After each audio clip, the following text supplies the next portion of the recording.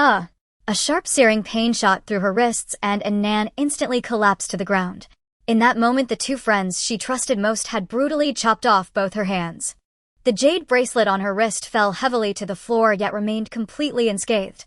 Bai Wenbin picked it up as though it were a priceless treasure, a greedy smile spreading across his face.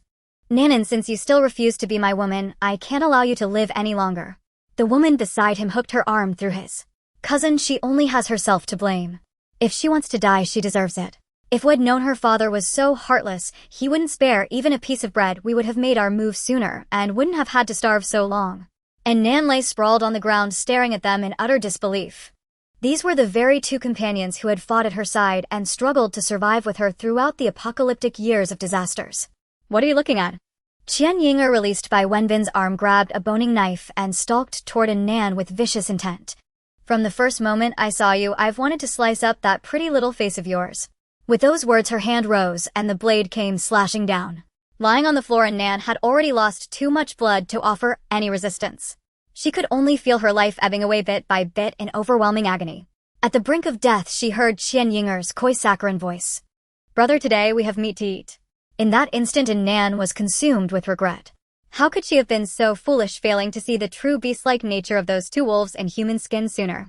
She had endured 4 long years of apocalyptic survival, clinging to life through every hardship only to die in the end from a friend's betrayal. The unwillingness burned in her chest. If she could live it all over again, she would never spare them. Another cry tore from her throat as Nan jerked awake, bolting upright in bed. She looked around, stunned by what she saw. This was the apartment she had lived in before the apocalypse. Hadn't she been killed by the Bai siblings? How had she returned here? The air around her was pleasantly warm and comfortable. Since the sudden onset of that great catastrophe, Nan had not experienced such a comfortable temperature in 4 whole years.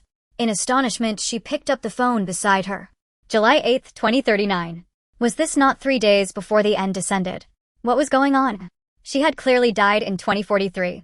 On July 11, 2039, a catastrophic rainstorm would sweep across the globe. Within days the city would become a vast expanse of water, countless lives swallowed without a trace. At first people thought it was merely a flood, never expecting it to be only the opening act of the apocalypse.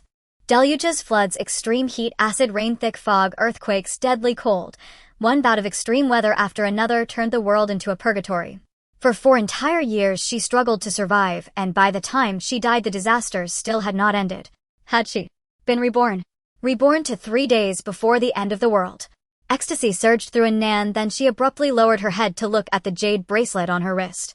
If not for this jade bracelet, she might not have survived even the first year of the apocalypse. She bit the fingertip of her right hand and let a drop of blood fall onto the jade. The next instant a flash of white light flared, and within Nan's consciousness an expanse of space of about 800 square meters appeared. One side was an empty, boundless stretch of whiteness, while on the other stood a small single-story house of roughly 60 square meters. And Nan let out a long breath of relief. Fortunately, the space had been reborn along with her. In her previous life, during the disaster, neighbors had broken into her home to rob her, leaving her injured and bleeding. When her blood dripped onto the bracelet, she had unlocked the space by accident. Anything her hand touched could be taken into this space. The little house within the space had running water, electricity, and gas. In emergencies, she could hide inside, though she was allowed to stay only 1 hour a day. Any longer, and she would be forcibly ejected. As for the portion of space outside the house, no living being could enter it. She could only store objects there using her consciousness. Time there was frozen, keeping any food she stored perpetually fresh. In her previous life, whenever danger loomed, she had taken Bai Wenbin and Qian Yinger into the little house to hide, and only thus managed to survive 4 years in the apocalypse. This space could be called a cheat-like artifact for surviving the end times. Unfortunately, in her last life, she had unlocked it long after the apocalypse had already begun. Not only did she herself have few supplies, but nearly everyone else had already run out of food and ammunition. There was hardly anything left in the world for her to store. She could only scour for supplies everywhere with Bai Wenbin and Qian Yinger, then store whatever they managed to find in the space to avoid others looting, barely managing to stay alive. Qian Yinger had been her university classmate. After graduation, they had coincidentally ended up living in the same building of the same residential complex. Bai Wenbin, Qian Yinger's cousin, met Nan through her and from then on pursued Nan relentlessly. Even though Nan clearly rejected him, he persisted in showering her with attentions. After the disasters struck, the three of them, being both acquaintances and neighbors, naturally banded together to survive. Little by little, Nan came to regard them as comrades who fought by her side. She never imagined that they only cared that she came from a wealthy family and schemed to use her to obtain survival supplies from her father. Unfortunately, her scumbag father was not a loving, doting parent, but a cold, ruthless phoenix man, whose nature turned the moment he rose to power. In Nan's senior year at university, her mother died suddenly of a heart attack. After Shinya inherited his wife's billions and her company, his true colors were immediately revealed.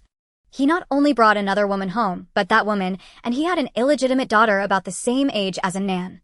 The blow drove her grandmother, already ill from losing her daughter, to her grave in fury and heartbreak.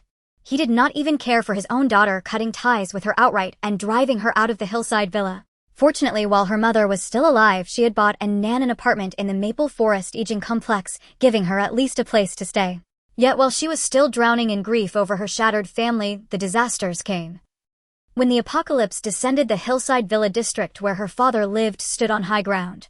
The Sharped rich had airlifted in large quantities of supplies early in the rains, so their lives in the end times were still relatively comfortable.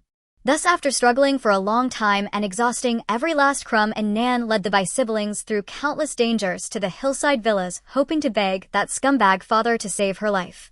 She never expected Shinya to remain as vile as ever, guarding his new wife, his daughter, and their stores of grain. He refused to give her even a single slice of bread. He did not care in the least whether she lived or died. Seeing that she no longer had any use, Bai Wenbin and Xian Yinger immediately revealed their true faces, attempting to seize the space within her bracelet by force. In the end, they even dismembered her. Yet they did not know that once the bracelet had recognized its master by blood, it was irrevocably bound to Nan. Even if they stole the bracelet, they could never gain access to her space. In this life, she wanted to see just how long they could survive without it. And Nan thought fiercely. As much as she wanted to rush out and exact revenge, what mattered more now was stockpiling survival supplies. There were only 3 days until the disasters struck, and there was a great deal to prepare. As for those siblings, she would leave them to struggle bitterly in the coming apocalypse. That would be far more entertaining than simply killing them outright. And then there was her scumbag father. In her previous life, she had already died a miserable death. Any so-called parental grace no longer existed. And Nan's heart turned to ice. Having been granted a second life, she would not warn him about the impending apocalypse. Let him cling to that little stash of resources in the villa district and see whether it could sustain his family for a lifetime. In this life, she would look after only herself, cherishing this second chance and living freely and boldly even in the end times. And Nan unlocked her phone and checked her bank balance. Exactly 1 million. Fortunately, when Shinya had thrown her out, he had not confiscated all of her allowance. In her last life, this money had become nothing but meaningless digits and scraps of paper in the apocalypse. In this one, she would convert every bit of it into supplies and wring out its greatest possible value. Pressed for time, Nan quickly made a stockpiling list in the memo app on her phone, then hurried out the door. In the residential compound, elderly people strolling about were gathered in small groups, chatting idly about household matters. A young couple walked hand in hand beneath the tree-lined path, their faces radiant with happiness. And Nan could not help but sigh inwardly. She could not even remember how long it had been since she last saw such a harmonious and beautiful scene. It was a pity that in just a few days such beautiful sights would cease to exist. And Nan quickened her pace, went to a car rental shop near the compound, rented a light cargo truck, and drove straight toward the largest agricultural wholesale market in Limbei City. She headed first to the grain and oil section to stock up on staple foods. In the midst of a natural disaster, even if you had nothing else, as long as you had enough rice and water, you could keep on living. She bought 550-pound sacks of rice, 300 sacks of various flours, 1,000 caddies each of potatoes and sweet potatoes, 500 caddies of corn, 500 caddies of assorted beans, and 500 caddies of oats, buckwheat, and other grains. These staples were enough to sustain a family of 3 for 70 years. Although Nan was alone, she still bought extra. The surplus could be used to barter for other urgently needed supplies. In the apocalypse, food was as good as currency. In the later stages of the floods, even a single sack of moldy rice could be traded for a young woman's night. Fresh vegetables and fruits could not be taken out to trade. After all, with her spatial preservation, producing fresh vegetables several years into the apocalypse would undeniably arouse suspicion. Having learned from the tragic fate of Yinger and her brother in her previous life, in this lifetime the secret of her spatial ability must never be known by anyone. After finishing with the staples, she moved on to buy oil. She bought 500 5-liter barrels of oil in total, including soybean oil, peanut oil, corn oil, sunflower oil, sesame oil, and olive oil. Next, she went to the nearby condiments section. She bought 600 caddies of salt and 300 caddies in total of brown sugar, white sugar, and other kinds of sugar. She purchased 600 liters each of soy sauce and cooking wine and 600 liters in total of various vinegars, such as aged vinegar, rice vinegar, and white vinegar. For other seasonings, she bought 300 caddies in total of chicken essence, monosodium glutamate, chili powder, pepper powder, Sichuan peppercorns, star anise, cinnamon sticks, bay leaves, fennel seeds, and more. She also bought all kinds of semi-finished seasoning packets, hot pot bases, barbecue mixes, meat-curing blends, pickled fish seasonings, and various sauces. She used her light cargo truck to transport all these items to an uninhabited area in the suburbs and, avoiding any surveillance cameras, stowed them away into her spatial storage. After shuttling back and forth 8 or 9 times, she finally finished stowing everything. Just as she was about to continue stockpiling meat and vegetables, her stomach suddenly rumbled loudly. Only then did Nan realize that in her rush to stock up, she had been busy the entire morning without eating a single bite. As someone who had been starved half to death in the apocalypse, she decisively halted her frenzied buying spree and chose instead to soothe her protesting stomach. She walked to a snack street not far from the wholesale market, and for a moment the dazzling array of choices left her eyes overwhelmed. Fried chicken shops, milk tea stands, barbecue stalls, Sichuan restaurants, spicy crab pots, hand-pulled noodle houses. This was not merely a food street, it was the very dream she had yearned for day and night throughout 4 years of the apocalypse. And Nan chose a restaurant with the widest variety of dishes and walked inside. She ordered 8 dishes and 1 soup: Beijing-style roast duck, Santuan mapo tofu, northeastern sweet and sour pork, West Lake vinegar fish, dompa braised pork, garlicky baby cabbage, spicy diced chicken, dry fried green beans, and a pork rib, lotus root, and yam soup. The young waitress taking her order looked utterly stunned. "Miss, you're ordering all this just for yourself?" And Nan replied calmly, "I'm treating friends. They're not here yet. Please serve the dishes first." The dishes came out quickly, well balanced between meat and vegetables, neither too salty nor too sweet, and in generous portions. Half an hour later, Nan laid down her chopsticks, rubbing her rounded stomach with deep satisfaction. Only heaven knew how fiercely she had missed such delicious food during those years of the apocalypse. Forget meals as beautifully prepared and flavorful as these. Even a mouthful of expired bread had once been something people would fight over until their heads were broken and bloodied. For a very long period, she had survived by eating dirt. Not the playful online phrase, "I'm so broke I could eat dirt," but literally scooping up earth from the ground and putting it into her mouth. Dry and coarse, the dirt scraped down her throat. Eaten in excess, it made her unable to defecate, causing excruciating pain. Many people were literally killed by such torment. Yet if they did not eat, starvation would claim them even faster. No one understood the preciousness of food better than Nan. She waved her hand to call over the same young waitress. "My friends aren't coming. Please pack up what's left for me." Carrying the takeaway boxes back to the truck, she quietly stored them into her spatial storage while no one was looking. Though she very much wanted to stockpile even more snacks, the wholesale market closed early, so she decided to hurry back to buy vegetables and come again in the evening. Upon returning to the wholesale market this time, Nan headed straight for the meat and egg section. She ordered 8,000 eggs, 4,000 duck eggs, 4,000 goose eggs, and 3,000 quail eggs. She bought 500 caddies of pork, 300 caddies each of beef and mutton, 500 chickens, and 500 ducks, and 300 large geese, all already processed and cleaned. In addition, she bought large quantities of chicken feet, chicken wings, duck tongues, duck necks, duck intestines, and other such parts for making braised snacks in the future. Before the apocalypse, Nan's greatest delight had been munching on spicy duck offal while watching dramas. Reborn once more, she intended not only to fill her stomach, but to live out her days in comfort and delight. Next, Nan made her way to the seafood section. She bought a total of 1,000 fish of various kinds, 500 caddies of assorted shrimp, 300 caddies of clams, cockles, oysters, and other shellfish, and also stocked up on soft-bodied creatures such as squid and octopus. Once all the meat was prepared, Nan moved on to the fruits and vegetables section. She bought 2,000 caddies of leafy greens such as spinach, chives, lettuce, and celery, and 1,000 caddies of gourds like cucumbers, winter melons, and pumpkins. Chinese cabbage detoxifies, she thought, and ordered 800 caddies of it.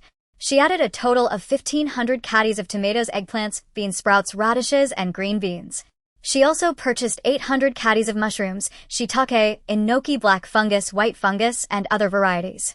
She ordered 800 caddies each of scallions, ginger, and garlic.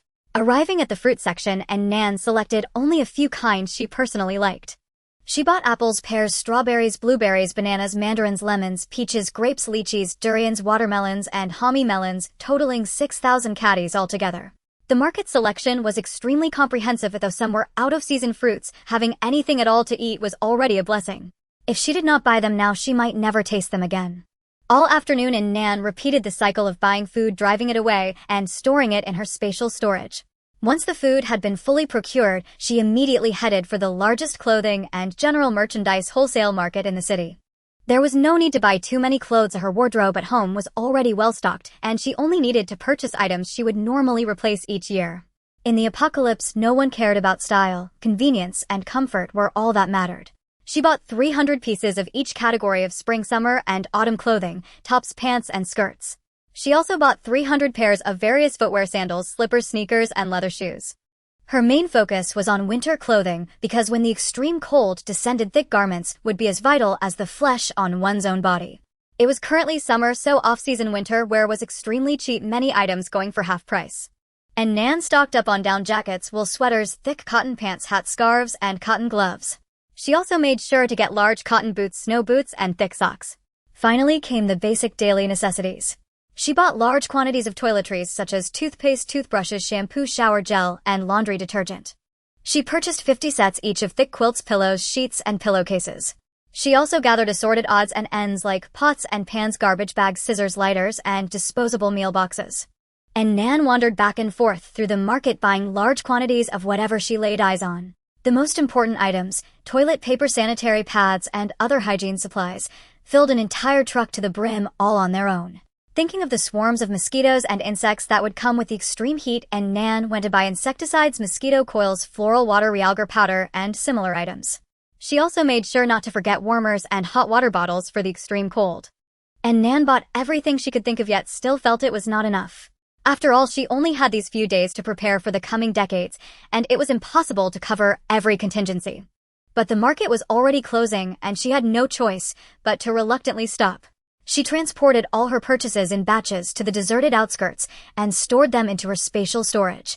Exhausted after an entire day of hustling, and Nan finally had a moment to rest. She sat in the truck, closed her eyes, and tried to recuperate.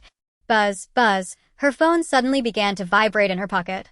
And Nan pulled out her phone, opened WeChat, and after glancing at the message, her brows furrowed involuntarily. It was a message from Bai Wenbin. Nan and I've moved next door to Yinger. From now on we will be neighbors. I sincerely invite you all to come to 801 tomorrow evening. I'll cook a few dishes to celebrate. And Nan glanced at it, directly deleted the friend, and then blocked him. You all killed me and still invite me to your housewarming feast. What about face? You scoundrel, one day I will make you pay for this. And Nan took a deep breath. Don't let this despicable man affect my mood.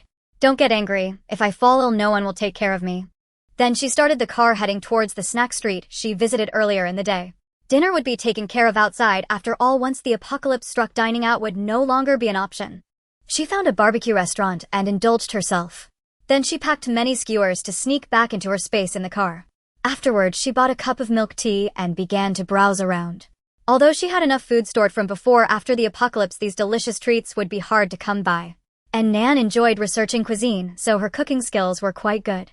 However, many things simply couldn't replicate that taste at home. Spicy hot pot, rice noodles, snail noodles, crayfish pizza, burgers, cakes, jianbingguizi, zilong bao, milk tea. She bought 100 portions of each of her favorite foods. She also spent her last bit of money. And Nan calculated that she had spent 540,000 at the farmer's market, 280,000 on clothing wholesale, and 140,000 on various daily necessities, leaving the rest for snacks. She still hadn't finished stocking up, and the money really didn't last long. She hadn't even bought luxury goods. Just a bit of rice and oil had cost her 1 million. However, she wasn't worried at all and quickly came up with a plan to make money. In this world, there was no shortage of people to exploit. Tomorrow she would go after the big fish. It was getting late and all the merchants had closed as she decided to head home and rest. She checked the piles of supplies in her space, with her consciousness feeling a surge of security. In the face of an unknown duration of natural disasters, ample supplies were her greatest confidence. At this rate, before the heavy rain arrived, she would have enough to complete her shopping list. And Nan felt considerably more relaxed as she drove home. On the other side, Bai Wenbin had been waiting for a long time without receiving a reply from Nan, so he edited a smiley face. After sending it, a red exclamation mark popped up.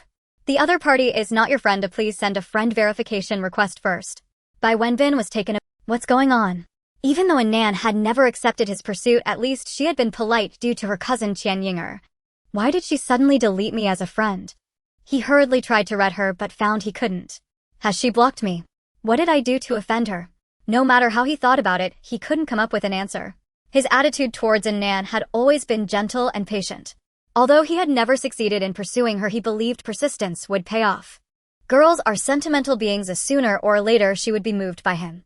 Thus he released warmth towards her while carefully maintaining boundaries, fearing to provoke Nan's dislike. Though it was troublesome, he felt it was worth it. The first time he saw Nan, he thought she was beautiful. Not the typical beauty of a youthful girl, but a noble grace, clearly a pampered daughter of a wealthy family.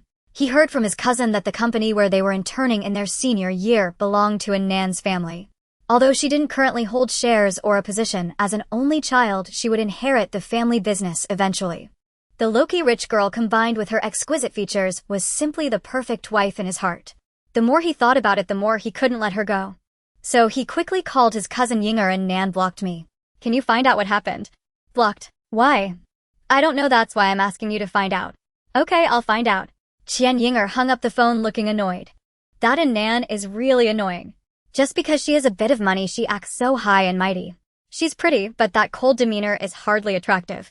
While other girls in college participated in literary clubs and arts, she was learning martial arts. A tall girl at 1.7 meters, not delicate at all, and she swung her fists with great vigor. How could she compare to Qian Yinger, who was charming and lovely? If it weren't for her decent family background, how could Nan, an undergraduate, be worthy of her PhD cousin? Her cousin was refined and outstanding, and there were many girls chasing after him at school. Yet this scoundrel didn't know how to appreciate it. Even so, Qian Yinger obediently picked up her phone and sent a message to Nan. Her cousin promised that once he got together with Nan, he would help her rise through the social ranks and find a wealthy husband. Otherwise, she wouldn't endure the disgust of being Nan's little follower. Once she found a husband wealthier than Nan's family, she would definitely step on her. Just as Nan entered her home, she saw a message from Qian Yinger. Dear Nan, and what are you doing? It seemed she was here to spy for the Bai family. Truly a deep sibling. And Nan scoffed and unceremoniously dragged her into the blacklist too. Dear, how disgusting. Throughout college, Qian Yinger had been annoyingly stuck to her, calling her Nan and all the time. If it weren't for hearing those words before dying in her past life, Nan wouldn't have thought that she had envied her since their first meeting. She was definitely an award-winning actress. It was a waste not to enter the entertainment industry. After blocking both of them, Nan felt her phone was much cleaner. Not wanting to waste time on them, the good show was yet to come. After a long day, Nan turned on some music, enjoyed a relaxing bath, and then lay down on her long-lost comfortable bed planning for tomorrow. Thinking about it, the most important thing was still safety. Once the apocalypse struck, she would have to face the dangers of natural disasters while also guarding against crazed fellow humans. Those usually friendly neighbors, as survival supplies grew scarce, began to reveal the worst of humanity. Breaking and robbing homes. The strong banded together while the weak could only be bullied. In her previous life, even though she had practiced martial arts and was quite capable, she was still injured by intruders in her home. In this life, she had to take precautions in advance. After arranging the plans for tomorrow, the busy Nan gradually fell asleep. Since the impending apocalypse, she hadn't slept so soundly and comfortably. Society was stable, neighbors were harmonious, and she didn't have to worry about a knife-wielding man barging in while she closed her eyes. The moonlight softly poured in, illuminating Nan's beautiful sleeping face. Thud, thud, thud. Just as Nan fell asleep, she was startled awake by a series of knocking sounds. The vigilance cultivated over 4 years of survival during the apocalypse made her sit up in shock. What sound is that? Listening closely, it seemed to come from downstairs, the sound of bones being chopped. At this hour, if you want to eat ribs, you can't be chopping them yourself, just order some takeout. And Nan hated that sound.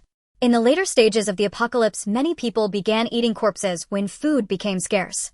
The sound of rough dismemberment was just like this. Although it was still a peaceful era and such terrifying things wouldn't happen, it was hard to sleep well listening to that noise.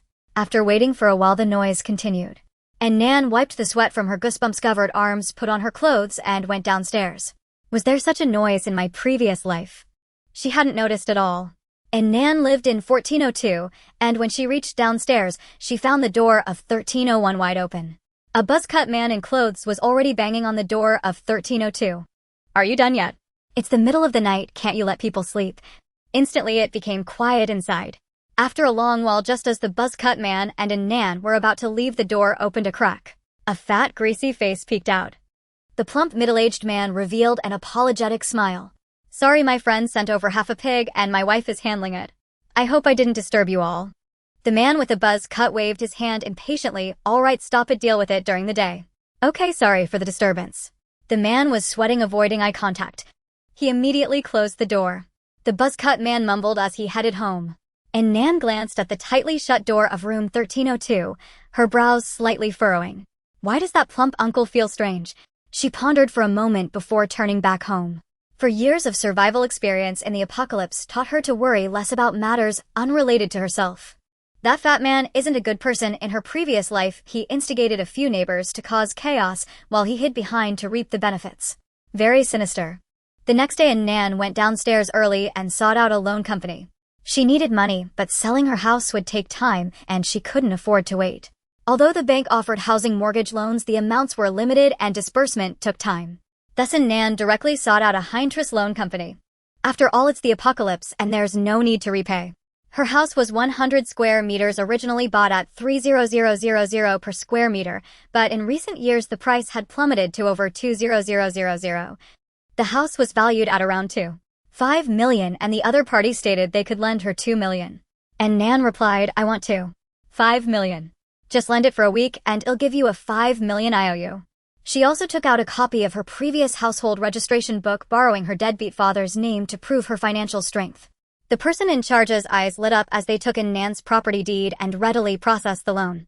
They had many ways to collect debts and weren't afraid she wouldn't pay back.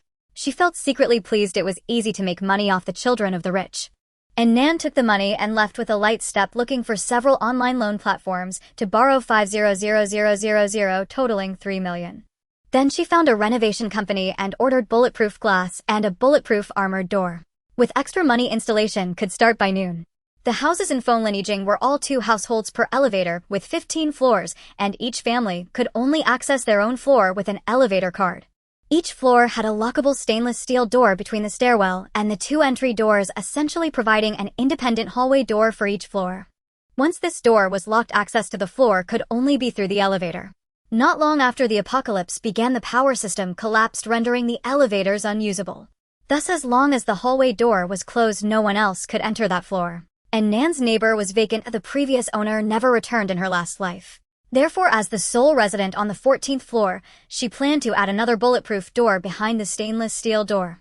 Then she would replace the security door of her own room 1402 with 2 bulletproof doors. With 4 layers of doors, it was equivalent to having 4 levels of security. This time no one would dare to intrude into her home. Having secured the door safety, and Nan rushed to a large outdoor supplies supermarket. She bought a diving suit, diving gear, sleeping bags, moisture-proof mats, tents, flashlights, radios. She even found a gas mask. Then she bought masks, raincoats, cold weather gear, and so on. Lastly, she purchased the most crucial tools for traveling during a flood, the assault boat and inflatable raft. And Nan bought many of each item to prevent damage in extreme conditions. After a busy morning, she found a small restaurant for a meal. While eating, she chatted with the owner about family matters, inquiring about her gas cylinder supplier. She then hurried to the suburbs to purchase 2 trucks of gas cylinders. Although the house had water, electricity, and gas, her time spent there each day was limited. Moreover, during the apocalypse, certain things need to be acquired through proper channels. She couldn't create food out of thin air without raising suspicions. After buying the gas, she also ordered 2 trucks of coal from a nearby factory, which would be useful during extreme cold. Just as she exited the factory, and Nan received a call from the renovation workers saying the doors and windows had been delivered. So she drove back home. By the time she arrived, the workers were carrying several bulletproof armored doors, looking dumbfounded. "Little girl, do you live alone? What's with this grand setup?" And Nan smiled and replied, "It's not for me, it's for my brother. He has paranoia and can't sleep soundly without this setup." The workers clicked their tongues and didn't ask further, immediately getting to work. Meanwhile, on the other side, Qian Yinger, who had been sleeping in until noon on the weekend, noticed that Nan had not replied to her messages. She sent another message and received a red exclamation mark in return. What?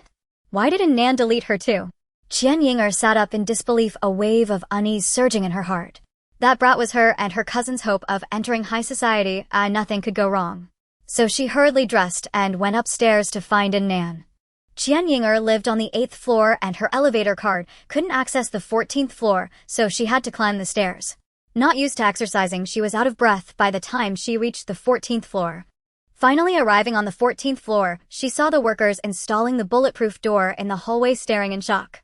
Nan, what are you doing? After giving instructions to the workers and Nan was about to head out again when she spotted Qian Yinger, who was drenched in sweat and panting hard. At first, she didn't recognize her. Having suffered through the apocalypse in her previous life, people who lacked clothing and food had become nothing but skin and bones.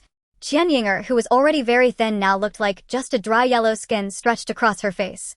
When she raised her knife against her in the end, she had appeared utterly grotesque, like a demon from hell. The girl standing before her now, however, was fair-skinned and delicately charming, as if they were two completely different people. Seeing that Nan didn't respond, Qian Yinger felt awkward and had to ask again, Nan, why are you adding another door behind the hallway door? And Nan wished she could simply eliminate her. However, with the renovation workers nearby and society's order still intact, she didn't want to find herself in prison when the apocalypse struck. So she merely shot a glance at her and asked, do you need something? Qian Yinger felt a sudden chill at Nan's cold demeanor. It had only been a few days yet and Nan seemed like a different person. The gaze she received was devoid of warmth, icy, and even tinged with disgust. Qian Yinger felt perplexed. What had she done to provoke this lady? So she asked, Nan, why did you block me and my cousin? And Nan replied expressionlessly, if I want to block you then I will. Do you have an opinion? Qian Yinger didn't expect her to say that, momentarily speechless.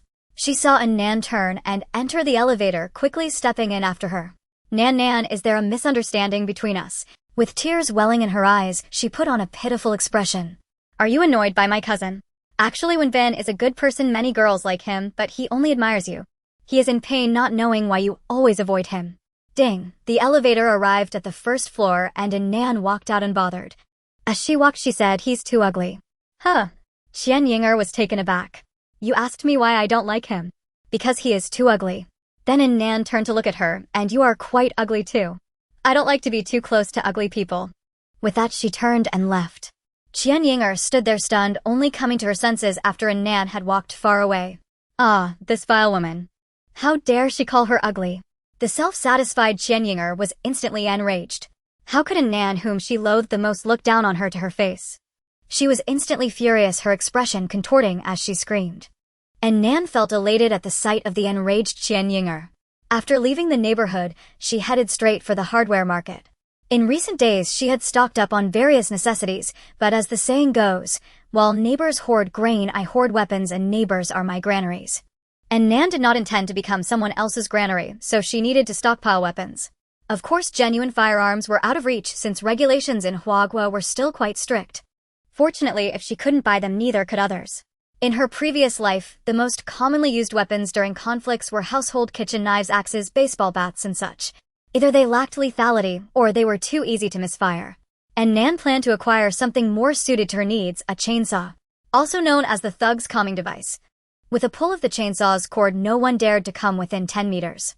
Some netizens humorously remarked it's the most powerful weapon you can legally purchase. Without mentioning how effective it is at cutting through bone, just the thunderous roar it produces can make opponents' legs go weak. Its only drawback is that it requires gasoline, so Nan would also need to stockpile some fuel. In the post-apocalyptic chaos, diesel and gasoline were precious non-renewable resources. Thus Nan not only bought 5 chainsaws, but also prepared 5 electric saws. After all, the space had electricity, so she could charge them anytime. After purchasing the chainsaws and electric saws, Nan bought 10 nail guns along with matching nails. Although nail guns are not as powerful as real firearms, they still pack quite a punch. Aiming at crucial areas like the head and heart, a few shots can take down an opponent. The shop owner repeatedly emphasized the precautions for using the nail gun, fearing that she might accidentally injure someone. After leaving the store, Nan returned to her car and stored the items in her space. Sitting in the car, she thought for a moment and then called a partner of her late mother. Anchin, hello, this is Nan. Nan. What's the matter? The incident of Xingya driving her out of the house was well known, although it was unfortunate given that their group was currently managed by Xingya. Anchin couldn't be too warm with Nan as a business partner. Knowing that her mother had passed away and understanding the reality of relationships, Nan didn't engage in small talk and got straight to the point. My mother had a collectible that I lent you for viewing, and I would like to retrieve it. Oh, you mean that triangular bayonet? Aunt Chin was taken aback. Was this girl now so desperate that she had to sell her collectibles to make ends meet? The bayonet was relatively new and not worth much. It was borrowed out of mere curiosity and couldn't compare to the antiques her mother collected. But it seemed that Xingya hadn't given her those items. Thinking about it, the child was rather pitiful. So she readily agreed, "You can come to my house to pick it up tomorrow." "Okay, thank you, Auntie." After hanging up, Nan felt a bit more at ease. The triangular bayonet with its 3 blood grooves would rapidly cause massive bleeding upon striking a target. The special wound it created was very difficult to stitch up. In a post-apocalyptic world lacking medical resources, once injured it could be said that even divine intervention wouldn't help. Her mother's blade had some age to it and had already begun to rust when she received it. However, that was exactly to Nan's liking. A rusty blade was undoubtedly a tetanus-inflicting weapon, maximizing its damage. Having resolved the weapons issue, Nan wandered around the hardware market and bought various tools such as wrenches, hydraulic pliers, oil drums, hammers, screwdrivers, and window-breaking tools. She also purchased 3 diesel generators, 3 gasoline generators, and some solar panels. Finally, looking at the messy pile of items in her space, she bought many shelves to organize the supplies. What else should she buy? Oh, right. And Nan slapped her forehead, realizing she had forgotten the life-saving supplies. She quickly opened her navigation app to find a pharmacy to stock up on some medications. On the way, she noticed a water quality testing company. Thinking about the water in her space, she was unsure of its quality. This time, with better conditions, she could afford to be picky. If the water quality was average, she would need to stock up on drinking water. So she casually took some samples from her space and paid 1,000 yuan for a water quality test, which would yield results by tomorrow with expedited processing. After leaving the testing company, she drove for 10 minutes to reach the pharmacy. "Hello, my elderly family members have mobility issues, and I want to prepare some common medications for them." The staff, who had been playing on their phone, brightened at her words and immediately stood up to enthusiastically recommend products. Anti-inflammatory drugs, cold medicine, fever reducers, painkillers, anti-diarrheal medication, various antibiotics, ointments, medical gauze, and band-aids, etc. And Nan bought some of each and carefully asked the staff about the precautions for each medication before leaving. Hoarding too many medications at once would attract too much attention. Therefore, following this list of medications, Nan visited several pharmacies to buy in batches. She worked tirelessly until 5 in the afternoon, finally stopping when she received a call from the renovation worker that their job was complete. And Nan returned home, checked the installation of the doors and windows, and was very satisfied as she settled the final payment. After sending off the installer, she let out a long breath, turned on the air conditioning, and took out a spicy hot pot and milk tea from her space. The spicy hot pot was still steaming, and Nan happily ate while glancing around. The doors and windows were explosion-proof, and her supplies were abundant, far surpassing her previous life. She turned on her tablet and began downloading her favorite TV series and variety shows. In a post-apocalyptic world with internet and power outages and fraught with danger, one's mental state was extremely tense. Thus, apart from the basic survival needs, she also needed to care for her mental well-being to endure longer. She also purchased many ebooks and video resources.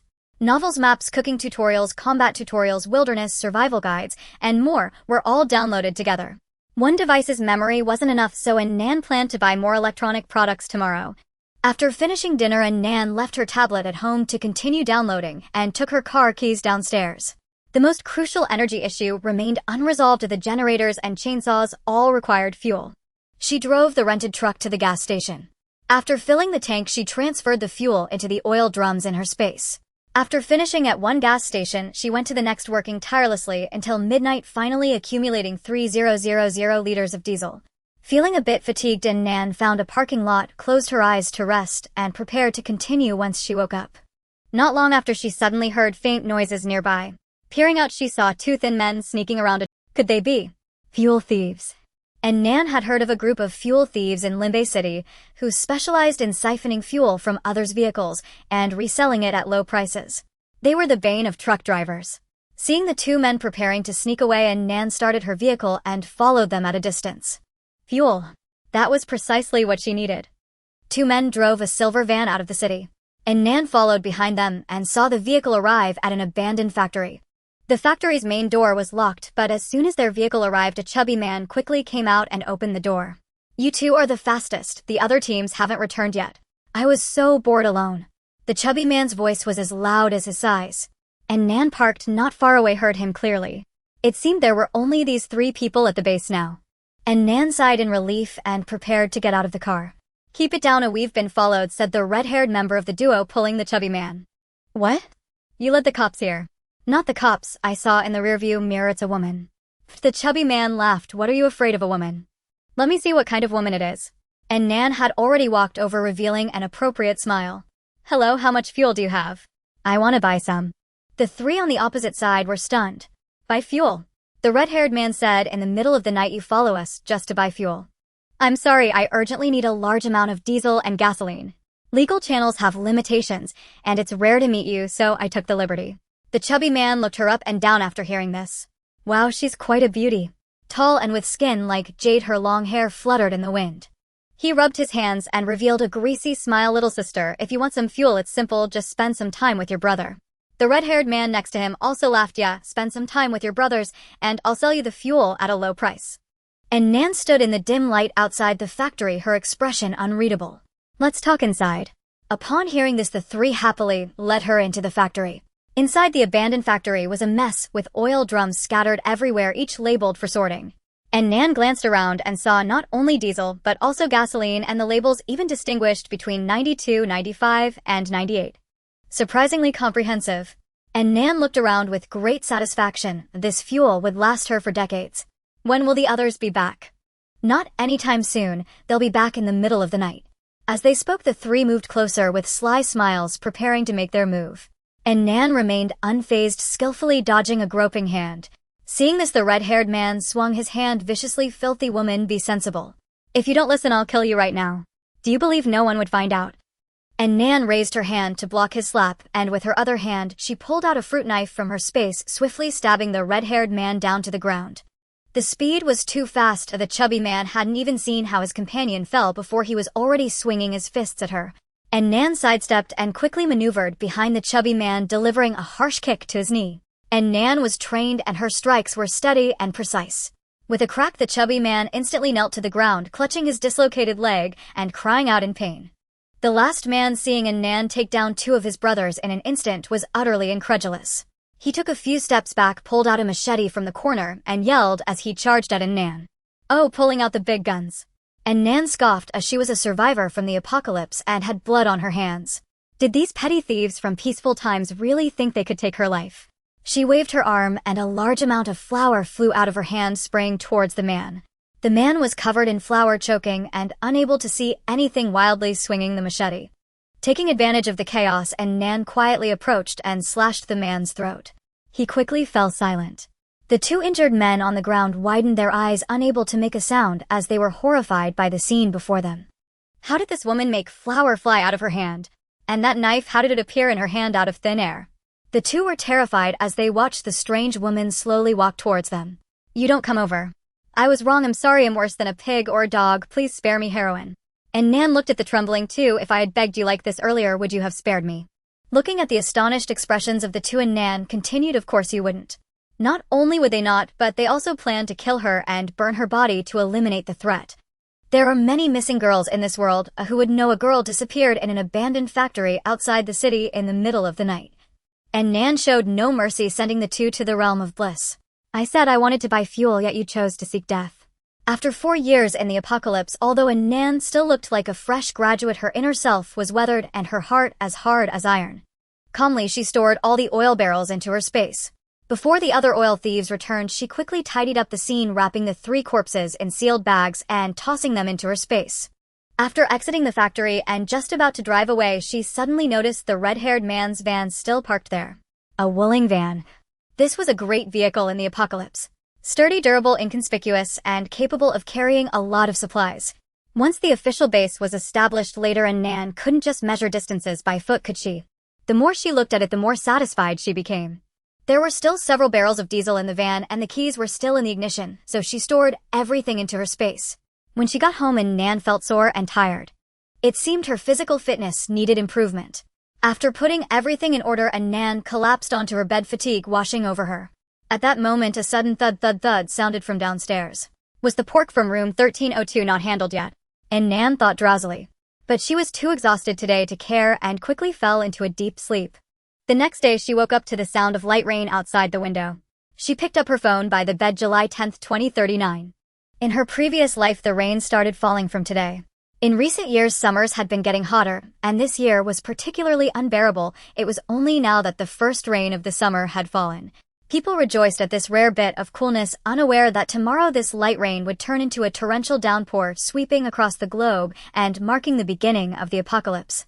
And Nan hurriedly got up to wash up. Today was the last day before the apocalypse. She had to go to Aunt Chen's to retrieve the triangular blade. Just as she reached downstairs, her phone rang. It was the electronic water quality report sent by the water quality testing company, and Nan eagerly opened it to check.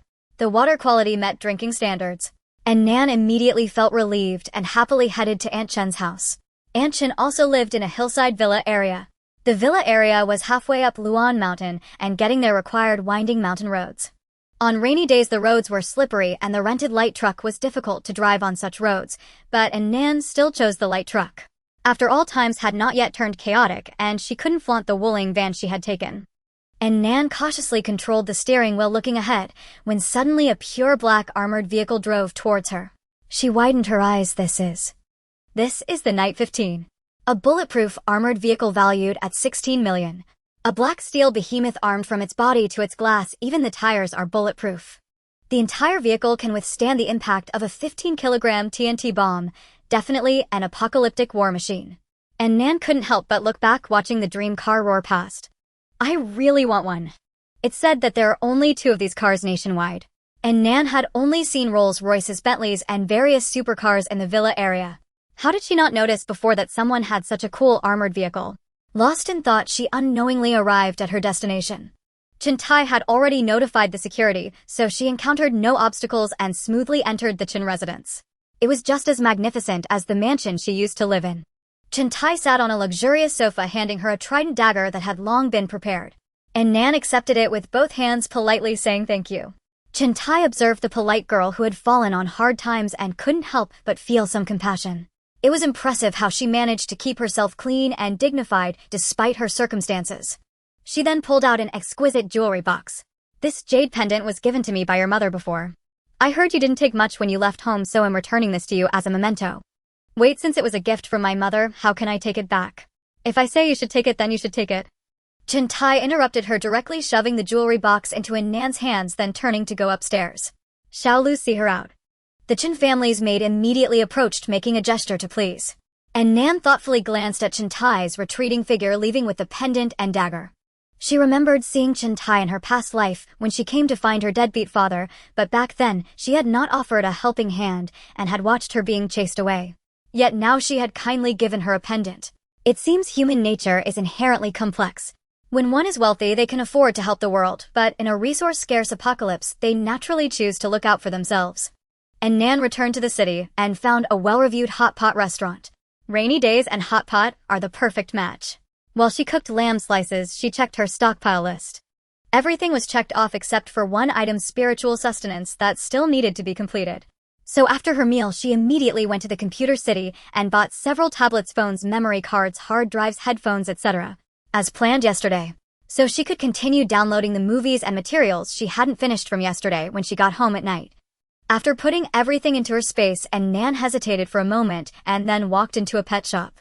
Humans are social animals, and prolonged isolation can lead to depression, especially in the high-pressure apocalypse, and Nan thought to avoid going insane, she needed a companion. In her past life, her companions were Bai Wenbin and Qian Yinger. It proved that humans are hard to trust. Only dogs could remain forever loyal. With enough supplies in her space, and Nan planned to buy a companion dog to share in the darkness of the apocalypse. As soon as she stepped into the pet shop, the puppies all rushed over, excitedly barking in unison.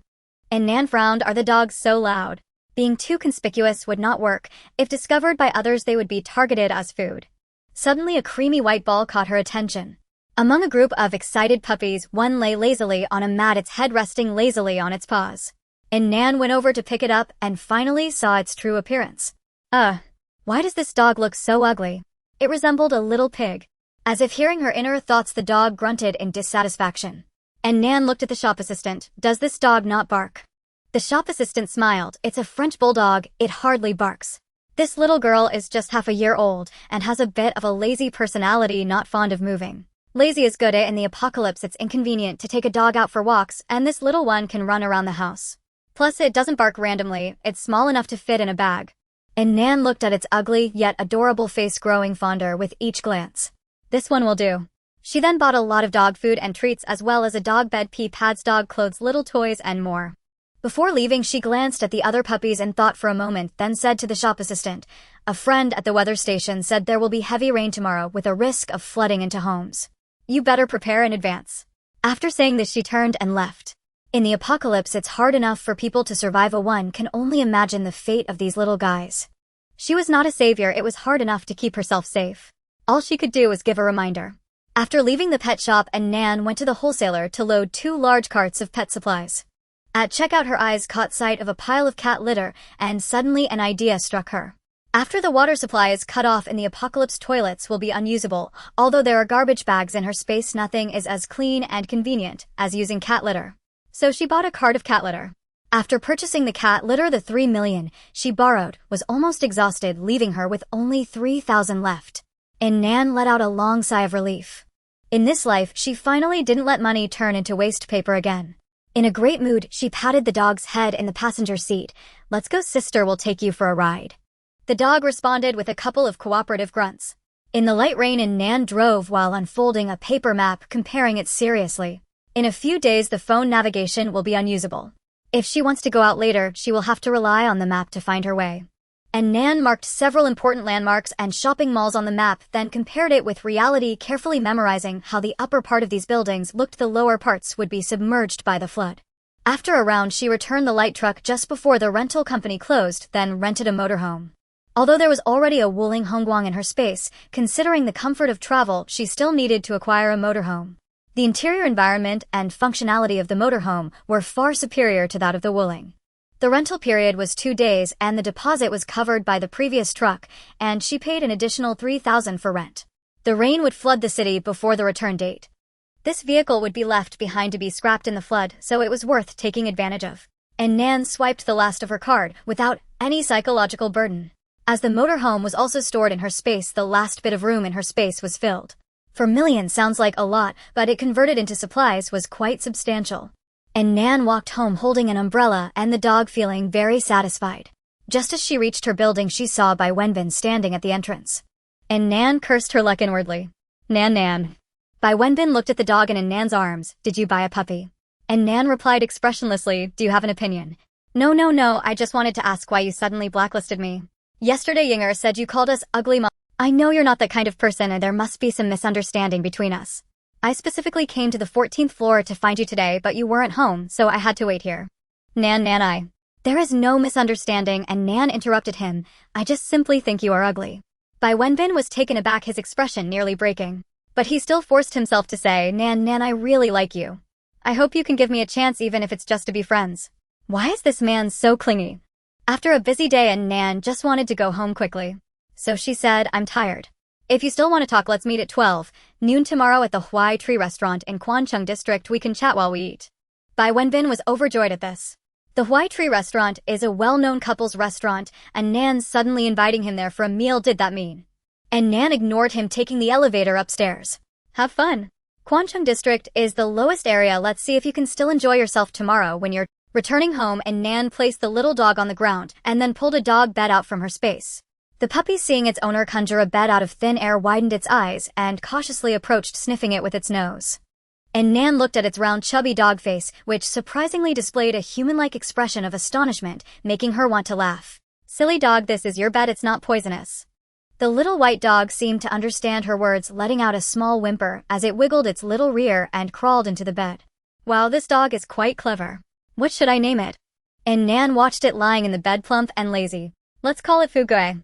It sounds prosperous and long-lived. Fugui. And Nan took out a handful of dog food and fed it to the little white ball. From now on you shall be called Fugui. Fugui emitted a sound like a little pig wagging its tail and gobbling down the food. After feeding the dog, and Nan changed into her home clothes and went to the kitchen to cook herself a bowl of sour soup noodles. She ate while scrolling through her social media. Everyone in her friend circle was lamenting about the rain that fell today, which saved the workers toiling in the heat. Someone had screenshot the temperature for the day.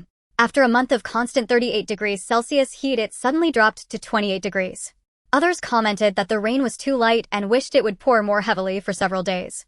And Nan looked at this post and thought to herself, brother, you've hit the nail on the head. This rain would indeed last a long time, but by then I'm afraid that brother wouldn't be laughing anymore. After finishing her meal, and Nan stretched her body and practiced a set of punches before returning to her room to sleep. The little Fugue, who had been lying in the living room, immediately got up and followed her inside. And Nan smiled as she patted its head, saying, you're quite clingy. She found a small dog bed from her space and placed it beside her own bed. Then she turned off the light and said, time to sleep. Perhaps due to the impending end of the world, and Nan struggled to sleep soundly that night. In her dreams, she seemed to return to her previous life, whereby Wenbin and Qian Yinger chased her from behind with bone knives. She was running frantically when suddenly a shadow blocked her path. Looking up, she saw Xingye, who revealed a sinister smile, saying, good daughter, go ahead. Then he pushed her roughly towards Bai Wenbin. No! And Nan shouted as she woke up in shock. It was already bright outside, and Fu Gue had somehow climbed onto her bed, gently licking her palm as if trying to comfort her. And Nan's heart warmed as she hugged it. The events of her past life were over. In this life they would surely live well. Pulling back the curtains, she saw that it was still drizzling outside. And Nan first mixed some dog food for Fu Gue, then busily started to cook in the kitchen. Taking advantage of the fact that the house still had water and electricity, and Nan planned to prepare more food to store in her space for future use. She quickly resolved her breakfast and then took out all the various pots from her home. She set pots on both stoves, connected the electric stewing pot to a power source, and had the oven and air fryer working simultaneously. And Nan was happily busy, and before long she had made 6 dishes. Each dish was quite large, divided into small portions and packed into disposable containers she had bought earlier, then stored them in her space while still hot. This cycle continued until after 11 o'clock, when the sky suddenly darkened. In the middle of the day, although it had been drizzling, the sky was still bright. Suddenly dark clouds descended over the city, plunging it into darkness, while the light rain that had been falling stopped. It's here. And Nan looked out at the oppressive darkness outside, identical to her past life. First it was suddenly pitch black, and then in an hour a torrential rain would come, gradually inundating the city. The house was now in total darkness. Fu Gui's fur bristled, nervously rubbing against Nan. And Nan turned on the light, picked up Fu Gue, and gently comforted it while finding a chew toy for it to play with. She then casually took up her phone. Weibo and social media were buzzing. Oh my god, how did it suddenly turn dark in the middle of the day? This is the first time I've seen the scene. I thought aliens were invading. Is it going to rain heavily? The clouds looked dark and low. A text message also chimed in, a yellow rainstorm warning from the Meteorological Bureau, reminding citizens to reduce outdoor activities and work due to strong rainfall expected within 3 hours. And Nan put down her phone, and taking advantage of the fact that it hadn't rained yet, she tidied up the kitchen waste and went out to throw it into the trash can outside. After throwing away the trash and returning home, just as she entered the elevator, she heard someone shout, wait! Don't close the door yet. It was a young man from the 15th floor with his mother. The woman, carrying a large bag of vegetables and seeds, scolded her son as they entered the elevator. You little brat, you always cause me trouble. It would have been better to have a piece of char siu instead of giving birth to you. Mom, you're just sitting around. It's good to grow some things at home to cultivate your character. Puh. You brat, you just want to trap me at home as a nanny so it's convenient for you to mess around with that junk. Don't say it so harshly. This is called logistics work, also contributing to the great cause of scientific research. Zhao Pingan, you're full of crap. I can't believe. Seeing his mother getting angrier and angrier, Zhao Pingan awkwardly explained to a Nan beside him, sorry miss, my mom has a temper, she talks like this. And Nan smiled, indicating it was no problem. The elevator quickly reached the 14th floor. And Nan exited the elevator, still hearing him trying to calm his mother inside. Look at this bright day, the sky just turned black. It might really be true what I wrote, so don't. The 15th floor was the top floor, occupied only by their family, with both apartments belonging to just the mother and son. And Nan had a deep impression of them. In her previous life, they were the only family in the neighborhood that had fared decently. They weren't emaciated from hunger, nor were they robbed by thugs. During the extreme heat, they had left the neighborhood unscathed, but she wasn't sure where they had moved to. And Nan got home and opened her computer, curiously searching for Zhao Pingan's name, and indeed found an article on the 20 possibilities of the apocalypse, authored by Zhao Pingan. It discussed the probabilities of various apocalyptic scenarios, including extreme weather, large-scale pandemics, and even methods of escaping being besieged by zombies. A remarkable imagination. Below the article were numerous comments, some suggesting he had been too influenced by novels, while others enthusiastically discussed survival tools for the apocalypse. So he was a doomsday survival enthusiast. No wonder he had done well in his last life, it was quite relevant to his expertise. Wide City Huai Tree Restaurant. Bai Wenbin had reserved a window seat on the second floor waiting smugly for a Nan to arrive. Blocking me. No problem, after this meal won't you have to add me back. He felt the medicine in his pocket. He would pour this into her drink later. Once the raw rice was cooked into cooked rice, Bai Wenbin began to fantasize happily. Suddenly a thick purple lightning streaked across the silent sky, followed by a loud rumble as thunder erupted. A gust of wind swept through, causing the leaves below to rustle. Then a torrential downpour fell, with dense raindrops pattering violently against the windows. It felt as if the sky had been torn open and the rain poured down fiercely to the ground, kicking up a mist. Bai Wenbin was startled. What is this? Why is it raining so heavily all of a sudden? Bai Wenbin glanced at his watch. It was already the agreed time yet and Nan had not shown up. In order not to miss this rare opportunity, he could only sit patiently and wait. After waiting for half an hour and Nan still hadn't arrived. Looking at the torrential rain outside, a sense of unease suddenly surged within him. Bai Wenbin picked up his phone and called in Nan. The call was still blocked. He had no choice but to borrow the phone from a waiter to dial again. Hello. And Nan, it's me, Bai Wenbin. I've arrived at the Huai Tree Restaurant. When do you think you'll get here? Oh, I have something going on here and will be a bit late. Please wait for me. All right, Nan. After hanging up, Bai Wenbin felt reassured by her pleasant tone and patiently waited. As long as today's plan succeeded, he would be able to embrace the beauty and enjoy endless wealth and honor. It's just a matter of waiting. He still had some patience. The rain continued to pour violently outside. Unknowingly, another hour passed. Ding, buzz, everyone's phones in the restaurant rang at the same time. Bai Wenbin looked down to see a text message from the Meteorological Bureau. Red rainstorm warning, citizens are advised to stay home. Cease all outdoor activities and work and schools are suspended. Those in dangerous areas should immediately move to a safe location. Heavens! Why is that car floating? A woman at the neighboring table suddenly exclaimed. Only then did Bai Wenbin look outside, where he saw the water on the road had reached waist-deep and some small vehicles were even floating. How could this happen? The torrential rain during previous typhoons had never been this fierce. He borrowed the phone again to call in Nan. Nan, where are you? Who is this? It's Bai Wenbin. Bai Wenbin. I don't know you. What an unpleasant name. With that, the person on the other end hung up the phone. Bai Wenbin was taken aback and redialed, but this time he only heard a busy tone. His face turned ashen. Is this a joke? At this moment, the restaurant was in chaos. Some people's cars were swept away by the water, some received notifications from schools to immediately pick up their children, and some called for rides, but received no response. Bai Wenbin hurriedly left the restaurant, but upon reaching downstairs he found that in just this short while the water level had risen again, now reaching up to his chest. The door on the first floor was closed, but water had already flooded in significantly. His parked car by the roadside was also submerged, making it impossible to drive. Bai Wenbin was furious. He felt like a fool played by a Nan, and not only had he sat here for an hour and a half, but he had also lost a car. Now he was even trapped here. The road was in utter disarray. The torrential rain came fiercely and many people had not even reacted. Some were trapped in their cars, unable to escape, some slipped and were swept away while wading through the water, and others were swimming in the water and got injured. Meanwhile, Nan was at home watching a TV drama, enjoying a steaming hot pot. The spicy beef tallow boiled in the pot, isolating the damp, wet air from outside. Even the initially restless dog had calmed down, comfortably curled up by its owner's feet, happily gnawing on a large bone.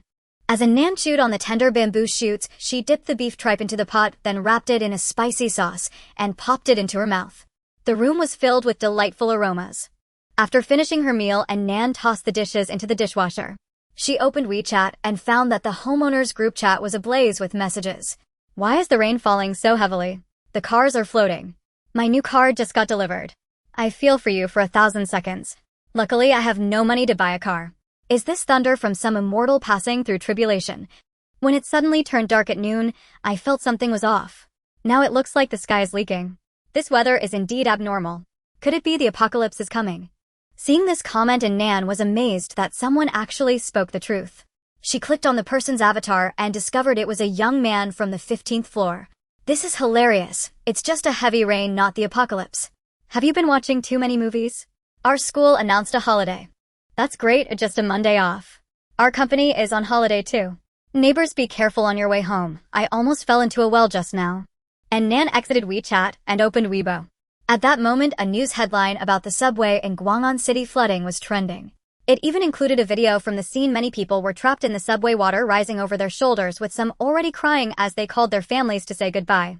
And Nan felt a pang of sadness. It was the same in her past life.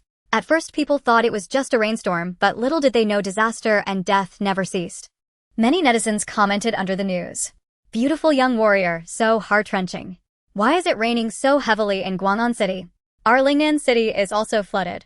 Contentment brings joy, it's the same in Limbay City. Why is it raining heavily in the north too? I thought it was just us in the south. Cherry little calf, I'm in the beautiful country and it's also pouring here. Is the whole world experiencing this heavy rain? The atmosphere online became increasingly tense. Seeing the oppressive feelings inside her, and Nan put down her phone and decided to play with her dog to adjust her mood. Fuguai was not by her side. After searching around, she found it on the sofa digging at the couch with its paws, full of energy and enthusiasm. Fuguai. No tearing up the house. And Nan walked over and picked up the fluffy ball. Only then did she see that it had a necklace in its mouth. This is the jade pendant Aunt Chin gave her yesterday. Little one, where did you find this? And Nan took the pendant, casually put it into her space, then lightly tapped Fugui's head. You can't eat random things, it could make you sick. Suddenly a flash of white light flickered in her consciousness. This familiar feeling. She hurriedly checked her space. The space had actually expanded. Originally 800 square meters of space was filled with supplies, and now it had increased by another 1,000 square meters. The small house that was originally 60 square meters had also become 100 square meters. And Nan was overjoyed. This space can actually upgrade. She rummaged through the space and found that the jade pendant had disappeared. It seems that the reason for the space upgrade was due to absorbing her mother's pendant. And Nan felt a warm sensation. Her mother must be watching over her from above. Not only had she been given a second chance at life, but she also received this jade pendant to help her expand her space. She also thanked Aunt Chin for returning the pendant to her. After thinking for a moment, Nan walked towards the dressing table and opened the drawer. Inside were her various jewelry pieces. She put all the jewelry into the space and found that one jade ring instantly disappeared. The other items remained. The space increased by another 500 square meters, transforming the small house into a 2-story building. It turned out jade could upgrade the space. What if there were more jade? Unfortunately, Nan previously thought jade jewelry looked somewhat mature and rarely bought any. Thus, she only had the jade bracelet on her wrist and this ring. She looked down at the bracelet binding her space and noticed that its quality had greatly improved. It was once a glutinous type, and now it had turned into a clearer version. It seemed she should collect more jade to upgrade her space and bracelet. And Nan thought happily. Then she looked at the now half-empty space and suddenly felt a loss of security. The supplies were already piled up, but now that she looked, there was so much empty space. This amount of supplies isn't enough. No, the extra 1,500 square meters must also be filled. And Nan pulled out the map from her space, suddenly inspired with a new idea. Before returning the car yesterday, Annan deliberately brought a map and marked some important landmarks and shopping malls. She remembered that there was a newly built shopping mall in a higher area of Gyeongbei district with its opening date set for tomorrow. The products should all be on the shelves now. Today, with heavy rain everywhere, all work and business have stopped and the shopping mall will definitely not open. Annan planned to go for a zero-cost purchase tonight. One should never miss the chance to take advantage of capitalists. Rather than wasting time, it's better to benefit oneself. Thinking of this, Annan set an alarm clock and went to bed. Tonight is a big project and she must recharge her energy first. Meanwhile, Bai Wenbin was stuck in the Huai Tree restaurant for 3 hours. Seeing the water level rising higher and higher, there was no sign of the rain stopping. He thought gloomily, will I have to spend the night here? At this moment, a big brother who loves fishing and always keeps a kayak in his car happened to paddle past. Bai Wenbin's eyes brightened and he immediately asked the other person to take him along. No way, brother, adding another person is too heavy, I can't paddle. I'll give you $1,000. All right, brother, get on. It's not about the money, mainly I feel a connection with you. While speaking, he swiftly pulled out the payment code from his phone. Bai Wenbin got off the kayak near his community. The water level here was lower than in Kwanching district, but on the way home through the water, he still got scratched by floating objects. After a hard journey to his doorstep, his hands were shaking. No matter how he tried, he couldn't get the key into the lock, so he had to knock on Qian Yinger's door across the way. Qian Yinger was shocked to see her cousin in such a sorry state. Wenbin, are you all right? Bai Wenbin frowned as he entered the house. Get me some iodine and medical gauze. While Qian Yinger searched for medicine, she asked, why are you back so early and looking like this? Where's Annan? Didn't you succeed? While bandaging himself, Bai Wenbin gritted his teeth and recounted his experiences of the day. That wretched girl actually dared to stand you up. Qian Yinger's expression darkened as she said fiercely, since she is so ungrateful, let's teach her a lesson. What do you want to do, eh? Isn't she so proud? Qian Yinger suddenly revealed a meaningful expression. Then let's find 2 thugs to have some fun with her and see if she can still be so proud. Isn't that too much? After all, she's your future sister-in-law. Brother, she has no intention of being with you. Once she loses her purity, I'll find a way to help her promote herself well. Qian Yinger revealed a vicious smile. Once she is disgraced and abandoned by everyone, we can go comfort her and let her know that only you don't mind her and are willing to accept her, and everything will fall into place. Bai Wenbin's eyes lit up. Yinger, you're so clever. After hesitating for a moment, he added, but it does feel a bit off. Oh, come on, brother. You really think of her as a wife. Once we've gained control of her family's assets, what kind of girl can't you have? You can just dump her then. True. Bai Wenbin stopped dwelling on it. Where do you suggest we find those thugs? No worries, leave that, Qian Yinger said confidently. Annan was quite attractive, and there were many men interested in her. As long as she provided a little push, there was no way this wouldn't work out. The siblings exchanged smiles as if they could already see their scheme succeeding. At this moment, Annan was sleeping soundly. At midnight, the alarm clock rang, and Annan got up on time. Beside her, Fugue was startled awake, alertly opening his eyes and snuggling up to Annan. She patted his head. You keep sleeping, I'll go get us some good stuff. Fugue, very reasonable, quickly settled down and lazily closed his eyes again. Annan tidied herself up, put on clothes that allowed for easy movement, and quietly went downstairs. At this time, the water outside was already higher than a person. The first floor was completely flooded. The residents had all left in the afternoon to seek emergency shelter elsewhere. Annan carefully checked, and after confirming that there was no one around, took out the kayak from her space and slowly paddled out of the community. Although the kayak was quiet, it was too tiring to paddle, so Annan switched to a motorboat shortly after leaving the community. The water was filled with various floating objects like cars, branches, and signs blocking the way. Originally a 30-minute journey, Annan took over an hour to reach the new shopping mall. Here the terrain was very high, with the water only reaching her thighs. She took out a window-breaking tool from her space and successfully entered the premises.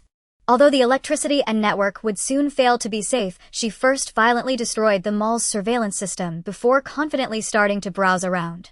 As she had anticipated, all the products in the mall were already on the shelves. The underground parking lot had long been submerged, and Annan directly skipped over it. The first floor was a large supermarket. Each area had 6 layers of shelves, of which only the bottom 2 layers were submerged. Due to the short soaking time, many sealed products were still usable. After checking, Annan began her blissful zero-cost shopping, first arriving at the snack area. Chips, spicy strips, squid shreds, beef jerky, pickled chicken feet, hot dogs, seaweed, chocolate biscuits, canned goods, and various nuts.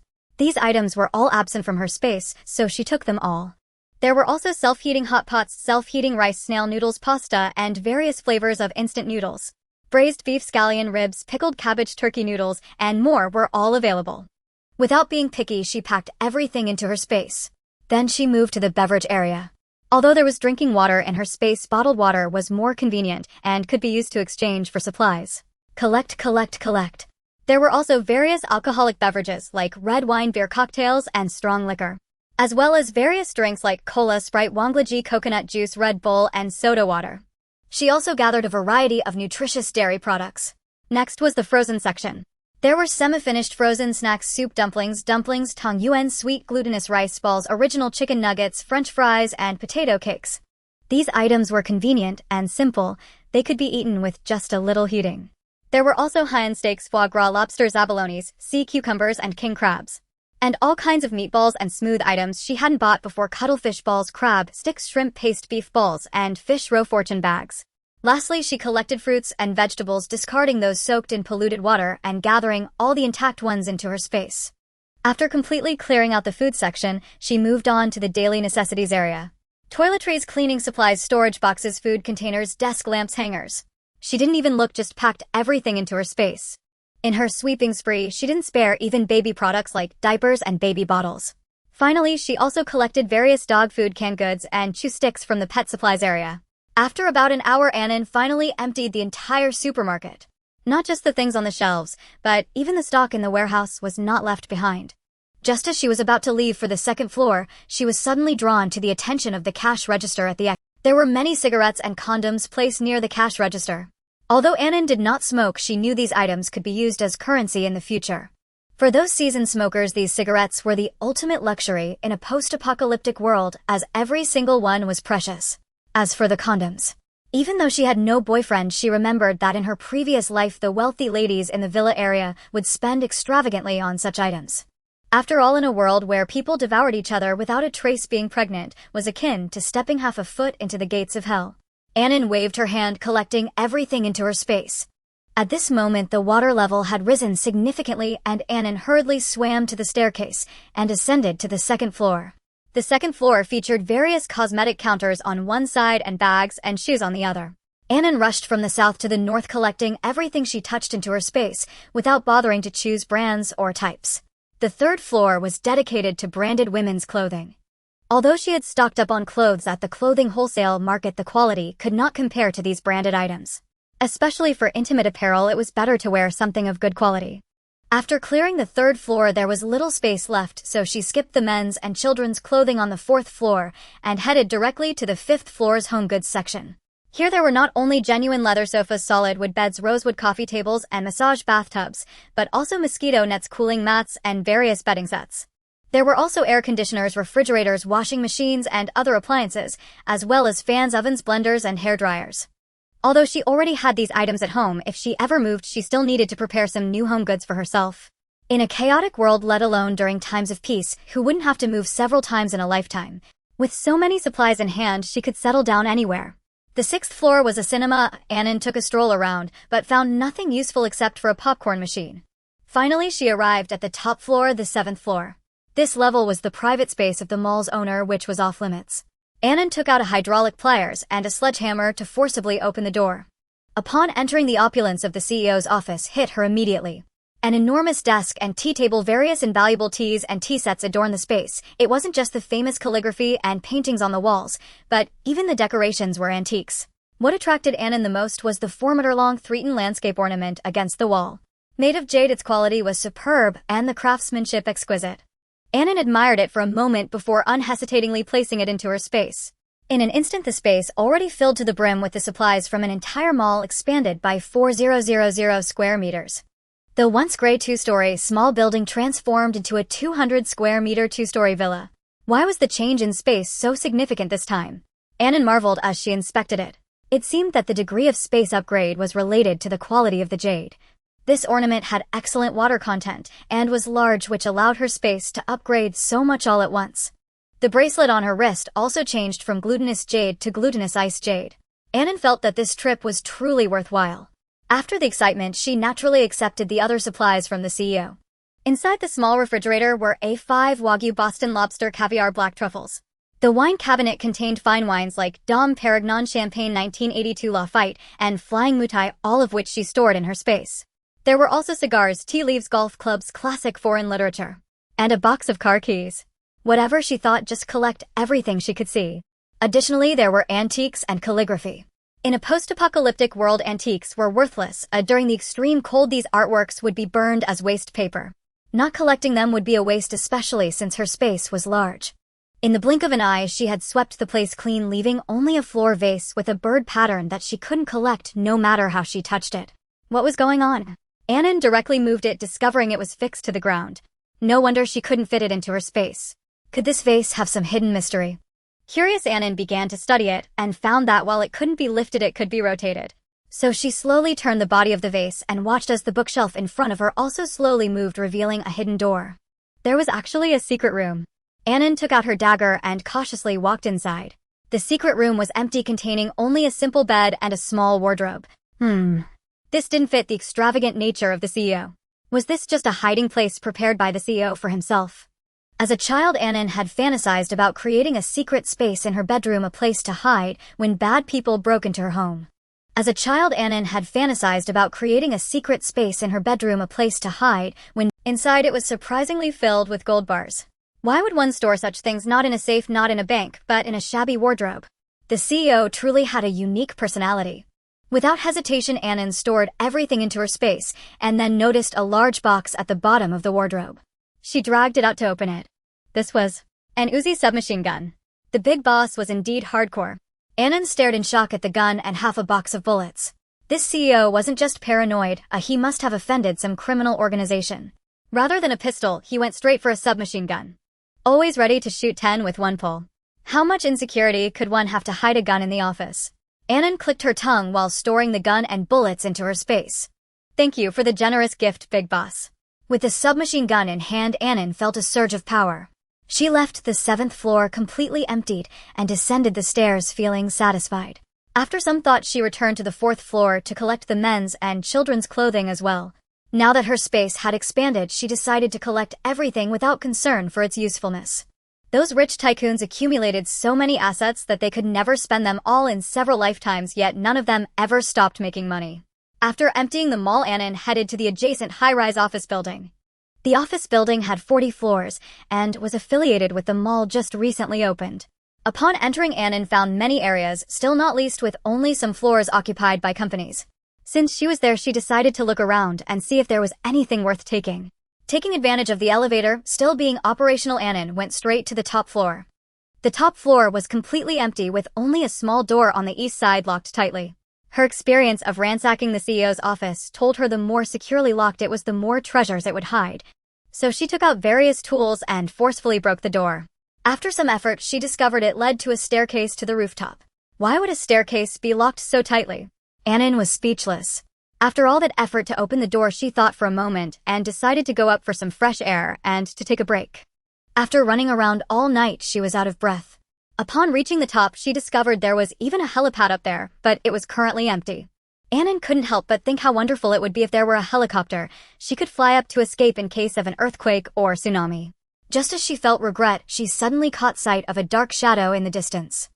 What is that? It looks like a tank from the outline, and Nan couldn't help but step closer to take a look. The tough and robust black steel plates, the sharp steel bumpers, and the diamond-shaped angular lines. Is this the Night 15? The armored vehicle that had made her drool while driving to the hillside villa? And Nan widened her eyes in disbelief. The owner of this vehicle is truly impressive. Not only does he have a helicopter and a helipad, but he also managed to bring the vehicle to the rooftop. The drainage on the rooftop is excellent and the vehicle is well preserved. And Nan caressed the hard body of the vehicle with admiration. What a marvelous doomsday war machine. It could easily smash through other vehicles and was even impervious to grenades. Unfortunately, she didn't have the keys and couldn't store it in her space. Wait. Keys. And Nan thought for a moment and pulled out the box of car keys she had found in the president's office. The president was extravagant with so many car keys that they had to be stored in a box. After rummaging through, she successfully found a key marked with AK among various brands like Bentley, Maybach, and Lamborghini. She pressed the button and the car lights flashed. It started. Indeed, it was another asset of the big shot. And Nan quickly stored the armored vehicle in her space. Once again, she thanked the big shot for the gift.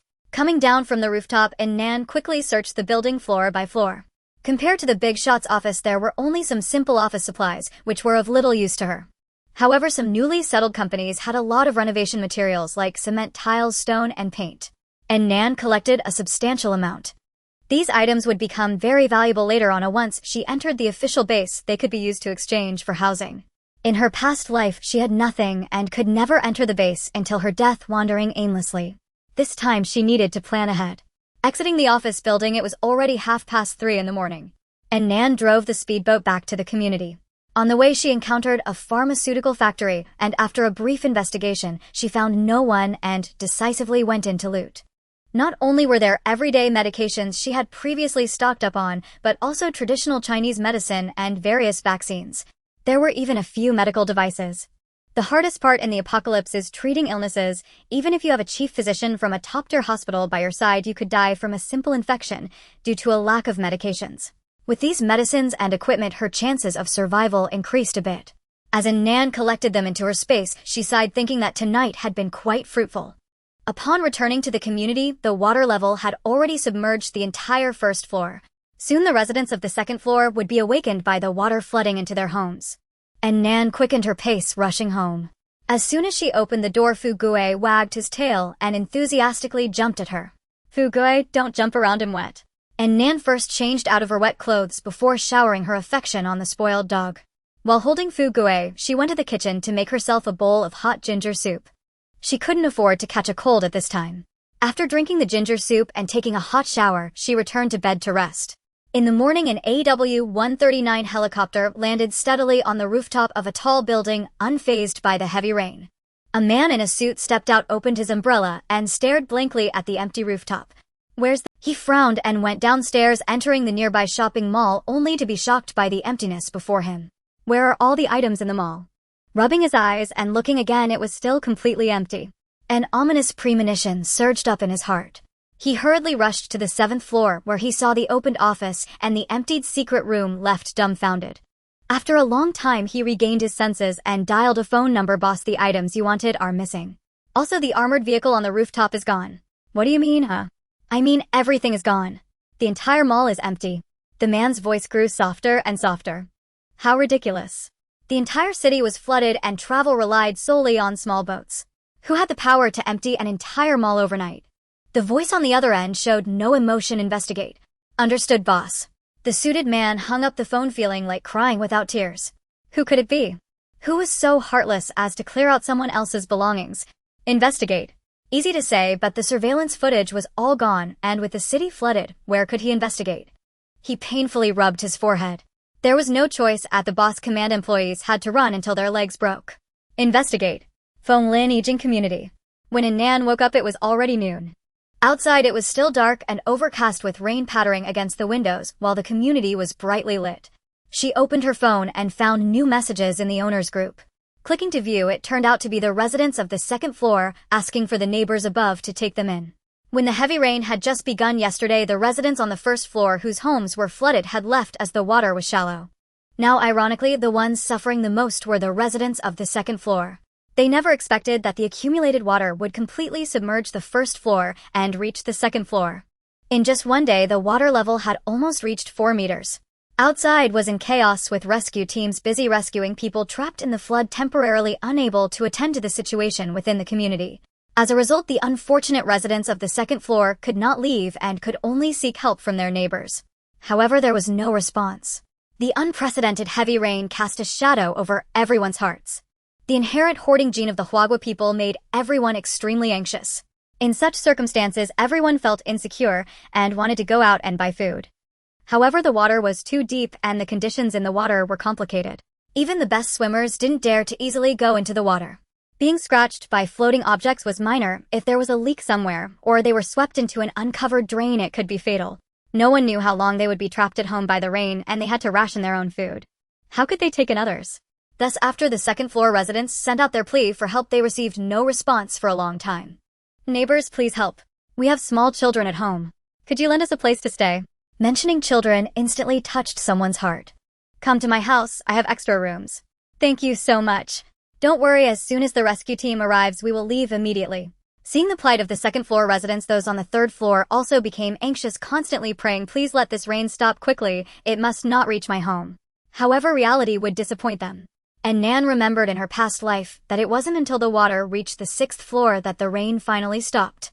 And Nan put down her phone, mixed some dog food for Fu Gue, and then went into the kitchen to make herself a plate of beef dumplings. Fu Gue, smelling the delicious aroma, ran over with eager eyes. Let me have a taste. And Nan couldn't help but chuckle and gave him a few dumplings as well. After finishing their meal, she had some free time and began cooking again, focusing on stir-fried dishes with strong flavors. Stir-fried lamb with scallions, spicy crayfish sauce, beef, braised duck, stewed ribs. Since the neighbors still had some food left, she hurried to start cooking. After a few busy days, a sudden commotion erupted outside. The rescue team has arrived. Over the past few days, the water level has reached 9 meters, submerging the 3rd floor. The rescue team completed their search for those trapped outside and began relocating the affected residents from the lower floors.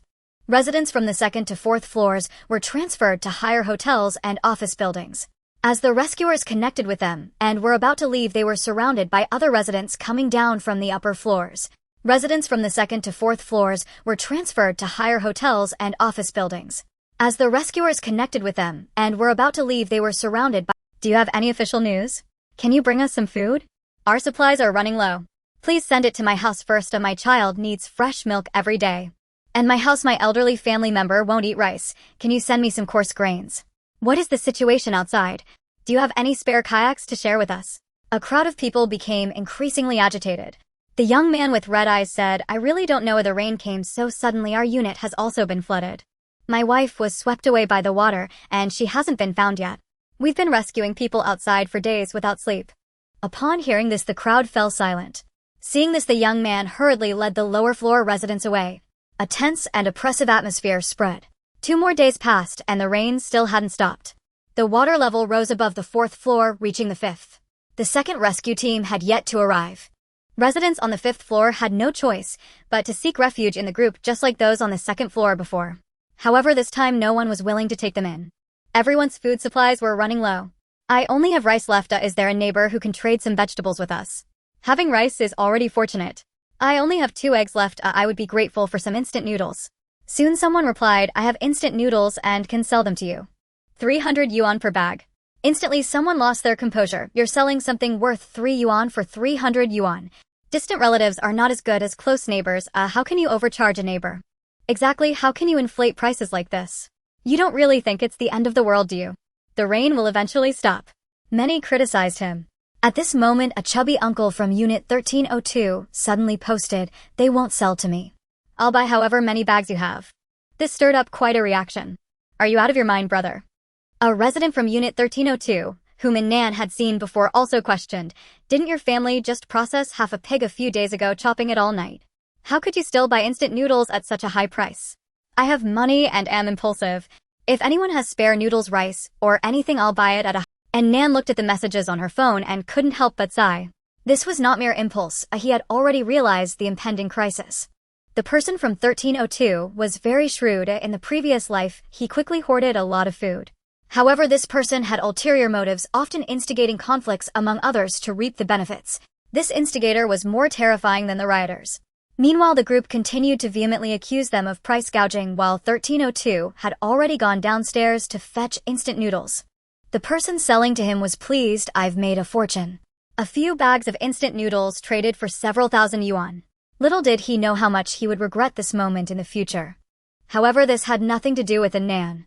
At this moment, she was applying a privacy film to her home windows and putting up blackout curtains. The power would soon be cut off. Although she had a generator and was not affected, she could not avoid being spied upon by the building across. By treating the windows this way, her home situation would remain unseen. Then, using cement and sand, she mixed them into simple concrete to seal off her home's drainage system. This would prevent floodwaters and foul odors from coming up. After the heavy rain comes extreme heat, and many snakes, insects, rats, and ants would cause disasters. If she didn't seal it with cement, they would crawl into her home through the drainage. Once all potential hazards were eliminated, she turned her attention to the small villa in her space. Although it had water, electricity, and gas, it lacked pots, pans, and utensils. And Nan planned to tidy it up well so that if she needed to cook or take refuge someday, she wouldn't have to clean up at that moment. Just as she was about to slip into the villa, she caught a glimpse of Fu Gui chewing on a bone. She picked it up and took it into the space with her. The environment around them suddenly changed, and Fu Gui was stunned. Once it confirmed its safety, it wrinkled its little nose and began to explore. And Nan then used her mind to retrieve various household items from outside the villa. Sofas, large beds, dining tables, and chairs, refrigerators, washing machines. These items would also take up space if left outside, so it was better to move them all into the villa. And Nan even whimsically decorated the 2nd floor room to resemble a big shot's office. She really liked the taste of such a big shot. Thus, all the calligraphy, antiques, tea tables, and tea sets that didn't need to be kept fresh were arranged inside. Finally, she focused on tidying up the bathroom. This would be the place she used most frequently in the future. With the outside drainage blocked, bathing became inconvenient. However, the villa could be used for an hour every day. If she didn't use it for an hour during the day, she would come in to take a shower before midnight to use up the remaining quota. The focus was on seizing every second and wasting nothing. Just as she finished tidying up, both she and her dog were kicked out of the space. How could an hour pass so quickly? Fu Gui, still immersed in exploring the new home, was suddenly kicked out of the space and stumbled, landing on its back. After struggling to stand up, it found itself back in the original home. Woof, woof, woof, woof, woof. "Sister Nan. What happened? Where is my villa?" And Nan smiled and picked it up. "What are you barking about, silly dog?" Thus happily passing 2 more days, news suddenly broke online. Xiaobenzi country has been completely submerged by seawater.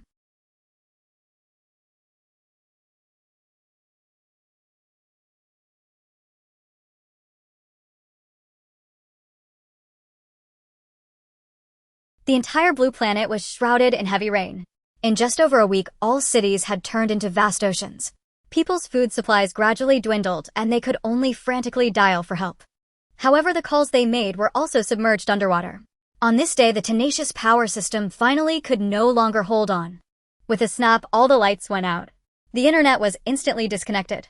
Whoa, the air raid sirens suddenly rang out like the city's last lament. Then the world fell into silence. Building after building under the rippling waters became isolated islands. And Nan looked outside the window, her gaze falling down. It has begun the new era of the apocalypse. From now on, the blue planet would plunge into the most chaos. After the power outage, the community was engulfed in darkness, yet the voices of people buzzed loudly. The low battery on their phones and the disconnected signal pushed the panic that had accumulated in their hearts to its peak. Everyone opened their doors simultaneously, discussing in hushed tones. Neighbors, I feel like the sky is falling. The emergency call couldn't even go through, and now the internet is down too. Do you have any food left? This rain can't keep pouring, can it? Many voices chimed in, and the hallway became a chaotic assembly. Finally, someone shouted, quick, save some water. If the water stops, we'll have to drink rainwater. Instantly, people scattered like birds, rushing home to fill every available container. By this time, the water had already flooded the floor of the 6th story. The residents of the 5th and 6th floors, having nowhere to go, were the most anxious. They could only huddle in the hallway, regretting not leaving with the residents below. They couldn't help but blame their neighbors for their cold-heartedness. Meanwhile, Qianyinger had already moved to room 801. The siblings gathered all the food they could find in the dark and discovered there was only a bowl of rice and 2 bags of instant noodles left. Brother Wenbin, we can't last many days like this. Bai Wenbin replied, how about we ask Nan for help? She enjoys researching food and always has a stockpile at home. But she treated you so poorly before. Qianyinger bit her lip. Even if she has grievances against me, we've known each other for a while. She wouldn't leave us to die in a situation like this, would she? Qianyinger thought for a moment and said, you're right. And if the water level rises any further, it will soon reach our floor. We might as well move into her place. The 14th floor is much safer. After discussing, the two immediately headed upstairs. Upon reaching the upper floor, they found that Nan had locked the stainless steel door to the 14th floor, making it impossible to reach room 1402. So they could only knock on the hallway door. After knocking for a long time without a response, Qianyinger suddenly remembered, brother, she seemed to have installed an armored door behind this one. An armored door. Bai Wenbin frowned, then she might not hear us. Let's knock harder. The two took a deep breath and knocked vigorously. Nan, open the door, it's Yinger. Nan, open the door, I know you're home. It wasn't until their hands were numb and their throats hoarse that Nan finally came to the door. In fact, Nan had heard the knocking long ago. She was just busy studying the manual for the generator. A power outage caused many inconveniences, and a prolonged dark environment could lead to feelings of depression. Thus, for the sake of her own happiness and a life of comfort, she was determined to keep the power on at all costs. Having set up the generator, she then entered the kitchen to install the gas canister for cooking. After organizing her home meticulously, she finally picked up a kitchen knife and opened the door leisurely. Bai Wenbin and Qianyinger were overjoyed to see the door finally open. Upon glancing up, they saw Nan holding a kitchen knife. Nan, are you cooking? The two were overjoyed. Sure enough. As a food enthusiast, she had plenty of supplies at home. While they could only fill their stomachs with porridge, she was able to chop vegetables and meat. Nan, our home has run out of food, and we came to borrow some from you. Or you could let us stay for a while, I can take care of all the chores. And Nan looked at Bai Wenbin, who was earnestly pleading, and the pitiful Qianyinger, and couldn't help but sneer. In her past life, when they broke my hands and cut my flesh, they didn't have such expressions. You want to move, Annie? Seeing a glimmer of hope, Qianyinger nodded vigorously. Sure. And Nan sized them up and said, but you have to pay some rent. Bai Wenbin was taken aback. How materialistic could she be? Having known each other, how could she charge them in an emergency? With her family being so well off, how could she still act like a money grubber? On the surface, he didn't show it, but with a sincere expression he said, we don't have cash on hand. Just name a price, and once the internet is back, I'll transfer the money to you immediately. That won't work. Oh, what if you guys default? And Nan shook her head. By then you will have eaten and stayed, but I won't have any way to make you pay. Qianyinger indeed thought so. Embarrassed by being called out, she forced a smile and said, how could that be? We've been classmates for so many years, and you don't trust me. Seeing Nan's lack of response, she continued, Nan, if you don't help me, I'll starve to death. Can you really bear to see me die? And Nan looked at her and said, all right, I'll let you stay. The two sighed with relief. But I don't have much food left either. If you are going to stay, you'll have to bring some food with you. Qian Yinger replied, Nan, we don't have any food left. If we had something to eat, why would we come to ask for your help? You do have something, and Nan suddenly said something shocking. Let me take one of your hands and I'll let you in. The two looked at her in disbelief. She wore a sinister smile. Don't you know? I love eating braised pig's trotters the most. Your trotters are tender and white. After blanching, adding some seasoning would make them delicious. With that, she suddenly swung the knife towards Bai Wenbin. Bai Wenbin was greatly startled by her words. Before he could react, his arm was already cut. He instinctively covered the wound. Seeing Nan's face splattered with blood, he suddenly felt she resembled a ghost come from the depths of hell to collect debts, sending chills down his spine. And Nan didn't care what he thought and raised the kitchen knife to swing it at Qian Yinger. Qian Yinger screamed and, driven by instinct to survive, turned to flee without a second thought for her injured cousin. Bai Wenbin, seeing this, quickly turned and ran downstairs. And Nan did not pursue them. Watching their panicked escape, she revealed a playful smile. She would not simply kill them. It was merely to scare the siblings and let them feel some pain. In the apocalypse, living with nothing was the most painful experience. Ending them quickly would instead be a relief. After they had tasted the bitterness of the apocalypse, she would send them to meet Yan Wang. That would be a way to reclaim her debts from her past life.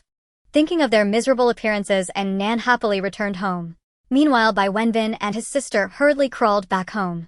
They had originally hoped to freeload on Nan's house and food, but they didn't even get to the door of room 1402 before being sent away empty-handed. They almost got killed. Qian Yinger was so furious that she let out a prairie dog-like scream. That bitch must be crazy. How dare she try to cut us? Bai Wenbin was already scared out of his wits, covering his wound. Quick, find some bandages to stop the bleeding. After hastily bandaging his wound, the siblings sat dejectedly on the sofa. After a while, Qian Yinger suddenly straightened up, her face twisted with rage. That ungrateful bitch. We must teach her a good lesson. At this moment, not only was there a power and internet outage in the community, but the water supply had also been cut off. Many people, having exhausted their supplies, could only wade into the water to search for resources. And Nan looked out the window, watching as people jumped into the water like dumplings. This water was not a swimming pool. The depth had now exceeded 15 meters, and the floating debris and hidden currents beneath posed considerable danger. Many people not long after entering the water were injured by debris and faced the risk of infection from the contaminated water. Yet, in order to avoid starving, more and more people continued to jump into the water. Just a day later, corpses began to float in the water. And Nan was at home giving Fu Gui a bath when she suddenly heard a commotion outside the window. Pulling back the curtain, she saw a corpse being pushed along by the current, swaying back and forth with the waves. Growing up in peaceful times, despite being trapped by heavy rain for several days, they had never seen a dead body. In an instant, panic spread among the people and many were frightened. And Nan shook her head. This is just the beginning, as soon death will be as common as meals. Slowly people would become accustomed to it and become cold and numb. At this moment, although the sight of the corpse in the water was horrifying, there were still those who desperately swam out to search for supplies. Those who could not swim took out large basins, bathtubs, and the like to use as makeshift boats. Of course, some were too afraid to enter the water, wanting to take advantage of others' efforts. Old Lou from room 701 knocked on doors one by one. Good neighbors, do you have any food? I haven't eaten for 2 days. No one responded. Why are you all so heartless? My 2 children are starving. Oh, my poor babies. No matter how much she cried and shouted, no one opened the door. Someone truly annoyed shouted back through the door, what children do you have? 2 robust young men in their 30s. If they want food, can't they swim out themselves? Why should we share the resources we risked our lives to find with you? Old Lou glared angrily. What does it matter how old my children are? They're still my treasures. What if they encountered danger swimming in such deep water? After cursing for a long time and seeing no one pay her any mind, she could only mutter back home. These young people nowadays have no respect for the elderly or love for the young. After cursing for a long time and seeing no one pay her any mind, she could only mutter back home.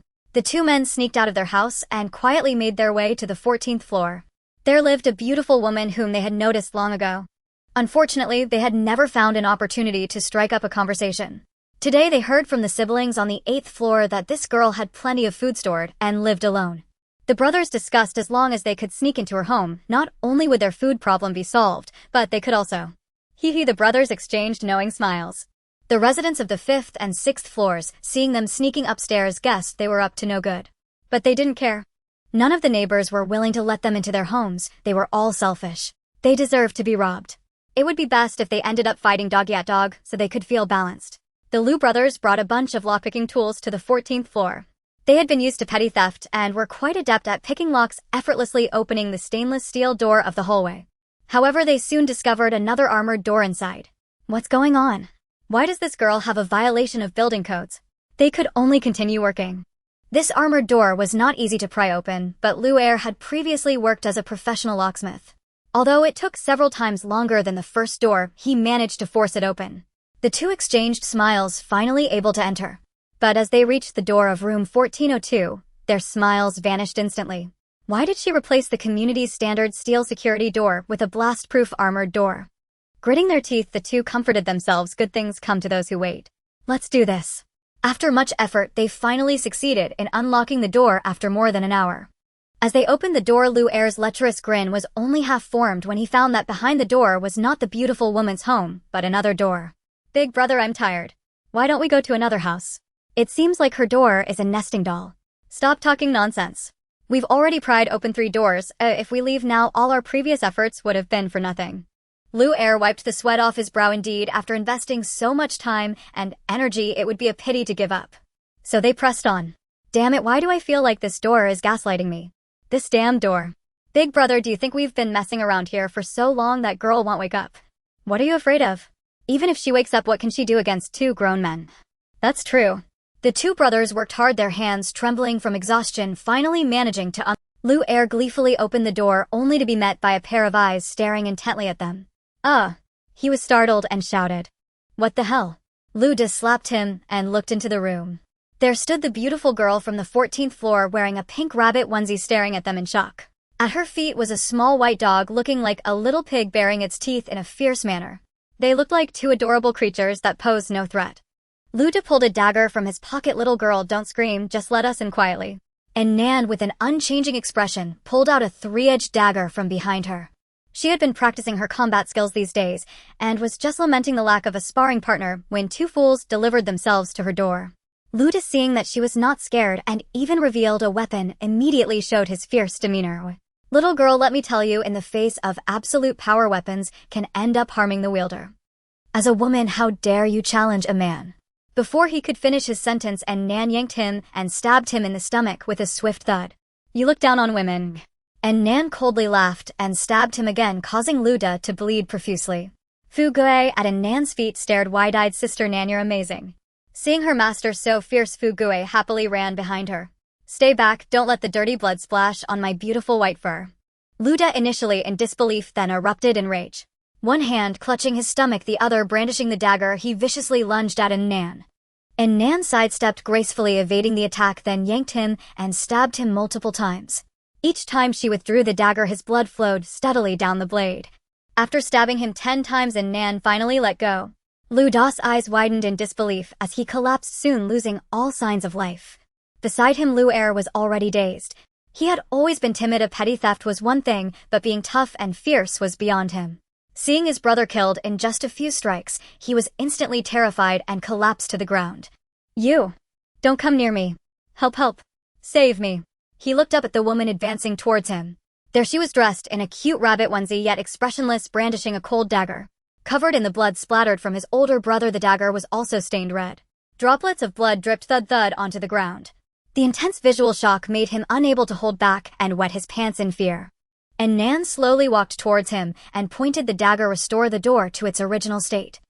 All right. I'll fix it for you right away. I promise it'll be as good as new. Lu'er pleaded while trembling as he attempted to repair the lock, his hands shaking uncontrollably. Fueled by fear, he worked quickly. It's fixed. Sister, I've fixed it for you. He set his tools down, nervously gauging Nan's reaction. Seeing her focused on inspecting the lock, Lu'er seized an opportunity and dashed out. He rolled and crawled down the stairs, screaming at the top of his lungs, help. Someone is killing. There's a murderer. 1402 is a murderer. And Nan raised an eyebrow, surprised by how quickly this coward was fleeing. Holding a 3-edged dagger, she quickly caught up to him and lunged. Lu'er ran wildly, flailing his arms, narrowly avoiding critical hits and only getting stabbed in the shoulder. His instinct to survive propelled him back to the 7th floor, dragging his blood-soaked body. The residents on the 5th and 6th floors, who had been hiding in the stairwell, were terrified by the scene, screaming as they huddled together. Before Lu'er could open his front door, Nan had already chased him up. Don't kill me. Lu'er cried, his eyes bulging. And Nan showed no mercy in a lawless apocalypse. Sparing him would only plant a ticking time bomb for herself. One could never know how one might die, so she swiftly resolved to end him. Glancing back at the trembling residents of the 5th and 6th floors, Nan left the body unattended and returned home. Lu Lauer, lifeless, was left in the stairwell. Having killed the chicken, how could she not warn the monkeys? In her previous life, none of these neighbors were easy to deal with. Order was soon to break down, and it was best to make them aware that she was not to be trifled with.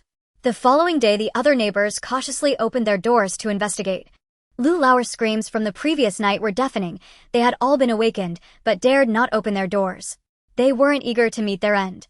Though they had prepared themselves mentally before opening the door, the sight of splattered blood all over the hallway walls frightened them immensely. It was like stepping into a horror movie scene. Word of the incident spread quickly throughout the community, growing more sinister, with each retelling a cold-blooded female demon had emerged on the 14th floor of Building 6. She was ferocious. Wielding a dagger, she attacked anyone in sight. It was said that she was a wanted criminal on the run. On the other side, after discovering her son's corpse, old lady Lu threw a fit in the hallway, demanding to call the police. Unfortunately, her phone had no signal and the police station had long since been submerged. She had no choice but to knock on doors seeking help from neighbors to punish the female demon. The girl on the 14th floor has killed someone. Is anyone going to do something? The neighbors all firmly shut their doors. Who would dare open them with those terrifying bloodstains on the wall? Why should we risk our lives for your troubles? Besides, everyone could see that the Lu brothers were trying to break into a young girl's room in the middle of the night. What were they really up to? They only got what they deserved. Old lady Lu ignored, plopped down on the ground, cursing everyone around her. You heartless beasts. Not a single person stood up for my son. How can everyone be so selfish? I'm an old woman and no one is willing to help me. Old lady Lu shouted for an hour without tiring, her relentless tirade continuing. Finally, someone couldn't take it any longer. What are you yelling about? If you've got the guts, go confront 1402. Why are you trying to morally bind us? This old woman often resorted to moral coercion. She was fierce when it came to snatching discounts. After grabbing the goods, she would get on the bus and act like a tyrant. If anyone failed to give her their seat, she would point and scold them. In the community, she wasn't fond of dogs, so whenever she saw someone walking one, she would kick at it. If the dog owner got upset, she would fall to the ground, feigning injury. Many had grown weary of her antics, and thus they fanned the flames of her misfortune. Of course, whoever killed your son, you should go find them yourself. Why should we take the risk for you? You're the one who bullied the weak and feared the strong. Old lady Lu fell silent, awkwardly getting up from the floor and taking her son's body back home. Son, it's not that your mother doesn't want to avenge you, but if I go, I'll just die too. Hearing the silence outside, the others scoffed. What a selfish, cowardly old woman. White Wenbin and Qian Yinger, who had been hiding at home, were greatly frightened by last night's events. They had thought Nan was just bluffing with her knife, never expecting she would actually dare to kill. Initially, they planned to wait until she was assaulted by two thugs before stepping in to console her, hoping to ingratiate themselves and remain in her good graces. They thought that once they contacted her family later, they would enjoy endless riches. However, they never expected all their plans to fall through. Those two incompetent fools couldn't even handle a girl in her 20s. The food at home had run out. The two siblings were anxious and angry, unsure of how to deal with her. Because Nan had made the first kill in the community, no neighbor dared to target her for the time being. However, what happened with the Lu brothers had opened new ideas for the residents. In these tough times, breaking in and picking locks could also be a means of survival. The residents on the 5th and 6th floors, having run out of supplies and facing poor living conditions, came together and set their sights on old lady Lu. Everyone knew she lived alone, making her an easy target. They forcibly pried open her front door. The Lu brothers likely never expected that relying on their strength to brazenly pry open a girl's door would lead to their downfall. Now others would use their numbers to do the same to old lady Lu. Old lady Lu heard the clanging outside her door and shouted loudly through it. No one paid her any mind. Soon enough, they pushed the door open and entered. Once inside, they discovered a large sack of 50 pounds of rice. This damned old woman had so much rice at home, yet still went door to door begging, claiming she had been hungry for 2 days. What a shameless act. She even tried to rob a young girl. She got what she deserved. The group found a justification to rid the world of evil and comfortably claimed 701 as their own. The residents on the 5th and 6th floors, having occupied old lady Liu's place, felt it was still not enough space and decided to move up. Upon reaching the 8th floor, they found 802 unoccupied and moved right in. Qian Yinger, peeking through the peephole of her own home, saw several burly men occupying her house and felt furious, but could do nothing about it. They couldn't call the police now. It was better to avoid conflict until order was restored and then kick them out while demanding compensation. Just consider it renting out the house. Old Lady Lu, who had been ousted, was also intimidated. Initially cursing and swearing, she quickly quieted down when they brandished their knives. Please let me take some rice with me, otherwise I'll starve to death. No one paid her any attention. They simply threw her out the door, tossing her two sons back into the hallway as well. With the residents of the 5th and 6th floors taking the lead, others began to stir. If there was no food at home, why not go find it in someone else's house? Not everyone could swim. Even risking their lives to bring back some food would only last a day or two. Gradually, people began to sneak into others' homes to steal.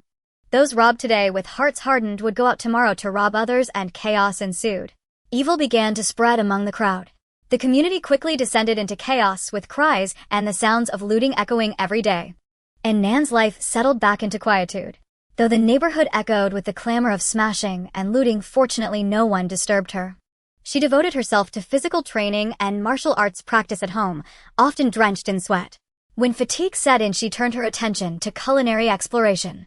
That evening, Nan was skewering meat at home, preparing a barbecue feast with fugue, when a blood-curdling scream pierced the air from the 13th floor. Murder. And Nan froze. In her previous life, this period had seen only petty theft. No homicide or robbery had yet occurred. Who could be so ruthless as to strike lethally this early? Since her rebirth, everything had unfolded precisely as it had before. Her greatest advantage lay in her foreknowledge of the future, thus this sudden anomaly demanded her utmost attention. She descended to investigate. At ground level, she found the source, a buzz-cut man from apartment 1301. He knew his neighbor, the portly man next door, had recently slaughtered half a pig just before the storm and later purchased large quantities of instant noodles and dried noodles at inflated prices. So he slipped into the man's apartment to steal. The instant noodles were nearly depleted, but the kitchen held abundant strips of fried jerky. With the refrigerator powerless, the family had preserved all meat by dehydrating it into jerky. The buzz-cut man eagerly stuffed the jerky into his bag. Finally, no more hunger. Midway through, he suddenly spotted an ear. A human ear. He recoiled in horror. Then he saw them, several fingers embedded within the jerky. This meat was human. Overwhelming terror erupted into a shriek. The scream jolted the portly man awake. He sprang from bed and rushed toward the kitchen, shouting. The buzz-cut man flinched violently upon seeing the homeowner approach. He'd assumed the man, plump and seemingly guileless, was harmless. He never imagined a corpse lurked behind those walls. Earlier, the man had claimed he and his wife were butchering pork at home. Now it was clear they weren't slaughtering pigs, they were dismembering a body. And he himself had once knocked on their door complaining about noise. How chilling. Now staring at the portly man's face, the buzz-cut man sensed only malevolence. Just then a woman emerged sleepily from the bedroom. Brother, son, what's happening? She appeared a decade younger than the portly man, with a shapely curvaceous. The buzz-cut man scrutinized her closely. She was certainly not the man's wife. Was this mistress brazenly installed in the marital home? Impossible. This man was famously henpecked. Wait. Could it be? Suddenly the buzz-cut man understood whose flesh filled that jerky. His wife. A wave of icy dread washed over him. Snatching a cleaver from the cutting board, he brandished it wildly. Stay back, I'm warning you. You monsters, you cannibals. I'll die fighting you. Terrified by his frenzied, slashing, the pair dared not advance. The woman shrieked uncontrollably. He bolted out the door unimpeded. By the time brother son gave chase, he'd already slammed shut the door to his own apartment. The woman trembled. Brother son, what do we do? It's fine. He can't call the police now, and soon all the meat will be gone. No evidence left. True, she sighed in relief. If police ever come, we'll say his wife vanished while scavenging in the sewers. There's no surveillance anyway. My clever Xiaoyu, he murmured, drawing her close. Let's go back to bed. Indeed, the two were shameless. His name was Sun Ping, a mediocre man who'd lucked into marriage with a sharp businesswoman through honeyed words. Her wealth elevated his social standing, yet his moral compass warped swiftly. He soon seduced Wang Xiaoyu, a new female colleague, and brought her into his home. When his wife caught them early, he fell to his knees begging forgiveness. Enraged, she demanded divorce and insisted he leave penniless. Blinded by fury, he struck her down in their violent quarrel. He'd planned to dismember her and dispose of the parts gradually in the mountains, but before he could act, catastrophe struck, trapping them, and the corpse, inside their apartment. Fearing decomposition, they dehydrated the flesh into jerky. As rations dwindled, the jerky grew increasingly fragrant. As external conditions deteriorated, a vile notion took root. During famine, wasn't this meat indistinguishable from beef jerky? It solved hunger and erased evidence. Thus tonight's horror unfolded. And Nan, concealed at the stairwell landing, had heard every word. She remained unmoved, unlike the buzzcut man. In her past life, she'd witnessed humanity's darkest depths. In the late apocalypse, even child exchange for sustenance had occurred. Rather than pass judgment, wisdom dictated swift distance. In a lawless wasteland, such people would grow only bolder, unrestrained. As Nan walked home, she reflected in her prior life she'd known only that the man from apartment 1302 delighted in sowing discord. No one suspected he'd murdered his wife. Why had the buzzcut man uncovered it this time? What Nan didn't realize was that her rebirth had triggered a butterfly effect. In her last life, she'd never severed ties with the Bywendon siblings and had even sheltered them. Consequently, the Liu brothers never broke into apartment 1402, and chaos hadn't erupted so swiftly across the neighborhood. By the time others began breaking in, Sun Ping's jerky supply had already dwindled. But this time the buzzcut man stumbled upon it at its peak. Gasping, he collapsed onto his sofa, heart still pounding. A woman emerged groggily from the bedroom. "Honey, what was that noise?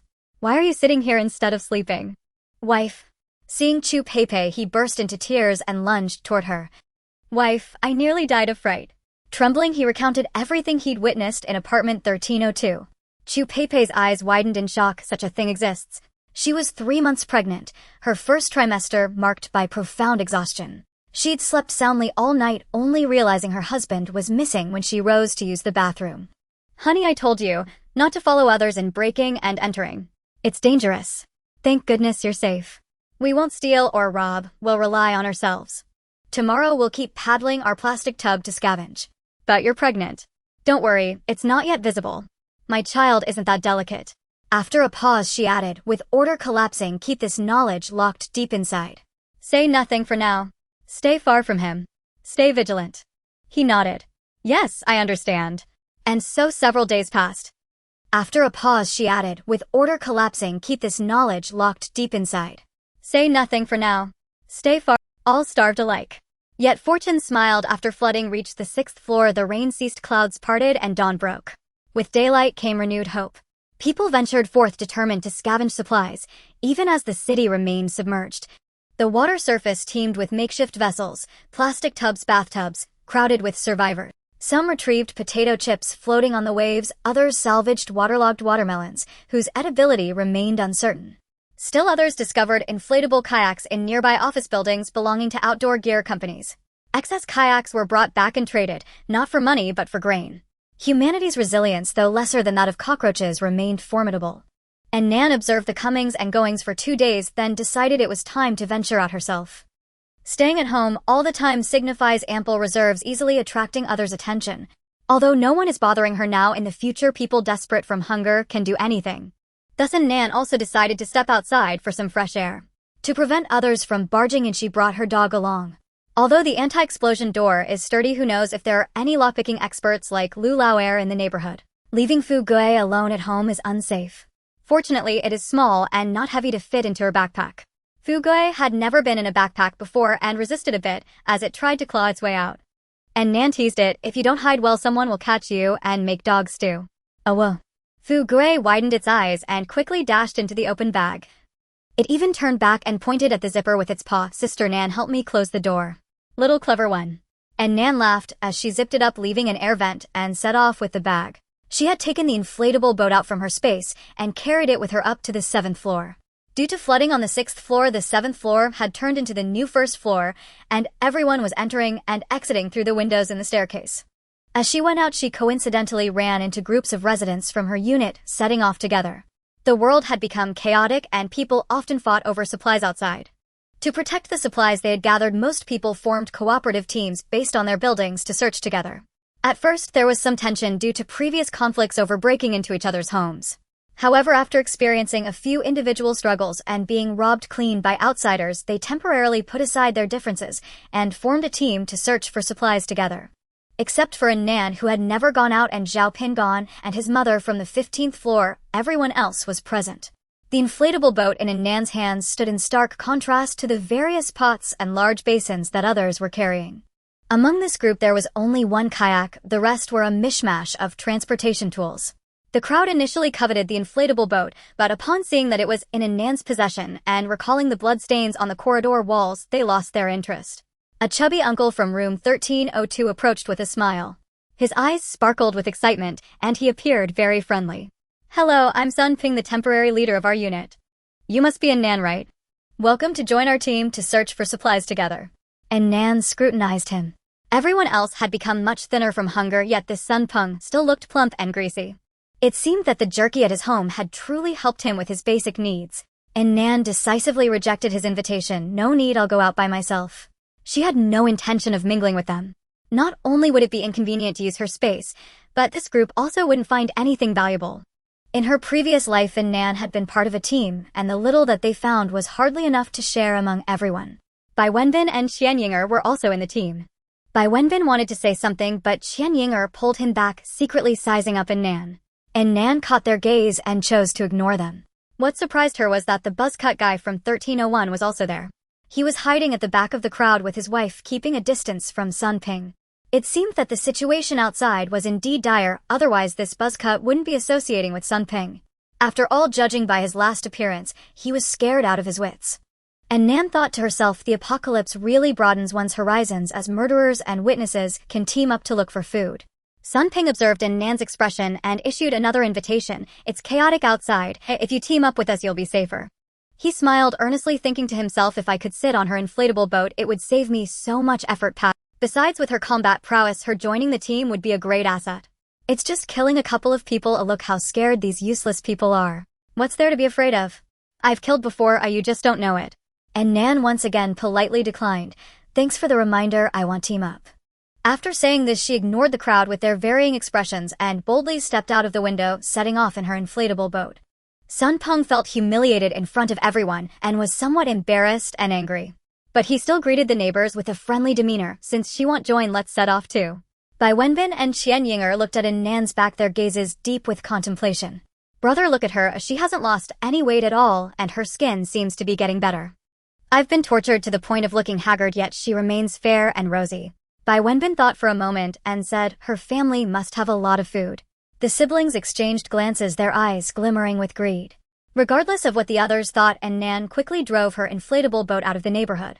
There were many people outside, mostly grouped in 3s and 5s, breaking windows to enter the high-rise buildings. Annan avoided the crowds and headed towards less populated areas.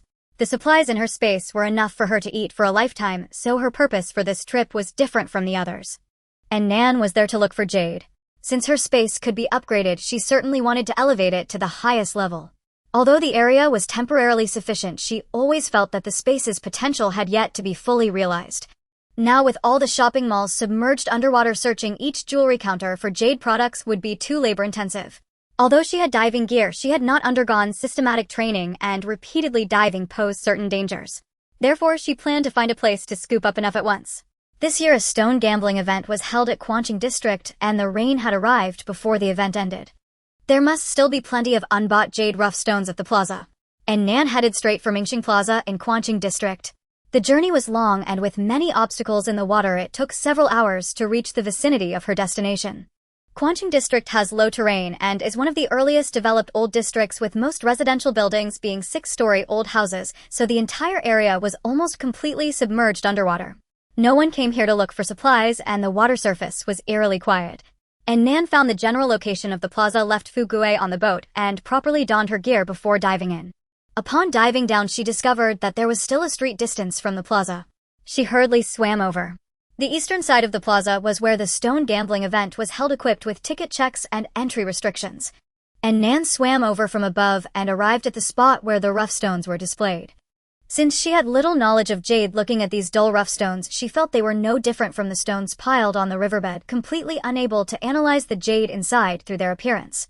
So she chose not to look and directly collected them into her space. The higher quality jade would cause the space to expand significantly, those of lower quality would cause minimal change. Many stones didn't contain any jade at all and were not absorbed by the space. In Nan's side, it seems that stone gambling carries risks. One must be cautious with their money. She didn't throw away the stones that the space did not absorb, as they could be kept for throwing at people during future fights. It was all about being unpredictable. and Nan collected all the rough stones without leaving any behind. The area of her space grew larger, directly surpassing 100,000 square meters. The quality of the bracelets also became increasingly transparent, and Nan was overjoyed, exclaiming that this trip was truly worthwhile.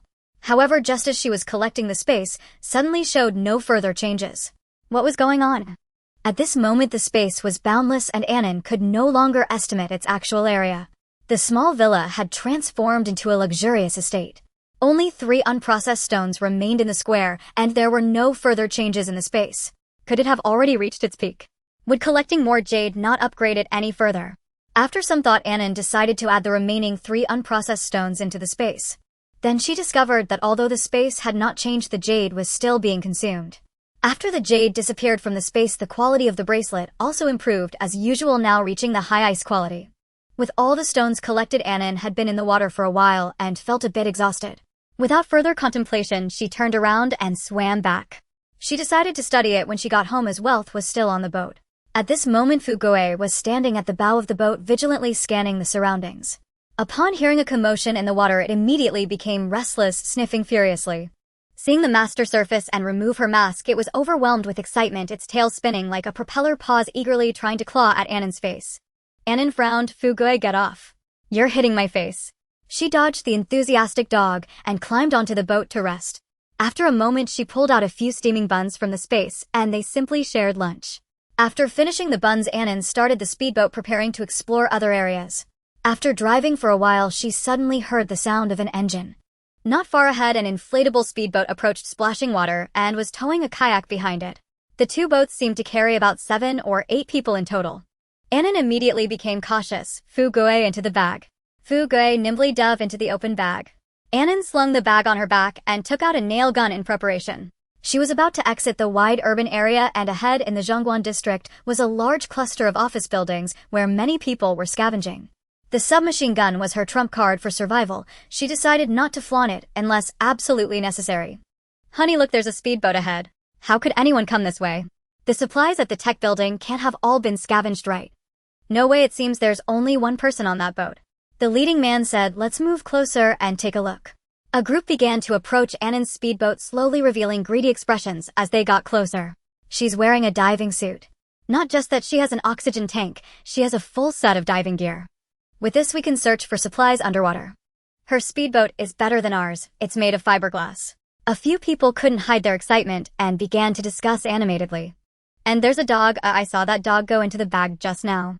People are starving and she still keeps a dog. Annan frowned, watching the 2 small boats draw closer. There were a total of 7 people on the other side, 3 couples plus an elderly woman. They looked like a chaotic group, but the truly troublesome ones were the 3 men. Annan took the initiative to speak. You're blocking my way. The leading man brandished a fire axe, revealing a sinister smile. Little sister, meeting here is fate. How about we become friends? Annan replied, become friends? What benefit would I have in being friends with you? The man grumbled, little sister, one shouldn't be so utilitarian. Annan scoffed, oh, you're not utilitarian. You don't want my speedboat and diving gear. Big brother, why waste words with her? Little girl, be sensible. Leave everything behind and we'll let you go. Leave the dog too. Ever since we finished my big yellow, we haven't had meat for ages. Seeing that she was alone, their tone became very arrogant. A cold glint flashed in Annan's eyes. What if I don't? The man's expression turned fierce. Then leave your life behind. As soon as he finished speaking, their speedboat suddenly accelerated towards Annan, and the leading man swung the axe. Annan reacted quickly, firing several shots at their boat. Their speedboat and kayak were both inflatable and began to leak air quickly after being hit by Annan. A few women instantly panicked. The boat is leaking. The leading man shouted, what are you shouting for? Just get onto her boat. After speaking, he attempted to board Annan's boat. Before he could reach, Annan shot towards his head. Due to the close distance, Annan's shot drove the nail deeply into his temple. The man quickly fell, losing grip on the fire axe. The others behind him were thrown into chaos. Honey, the woman behind him cried out in distress. You little bitch. How dare you kill my husband? After saying this, she picked up the fire axe and swung it at Annan. Annan dodged and swiftly shot a nail, hitting her directly in the eye. She screamed in pain, ah, you little bitch. I'm going to kill you and dig out your eyeballs, cook them in a pot, and watch you eat your dog. Eat my Fugoe. Annan sneered, just you. Without hesitation, she fired several shots at her head and heart. The woman flailed with the axe, quickly losing her voice. Meanwhile, the leaking kayak overloaded with supplies soon sank, and the 3 people on it fell into the water. None of the 3 could swim, flailing in the water while calling for help. The speedboat in front also began to leak with the couple that had fallen and another man and woman left on it. The man urgently reached out to pull the elderly woman. "Mom, come here quickly." The woman tried to climb onto Annan's boat, but was kicked into the water by Annan. Annan looked at the last man on the speedboat, slowly raising the nail gun. "It's you, the one who just said you ate your own dog, and you were so proud of it." The man, scared, stopped pulling his mother and quickly produced a kitchen knife from behind. However, their close combat weapons were no match for Annan's nail gun. He raised the kitchen knife, but hadn't even gotten close when Annan shot his wrist. The knife instantly slipped from his hand. Annan was about to shoot again when Fugue suddenly jumped out from the bag. It skillfully leaped onto the opposite speedboat, then bounced with force, sinking its teeth into the man's groin. "Ah!" The man screamed in agony. Already injured, he instantly broke out in a cold sweat and fell into the water. Annan was startled by Fugue's sudden charge and quickly shouted, "Fugue, come back." At this moment, the opposite speedboat completely sank and Fugue also fell into the water. Annan's heart tightened, and just as she was about to dive in to rescue it, she saw Fugue floating on its back, paddling calmly in the water. While swimming, it looked quite pleased. "Bad guys. I'll make you eat dog meat. I'll bite you to death." Annan couldn't help but chuckle as she scooped it up. "You silly dog, you really can understand human speech."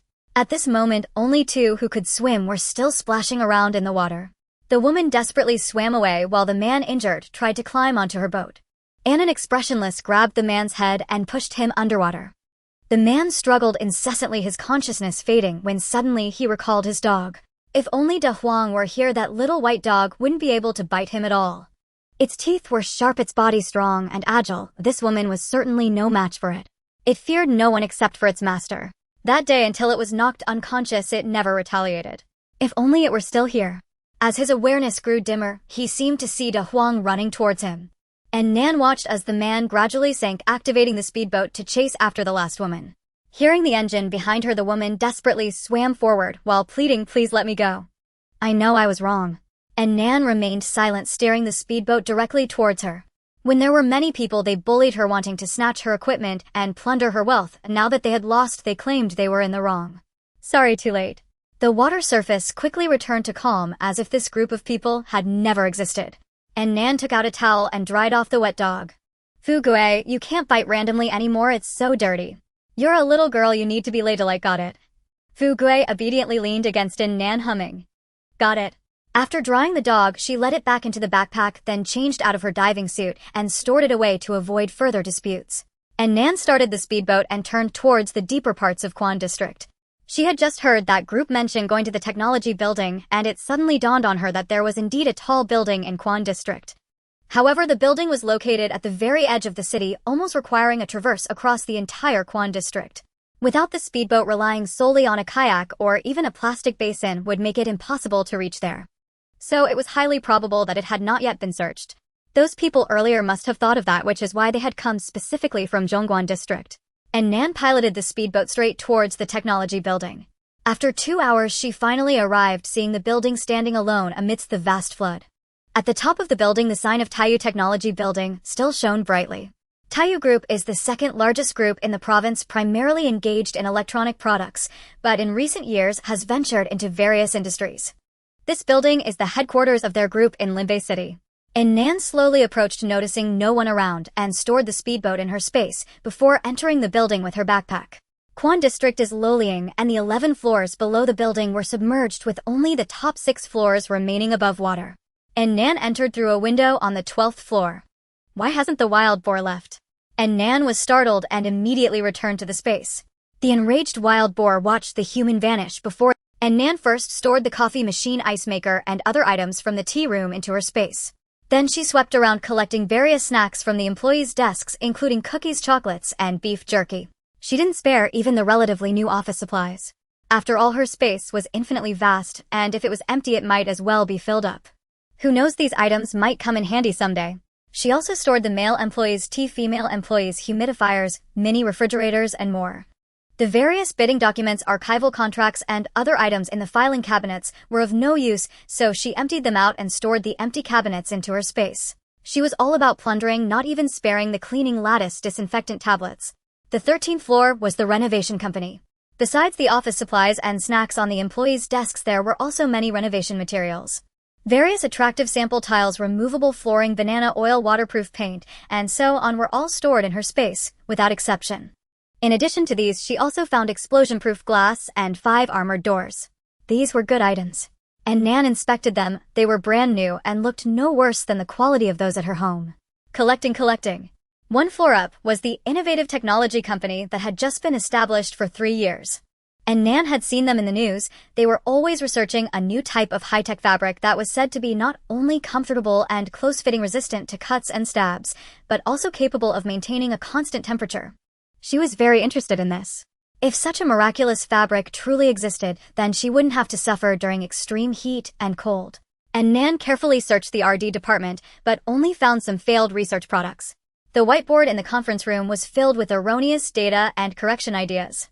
It seemed this miraculous fabric had not yet been successfully developed. And Nan felt a bit disappointed. Why publish news when there's not even a hint of success, only gimmicks? She exited the R&D department and continued forward. The items in the other department caught her eye. A brand new drone worth $300,000. With strong endurance and equipped with ultra-clear cameras. There were a total of 3. And Nan accepted all of them and also stored various related parts into her space. After browsing around, there were no other valuable items on this floor, so Nan went up to the 15th floor. This was a seed company with various samples of grain seeds, fruit tree seeds, flower seeds, etc. She didn't understand what black technology seeds they were developing, as she only knew that seeds represented hope. So she waved her hand and stored all the seeds into her space. After the floods, almost all crops were destroyed, but as long as there were seeds, there was hope for recovery and bloom. After collecting the seeds, Nan arrived at the 16th floor, the newly established automotive R&D department of Taiyu Group. And Nan couldn't help but marvel. Taiyu Group really was involved in a wide range of industries. However, upon reflection, it seemed that besides electronic products, Taiyu had not made much of a splash in other industries. Their overall financial strength was overshadowed by the Gu family group in the province, ranking only 2nd. But this was not something Nan could judge. Her own industry was not comparable to theirs. Moreover, she had not even managed to protect her own industry, having been directly kicked out of her home by her scummy father. She browsed around the 16th floor but did not see their concept cars. Instead, she found plenty of stored car parts. And Nan didn't care whether these parts could be used on her own car. She stored them all into her space. In addition, she also found 10 boxes containing a total of 400 bottles of maintenance oil, which she included as well. The company's warehouse also had car mats, safety seats, and various automotive supplies, presumably as benefits for the company's employees. Unfortunately, the unfortunate workers could no longer make use of these items. And Nan took all of them. After searching this layer, only the top floor, the 17th floor, remained. She arrived at the stairwell, just about to go upstairs, when she suddenly heard a lot of noisy footsteps coming from below. And Nan was startled and quickly stopped. Someone was coming. To avoid unnecessary conflicts, once again Nan swiftly slipped into the space. This building had already been searched by her, leaving only the top floor. Others lacked this cheating artifact of space, so they wouldn't be able to take everything like she did. They would merely rummage through the employees' snack supplies, and it wouldn't take long. As long as she stayed in the space for a while, she could avoid them. Nan entered the space and surveyed her new home. It had originally been a small 60-square-meter flat, but later upgraded to a small villa. Unexpectedly, the jade roughstones she collected today at Mingxing Square transformed her small villa into a luxurious estate covering 5,000 square meters. In addition to the 4-story main villa, there was a vast lawn, various rare plants, and a clear spring. She released her dog Fugue from her backpack. Fugue was momentarily stunned, not understanding what kind of magic its owner had performed. Go explore our new home, Fugue. Fugue truly lived up to its name, destined for wealth. Although her family had a small fortune, they had never lived in a manor. Little Fugue had only been with her for a month, yet now they had a manor. Though they could only enjoy it for an hour each day. Fugue dashed out from the elegantly decorated 4-story villa, excitedly bounding across the lawn. Suddenly it ran into an invisible wall and fell to the ground. "Awo. Awo." The dog tilted its head and grumbled. Nan chuckled, "Silly dog. We can't enter that space over there. Isn't this vast lawn enough for you to play on?" Fugue stood up, seeming to understand somewhat, and began patrolling along the edge of the lawn. Indeed, there was an invisible wall surrounding the estate, and it could not get past to the other side. Nan explained, "That area is like our large warehouse. There's nothing interesting there, so you can explore this estate at your leisure." Having said that, she no longer paid attention to it, using her consciousness to find a massage sofa from the space, placing it in the first floor of the villa before entering to rest. Today had been filled with diving, fighting, and clearing floors, resulting in quite a bit of turmoil. The comfortable full-body massage allowed her to completely relax. Fu-gue, however, was more interested in the world outside. It frolicked on the lawn, running around a few trees, and finally ran to the clear spring behind the villa. After running wildly for a while, it panted heavily, lowering its head to drink water. Inside the building, someone exclaimed, "This is strange. There are hardly any people here, not even a bird, yet everything is gone. Could someone have arrived before us and taken all the supplies? Who would be so cruel, taking not just food, but even the tea table from the leader's office? Could it be that Taiyu group moved everything?" A few people discussed while exploring floor by floor. The entire building was empty, with nothing but some crumpled papers. They quickly reached the top floor, only to find it securely locked. Brothers, this floor must have something. The lock hasn't even been tampered with. After searching the entire building, they finally spotted some supplies and immediately excitedly smashed the door and picked the lock. After a lot of effort, they finally opened the door. Inside was pitch black with no windows. The leader quickly turned on his flashlight. What the hell? Before their eyes was a large laboratory filled with various instruments and reagents. They rummaged through the entire floor, finding every room to be a laboratory of varying sizes. Aside from various experimental equipment and chemical reagents, there was nothing edible here, not even a strand of hair. The group was greatly disappointed.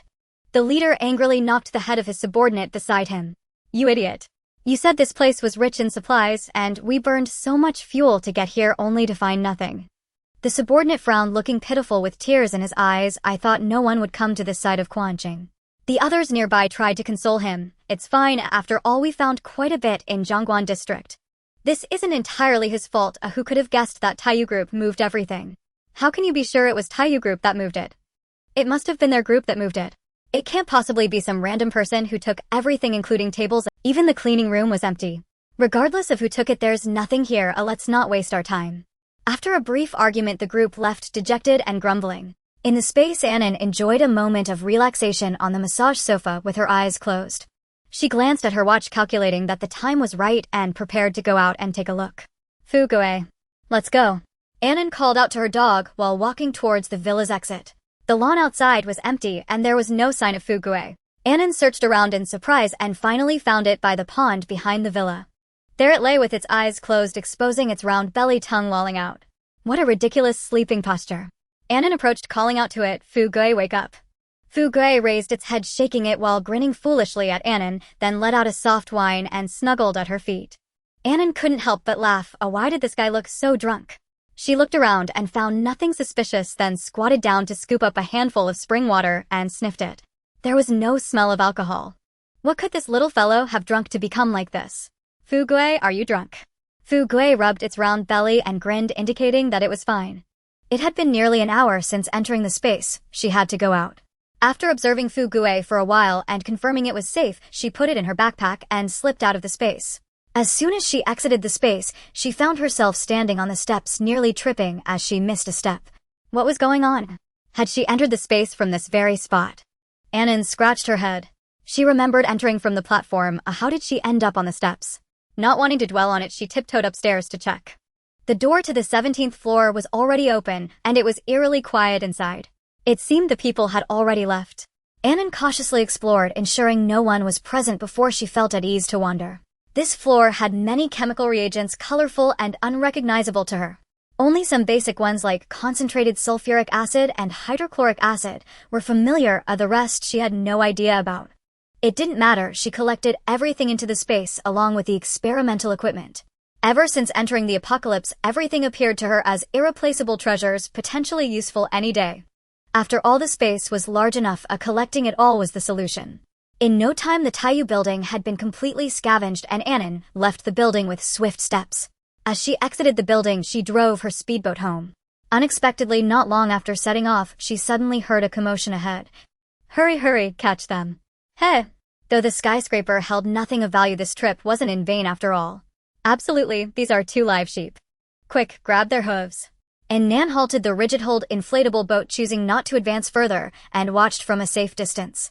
They were evidently the same group who had earlier entered the skyscraper. Ahead, the water churned violently as several figures encircled two sheep swimming frantically, their elation unmistakable. And Nan already stored beef and mutton in her spatial ring. She felt no urge to compete for theirs. Yet curiosity stirred within her. How had sheep appeared here? As she traced the direction in which the two swam, sudden clarity lit her eyes. Beyond Scorching district lay the city's outskirts, and there a mountain rose. Unlike Lewin Mountain, home to hillside villas, this peak remained entirely untouched by human development, a true wilderness. Presumably the sheep had fled the inundated city center and sought refuge on its slopes. Animals often possess far greater intelligence than we assume, instincts honed by millennia, survival strategies refined by necessity. And Nan pivoted the boat and steered it resolutely toward the city's periphery. If these two sheep had found their way here, the mountain must harbor other creatures as well. Let's investigate. Soon she reached the mountainside beyond the city. Seeing no one nearby, she retracted the inflatable boat into her spatial ring. Suddenly her backpack trembled. Fu Gue struggled fiercely to emerge. And Nan unzipped it and released him. His gaze, once hazy and unfocused, now gleamed with lucidity and overwhelming excitement. The moment his paws touched earth, he bounded joyfully in circles around her feet before dashing off. And Nan watched the little creature with tender maternal warmth. Dogs are born to play. Even Fu Gue, notoriously indolent, thrived when racing freely through nature. It had been cruel keeping him cooped up indoors for so long. Such was the cruelty of the apocalypse. If even humans could no longer live comfortably, how much less could dogs? Fu Gue, don't stray too far. She called out once more, then surveyed her surroundings. Though Scorching district sat low, this mountain soared high. Most of its slopes still emerged proudly above the floodwaters. Fu Gue had vanished from sight. Fearing he might encounter wild beasts, she hurried upward in pursuit. Unlike tourist mountains, this one bore no man-made trails. Every step demanded effort and caution. And Nan retrieved trekking poles from her spatial ring and climbed carefully, calling out repeatedly for her missing dog. After a long, arduous ascent, she finally reached a broad, level expanse. Gazing into the distance, she saw only an endless, blinding white haze. Her dog had likely disappeared into that misty expanse. She cupped her hands and shouted his name across the open slope. Fu Gue. And Fu Gue, return at once. After several calls, a blur of white surged rapidly toward her from the haze. Only upon closer inspection did she gasp in astonishment. It was a herd of mountain goats. Nearly 200 strong. Overwhelmed with delight, she then spotted Fu Gue trotting confidently behind them. Wherever he ran, the herd parted like water before a stone, and every goat bolted instinctively in her direction. Stragglers were promptly nipped on the rump by his eager jaws. And Nan burst into laughter. Fu Gue, a bulldog by breed, now playing shepherd. His four legs blurred with speed as he panted heavily, tongue lolling, and skidded to a stop beside her. Bending down, and Nan scooped him up. You barely exercise, yet you dare sprint like this. As she spoke, she cradled him close and stroked his head gently. The pup had performed admirably, still young yet already aiding his master in rounding up livestock. From her spatial ring, she produced a steaming, fragrant barbecue chicken leg and poured fresh water beside him. Fu Gue dashed over immediately and devoured it with gusto. And Nan turned instead to survey the grazing herd, their future selves perhaps as skewered morsels. How wonderful it would be to raise them within her spatial domain, not just for sustenance, but for breeding. Alas, her spatial ring could not house living beings. Though her estate permitted entry, dwell time was strictly limited to 1 hour per day. Thus her dream of establishing a self-sustaining livestock operation remained tragically unattainable. Her only recourse was to render them unconscious and store them all at once. She retrieved an electric stun baton, originally seized from a mall security office, never imagining it would prove indispensable here. She advanced swiftly and stunned several nearby goats. Sensing danger, the rest scattered. And Nan pursued them relentlessly, baton raised.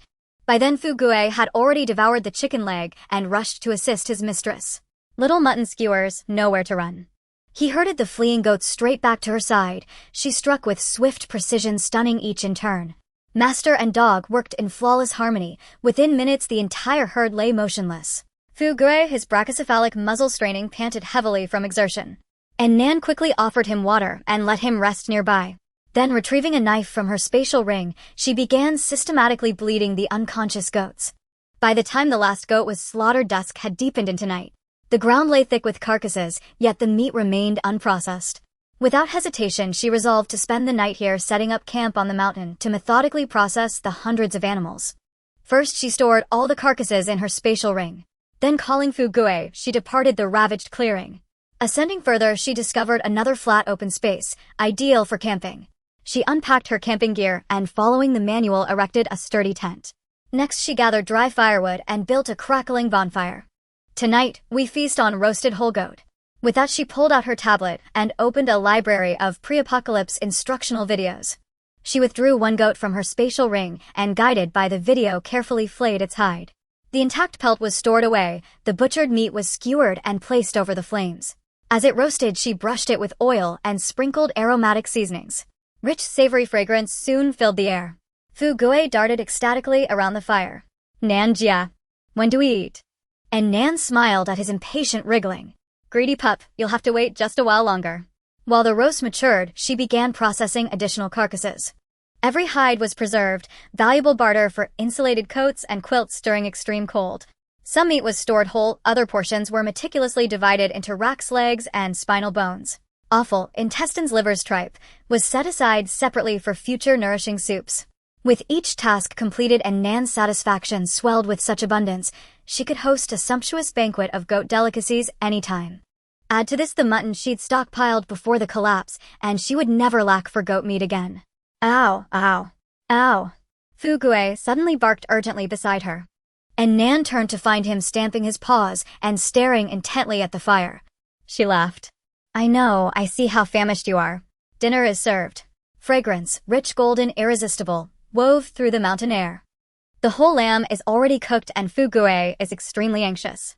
And Nan hurriedly paused her work as a butcher and went over to eat the lamb. The meat is sizzling and oozing with juice, filling the air with a delightful aroma. She first cut a large piece of lamb leg for the dog and reminded it carefully, eat slowly, don't burn yourself. Seeing Fu Gui's tail wagging like a propeller while eating, a warm feeling surged in Nan's heart. In her previous life, she endured hardships struggling to find food, always surrounded by two wolves ready to betray her, living in constant turmoil. In this life, she is free from worries about food and clothing, enjoying steaming roasted lamb even in a cruel apocalypse, accompanied by the loyal Fu Gui. How fortunate she is. While gnawing on a lamb rib, her eyes became moist. Fu Gui, sensitive to her emotional shift, stopped eating the meat and hurried over to comfort his owner, using its paws to pat her while licking her palm. Licking her palm. Fu Gui, you're all greasy and you're rubbing against my sleeve. And Nan suddenly snapped out of her muddled emotions and looked at her messy sleeve, both amused and exasperated. Oh, whoa. Are you okay? If you're fine, I'm going to eat meat now. Fu Gui shook its head and returned to its food bowl, happily starting to eat. The man and dog spent a warm dinner time together. After the meal, Nan stored the leftover roasted lamb in her space and left a piece of lamb bone for Fu Gui to chew on while she began to process the remaining lamb. Her technique progressed from clumsy at first to increasingly skilled. If it weren't for the apocalypse, I could make a living as a lamb butcher. Soon she processed dozens of lambs, and as it grew late, she stopped to rest in the tent, planning to finish the rest tomorrow. The moonlight was bright, the mountain air was fresh, and many stars were visible in the sky. Outside the tent, the campfire crackled, and the man and dog relaxed under the starry sky, feeling unprecedentedly at ease, quickly falling into a deep sleep. The next day, Nan was awakened by the sound of roosters crowing. She opened her eyes in confusion and suddenly sat up. Roosters crowing. She put on her coat, opened the tent, and ran outside. Sure enough, she saw a few roosters with bright red combs nearby, crowing loudly, accompanied by several hens that were not crowing. There are chickens here. It seems the flood has indeed brought many creatures to this place. Fu Gui ran out following her voice, and upon seeing the chickens, it immediately dashed forward, putting on a real-life show of chickens flying and dogs jumping. And Nan chuckled helplessly and joined the fray. Although she had stored quite a few chickens in her space, who would ever complain about having too much of such supplies? The man and dog quickly caught over a dozen chickens and even collected some eggs. However, Nan's hair had turned into a messy bird's nest. With her experience in lamb processing, dealing with these chickens was very simple. And Nan efficiently handled them and returned to the tent with Fu Gui to eat breakfast. Taking out soybean milk and fried dough sticks from her space, the man and dog filled their stomachs before packing up the tent and continuing on their journey. After walking for a while, a snake appeared by the roadside, and Nan shivered, quickly finding the arsenic powder she had stored and sprinkling it on herself. She felt indifferent towards such slippery creatures and hurried her pace up the mountain. The path became increasingly difficult, and after a while, just as she was about to stop and rest, Fu Gui suddenly became excited and dashed forward. And Nan followed closely behind it, only to discover a herd of cattle ahead. About 30 large yellow cattle were grazing with their heads down. And Nan's eyes brightened. One cow can yield about 450 pounds of meat, and these cows could produce around 15,000 pounds of beef. She had also stored quite a bit in her space before it seems that her beef freedom in this life has been realized. There are indeed many treasures in this mountain. If it weren't for the impending extreme heat and cold posing a risk of dying out here, she would love to settle down right here. Looking at the robust yellow cattle, and Nan was worried that Fugue might recklessly run over and get hurt, so she quickly called it back. Fugue, come back. Fugue seemed to understand that these cows were not as easy to deal with as sheep, stopping cautiously to watch them. You think just because you're a bullfighter you can take on an old cow. And Nan, fearing it might get gored or kicked by the cows, said, "You're still a baby, don't be impulsive." Saying this, she quickly moved to block the little guy while approaching the herd of cows carefully. The large yellow cattle with a calm demeanor paid them no mind and continued to graze on their grass. And Nan carefully approached and turned the electric stick's power to the maximum. One by one, she soon took them all down. Still feeling uneasy, she went through each one again with the electric stick before starting to bleed them out. After processing all 30 cows, the scene was once again a mess. After storing all the cattle in her space, Fugue suddenly growled low and alert, all its fur standing on end. "What's wrong?" And Nan followed its gaze to a nearby patch of grass where the tips of the grass were swaying back and forth, accompanied by faint rustling sounds. Then a gray-black wild boar slowly emerged. It must have been attracted by the bloody scent in the air. Its massive body was muscular and its bristles stood upright like needles. Upon seeing Nan, its fierce eyes immediately revealed its tusks, roaring as it charged forward. In a moment of panic, Nan shouted, "Fugue, run!" The man and dog turned and ran. This was no domestic little piglet, nor were they chickens, ducks, cows, or sheep. This creature was a true beast. An 80-kilogram wild boar could easily knock down a 150-kilogram tiger. And Nan was not yet at the level of kicking tigers or smashing wild boars. She ran frantically with Fugue, but the crazed wild boar was getting closer. In a moment of desperation, Nan scooped up Fugue and slipped into her space.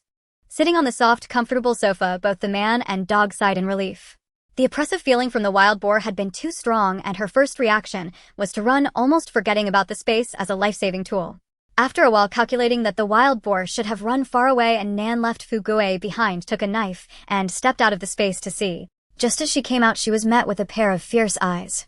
Why hasn't the wild boar left? And Nan was startled and immediately returned to the space. The enraged wild boar watched the human vanish before its eyes, once again snorting angrily, its head digging into the ground. That fragile two-legged beast, where did it go again? After pondering for a moment in the space, Nan realized that this wild boar was not easy to deal with. It was smart and knew how to lie in wait. Hiding in the space was not a solution. If time ran out, they wouldn't even have a way to escape. So she took a deep breath, grabbed the trident knife, and stepped out of the space once more. Where did the pig go? But why are my feet not on the ground? And Nan looked down and saw, oh my. She was riding on the back of the wild boar. The wild boar remained in its previous spot, but for some reason Nan's position shifted forward, landing her right on the back of the wild boar. The wild boar, enraged, tried to shake her off by bucking its body. She clung tightly to its round form, knowing that if she fell and got hit, her ribs would surely break. However, staying on the boar like this was not a solution. And Nan felt a rush of realization, understanding what it meant to be in a difficult position. The wild boar bucked several times, seeing this two-legged creature still arrogantly riding on its back. It became even angrier and began to jump wildly. In a moment of desperation, Nan raised her trident and plunged it into its eye. The wild boar howled in pain, shaking its body violently.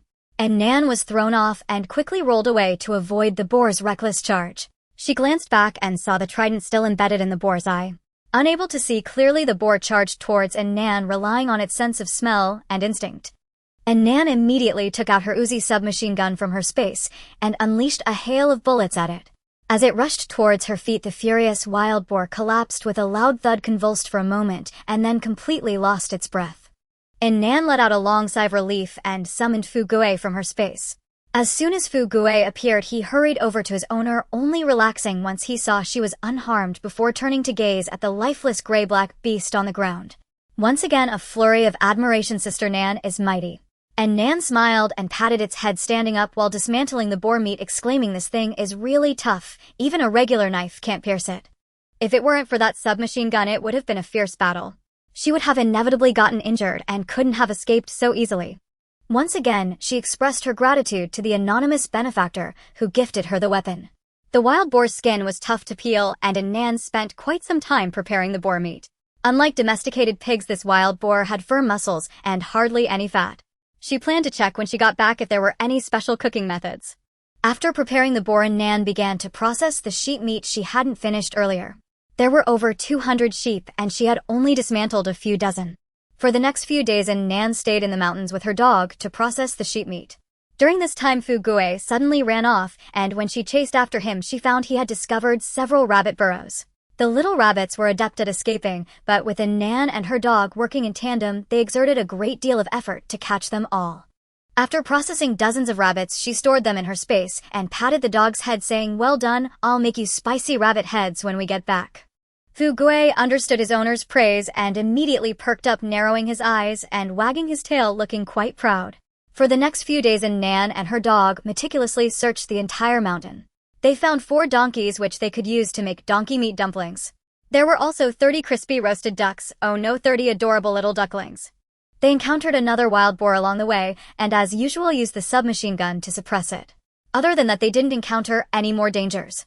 Perhaps because this area was close to the city, there were no large predators like lions or tigers, just some snakes that posed a bit of danger. However, since they had sprinkled realgar powder on themselves, the snakes did not approach. The 1 person and 1 dog stayed in the mountains for a total of 4 days, harvesting 216 sheep, 38 cows, 4 donkeys, 18 chickens, 33 ducks, 42 rabbits, and 2 wild boars. If it weren't for her key-nosed dog helping her, she wouldn't have been able to find so many livestock. And Nan gathered almost everything she saw, leaving only a few foxes and weasels. First, she had never eaten meat from such a special breed, and second, she held a sense of reverence for various folk legends. Most importantly, the meat in her space was enough for her and Fu Gue to sustain themselves. There was no need to take their lives. What if one suddenly stood up and asked, "Do you see me as a human or a god?" What would she do then? She had never believed in such things before, but now that the apocalypse had come and she had been reborn, what bizarre things could not happen? If someone told her that the world she lived in was a novel, she could believe it. In this vast world, there is no shortage of the extraordinary. And Nan roughly processed all the livestock she had collected. Due to the large quantity, many were still unfinished, with over 100 sheep that had yet to be dismantled. However, she decided to return home. There was nothing of value left in the mountains, and if she stayed out too long, her neighbors might take advantage of her absence and occupy her home, which would be counterproductive. So, in the afternoon of the 4th day, she called for her dog and prepared to descend the mountain.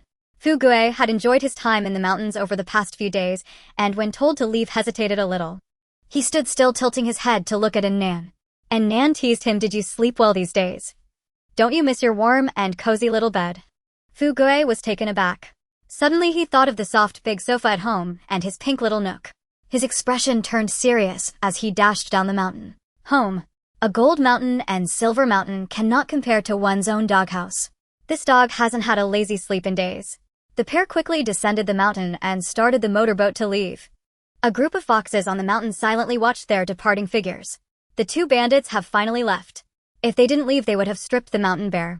Once they exited the wide urban area, and Nan tucked her dog back into her backpack.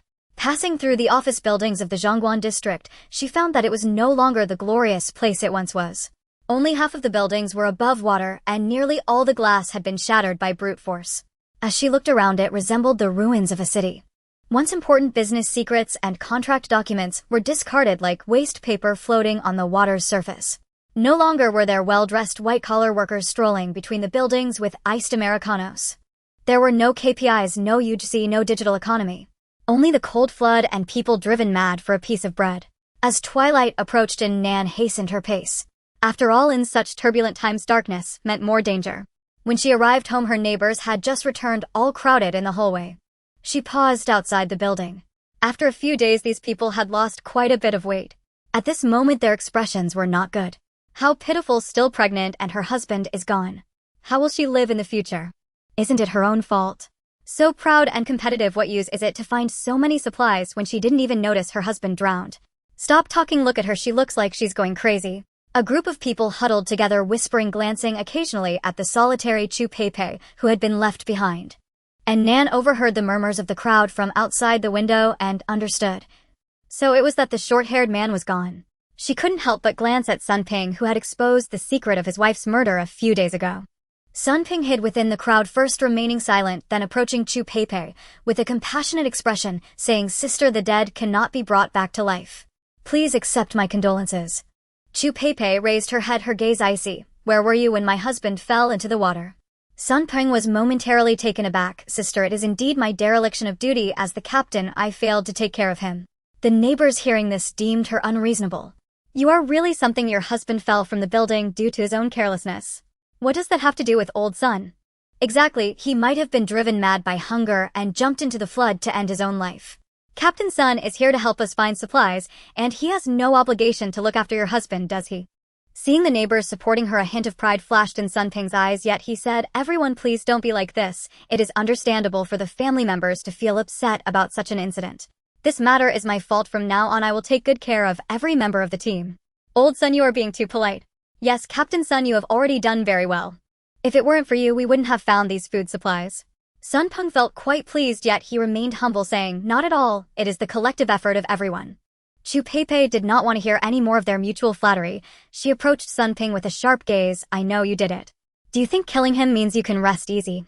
Then she suddenly shouted at the others, "This man colluded with his mistress to murder his own wife and turned her into jerky hidden at home, which my husband accidentally stumbled upon. That is why my husband was deliberately silenced by him. Now that you all know about this, be careful." After a deep glare at Sun Ping, she ignored the others and turned to go upstairs. The crowd fell silent for a moment and then erupted in chaos. "Oh my God. Captain Sun killed his own wife. And was caught by the buzz cut. No wonder that buzz cut couple has been hiding at the back of the team, keeping a distance from Captain Sun. Indeed, I haven't seen Captain Sun's wife for quite some time. I was wondering why there was always a meaty smell coming from his house. I smelled it too. I thought I was imagining it because I was so hungry." "Are you saying he really ate?" The crowd gasped and took a few steps back in fear. Sun Peng's face turned ashen. "Everyone, don't listen to Chu Peipei's nonsense." He struggled to control his expression. The buzz cut's sudden demise has left Xiao Chu deeply saddened as a family member, leading to her mental instability and loose tongue, which I can understand. He fixed his gaze on each person's eyes, saying solemnly, "Everyone has worked hard all day. It's time to go home and rest." Everyone had their own thoughts and naturally did not believe Sun Ping's words. However, they had to face him in the future, and since they could not report to the police, offending Sun Ping could lead to a fate like the buzz cuts. Moreover, they were not closely related to the buzz cut, as seeking justice was the police's job. They just wanted to survive. The buzz cut's family was left with only a woman, and compared to Sun Ping it was clear who was stronger. Everyone quickly understood which side to stand on. Those who had dissenting opinions were pulled back by their family members. "What Captain Sun said is true. We all know your character. How could you kill someone?" Hehe. Indeed, Xiao Chu has definitely been overly grief-stricken. "Let's all go home and rest. We need to continue searching for supplies tomorrow." The crowd exchanged a few casual words and hurriedly turned to go home. The Bai Wenbin siblings lingered behind, whispering, "This Sun Ping is truly ruthless. Cousin, the world has gone mad. Only by following the ruthless can one have food to eat." Qian Yinger said nonchalantly, "Honestly, I'm very curious about what that specialty jerky tastes like." As the people dispersed and Nan leisurely entered through the window carrying a speedboat upstairs, she felt a sense of irony. It is truly ironic that in a prosperous world a wife murderer and cannibal becomes the object of admiration amid the apocalypse. Humanity's admiration for the strong has soured due to the arrival of the apocalypse. People no longer pursue wealth and power but submit to bloodshed and violence. The transformation has only just begun. Returning home, Chu Peipei's eyes brimmed with tears as she could not help but cry out loud. The couple had initially avoided joining Sun Ping and had not participated in the team. However, after being robbed several times with nothing to show for it, they had no choice but to join the neighbors group to avoid starving. In the team, they remained very cautious, trying to keep a distance from that pervert Sun Ping. Yet one misstep led to her downfall. Now she was left alone, pregnant, and the road ahead would only become more difficult. Chu Peipei's eyes were filled with tears as she clenched her fists. Meanwhile, Sun Ping had just stepped through the door when his mistress Wang Xiaoyu came up to greet him. "Sun Go, how was the haul today?" "Not bad. I found 3 packs of instant noodles and 2 bags of millet." Sun Ping's face was filled with pride. "The most important thing is that I dealt with that buzz cut across the hall." "Really?" Wang Xiaoyu's eyes lit up. Sun Ping pulled her in close. "Of course, with your man here, what can't be accomplished? We found an office building, and when assigning tasks I arranged for him and old Wang to search the top floor. Once everyone was in position, I secretly snuck upstairs and pushed him out of the window when he wasn't paying attention. Old Wang is timid and a heavy smoker. He has been going crazy without cigarettes these days. I gave him a box of cigarettes and scared him a bit, and he shut up immediately. Wang Xiaoyu kissed him on the cheek happily. You are so impressive, and now we can rest easy. But there is still a... Sun Ping's expression turned sinister. The buzz cut's wife is quite clingy. I was afraid something might go wrong, so I sent her away. If I had known earlier, I would have taken care of her too. Does she know you did it? She must know. Just now she was boasting about it in front of the neighbors. Wang Xiaoyu's face turned tense. What should we do? Did the neighbors believe her? No worries. Sun Ping said proudly. What does it matter if they believe or not? Aren't these cowards all on my side? Now that the world is chaotic, it's better for them to have a bit of fear towards me. But that damned Chu Peipei, she will have to be dealt with sooner or later. Oh Sunge, she's just a little widow. It's a matter of just lifting a finger to get rid of her. You're right. Sun Ping's expression was lewd. Let's go inside and reward your Sunge. Wang Xiaoyu threw him a flirtatious glance. How annoying. The families in the building all closed their doors gossiping about today's events. However, regardless of the truth, it no longer mattered to everyone at this moment. They were more concerned about their own survival. The supplies that could be found outside were dwindling, and the things they worked hard to find each day were simply not enough to share. Many people went out today and only returned with a few bags of snacks, which were far from enough for a family. Thinking of the road ahead, every household was filled with gloomy clouds. On the 14th floor, Nan tightly shut the doors and windows, set up a copper pot, and prepared sesame sauce and chili oil. Having slept in the mountains for the past few days, she planned to enjoy hot pot tonight to drive away the chill. The water soon boiled, and as Nan cooked the lamb, she called to Fu Gui. And Fu Gui, time to eat. Normally this dog would come running at the scent, but today it lay listlessly in its nest unmoving. And Nan noticed it seemed unwell and hurried over to check. When she picked it up, she discovered there was blood in its nest. And Nan's heart tightened. Is Fu Gui hurt? And Nan looked at the bloodstains in the nest, feeling a surge of anxiety. Was it injured on the mountain without her noticing?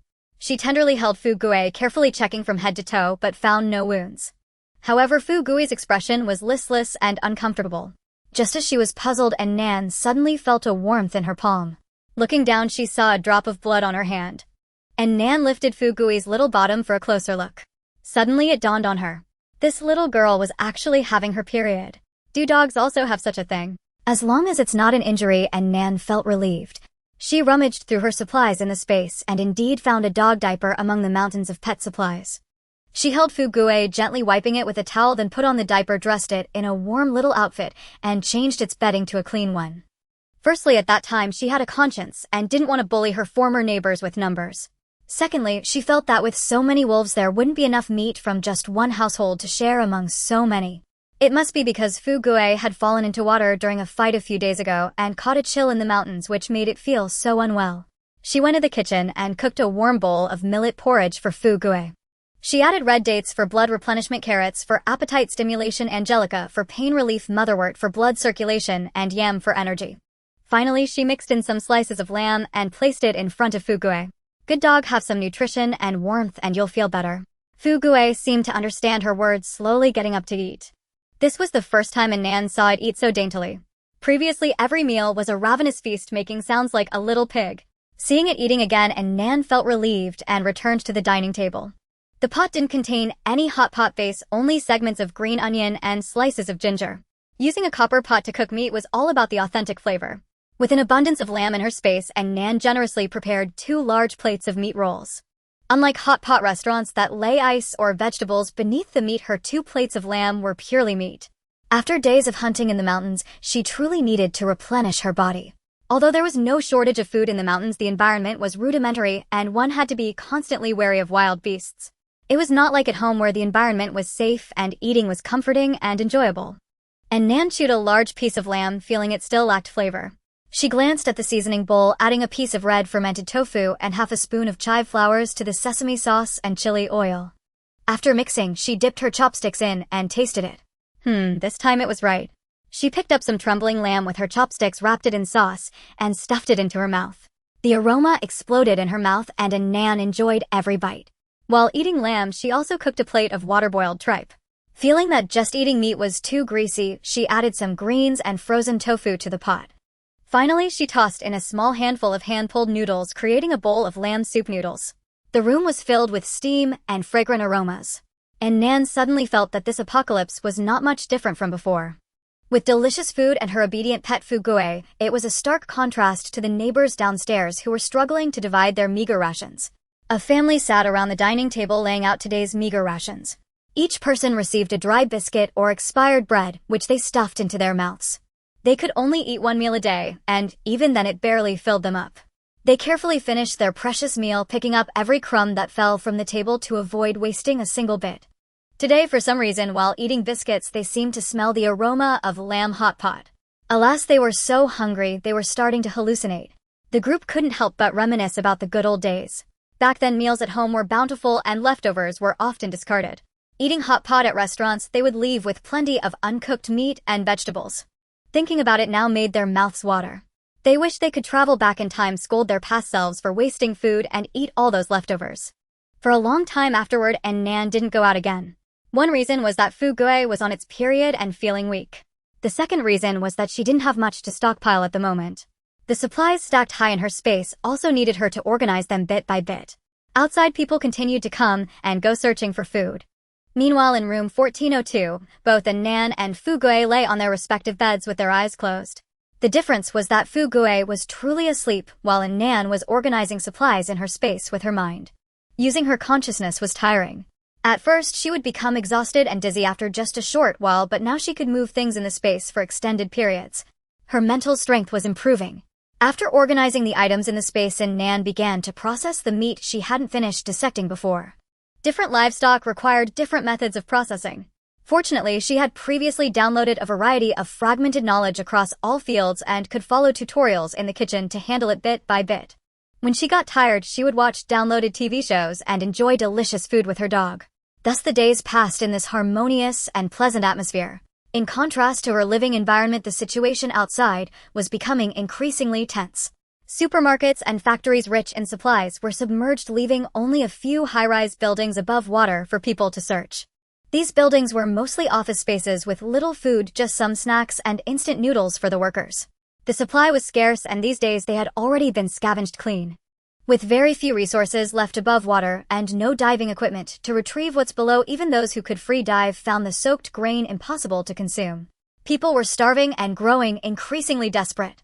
The death toll began to rise. Previously, the floating corpses in the water were mostly those drowned while searching for supplies, but now many were those who had starved to death, discarded by others into the water. Due to a malfunctioning drainage system, toilets became unusable and people directly tossed their waste and garbage into the floodwaters. The stench in the water became unbearable. However, with the supply of tap water halted, people could only filter the floodwater and then boil it. Many people with weak constitutions ended up with stomach troubles from drinking bad water, while their homes lacked sufficient medicine. In short, the living conditions were extremely harsh. At a time when life was under constant threat, the dark side of human nature once again surfaced. Fewer people were searching for supplies outside, while more were resorting to looting and robbery. One day, while Nan was cuddling Fugue and watching a movie, a sudden sound of banging pots came from the stairwell outside. Neighbors meeting. 1302 assemble. And Nan thought for a moment, but did not go out. The people outside were skin and bones from hunger, while she was glowing with health. It was truly inappropriate for her to appear in a crowded setting. She wondered what they were planning. Sun Peng organized a meeting with the people in the building to discuss a way to survive. Everyone was present except for Nan on the 14th floor and Zhao Pingan and his mother on the 15th. The starving people gathered together, each one looking more emaciated than the last. If we don't eat something today, we will truly starve to death. What is there to eat? The office buildings on the water have already been searched clean. My family's belt has already been eaten. Sun Ping silently observed the discussion until the crowd quieted down, then quietly said, "Have you all noticed that the 15th and 14th floors hardly ever go out to look for food?" The crowd fell silent instantly. Yes. And Nan from the 14th floor has only been out once. Her skin is delicate, her complexion rosy, and her hair glistens, clearly indicating she has been living comfortably. Zhao Pingan and his mother on the 15th floor haven't gone out even once. Their food stock must be plentiful. Enough that they don't need to go out looking. This is too much. We are all starving to death while they have plenty of food at home. We should go and ask them for supplies. There are neighbors. How can they be so selfish as to hoard food? But the woman on the 14th floor is a psychopathic killer. Mentioning and Nan silenced the crowd for a moment. Everyone recalled the bloody staircase and the Liu brothers who died with their eyes wide open. The psychological trauma was too great. Why don't we check out the 15th floor first? It's wise to pick the softest fruit. You're right, let's go to the 15th floor. Since they haven't come out in so long, their stock might be enough for all of us to eat for a long time. The crowd seemed to see a glimmer of hope for survival and charged towards the top floor with great momentum. Though their stomachs had been empty for a long time and their voices were weak, they were now energized, as if injected with adrenaline. Let's go to the 15th floor to share food. No more starving. And Nan could hear their shouts from her room. She frowned slightly. It seemed that this group of people had gone mad from hunger. However, since they weren't coming for her, she couldn't be bothered to intervene. As long as they dared to barge into her home, she would make them aware of her strength. In her previous life, this group had gone to the 15th floor to ask for food, but Nan didn't participate. She took Bai Wenbin and Qian Ying'er outside to look for supplies.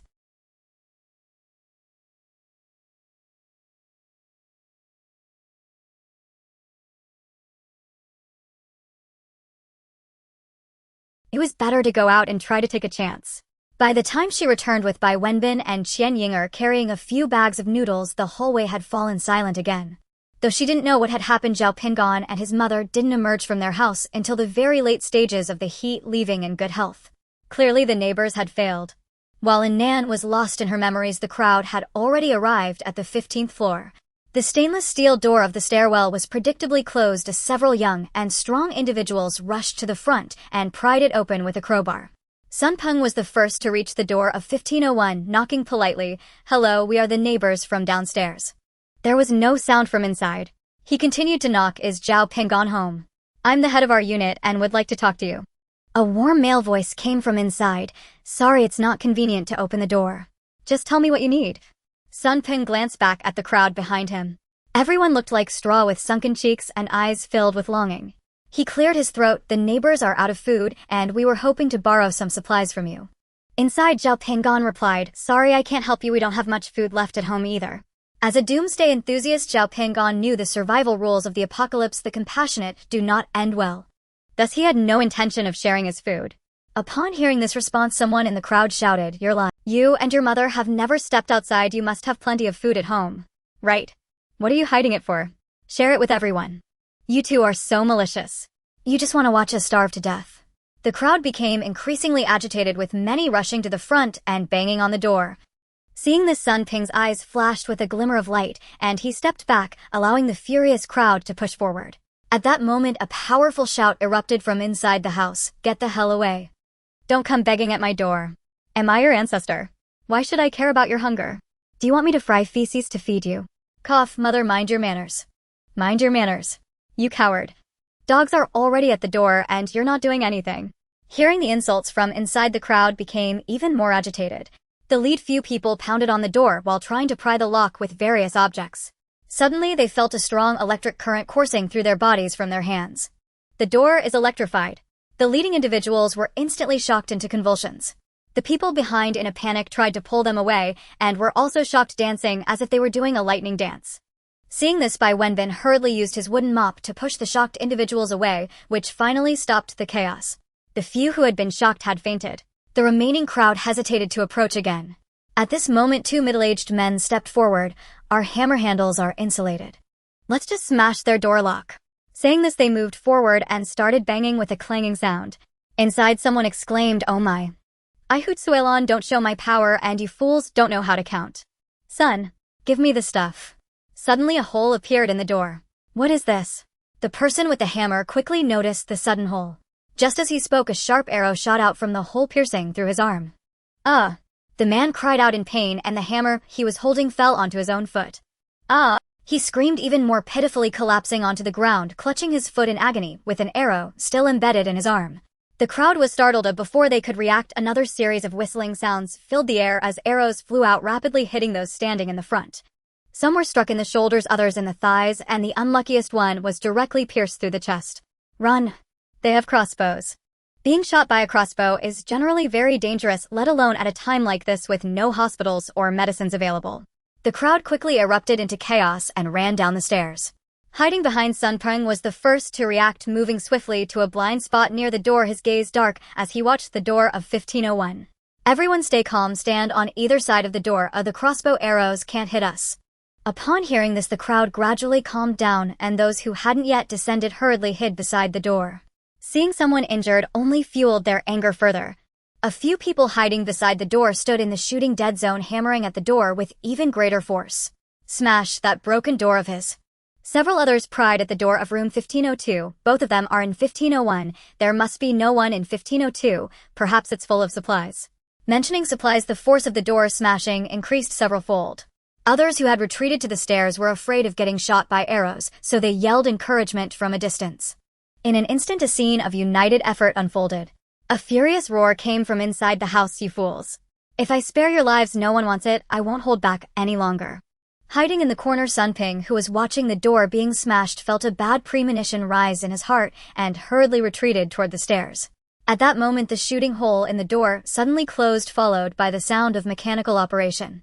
From the location of the shooting hole, a hard, thick pipe emerged, and with a loud hiss, a large amount of liquid was sprayed out from the pipe. My face, it hurts so much. Everyone on the 15th floor was splashed by the mysterious liquid, and with a sizzling sound, the skin that was hit was instantly corroded, turning a horrifying black. Sulfuric acid. It's concentrated sulfuric acid. The crowd erupted into chaos, with 2 people near the door suffering severe burns, collapsing on the ground, clutching their faces and screaming in agony. Those who were less injured cried while retreating toward the stairs. Those who were already standing by the stairs felt a shiver of fear upon seeing their miserable state. Thank goodness they hadn't stayed on the 15th floor earlier. Sun Peng retreated quickly, having reached the stairs just before the sulfuric acid was sprayed, narrowly escaping disaster. At this moment, he was also pale, with sweat all over his forehead. In just a short while, 1 person was shot dead by arrows, 4 were injured, 2 were burnt by concentrated sulfuric acid and lay on the ground not knowing if they were alive or dead, and 5 were wounded. The originally 20-odd person team had half of its members injured, and they hadn't even entered Zhao Pinggan's house. The sulfuric acid spraying pipe slowly retracted, and a loud, arrogant shout from the crazy ant inside echoed, "You idiots, if anyone dares to take another step forward, I'll let you know what it means to leave no survivors." Everyone's faces turned ugly, but no one dared to step forward again. They could still survive a few more days with empty stomachs, but getting splashed with concentrated sulfuric acid was no joke. Not to mention how painful it was to have their skin corroded. The scariest part was that there were no medicines available. They could only wait for their wounds to get infected and slowly rot away to death. The 2 people who fell to the ground were quickly supported by their family members and rushed back home. Others, although unwilling, could only leave with gray faces. Inside room 1501, Hu Tsuelan smiled as she patted her son's shoulder. "You did a good job designing this trap. I give you a thumbs up." Zhao Pinggan smirked. "Who was it that said I was neglecting my duties? You even scolded me for reading too many apocalypse novels and messing around at home." Hu Tsuelan glared at him. "Stop talking nonsense. Go outside and see if there are any more people, if not, quickly fix the corridor door." "Yes, mother." Zhao Pinggan imitated ancient concubines, pretending to bow dramatically. Hu Tsuelan kicked him in annoyance. She glanced at the mess at the door and sighed softly. Could it really be that the apocalypse has arrived? Looking at how those people went crazy earlier, if they could still talk, she would have thought it was a zombie siege. For these days, the mother and son had not gone out, watching the outside world become increasingly chaotic. Fortunately, her son was an apocalypse survival enthusiast. Their home not only had a generator, but also stored a large amount of compressed biscuits and drinking water. The 2 secondary bedrooms in 1502 had been transformed into a warehouse by him, filled with various long-lasting foods, which he renewed every year to replace the expired ones. On the day the heavy rain struck, she happened to buy a bunch of vegetable seeds. According to her son, they were meant for patients with mania to nurture seedlings, patiently cultivate their character, and relieve their emotions. Zhao Pinggan even specially customized solar lights and cultivation boxes for her. Who would have thought they would actually come in handy? Now their home had various vegetables successfully grown by her, along with plenty of stored food, which would last them several years. She glanced at her busy son repairing the corridor door and shouted, "Be serious. Otherwise electrify this door too. Fry those bastards." Then she silently vowed in her heart, "I won't scold him anymore for messing around with his experiments and junk." This kid's efforts weren't in vain, they were truly useful. Annan leaned against her door eating chips while listening to the commotion outside.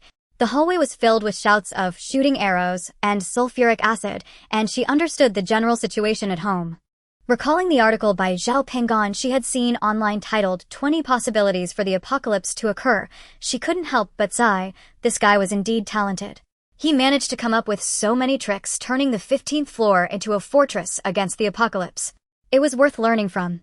Unfortunately, she was not well-rounded, while her grades in the humanities were good, she was clueless about physics and chemistry. As for the electrified door, she had no idea how to handle it without shocking herself. The concentrated sulfuric acid had been collected in large amounts in the building, not only sulfuric acid, but also many unnamed chemicals. But she couldn't create traps. What material was that pipe that sprayed sulfuric acid made of, and why wasn't it corroded? Forget it, when God opens a door for you, he must close another window. She was satisfied with having the space as her golden finger, and felt that it was enough to endure a bit. It was about time to deal with it. Fu Gui sat at Annan's feet, staring at her with wide dog eyes as she wore a face of grievance. Sister Nan, are you secretly indulging in self-pity again? The neighbors who had just hit a roadblock returned to Sun Ping's house. Those with serious injuries and their families had already gone home. The remaining people were either slightly injured or just frightened. The atmosphere in the house was extremely oppressive. The siblings Bai Wenbin and Qian Yinger, who had been hiding at the back, were unharmed. However, their condition was also quite poor. Bai Wenbin's face was pale with a scruffy beard, and he looked extremely lethargic. Having starved for too long, the once image-conscious and cultured Bai Wenbin had lost all traces of his former self. Now all he wanted was to indulge in food. Beside him, Qian Yinger was in an even worse state. She had originally dyed her hair a beautiful golden color, which was well-maintained and glossy. But now she had been starving for a long time, lacking nutrition. With a shortage of supplies, she had even run out of her hair care products at home. Her hair resembled a pile of dry straw messily clinging to her head. She had always been very attentive to her figure, originally slender. After a period of starvation, her complexion turned sallow, her cheeks hollowed out, and even her period had not come this month. Her overall state resembled that of a desiccated mummy. Whenever she remembered how radiant and glowing Annan had looked the last time they met, Qian Yinger felt a surge of resentment. Why could she always live so glamorously? Why was it that she always had to look up to her? A hint of ruthlessness flashed in Qian Yinger's eyes as she suddenly said, "Neighbors, how about we go to the 14th floor to find Annan?" Qian Yinger exclaimed, "Do you all remember the last time we saw Annan on the 14th floor? She looked so well. There must be plenty of food at her place, perhaps even some meat." Meat? Bai Wenbin suddenly recalled the day before the heavy rain when he had waited at the unit door for Annan and had seen her carrying a white dog. His eyes lit up. Right, Annan has a dog at home. The crowd immediately stirred. Dog. Dog meat.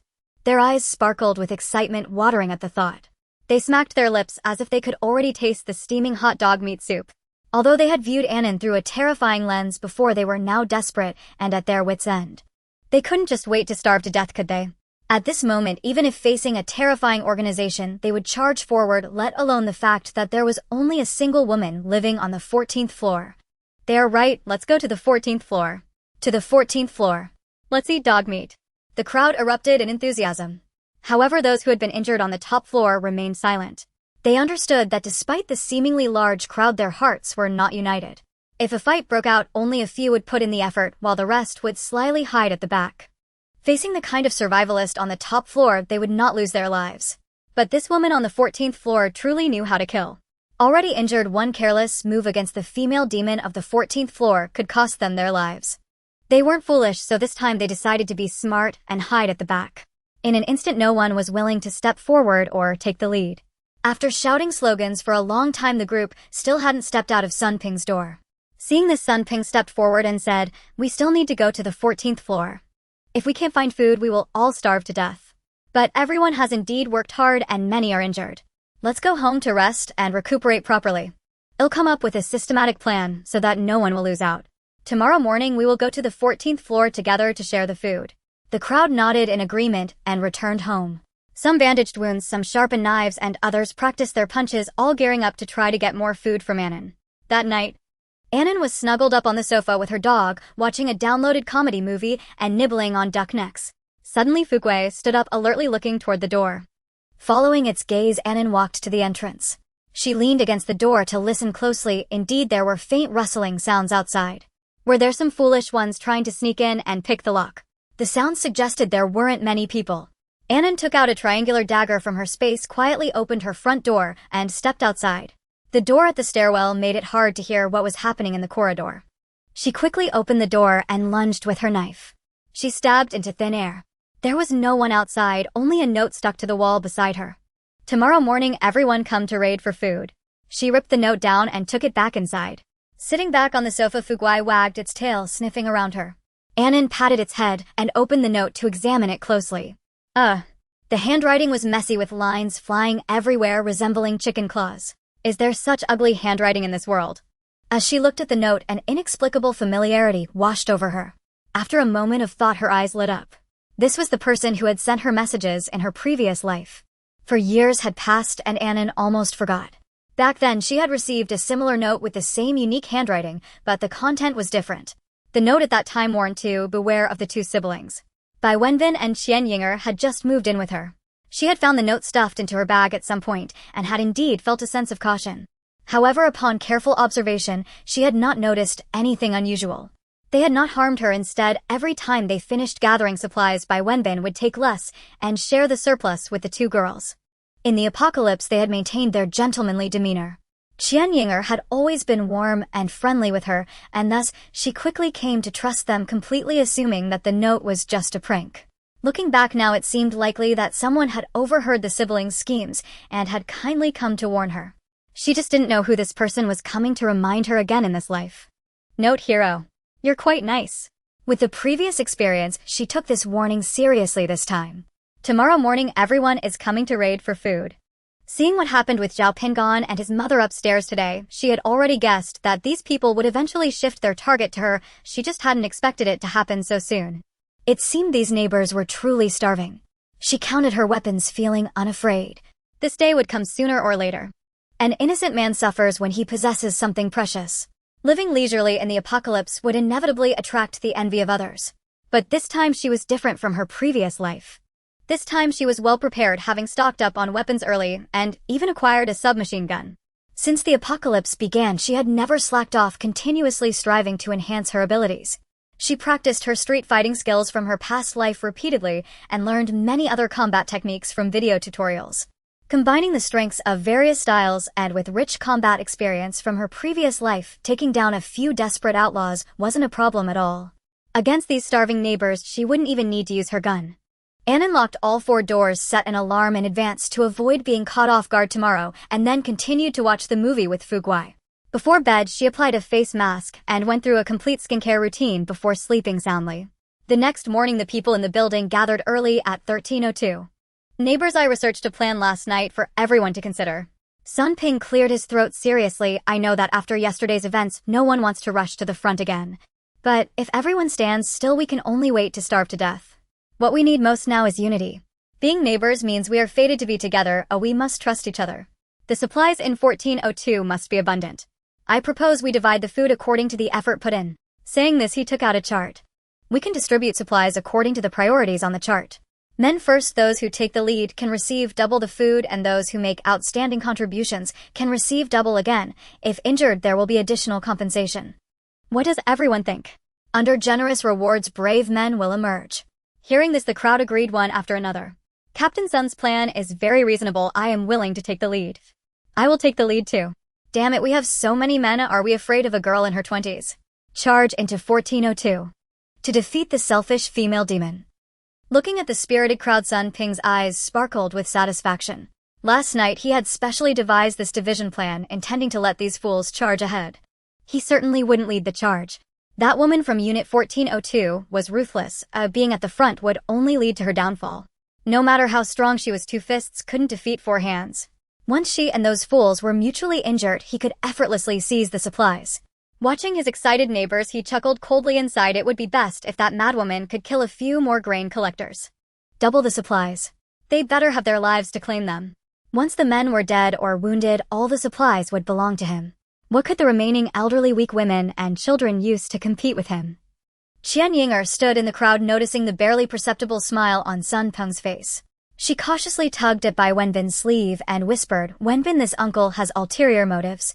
The siblings had witnessed Nan's ferocity before. Bai Wenbin's arm still bore the scars from the knife wounds he received. He quietly agreed, "Let's stay at the back and wait for the supplies to be distributed." Qian Yinger nodded. Even fly legs are meat. At worst, after the grain is divided, we can sneak into the wounded people's homes to take theirs. The siblings reached an agreement and fell to the back. A large group quickly emerged from Unit 1302, marching confidently towards the 14th floor. As if in just a few minutes there would be endless delicacies to eat. Meanwhile, Nan, who had risen early, had already finished a lavish breakfast: pan-fried ham, lamb dumplings, shrimp porridge, and a serving of baked egg toast. It emphasized a perfect blend of Western and Eastern cuisine, nutritious and healthy. Without a full stomach, how could one have the strength to guard the city gates? After eating, she changed into a convenient training outfit, warmed up, and awaited the unsuspecting neighbors. A group rushed to the 14th floor, deftly prying open the stainless steel door of the stairwell, only to find another blast-proof armored door inside. What kind of door is this? It looks quite high-end. Who cares about high-end doors? Pry it open. The group had pretended to borrow grain on the 15th floor yesterday, exchanging polite words. Having starved for an entire day, they no longer felt like pretending and recklessly charged in. After working hard for a while, they discovered that the lock simply couldn't be pried open. After all, not everyone possessed Lou Lauer's exceptional lockpicking skills. The crowd grew impatient. Stop prying, just smash it. Hammers and axes were brought out, clanging against the door. After a while, their hands were numbed from the vibrations, yet they found only a few scratches on the door. This won't work, it's a blast door, we can't open it. After a long struggle, they still hadn't laid eyes on anyone inside. Seeing this, Qian Yinger gently reminded, if the door can't be smashed open, what about the wall? The leading few people's eyes brightened. Little sister, you're clever. Just now they had become fixated on entering through the door and almost forgot that they could break the wall. No matter how sturdy the door, surely your walls aren't made of copper and iron. The crowd instantly gained enthusiasm, raising their hammers to prepare to strike the wall. At that moment, the door that had been smashed for a long time was suddenly pushed open from the inside. A slender figure appeared with long legs and a perfectly toned waist, accompanied by a rumble. Vroom, vroom. Before the crowd could react, they were suddenly blinded by a spray of blood mist. And Nan stepped out from the door holding a massive chainsaw. The two people at the front were instantly shredded into a bloody mess. The crowd screamed in panic, immediately retreating backwards. There stood the beautiful yet vicious girl from Unit 1402, wielding a rapidly spinning chainsaw, her pale face splattered with blood, as if a god of death had descended. Of the two people she had attacked, one had lost his head, and the other had half of his shoulder severed, collapsed on the ground unconscious. Chainsaw killer! Chainsaw killer! Someone shouted in the crowd. The corridor was painted in crimson, the walls, the floor, and the faces of the people were all splattered with red liquid. There was even a small amount of flesh mixed in. The crowd trembled in fear at this scene reminiscent of a 50-year-old aunt was so frightened that she wet her pants. Her daughter, supporting her, trembled as she questioned, "How can you kill people?" Someone in the crowd echoed, "Yeah, how can you just kill without a word of warning?" And Nan laughed in anger. "Did you knock on my door before smashing it?" A man in a tank top cautiously poked his head out from behind. "Little girl, we just came to borrow some food, please don't get upset." "Borrow?" And Nan smirked. "The way you smashed my door doesn't look like you're here to borrow anything." The old man saw she was still willing to talk and hurriedly reassured, "Those young men were impulsive. I apologize for them on their behalf. We really can't stand the hunger any longer. We just want to borrow some food." And Nan remained unmoved. "Why should I lend you anything?" The old man smiled awkwardly. "We're all good neighbors, of course. We should help each other in tough times." "Sorry, I don't have that kind of kindness. You can leave now." She had plenty of supplies in her space, but why should she share them? She could help them for a moment, but could she feed them for a lifetime? One grain of kindness could turn into enmity. This was a pack of wolves that could never be satisfied. She would be insane to give them her supplies. Suddenly, Qian Yinger, who had been silent at the back, spoke up. Nan, how can you be so cold-blooded? I really misjudged you before." And Nan shot her a cold glance. "Stop with the moral kidnapping. I have no morals." Then she smirked. "You want to borrow grain? Why stand so far away? Come over and talk." Qian Yinger did not dare to approach. She realized that this woman had no intention of giving out supplies. If she went over now, she would surely meet the same fate as the two on the ground. She hid behind her cousin and tugged at his sleeve. Bai Wenbin immediately said, "Everyone don't believe her. She just wants to trick us over and kill us one by one." After bickering for a while, and Nan had already lost her patience. "Enough nonsense. I definitely have no food. You can either leave now or leave your lives behind." The crowd glanced at each other and not a single person left. Were they supposed to leave and wait to starve to death? Yet they also dared not approach Nan, and for a moment the situation became tense. And Nan looked down at the slightly loose chainsaw in her hand, frowning as she mumbled, "This chainsaw seems indeed not as powerful as a gasoline saw." As she spoke, she tucked the chainsaw behind her and pulled out a gasoline saw. She had originally intended to conserve fuel, but the previous chainsaw had been too sluggish. Fortunately, after dealing with those chickens, ducks, cows, and sheep in recent days, she could skillfully judge the direction of the bones and muscles. Otherwise, she would easily get the chain stuck on a bone. She raised the gasoline saw. Let's see how this works. With that, she pulled the starter cord and an ear-splitting roar erupted. And Nan's expression was emotionless. Who wants to be first? The crowd all retreated in unison. It's fine to talk tough, but when it really came to a fight, no one wanted to be at the forefront. Hiding at the back and watching the commotion for a while, Sun Ping cleared his throat and said, "Everyone, don't be afraid of her. No matter how powerful that chainsaw is, can it cut through all of us at once?" As he spoke, he pushed forward with force. People were already crowded together, shoulder to shoulder. With this push, many lost their balance and fell forward. At this moment, a man standing in the second row was inspired by him and suddenly, with a fierce expression, shoved the person in front of him towards Nan's chainsaw. A heart-wrenching scream rang out. The man gathered his strength and pushed another person. Then, taking advantage of the two people blocking the saw blade in front of him, he raised his axe and chopped down at Nan. Nan raised an eyebrow. "Brother, you're quite ruthless." However, she was well prepared. With her other hand, she swiftly pulled out a nail gun from her waist and shot him in the wrist. The man's eyes widened with pain, losing strength in his hand, and the axe fell to the ground in an instant. Nan unceremoniously raised her hand and fired 2 more shots, both hitting vital areas of his head. The man stared with wide eyes, unwilling to go down. At this point, 5 people had already fallen on the landing of the 14th floor, 4 of whom were even incomplete. The crowd behind dared not rush forward anymore.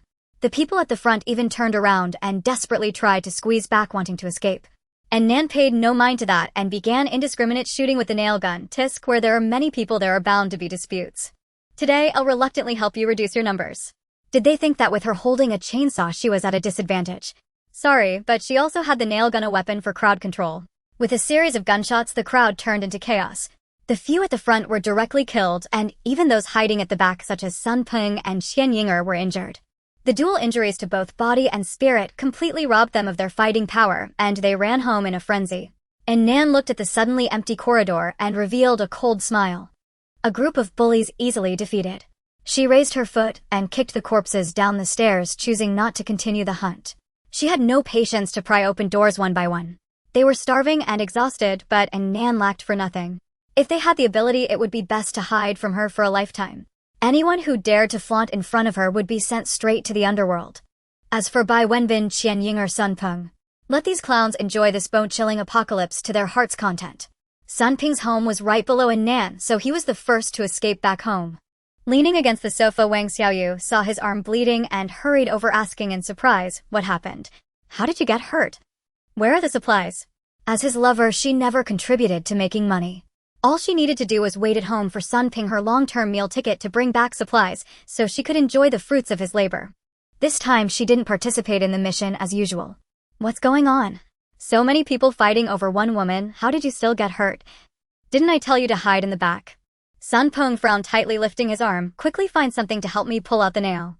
Wang Xiaoyu looked at the bloody wound, somewhat hesitant to act, but she gritted her teeth and used pliers to pull the nail out, then applied alcohol to disinfect it. Sun Peng was in so much pain that tears streamed down his face. After using up the few remaining medical supplies at home, it took him a while to grit his teeth and recount today's events. Wang Xiaoyu listened with disbelief. There's actually such a fierce woman. She turned her eyes and clutched the man's clothes, acting cute. What should we do now? There's nothing to eat at home. Sun Peng impatiently shook her off and remained silent, his expression extremely grim. 3 people were killed on the rooftop yesterday, and today Nan took out 8 more on the 14th floor. Now there were less than 10 people left in the entire unit that could still be used, and they were all injured. Not only had they gained nothing, but with this bunch of wounded, even going out to scavenge for supplies had become problematic. No, we must find another way to survive. He rubbed his forehead and sighed deeply. At this time, other residents were also looking gloomy, especially the siblings in 801.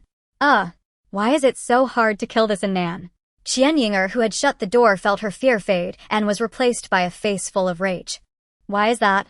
That Nan was already born into a good family and was beautiful. How come now everyone can't eat yet she's still living so well? So many people failed to injure her. How is this fair? Qian Yinger felt a surge of anger building up in her chest, unable to vent. Kill her. I must kill her.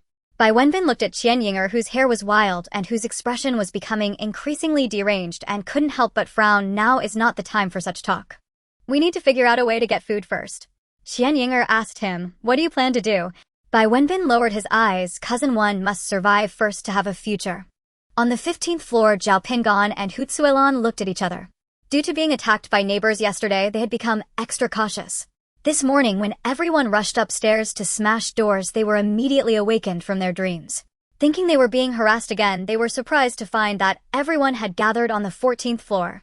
And Nan's fierce rampage truly startled the mother and son. The manic aunt surrendered. Wow, this little girl is really fierce. Zhao Pingan's eyes lit up. This sister is so amazing. Aren't you scared? There are severed limbs and broken arms all over the floor below. What's there to be afraid of? Zhao Pingan said with admiration. Don't forget my idol is the killer Bai Qi. From today on, I'm also a fan of this sister. She actually fought against nearly 20 people without a mom. Only the strong can survive in this world now. Hu Tsuelan sighed deeply. This world is really chaotic. On the 14th floor, back at home, Nan cleaned her weapons and then changed out of her bloodied clothes. She took 2 serious showers, but still felt the strong smell of blood clinging to her. Having already finished her menstrual period, the lively Fuguai ran to her side. Invincible sister Nan always wins battles. And Nan looked at its obsequious demeanor and couldn't help but smile. Flattering doesn't work. Your master is tired today and has no time to cook delicious food for you. After saying that, she poured a bowl of dog food. Here, eat this, kid. Fuguai had been spoiled by her these days, and after sniffing for a while, it didn't eat a single bite. And Nan had to give it another bone to entice the dog before it started eating. She herself took out a portion of homemade fast food spicy shredded meat, soy sauce, eggplant, explosive big head cabbage, and 2 liang of rice. The steam rising made one's mouth water. In a good mood, she picked up her chopsticks and was just about to eat when a knock at the door sounded from outside. And Nan frowned. How long are these people going to keep this up? If it comes to worst, I will just drop the knife. She menacingly grasped the triangular dagger and walked to the door, only to hear a gentle male voice from outside. Missin, sorry to bother you. I am Zhao Pingan, living in the apartment above you. Zhao Pingan. That doomsday enthusiast who turned the 15th floor into a fortress. Her emotions calmed down a bit as she opened the armored door one by one, looking out. The man had a fair and clean face with a pair of gold-rimmed glasses perched on his nose. Is there something you need? Zhao Pingan looked at the slender girl before him, unable to connect her with the previous female assassin. How could such delicate arms resembling lotus roots wield a large chainsaw with such vigor? He cleared his throat. It's like this, we met in the elevator. Before, you must have seen I bought a lot of vegetable seeds. In fact, he was here to make a good impression on his idol. In a world where strength is crucial, even before the disaster, he had always respected the strong. Seeing the girl in front of him looking at him seriously, waiting for him to continue, he suddenly felt a bit nervous. What I mean is, my mother has grown a lot of fresh vegetables. I can give you some. Saying this, he opened the bag in his hand. Inside were 2 large bundles of garlic sprouts and lettuce. And Nan raised an eyebrow. What does this mean? In the aftermath of a disaster, did a neighbor actually come forward to share food? She directly declined. Thank you for your kindness, but I don't really need it. She never believed in something that fell from the sky. Zhao Pingan was taken aback. He knew she must have plenty of supplies, but only eating dry rations would eventually become tiresome. There was no reason for her to refuse these fresh vegetables. Could it be that she also grew vegetables at home? And Nan looked at him. Is there anything else? Zhao Pingan's mind raced. No, I can't just give up the chance to make a good impression on my idol. He looked at the stainless steel door. Suddenly his eyes brightened. Do you need me to help you electrify the door? And Nan was taken aback. What was he trying to do? First offering vegetables, and then changing the door. Surely he isn't interested in her, right? And Nan felt chills. Dude, please don't let your romantic thoughts distract you in this apocalypse. You're not my type. Zhao Pingan observed her expression and realized she must have misunderstood something, prompting him to hurry. Idol, I mean no harm, I just want to be friends with you. The world is tough now. Having more friends means more paths. Idol. And Nan chuckled at how he referred to her. So this doomsday enthusiast was interested in her strength and had come to befriend her. Seeing in Nan's expression soften, Zhao Pingan hastily added, I am very useful. I can do research and design traps, and I was once a sought-after tech talent by several companies. And Nan couldn't help but laugh at his desperate attempts to promote himself. This Zhao Pingan was indeed a talent. She thought for a moment, and his electrical work was indeed impressive, so she asked, what kind of compensation do you need for helping me modify the electrical door? No need for compensation. Zhao Pingan immediately waved his hand. I have nothing to do anyway, I'll do it for free. And Nan did not have the habit of taking advantage of others. Let's use food as compensation. Do you want rice or snacks? Zhao Pinggan replied, really no need, it won't take much effort for me to do this. And Nan frowned, if you don't want it then forget it, I only accept equivalent exchanges. It seemed that her idol was quite guarded. Zhao Pinggan quickly replied, then let's go with snacks. And Nan nodded, thinking that this doomsday enthusiast's home probably was not lacking in food. After reaching an agreement, Zhao Pinggan excitedly went upstairs to get his tools, while Nan turned back to continue eating. If she didn't eat soon, the vegetables would get cold. After just a few bites, she heard the sound of Zhao Pinggan hard at work outside the door. And Nan did not go out, allowing him to busy himself. She knew nothing about setting up such mechanisms and couldn't help at all, so she might as well continue eating. After finishing her meal, she found a batch of snacks from her space. Pickled chili chicken feet, beef jerky, preserved plums, cola, various spicy strips, taking 2 packs of each. Remembering he also had an aunt, she took out 2 more packs of sunflower seeds. 1 pack of original flavor and 1 pack of 5 spice flavor. When she stepped out with a bag full of snacks, she found Zhao Pinggan had already electrified both doors in the hallway. He smiled brightly, I had plenty of materials, so I also modified this armored door for you. Just turn this part, and a shooting hole will appear. As he explained, he demonstrated his work. And Nan glanced at what she was holding. It seemed like she had brought a little too little. She looked outside and saw that even the bloodstains on the hallway floor had been cleaned up by Zhao Pinggan. This was too sincere. She had brought too little. She needed to give more. Wait a moment. She hurried back home and dug out a lot of snacks, filling 2 large bags before coming out to hand them to Zhao Pinggan. Zhao Pinggan received the 2 large bags of snacks a bit taken aback. This wasn't the same as before the disaster, when snacks could be freely given away without being worth much. Now it was different. Just that 1 pack of beef jerky was enough for people outside to fight over. The girl was really nice. It was just helping her modify a door, which didn't take much effort, yet she gave him so much. Zhao Pinggan looked at her with a bit more recognition. And Nan felt uneasy under his gaze. What was wrong? Did he think it was too little? Idol, do you need me to help you modify your entrance door as well? Zhao Pinggan looked at the entrance door of 1402. An idol is indeed an idol. A look how strong her sense of precaution is. Having installed 2 layers on the hallway door was fine, but even her own entrance door was changed to an armored one. 3 layers of doors, what a guarantee. And Nan couldn't help but smile at his vigorous demeanor. Since the disaster struck, everyone had been filled with sorrow and looked haggard. It had been a long time since she had seen someone so vibrant. No need, thank you. The 2 doors in the stairwell had been modified and were already sufficient, and Nan would not easily let others into her home. Aside from the Liu brothers, who had already met there, and no one knew that her entrance door also had 2 layers. Although Zhao Pinggan appeared sincere, having undergone a rebirth, she would no longer easily trust anyone. Zhao Pinggan scratched his head, then I will head back first, thank you for the snacks. And Nan nodded, watching him turn and walk upstairs. As he walked, the man suddenly turned back, serious. Idol, if you need help, remember to call me. With a friendly face, and Nan gently nodded, watching him leave cheerfully. She reached out to test the modified door. Indeed, it worked well. If any troublemakers came to harass her in the future, she would first give them a shock, then directly shoot. There was no need to even go out. This was great. 15th floor. As Zhao Pinggan stepped into his home, his mother's loud voice rang out. How is it? Little brat, did anyone dismember you? Mom. My idol is a young lady, not a female demon. Hu Suilon grinned, wow. Which young lady cuts people as if chopping vegetables? Zhao Pinggan handed her the snacks he was holding. What are we having for lunch? I'm hungry. Pa, showing off outside, but acting like a grandchild at home. Whatever we make, just ask. Hu Suilon scolded while expertly opening the snack bags. She suddenly brightened. Hu Suilon took out the sunflower seeds from her bag, finally revealing a hint of a smile. Did that girl downstairs give these to you?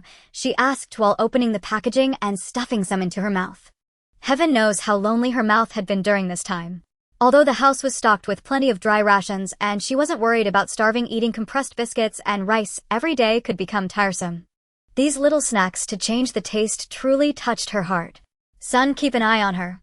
If the young girl needs help, just lend a hand. Zhao Pinggan's expression darkened. Who scared me today, saying I'd get my legs broken if I went down. In Luan Mountain, the hillside villa area. A man in a suit hurriedly walked into the villa at the highest point. He went up the spiral staircase to the gym on the 2nd floor. There he saw a tall man with a muscular build sweating profusely on the treadmill. He immediately walked over. Mr. Gu, all the supplies have been transferred. Gu Jiu nodded, his long neck glistening with sweat as a few drops trickled down his smooth cheek, landing on his collarbone. The man in the suit couldn't help but swallow hard. Mr. Gus' appearance was too aggressive, and no matter how long he looked he couldn't become immune to it. He cleared his throat. Also, regarding the theft case at the mall that you asked me to investigate, I have some leads. Gu Jiu pressed the stop button, took a sip of water, and stepped off the treadmill. Let's hear it. The man in the suit handed him a tablet and pulled up a video. This is surveillance footage found in a building diagonally across from the mall. Due to the angle, it didn't capture the face clearly. But this is the only footage we could retrieve. The man in the suit had some sweat beading on his forehead. This was the first time he hadn't completed the investigative task assigned by the boss. The difficulty was just too high. The internal surveillance at the mall and office building had been destroyed, and the nearby businesses were also submerged that night.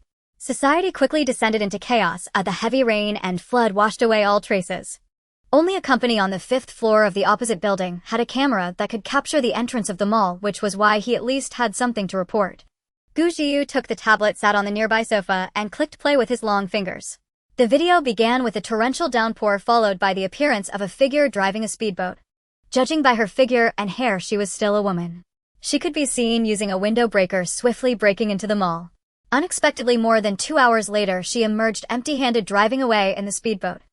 The man in the suit stood nearby, wiping the sweat from his forehead. This video was truly peculiar, no matter how many times he watched it.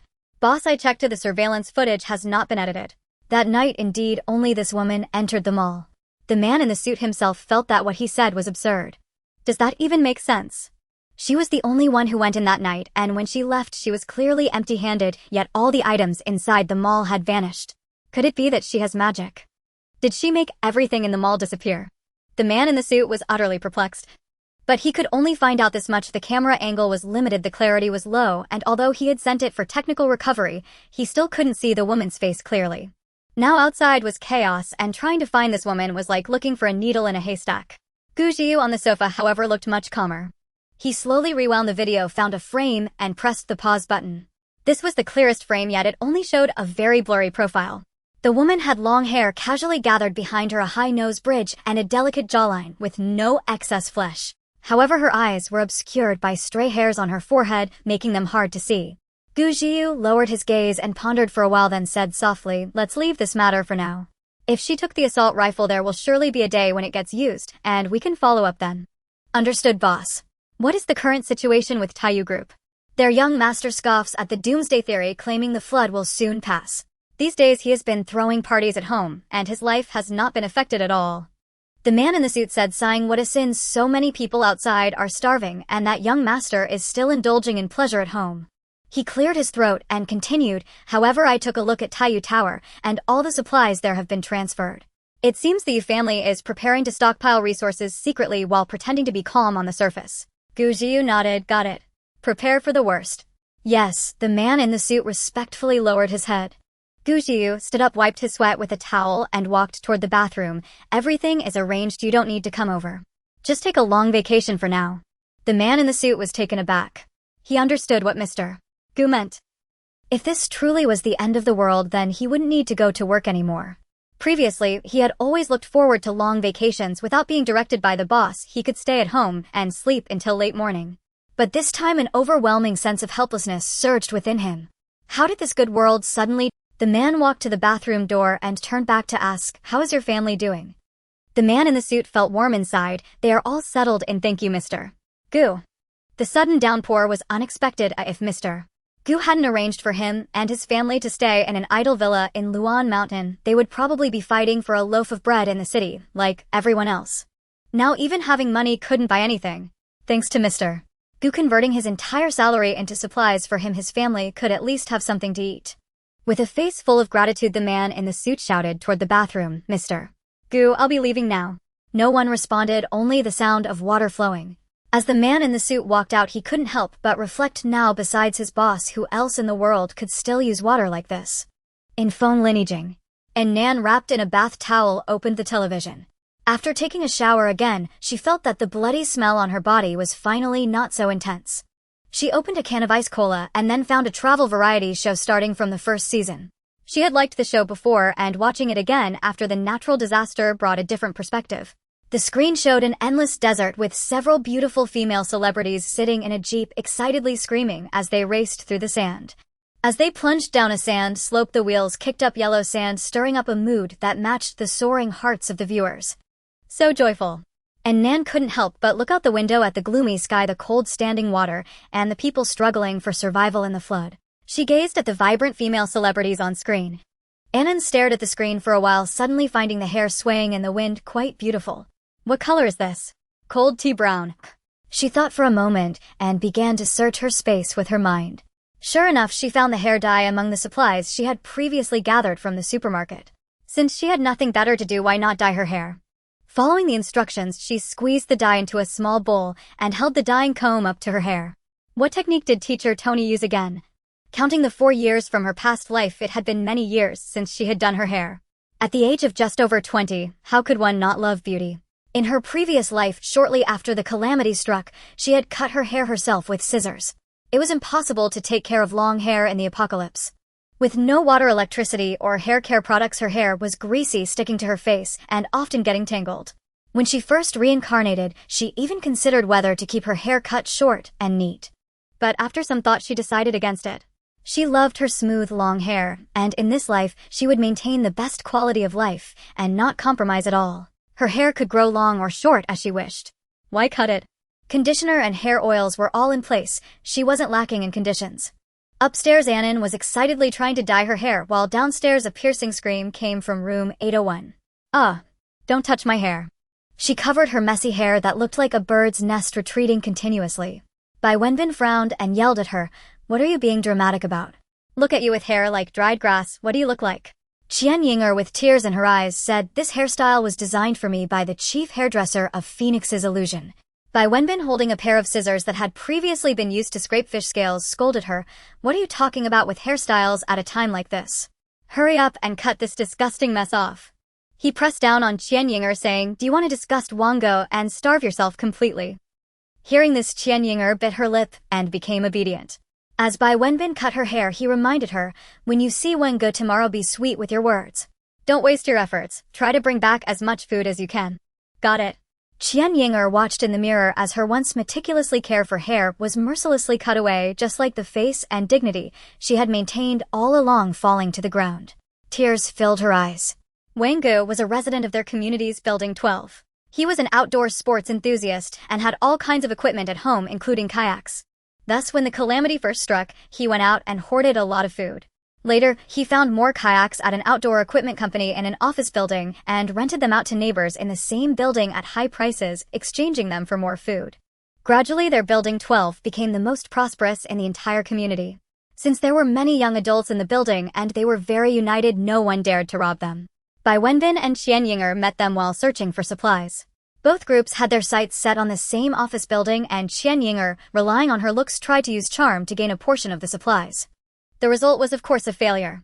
In such a special time, only a fool would hand over supplies. However, just before parting, Wango looked at her meaningfully and said, "If food runs really low, you can come to my place to help with housework. I'll pay you." As he spoke, he winked at her. Everyone was an adult. Qian Yinger had dated a few boyfriends before, so she understood his hint perfectly.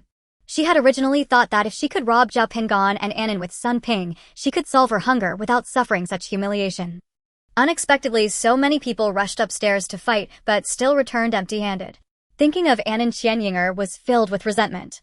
She hated it. She really hated it. That little brat, why could she live so well? It would be fine if she lived well, but with so much good food at home, she wouldn't even let her and her cousin come over to stay. What a selfish and self-serving wretched woman. With this thought, Qian Yinger couldn't help but scream again. Bai Wenbin frowned and slapped her neck hard, saying, "What are you going crazy for again? Don't mess things up tomorrow, at least pretend to be a lady." Woo-woo. Qian Yinger nodded while shedding tears. 1402. Annan finished dyeing her hair and washed and dried it. Looking at her flowing cold tea-brown long hair in the mirror, she nodded in satisfaction. "On Fugue. Come and see if your sister is beautiful." Hearing its owner call, Fugue ran over with its wrinkled dog face, half-heartedly pawing at her a few times before returning to lie on the sofa. Lazy bum. Annan was unhappy with its indifference and dashed to the sofa to pick up the dog, showering it with kisses. Looking at the fluff that had exploded due to her affection, she cheerfully turned on the TV to continue watching variety shows. Thus the days passed peacefully.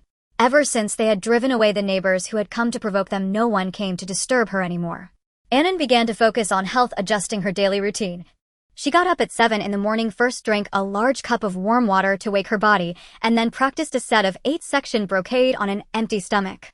At 7:30, she entered the kitchen to make herself a nutritious breakfast. She used the morning to practice her skills, strengthening every part of her body, while continuously practicing her movement techniques and combat skills. She even made a target plate to practice her shooting skills. For lunch, she ate some high-protein food to replenish her energy, then stood and watched an episode of a TV drama waiting for digestion before returning to her room for a nap. Afternoon was her leisure time. When she felt motivated, she would watch video tutorials to learn various professional knowledge, and when she didn't feel like improving, she would read downloaded novels to pass the time. The only slightly unpleasant thing was the lack of communication. In the past, she could write reviews while reading novels and enjoy them with fellow book lovers. When she was in a good mood, she would even look at advertisements and give authors some free little gifts. Now it was completely a solo act for her. Fortunately, she still had a little dog at home to keep her company, allowing her to talk and preventing her from losing her ability to speak. In the evenings, she would cuddle the dog while binge-watching dramas or watching movies and variety shows. When her eyes got tired, she would experiment with making various novel dishes, storing them in her space to enjoy slowly. Every night at 10:30, she would go to bed on time, allowing her liver to receive ample nourishment, and Annan was extremely satisfied with her current life, a no work, no competition, abundant food, a pleasant mood, and her skin condition improving. Her period had even become very regular. Unlike her past life, where due to prolonged malnutrition, she couldn't see her period before she even turned 30. Soon half a month passed in the blink of an eye. That day, Annan got up early as usual and practiced 8-section brocade at home. Just as she was practicing the 5th form, she suddenly heard a series of rapid knocks on the door. Annan walked to her home corridor and then opened the peephole of the door.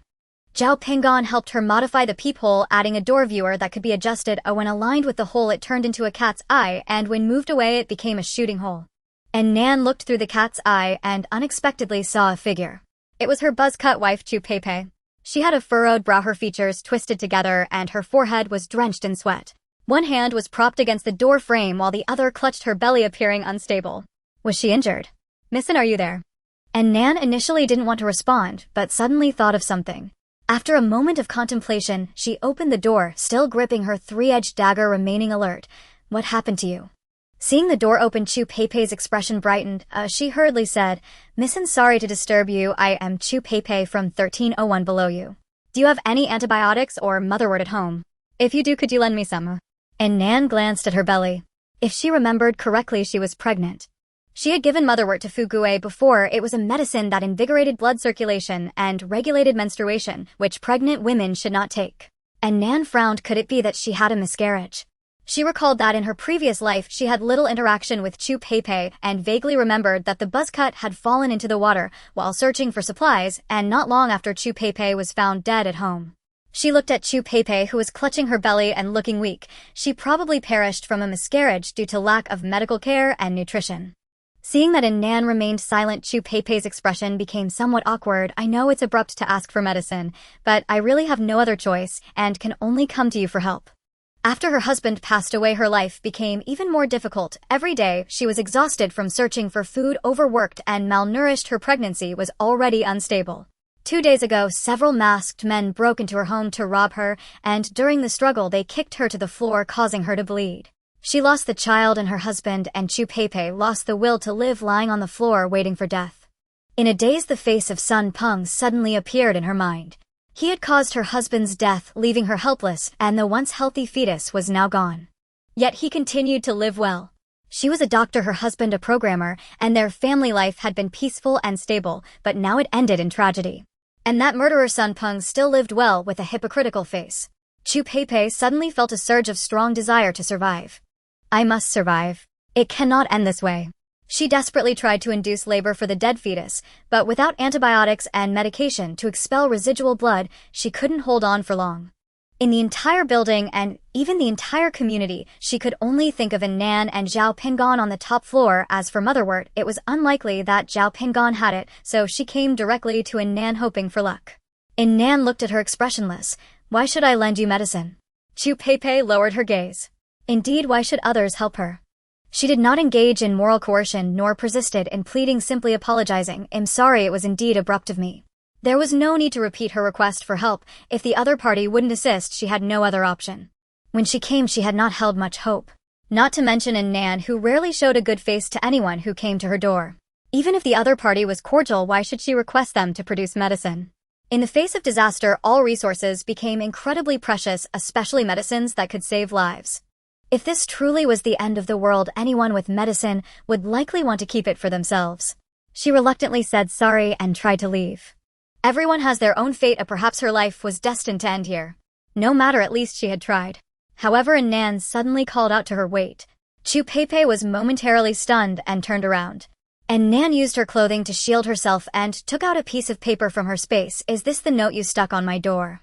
The note was folded and its contents were not visible. Chu Peipei replied, "I did indeed stick a note on your door before." And Nan stared into her eyes. "What did it say?" "It warned you that someone was coming to rob your food." Chu Peipei had not participated in the food robbery. After her husband's death, she had distanced herself from the group in the building and went out to search for food alone. That day, when she left her house, she saw the door of 1302 wide open, and the neighbors were gathered together. Then she heard the girl on the 8th floor suggest that everyone go rob the food from the girl living alone upstairs. Perhaps because she too was a woman fighting for survival, she felt a sense of shared sympathy and wrote a note to warn her that night when others were not paying attention. And Nan wore an expression of "I knew it." In fact, she had somewhat guessed it was her, otherwise she wouldn't have opened the door today. That day, nearly all the neighbors had come to attack her, but the Chu Peipei she saw through the peephole just now had not appeared that day. So she wondered if she might be the note writer, the same note writer who had warned her in her previous life. That note had been the only act of kindness she received in her past life. With this connection from 2 lifetimes, and Nan's expression softened. "Thank you for your warning back then. What medicine do you need?" Chu Peipei was taken aback, not expecting that a kind warning from over half a month ago would earn her a lifeline now. "I need antibiotics. Anything like cephalosporin or azithromycin will do. And then there's motherwort. If you don't have motherwort, any medication that can promote the expulsion of residual blood will suffice." And Nan asked curiously, "Do you know how to use medicine?" "I am a doctor, though not an obstetrician. I still understand some basic medications." "A doctor." And Nan suddenly recalled the hasty handwriting on the note. It did bear some resemblance to the prescriptions handwritten by doctors when she was a child, a chaotic jumble of lines. And Nan said, "Please wait here for a moment." She then closed the door and searched for medicine in her space. 3 boxes of Cefixime dispersible tablets, 2 boxes of motherwort granules. After some thought, she also took out a box of nourishing red dates and a 5-liter bottle of drinking water. One should go all out in doing good. She couldn't let her take medicine with just water. She opened the door and handed the items to her. Chu Peipei's face revealed an expression of disbelief. The fact that the other party could lend her medicine had already exceeded her expectations, and she didn't expect to receive additional supplements and drinking water. To a Nan with a mountain of supplies, these items were just trivial, but during this critical time when medicine was hard to come by, they were worth their weight in gold. Chu Peipei's eyes glistened with moisture. "Thank you." She looked up seriously, gazing at Nan. "If I am fortunate enough to survive, I will surely repay you well."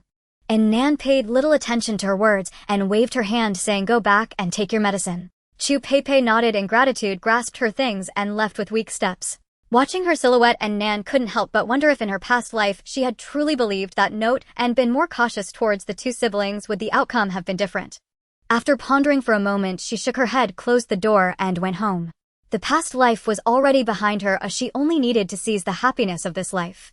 Now everything was different. She hoped that this time with the medicine she provided, Chu Peipei would also have a different outcome and live well.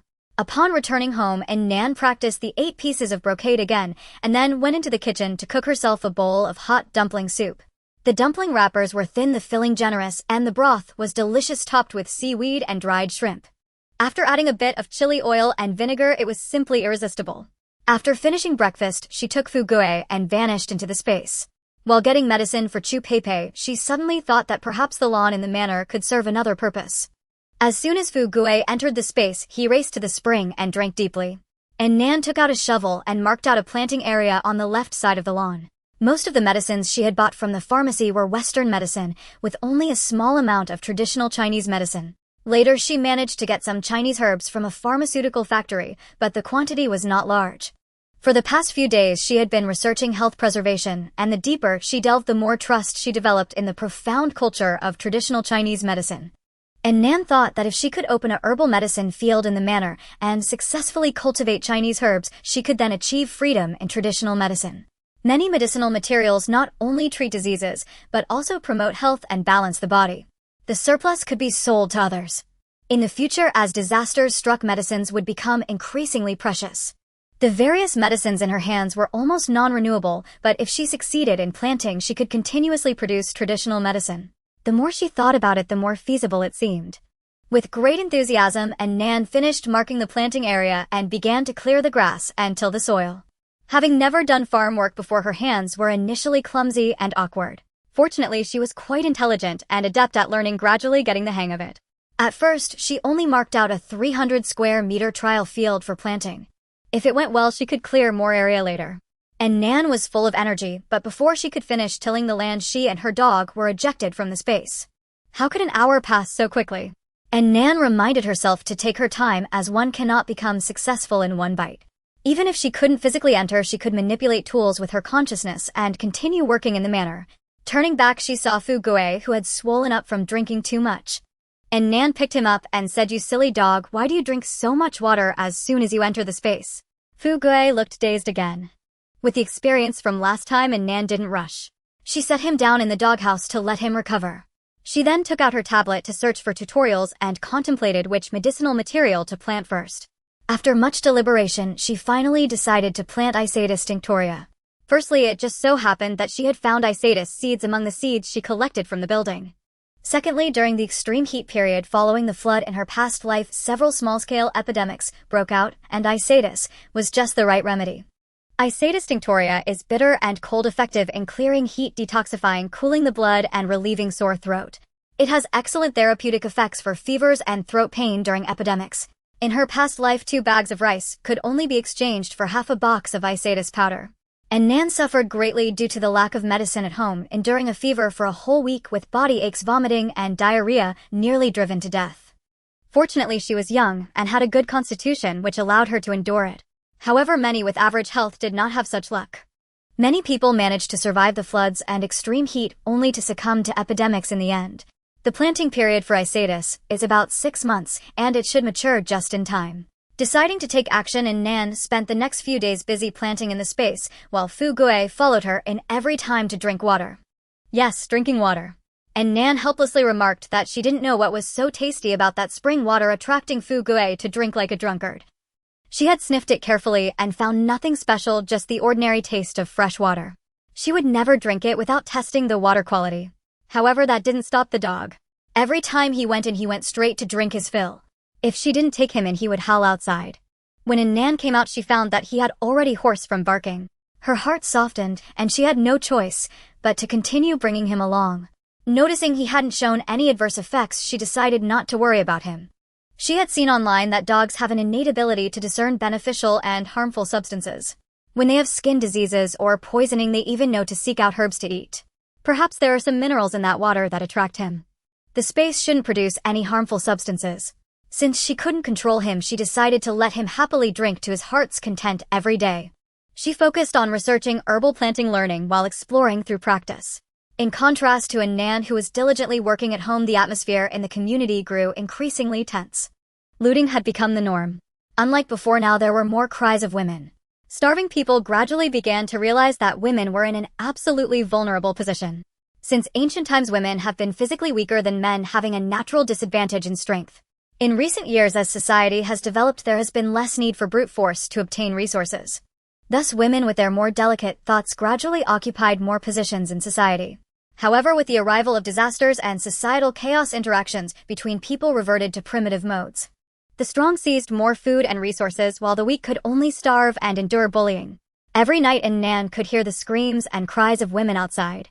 She ignored it, put in her earplugs, and turned over to continue sleeping. Having experienced the apocalypse for 4 years, she understood better than anyone what was happening outside. But she wasn't a heroine who would eradicate evil, nor was she a savior with omnipotent power. Saving people. It would only place herself in danger. Evil occurs in every corner of this world, and Nan was merely one of the strugglers for survival in the apocalypse. Not all men possess absolute strength, nor do all women willingly accept oppression. Survival of the fittest. A week passed just like that. One day, as Nan had just come out of the space and lay on her bed to rest, she suddenly heard a knock on the door. She went to the corridor, peered through the peephole of the door, and was surprised to find Bai Wenbin and Qian Ying'er. And Nan furrowed her brows. These two siblings truly are tenacious. Bai Wenbin stood there like a skeleton, his face sunken, resembling a mere framework.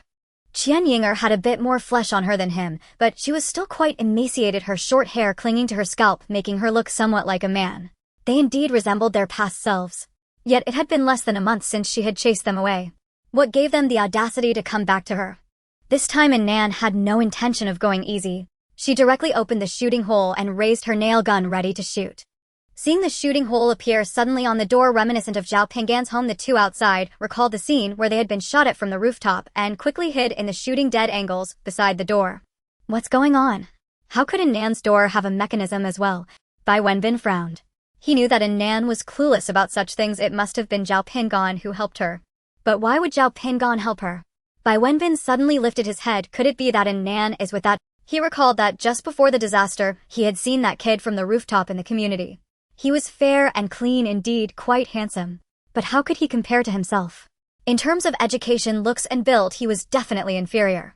It must come down to economic conditions. Bai Wenbin felt a pang of jealousy in his heart. That Nan is truly a gold digger. Her family is so wealthy, yet she still looks down on others. She treated him coldly, but quickly got together with someone rich. Unbeknownst to Nan, who was oblivious to his sordid thoughts, she felt that the trap designed by Zhao Pinggan still had its flaws. The shooting dead angle was too large. The two could hide beside the door and could not be hit at all. It seemed that she should learn from him and devise a mechanism that sprayed concentrated sulfuric acid. And Nan closed the shooting hole, took out a triangular dagger, and decided to go out and deal with them directly. At that moment, Qian Ying'er, hiding outside the door, shouted, "And Nan, don't misunderstand, we're not here to borrow food this time, but we have something very important to tell you." "Yes, Nan." Nan opened the door. "We've seen your father." "Father?" And Nan's mind flashed with the gloomy face of Xingye. He was no longer her father. Remembering how he betrayed her mother, angered her grandmother to death, seized the family business, drove her out of the house, and did nothing to help her as she starved to death and struggled on her own. And Nan's heart surged with anger again. In her past life, she had been brutally killed, her life debts now non-existent. This time Nan would no longer regard him as her father. But how could these siblings have seen Xingye? Wasn't he holed up in the villa indulging in a drunken stupor? How could he possibly come to the city? These two must be lying, trying to use news of her family to trick her out. And Nan heightened her vigilance, gripping the dagger tightly. She gently unlocked the door, then suddenly pushed it open, aiming directly at Bai Wenbin, and stabbed fiercely. "Watch out." Qian Ying'er on the other side shouted, holding a can of unknown spray, rushing towards Nan. And Nan felt the dagger pierce Bai Wenbin's flesh, but in an instant she was blinded by a torrent of spray. She instinctively closed her eyes, and due to her inability to see the strength in her hand, unconsciously loosened. Bai Wenbin took the opportunity to retreat, and the triangular dagger in Nan's hand was pulled directly out of his body. At this moment, Nan couldn't care less about him, for along with the spray came a strong chemical scent. And Nan accidentally inhaled some, and suddenly felt dizzy and lightheaded. Alarm bells rang in her heart. This is a tranquilizer. Beside her, Qian Ying'er kept pressing the spray can spraying as she approached Nan. And Nan felt annoyed, holding her breath, raising the dagger in her hand, wanting to eliminate this annoying woman. But she found it hard to exert strength in her hands. She realized something was wrong. If she were to be knocked out by them, who knows what would happen. And Nan held her breath and quickly retreated back inside. Then she swiftly closed the stainless steel door of the staircase. Looking at the scene before her, she began to sway unsteadily. The door outside was unsafe and could easily be pried open. Relying on her willpower, she struggled to control her hands and managed to close the armored door inside. She collapsed onto the ground, her consciousness growing fainter, using her last bit of strength to activate the electric mechanism, turning it to the maximum. Then she fainted. Before losing consciousness, she looked at the powered door, her mind filled with a single thought. Zhao Pinggan was right, he was indeed quite useful. Outside the door, Qian Ying'er threw the empty canister on the ground and went over to support Bai Wenbin. Bai Wenbin covered his bleeding shoulder, his heart racing. Fortunately, his cousin sprayed the tranquilizer in time, otherwise, if Nan had stabbed his heart or dealt him another blow, his life would have been over today. He shook his head, feeling a bit dizzy. This tranquilizer is really strong. Even though he had taken the antidote in advance and held his breath, he still felt somewhat lightheaded. He tore a strip from his clothing and tightly wrapped it around the wound to stop the bleeding, then replied, "I'm fine." And Nan should be unconscious by now, right? Qian Yinger with a grim expression pressed down on his wound. She's definitely unconscious, but unfortunately she ran back inside. She glared fiercely at the tightly closed stainless steel door. With such strong drug effects, she surely couldn't have made it home.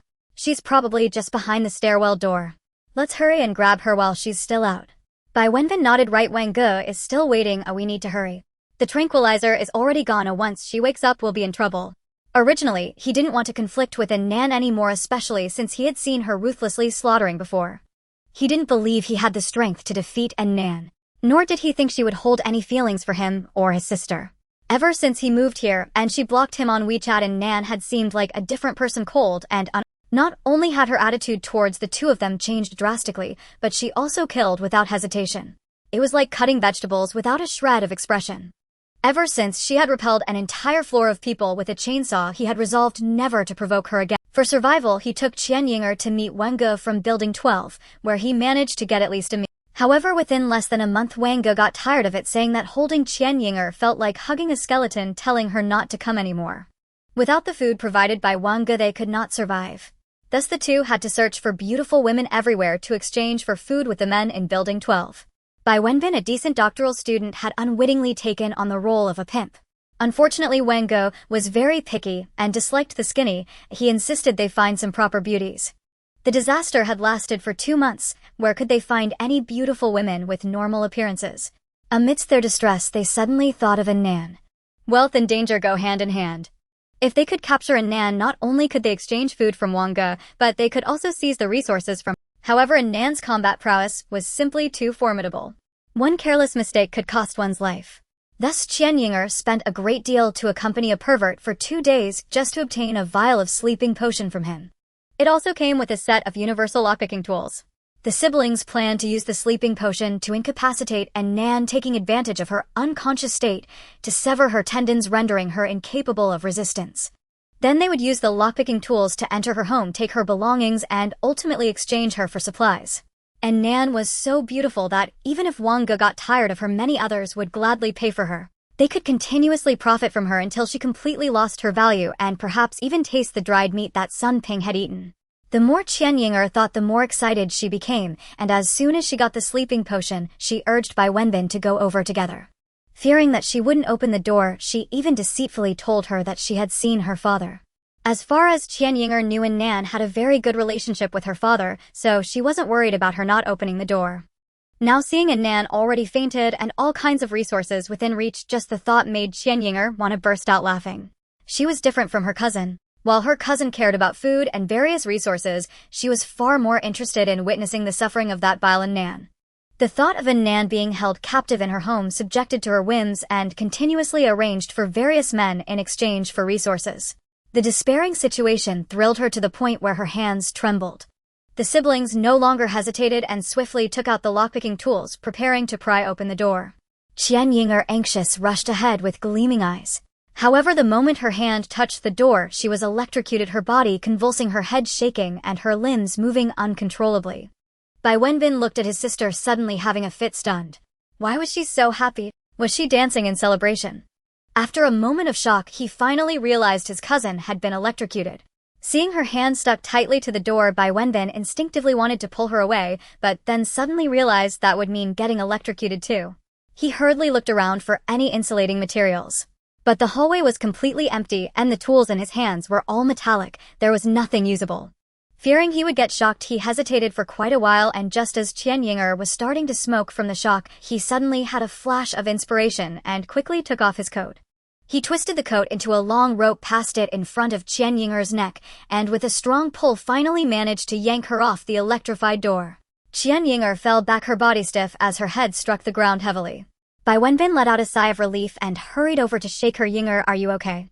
Qian Yinger kept her eyes tightly shut, unresponsive.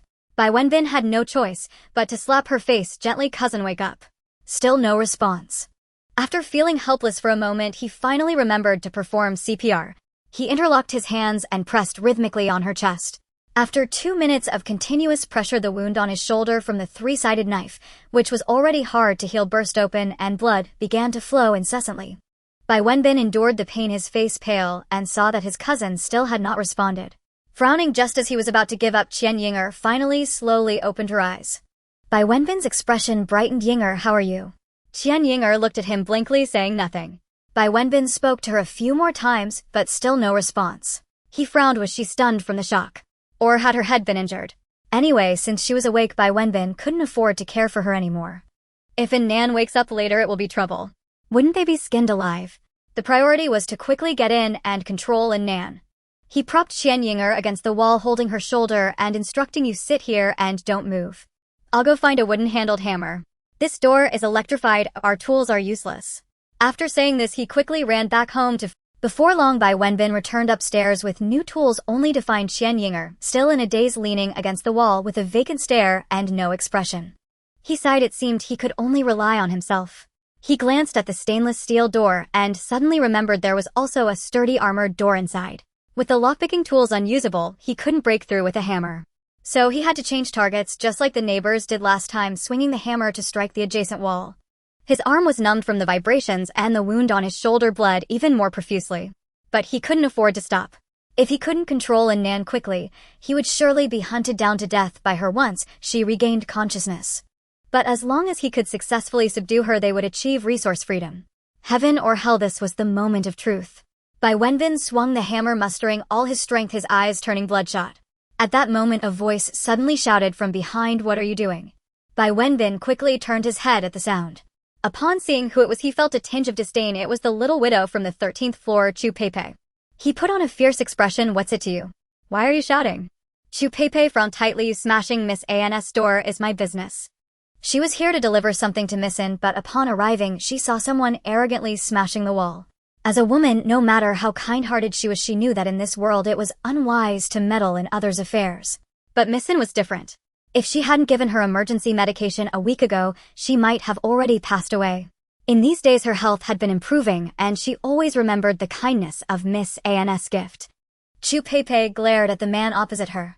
She remembered the last time the neighbors attacked the 14th floor. It was this pair of siblings who suggested it. Truly, they were full of malice. Even after being driven away, they still came back to cause trouble. Bai Wenbin raised his hammer, his expression threatening. I warn you, don't meddle in others' business. Otherwise, I'll deal with you too. Seeing this, Chu Peipei placed the bag she was holding on the ground and then drew out an extended boning knife from her waist. As long as I'm here today, you won't step foot into the 14th floor. She raised the knife, determined not to back down. Bai Wenbin's face darkened. What a nuisance. With two electrified doors blocking the way now, there was another obstacle. His cousin sat there like a fool, totally unresponsive, unable to help at all. He truly hadn't checked the calendar before going out. Everything was going wrong. He calculated the time and his eyes filled with ferocity. He had to get rid of her quickly. If he delayed, Nan would wake up. Bai Wenbin swung the large hammer in his hand, swiftly approaching Chu Peipei. Chu Peipei hurriedly dodged Bai Wenbin's attack. Though she lacked martial skills, the opponent was injured, bleeding from his shoulder and unable to exert much strength in his arm. Moreover, he was wielding a heavy hammer, making it relatively easy for her to evade this round of attacks. She wondered about Miss An's situation at home as the door was being pounded without any response. Could something have happened? As this thought crossed her mind, she felt a chill and raised her bone knife to strike at him. There was no strategy, just a focus on speed and ferocity, albeit lacking precision. This was a technique she had honed over the past 2 months while competing for resources, commonly known as randomly slashing to kill the master. She held the bone knife up to her chest, swinging it rapidly in all directions, even creating a gust of knife wind. Bai Wenbin stepped back a few paces, somewhat helpless. He had always looked down on the way women fought. It lacked any form or strength, merely flailing about like a cat. Either they scratched with their long nails like a kitten or swung their fists, uselessly hitting without any real... Unlike men who could unleash a powerful punch from their waist and send someone reeling, making them see stars. But he had to admit that once women wielded deadly weapons, their chaotic dancing was indeed intimidating. For example, right now he couldn't get close to Chu Peipei. He consciously tried to seize the knife from her hands, but it was too long and Chu Peipei swung it with such speed that it left an afterimage. If he dared to reach out, he would instantly have his arm severed. Bai Wenbin had no choice but to swing the hammer. While he couldn't hit Chu Peipei, he could at least block her advance. The hammer clashed with the large knife, creating a shower of sparks. For a moment the two of them wielded their weapons, neither gaining the upper hand. Hearing no movement from inside the house, Chu Peipei grew anxious and shouted while striking him, Miss An, are you okay? Miss An, are you alright? Bai Wenbin saw her yelling and feared she might really waken Nan. In a fit of anger, he exerted force and swung his hammer, knocking the knife from her hand. With her mind briefly distracted, Chu Peipei felt a jolt in her hand as the weapon was struck away by Bai Wenbin. Her heart sank, and she hurriedly attempted to retrieve it. How could Bai Wenbin give her that chance? He directly swung a hammer towards her head. Chu Peipei was alarmed and immediately stepped back, but she stepped on empty air and rolled down the stairs, landing on the landing between the 14th and 13th floors. Bai Wenbin sneered and eagerly prepared to finish her off. At that moment, he heard a crack as the door behind him slowly opened. His heart skipped a beat, and he hurriedly turned around. And Nan was startled awake by the loud knocking at the door. Upon seeing her master coming out, Fuguo initially thought nothing of it. After all, in its eyes, its master was an invincible general. However, Nan had not lingered at the door for long before suddenly going silent. Outside, the sounds of banging on the door and fighting that did not belong to her master continued. Using its sensitive little nose, it sniffed and detected that its master was not far away, likely just outside room 1402. But she had not moved from her position. Clever as it was, Fuguo immediately thought that Sister Nan might be in trouble. Anxiously, it scratched at the door, eager to help. As it scratched, it cried out urgently, "Owo, owo, owo." And Nan, having managed to hold her breath in time, had not inhaled a significant dose of the sleeping gas, and thus finally stirred awake amidst Fuguo's frantic cries. Upon regaining consciousness, she heard Chu Peipei's voice outside, and disregarding her dog, quickly testing her balance, she took a few steps. Although feeling slightly dizzy, she was still more than capable of dealing with Bai Wenbin and Qian Yinger. She shook her head and pulled out a gas mask from her storage, putting it on her face to prevent them from spraying any more sleeping gas. "Let's see what tricks you have left." She pushed the door open and saw Bai Wenbin swinging the hammer, aiming to smash Chu Peipei. Bai Wenbin turned around and saw Nan emerge from the door and was instantly terrified. The demoness who slices people like vegetables is awake. He no longer cared about Chu Peipei grabbing the hammer and sprinting down the stairs. In his panic, he didn't even think about Qian Yinger, who was sitting on the ground, and fled back home alone.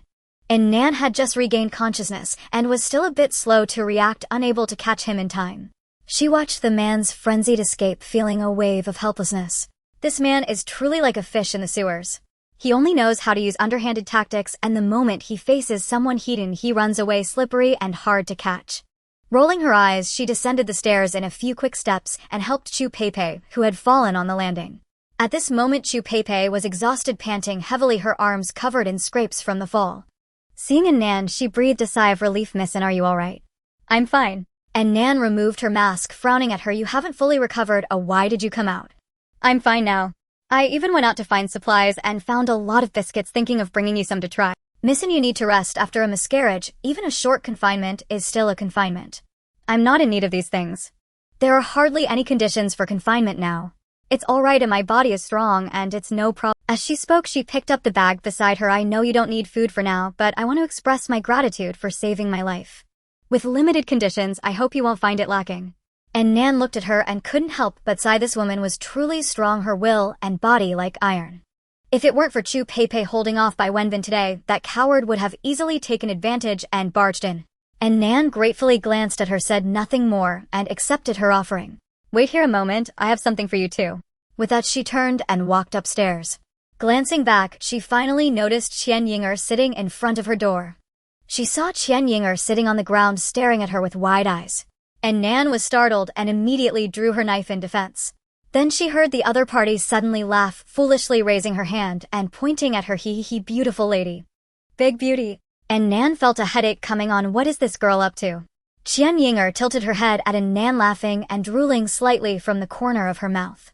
He, beautiful lady. Am not as pretty as you, and the prettiest." Saying this, she crawled towards Nan using both hands and feet. And Nan, with a look of disdain, kicked her over.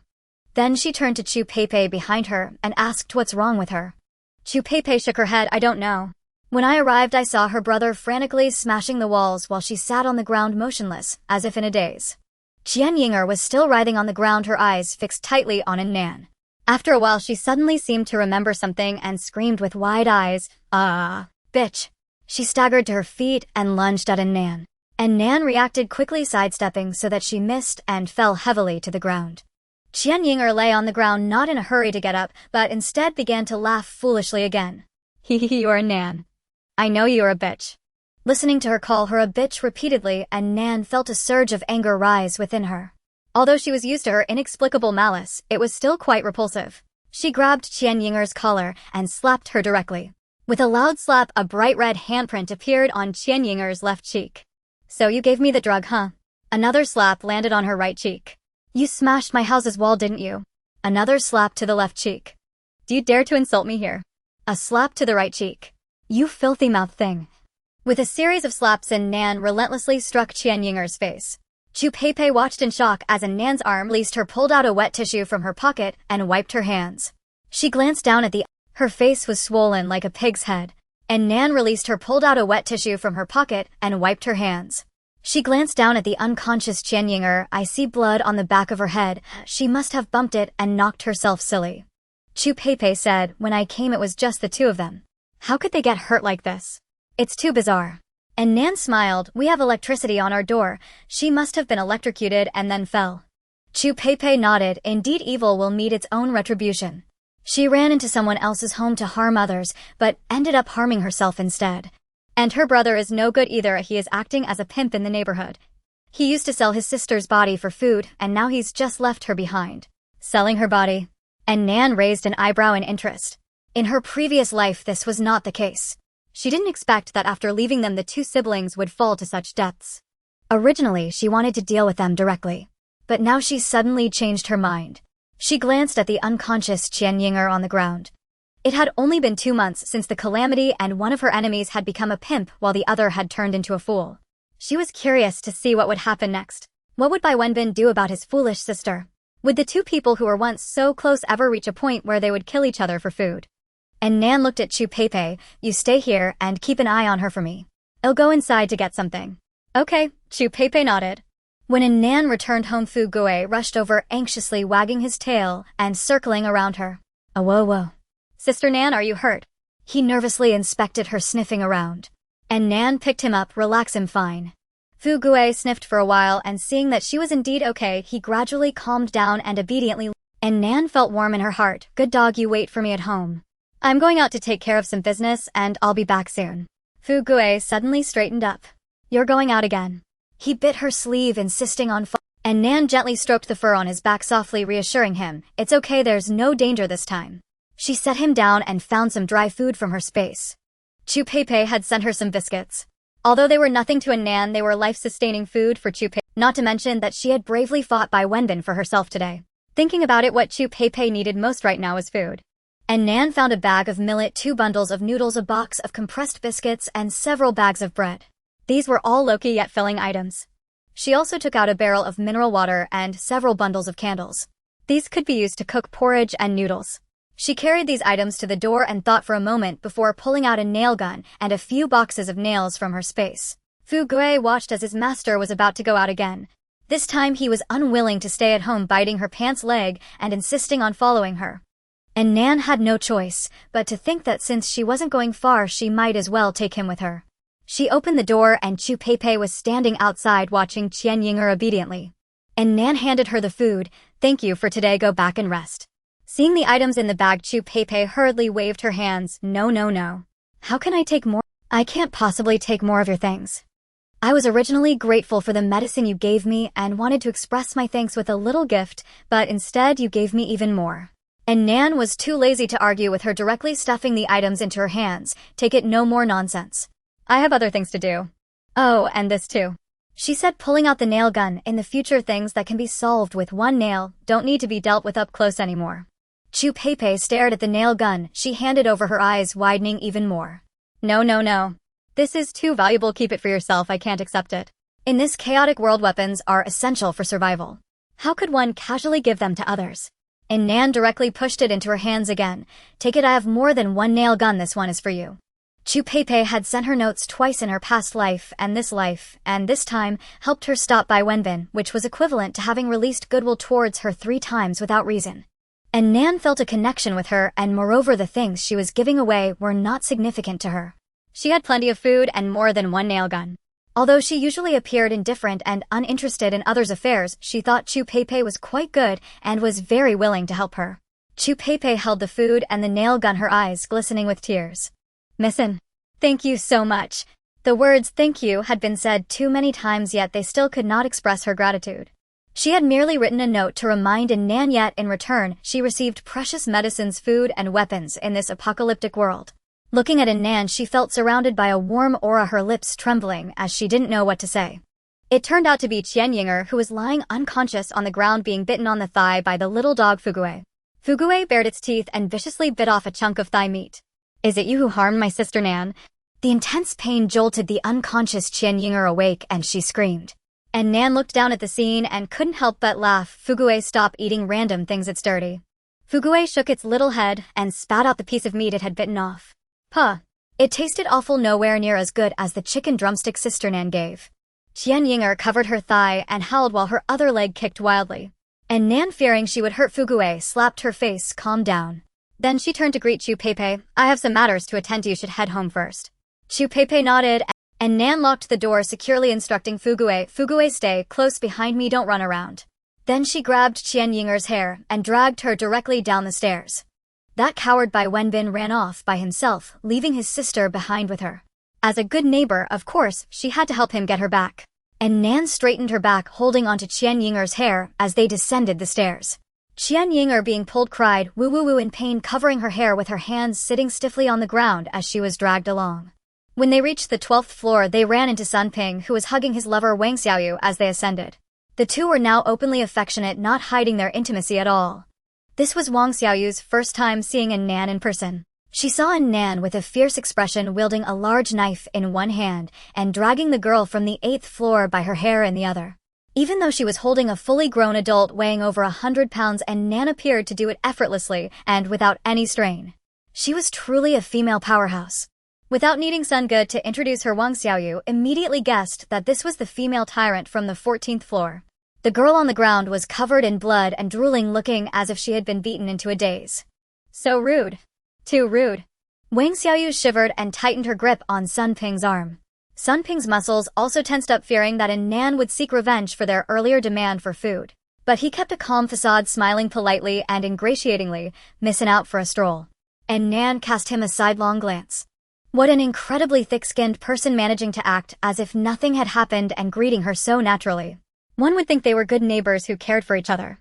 However, at that moment she was going to deal with Bai Wenbin and didn't want to waste time with them, so she ignored them and continued down the stairs. As she brushed past, Wang Xiaoyu caught sight of the dog following her. The chubby Fugue was bobbing its head as it followed its owner. Upon seeing it, a glint of greed immediately flashed in Wang Xiaoyu's eyes. "Is this dog meat stew? A bobbing dog meat stew?" She seemed to smell the tasty dishes she had eaten before the calamity. Having followed Sun Ge for these past few years, she had eaten a lot of exotic delicacies, not to mention dog meat. She had also tried turtle, snake, wild goose, and various other criminal delicacies. She had long since grown accustomed to viewing all living beings as potential food. Fugue, sensing her gaze, barked fiercely at her. And Nan heard the noise and turned her head coldly to glare at her. "Stop staring at what you shouldn't covet, or you'll lose your eyeballs." Wang Xiaoyu felt her scalp tingle as she met Nan's icy gaze and hurriedly shrank behind Sun Ping. Sun Ping also noticed the little white dog, and it was a lie to say he wasn't coveting it. But he knew he was no match for Nan. Protecting himself was his life's creed. Thus he quickly apologized, grabbed Wang Xiaoyu's hand, and hurriedly went upstairs. "Sorry, my wife hasn't seen much of the world, well, be leaving now." And Nan felt goosebumps all over. Calling her wife, what a pretentious, cultured act. That flamboyant woman is your wife. And Nan couldn't be bothered to engage with them and went straight to the 8th floor. To guard against Bai Wenbin possibly having sleeping drugs, she put on her gas mask again. As expected, the corridor door was closed, but the door quality was average. She lifted her foot and forcefully kicked it open, walking in. She remembered that in her previous life the siblings lived together in room 802. So she went straight to the door of 802. Bai Wenbin opened the door. Inside there was silence. "You left your sister at my place." Still no response. It seemed that Bai Wenbin was truly selfish, or perhaps he really didn't care about Qianyinger. And Nan stopped wasting words and took out her door-breaking tool, forcefully opening the door in a few moments. Bai Wenbin was huddled in the corner of the bedroom closet with a hammer, trembling at the sounds coming from the security door. "It's over. Everything is over." He gripped the hammer tightly, his palms sweating. Soon the door was opened. He heard Nan step into the house, accompanied by strange dragging sounds. "Bai Wenbin, where are you? Stop hiding, come out, don't you want to see how your sister is?" Bai Wenbin, her voice echoed like a demonic chant. Bai Wenbin covered his ears in agony, continuously praying for this female tyrant to leave quickly. However, the footsteps grew closer, heading towards his bedroom. The bedroom door was locked, and Nan knew it well, kicking the door open with one foot. With a loud bang, the door fell straight to the ground. She walked in and scanned the surroundings. There was no one there, but the closet door was tightly shut. She slowly walked over and opened the door. Bai Wenbin was huddled in the corner of the closet, and when he saw the closet door slowly being pulled open, a face wearing a gas mask peeked in. He found you.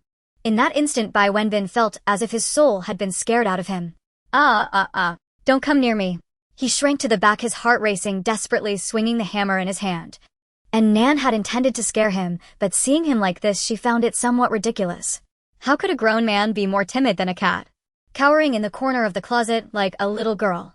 She wasn't some bulky robber. Was it really necessary? She lost her patience and swiftly snatched the hammer from Bai Wenbin's hand. Then she reached out and pulled him out of the closet, throwing him to the ground. Bai Wenbin stumbled and fell, looking up to meet a pair of dazed eyes. A face swollen like a pig's head came into view. Handsome guy. The beauty brought me to find the hammer. Bai Wenbin was startled, and upon hearing that familiar voice, he barely recognized that this pig-faced girl was his cousin Qian Yinger. Her cheeks were red and swollen, both sides of her face puffed up, and her mouth had been beaten into a distorted shape. She looked very pitiful. His heart softened, and he hurriedly shook her shoulder. Yinger, what happened to you? Qian Yinger did not respond, only grinning foolishly. Handsome guy. Handsome guy. Bai Wenbin frowned tightly and looked up at Nan. What? Anan kicked him. What are you pretending for? Wasn't it you who left her behind just now? After a pause, he added, don't you know what happened to her? Stop messing with me. Bai Wenbin supported his sister's head, feeling blood on his hands. Did Yinger hurt the back of her head? He suddenly recalled that when he pulled his cousin away from the electric gate, she indeed hit her head on the ground. He was too anxious at that time to check her head. Did she really become a fool just like that? Of course, it could also be that he failed to save her in time, or the CPR was not performed correctly, leading to her prolonged coma and brain hypoxia. But he would never admit to that. He looked at Anan with deep sorrow. Nanan, how could you be like this? You actually turned Yinger into a fool. Anan was speechless and kicked him away. Are you playing the victim with me? Stop with the moral kidnapping. Anan came here to settle the score with him, so she was naturally not polite. She walked over in strides, grabbed his collar, and started slapping his face furiously. Bai Wenbin wanted to resist, but he felt as if he were trapped by an iron hand, unable to move, forced to. These slaps were not truly harmful, but the humiliation on a mental level was even more unbearable. After all, Anan was a woman he once liked, and now he was being treated like a little chick in her hands. Bai Wenbin felt his face burning with shame. Had he lost all feeling? Anan slapped him over 30 times, and when his face swelled up like a pig's head, she finally stopped. The two siblings were piled together, a pair of red pigs indistinguishable from one another. Anan looked at their miserable state and felt delighted. Though Bai Wenbin was dazed from the beating, he still felt a tension in his heart, fearing Anan would kill him. He sat on the ground and explained, Nanan, you really have a misunderstanding about me. I had no choice that day. I had to go borrow food with the neighbors. Stop with the nonsense. Anan kicked him. Their grievances were not limited to this matter. The betrayal in the last life, the schemes in this life, the two siblings even once swallowed her whole. One by one, Anan couldn't be bothered to waste her breath on him nor to settle the accounts. She simply treated him as a sandbag and practiced her punches vigorously. Only when he was knocked out did Qian Yinger saw her beloved brother being so mistreated by Anan, and instead of rushing over to stop it, she stood by and clapped her hands to the rhythm. The handsome guy is being beaten by a scoundrel. The handsome guy is being beaten by a scoundrel. Upon hearing her insult, Anan turned around and unleashed a beating on her as well. After a moment, the world finally quieted down. After finishing her punches, Anan felt all her muscles relax. She casually tossed them both on the ground and then rummaged through their house. She found 3 bottles of mineral water, 2 bags of compressed biscuits, a bundle of sausage, 5 bags of instant noodles, and a large pile of expired bread. Wow, not a bad haul. She directly confiscated everything, leaving nothing for the scamming siblings. Then she threw all the other useful items in the house out the window into the flood. Mainly it was a case of a bear house. Afterwards, she sat on the sofa with her dog to rest. Not long after, Bai Wenbin slowly regained consciousness. He opened his eyes and in a daze saw a slender figure sitting on his sofa with her legs crossed, holding a fluffy white object. His brain momentarily stalled. What was I doing before? Why am I sleeping on the ground? The next second, as memories flooded back, he widened his eyes and looked at Anan in fear. What exactly do you want to do? Just as he finished speaking, he suddenly saw what she was holding. The little white dog. Bai Wenbin stared at it without blinking. It's gotten so fat. The last time he saw it was the day before the disaster when Annan brought it home. It was just a little thing with barely any meat. Now it was a chubby little creature. How much good food had Annan been feeding it? While people were starving, she somehow still had enough food to raise a dog. Fine, she can raise it, but she's spoiled it rotten, turning it into a pig. How unfair is that? Bai Wenbin felt an immense sense of grievance. This Annan would rather feed the dog than let her friend have a share. Meanwhile, the dog Fugu had been keeping an eye on the two people on the floor. Seeing that the man had gotten up and was staring at him, it immediately stood up and barked at him fiercely. Woof. Woof woof woof woof. Stinky man. What are you looking at? Bai Wenbin saw that this little dog had the nerve to bare its teeth at him. Anger welled up within him, and he wanted to mistreat it before turning it into a dog meat stew. But as soon as he turned to see Annan behind it, he immediately calmed down. He couldn't act rashly. So what if it barked at him? Let it bark. It wouldn't cost him a piece of flesh. Bai Wenbin felt stifled. What does it mean for a dog to rely on its owner? This is it. The clever dog sensed that its owner had not stopped it, so it barked even more viciously. The angrier it got, it suddenly jumped off the sofa and bit Bai Wenbin hard. The one who got beaten by the owner must have deserved a bite. Bai Wenbin yelped in pain and wanted to throw the dog off him. Upon seeing this, Annan immediately stabbed him in the arm with her triangular dagger. Bai Wenbin instantly felt pain and dared not move again.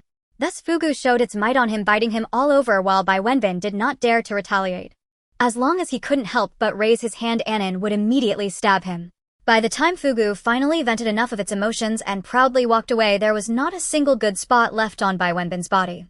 Annan stood up looking at Bai Wenbin, whose face was swollen like a pig's head with holes poked in his shoulders and arms, and not a single good piece of meat on him. She left satisfied with her dog. Before leaving, she stepped on his face and said, "I'll spare you this time. If you dare to show up in front of me again, I'll send you straight to the afterlife. Do you understand?" Bai Wenbin nodded with difficulty, watching her swagger away with the dog. He clenched his fists and slammed the ground hard. Frustrating. So frustrating. But then he thought today's plan had failed, and he and his cousin would definitely meet their demise. Why didn't Annan kill them? Why? This does not align with her recent decisive character. Although Bai Wenbin felt a momentary sense of relief, he still sensed an ominous premonition. With no time to think too much, he bore the pain and got up to check on Qian Yinger's condition. How could his cousin have turned into a fool like this? It must be a ruse to confuse Annan to save their lives, right? He shook her body. Yinger, Annan has left, wake up. After a while, Qian Yinger slowly opened her eye. She stared blankly at him for a while, then suddenly grinned. Hee. Handsome guy. Hello. Bai Wenbin felt a surge of frustration. Yinger, wake up. Annan is gone. Annan, no. Qian Yinger muttered. Annan. Suddenly her expression hardened. That cheap woman Annan. Bai Wenbin thought she had come to her senses and quickly grabbed her hand. Yinger, are you awake? But Qian Yinger turned to him, drooling again. He, handsome guy. Bai Wenbin, feeling defeated, let go of her hand and sighed helplessly. He helped Qian Yinger sit on the sofa, thought for a moment, and decided to ignore her for now as he went to repair the broken security door. In this era, a broken door lock was very dangerous. A life-sustaining food could be snatched away by others. He had gone through great hardships to gather a lot of women just to exchange for that food. Just his cousin Qian Yinger had paid quite a price. Those men were not gentlemen. They were hardened warriors who had scraped together food by the edge of a knife. In the face of natural disasters, people's survival pressure was immense, and the resulting psychological stress had nowhere to vent. Thus, these people could be quite brutal in certain aspects, only focusing on expelling their negative emotions. He had worked hard to find girls willing to stick with him, and his cousin had endured a lot. Thinking of the hard-won food, he instinctively glanced toward the kitchen. Upon seeing this, his heart nearly stopped. Where is my food? He rushed over frantically and found that the 20 or so breads on the counter had all vanished. Opening the cupboard, it was equally empty. The 5 bags of instant noodles, 10 sausages, and 3 bottles of mineral water had all disappeared. These were things he had counted over and over like treasures. He staggered out of the kitchen and rushed toward. Shaking, he lifted the toilet lid. Where are my compressed biscuits? Seeing that the 2 bags of compressed biscuits he had sealed in bags were also missing, Bai Wenbin was on the verge of a breakdown. This was a backup he had set aside to prevent others from robbing him, hiding the most important food in the toilet. He thought that, even if the house was robbed, he would not starve to death and could have a few days to make arrangements. But now, he cursed inwardly that Annan is truly ruthless. Not only did she break into his home and beat him and his sister, but she also took all their food. They had saved these things to eat, and it could last them half a month if they had 1 meal a day. How could a household with abundant resources not needing to go out take away their meager meals? Fuming, he stepped out of the bathroom slowly. Still reeling from the anger of losing his food, he turned his gaze to the living room TV stand and was shocked to find that it was also gone. In there were his treasured candles and lighter. He stared blankly around. The shoe cabinet was gone. The wardrobe was gone. Tools like hammers and wrenches were all missing. Even the kayak he had worked 3 nights to trade for, all his clothing and necessities had vanished. It was as if Annan had swept through like a locust, turning a good home into an empty shell in the blink of an eye. Those televisions, computers, phones, and game consoles were all left behind. But there was no electricity at home. What was the use of these things? Not even a single sausage could be exchanged for. He sat on the ground in despair. Only the sofa remained somewhat useful, at least it could be used for resting. But the bed in the bedroom was gone, and he seriously suspected that this sofa was not left for him, but for Annan to sit and rest after exhausting herself. He was so angry that he couldn't speak. But no matter how angry he was, he had no way to deal with her. He couldn't stand it.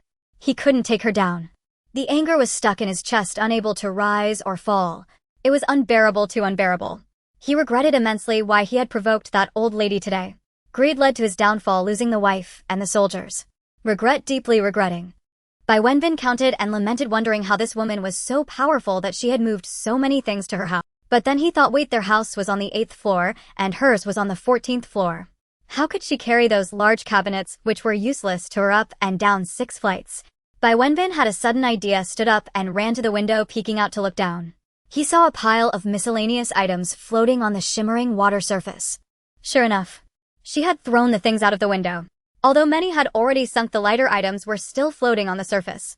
His eyes lit up and he immediately wanted to go out and retrieve them.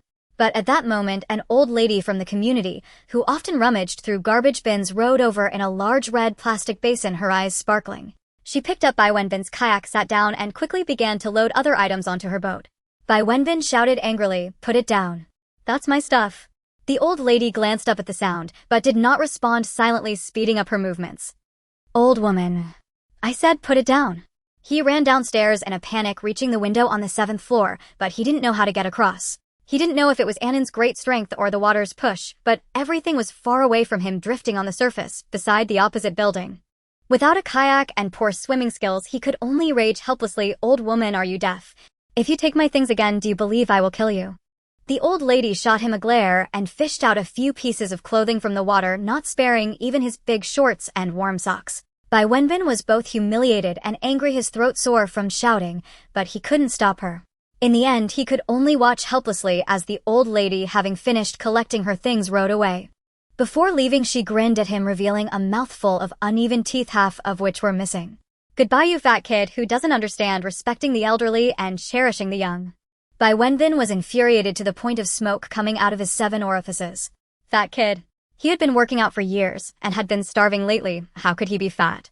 After a while, he suddenly realized that it was Annan who had swollen his face. In his anxiety just now, he almost forgot that he was still covered in injuries. At this moment, he realized that his face was burning and his whole body ached horribly, especially the knife wounds on his arms and shoulders, which were still bleeding. He covered his wounds and trudged home, feeling despondent. What was he going to do? The house was empty and the medicine was gone. Bai Wenbin returned home and sat down on the sofa, in despair, too lazy to even fix the door. Why bother fixing it? Even a mouse would disdainfully leave this place. Beside him, Qian Yinger kept giggling foolishly, which only aggravated his frustration. No. He had to think of a way. He couldn't just wait to die. He straightened up and sighed at Qian Yinger's silly face, saying, "Stop laughing foolishly, come with me for a moment." Meanwhile, Nan, who had just left Bai Wenbin's house, turned to go to Chu Peipei's home. When knocking on the door, he was very cautious. Chu Peipei recognized Nan's voice, peered through the peephole, and only opened the door after confirming it was him. "Nan, why are you here? Come in quickly." Although Nan had a good impression of Chu Peipei, she remained alert, holding a 3-edged knife tightly ready to spring into action at any moment. She walked into the room and instinctively glanced around, noticing that Chu Peipei's home was decorated. Household items were packed to the brim with vases, a record player, and a felt board plastered with many photos. Although they were currently covered in dust, one could still see how much the owner once loved life. In the living room, there was a full wall of bookshelves where a plethora of books were displayed. In addition to various novels and classics, there were also a large number of medical texts. On the wall behind the sofa hung a large painting of a baby with big eyes. Seeing Nan staring at the baby painting, Chu Peipei felt a tinge of bitterness at the corner of her mouth. She rubbed her slightly sore eyes and turned to close the door. However, she suddenly spotted the chubby little dog from Nan's home. It was so small that she almost didn't notice it and nearly trapped it in the door. Chu Peipei quickly held the door, waiting for it to meander and shaking its head before she closed the door. She smiled and patted the dog's head, saying, "Little guy, I almost didn't see you." The dog sniffed with its nose, gently nudged her hand with its head, and then ran towards Nan. Animals are very sensitive to humans. Nan noticed that among those who had seen the dog, Chu Peipei was the only one who did not show a greedy expression. She was also one of the few not met with the dog's bare teeth.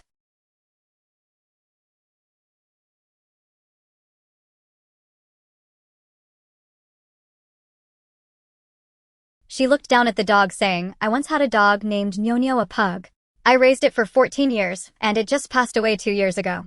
My husband originally wanted to get me another one, but since we were planning to have a child, he was afraid we wouldn't have the energy to take good care of the dog, so we didn't adopt another. Dogs are the most loyal companions of humans, and in my eyes, they are just like children. How could I possibly bear to eat one?" Seeing her expression turn slightly somber, Nan chose not to continue the topic and handed her the food from Bai Wenbin's home. "This is for you. I acquired it during a raid." She had even looked down on the things from Qian Ying'er and Bai Wenbin, refusing to store them in her space. However, she didn't want to throw them away directly, as wasting food was shameful, especially in this special period. So she simply decided to give them directly to Chu Peipei. Chu Peipei thought Nan had come to find her for something, but she never expected it was to bring her something. She hurriedly waved her hand, saying, "Nan, you've already helped me so much, I can't take your things for free anymore." Nan replied, "It's not for free. I see you have so many medical books at home, you must have considerable professional skills, right? Consider these things as an advance on consultation fees. If I ever need medical help, I'll trouble you then." Nan stared into her eyes. "With your current situation, it might be hard to achieve your goals." Noticing her refusal, Nan simply placed the items on the coffee table. "I see that since losing your husband and child, your survival instincts are quite strong, so you must have something you want to do, right?" Nan stared into her eyes. "With your current situation, it might be hard to achieve your goals. The body is the foundation of revolution. If you're well, you can rest properly in bed for a while." Chu Peipei felt touched by Nan's words, her nose slightly tinged with sadness and her eyes becoming. This is how people are when alone. They can be infinitely strong, but as soon as someone shows care, tears immediately well up in their eyes. Indeed, she had been holding on for these days. She could feel her vitality waning, ready to collapse at any moment. But she couldn't rest, and not finding food was tantamount to waiting for death. If she died, how could she avenge her husband? If she had the food that Nan provided, it would indeed allow her to catch her breath, rest for a few days, and recover her health. She stopped refusing, "Thank you, Nan. I will take care of my health and walk forward with strength." After a pause, she added, "I hope you will never need my medical skills. But if the day comes when you truly need me, I will definitely not hesitate." Nan nodded and without further pleasantries left with the dog. "You should rest well, we are heading home now." Nan was not a saint, and she wasn't even a good person, often indifferent to the suffering of others. But she wasn't just a bloodthirsty female demon either. Chu Peipei was not greedy, understood the situation, was brave and strong, and was also a doctor. When playing games, a team still needed a healer. Not to mention, in a crisis-laden apocalypse, having a decent doctor as a friend could certainly be beneficial. After leaving Chu Peipei's house and reaching the 14th floor, Nan found someone waiting at the door. It was Zhao Pingon. Hearing footsteps on the stairs, he looked back cautiously. When he saw Nan, a smile broke out on his face. "Idle. So you went out. I was wondering why no one answered the door when I knocked." Nan noticed he was holding something in his hand wrapped in a black plastic bag, looking like a hefty chunk. I stepped out for a bit. Do you need something?" Zhao Pingon scratched his head, smiling shyly. "I have no particular business. Mainly my mother, the Empress Dowager, loves the snacks you gave, and she has eaten enough of them. I just wanted to come and ask if you have any left." While Zhao Pingon's family had plenty of staple food, it did not include those small snacks like spicy chicken feet or shrimp chips that were not filling. After stating his request, he quickly added, "Of course, I won't take your snacks for free. I can trade you something in return." Saying this, he opened the plastic bag. "I thought you wouldn't lack food, so you might be interested in this. It's a high-tech fabric that keeps a constant temperature when made into clothing and can also prevent cuts." Nan was taken aback. Constant temperature. Cut-resistant. Suddenly, she recalled something she had searched for through an entire floor but had not found during the raid on Taiyu Tower. How could Zhao Pingon have this temperature-regulating fabric that has not yet been successfully developed by Taiyu? Annan asked him, "Where did you get this?" Zhao Pingon smiled shyly and replied, I developed it myself. It took me 3 whole years, and I only succeeded in the last couple of days. Yes. Zhao Pingon nodded. I used to work at a tech company doing product development. This is my creation. However, later I left because our ideas didn't align. When I left, the fabric was still in development, and afterward it seems they continued researching it, though I don't know if they succeeded. Anyway, I just figured it out these past few days. Your company isn't affiliated with Taiyu Group, is it? How did you know? It's the innovative technology company of Taiyu Group. Zhao Pingan's eyes lit up. Idol, do you have some knowledge in this field? Annan thought to herself, it really is the temperature-regulating fabric she was searching for at the tech tower. It truly is a case of finding something without even looking for it. The very thing she was seeking had come to her. Zhao Pingan thought to himself that he was quite capable, having worked at Taiyu Group and looking like a key player. He observed her expression. Idol, do you like this? If you don't like it, I can find something else to trade with you. Like it? How could she not like it? Annan coughed lightly. Let me take a closer look. What is this like? She pulled out a piece of fabric from the bag, stroking it. Its texture was similar to her silk quilt, comfortable and soft. Wrapping it around her right arm, she could distinctly feel the humidity being blocked. Ever since the city transformed into a water city, people have been enveloped in dampness every day. The moment she wrapped this fabric around her, she felt an overwhelming sense of comfort she hadn't experienced in a long time. At that moment, Zhao Pingan took out a lighter from his pocket, igniting it to heat Annan's right arm. Annan exclaimed in surprise, I really can't feel any heat. Then Zhao Pingan pulled out a fruit knife and swung it toward her arm. Annan was startled and quickly withdrew her hand. Seeing her on high alert, Zhao Pingan was afraid she might retaliate. Idol, don't misunderstand. I just want to demonstrate its anti-cutting feature. Annan sighed in relief. No need for that. This fabric is quite good. I will trade with you. She certainly wouldn't test out such a feature. What if she really got hurt? Even if she didn't get hurt, if the fabric got damaged, that wouldn't be good. What she valued most was that once worn it could maintain a constant temperature. Nothing else mattered. She just wanted to go out during extreme heat or cold without suffering too much. Seeing her agree to the trade, Zhao Pingan was thrilled. Idol, you really have an eye for quality. Don't be fooled by its seemingly trivial temperature-regulating function. The anti-cutting feature is truly impressive. You can try it out when you get home. Trivial. Annan thought to herself, how could temperature regulation be trivial? It's incredibly useful. Silly child, you don't know what kind of weather is coming. She asked again, this is nice, do you have more? Zhao Pingan replied, I still have some. This piece I'm giving you is 10 meters long. I can make 4 outfits with it. I probably have this much left at home. Do you want more? No need, this is enough. She wouldn't do something as foolish as depleting their resources. She still needed to leave some for Zhao Pingan. Annan stored the fabric and asked, what snacks do you want in exchange? Anything is fine, I'm not picky, just pick something for me. Annan nodded and headed home with the plastic bag. She couldn't help but marvel, such a high-quality item, and he was using a big black plastic bag meant for trash to carry it out to give away. This fabric, once launched, was supposed to be packaged beautifully and sold at a high price in a showcase. She remembered that the rumored price was 7,000 yuan per meter. This piece of fabric was about 10 meters long, worth around 7,000 yuan. Such a valuable item, and he was trading it for snacks. Annan felt a bit embarrassed. In her 2 transactions with Zhao Pingan, it seemed she had always been the one benefiting. The little dog Fugue, who had been following its owner, was originally sitting on the ground watching them talk. When the owner suddenly headed home, it quickly followed. Zhao Pingan then noticed the little dog. He had been so focused on the idol that he hadn't even seen this little creature before. He looked at it with shining eyes. You take good care of this dog. Its fur is shiny and smooth. He loved cute things. Does it bite? Can I pet it? Annan immediately became cautious at the mention of Fugue. It wasn't that she didn't trust Zhao Pingan, but in this chaotic world there were too many people eyeing her dog, and she couldn't afford to be careless. To her, Fugue was no longer just a pet, it was the only family member accompanying her. She observed Zhao Pingan's expression and found nothing suspicious. Zhao Pingan carefully petted the dog's head, and Fugue did not resist. Annan felt relieved and called for Fugue to go home. Zhao Pingan probably hadn't been hungry yet, so he didn't have any ill intentions towards her dog. Annan went home with the fabric to look for snacks, while Zhao Pingan patiently waited at her doorstep, unafraid that she might run off with the fabric. Back home, Annan found herself in a dilemma over the snacks in her storage. She truly didn't know how to trade these items. What snacks could possibly be worth 7,000 yuan? Although the snacks in her possession were worth much more than that, if she took out too much at once it would raise suspicion. Even before the disaster, it was rare for anyone to stockpile dozens of boxes of snacks at home. Moreover, now that it was the end of the world, taking out so many snacks would be too ostentatious. People knowing she had a rich supply was one thing, but if they suspected she had foreseen the disaster or had a storage space, that would be problematic. Zhao Pingan had quite the imagination. He probably read a lot of apocalyptic novels he might accidentally figure out about her space. So she had to be cautious. Better to take out less. After all, food prices had changed drastically. One large gold bracelet could only exchange for 2 bags of millet. Annan found a large cardboard box and began to stuff things inside. Potato chips, spicy strips, squid shreds, pickled chicken feet, 5 spice melon seeds, seaweed crunchy sausages. She packed 3 to 5 bags of each. Does self-heating hot pot count as a snack?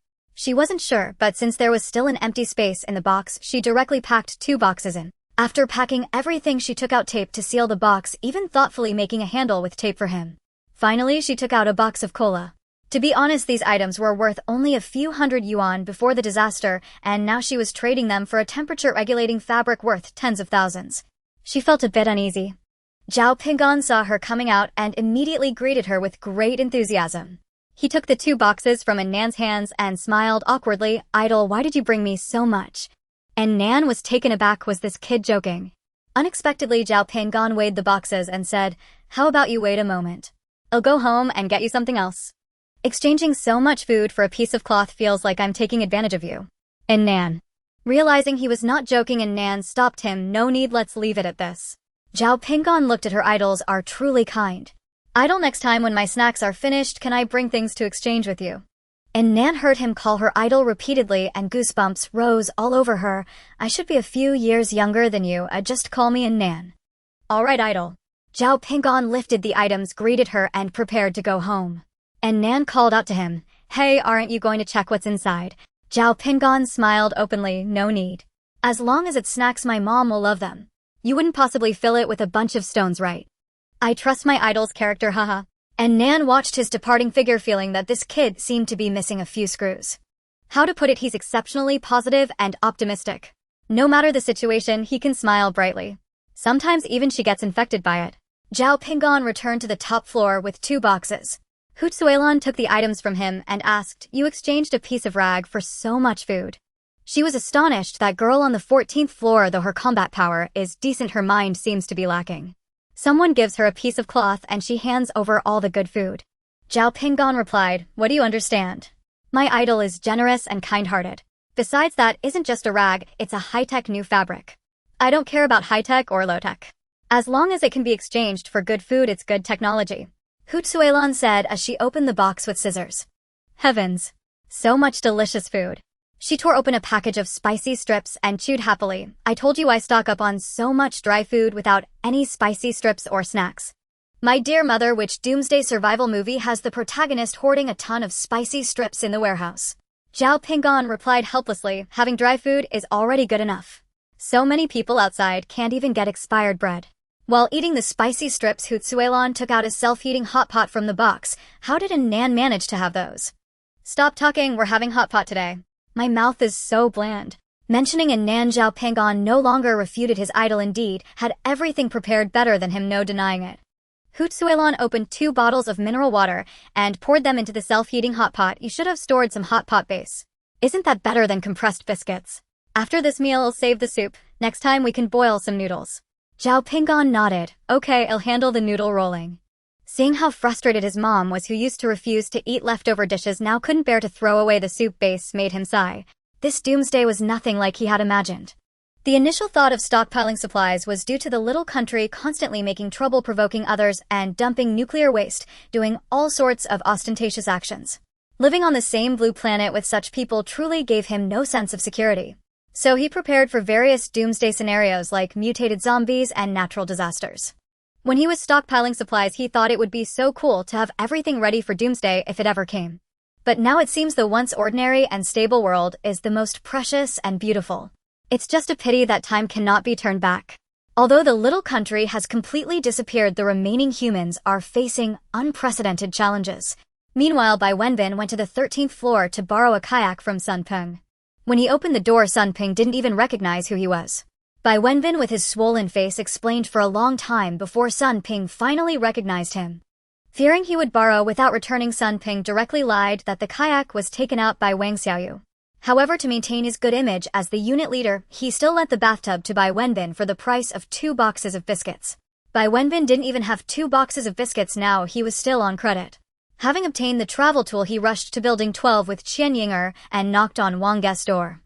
Wang Ge opened the door excitedly upon hearing the sound, only to find 2 unfamiliar faces. "Who are you?" "It's me.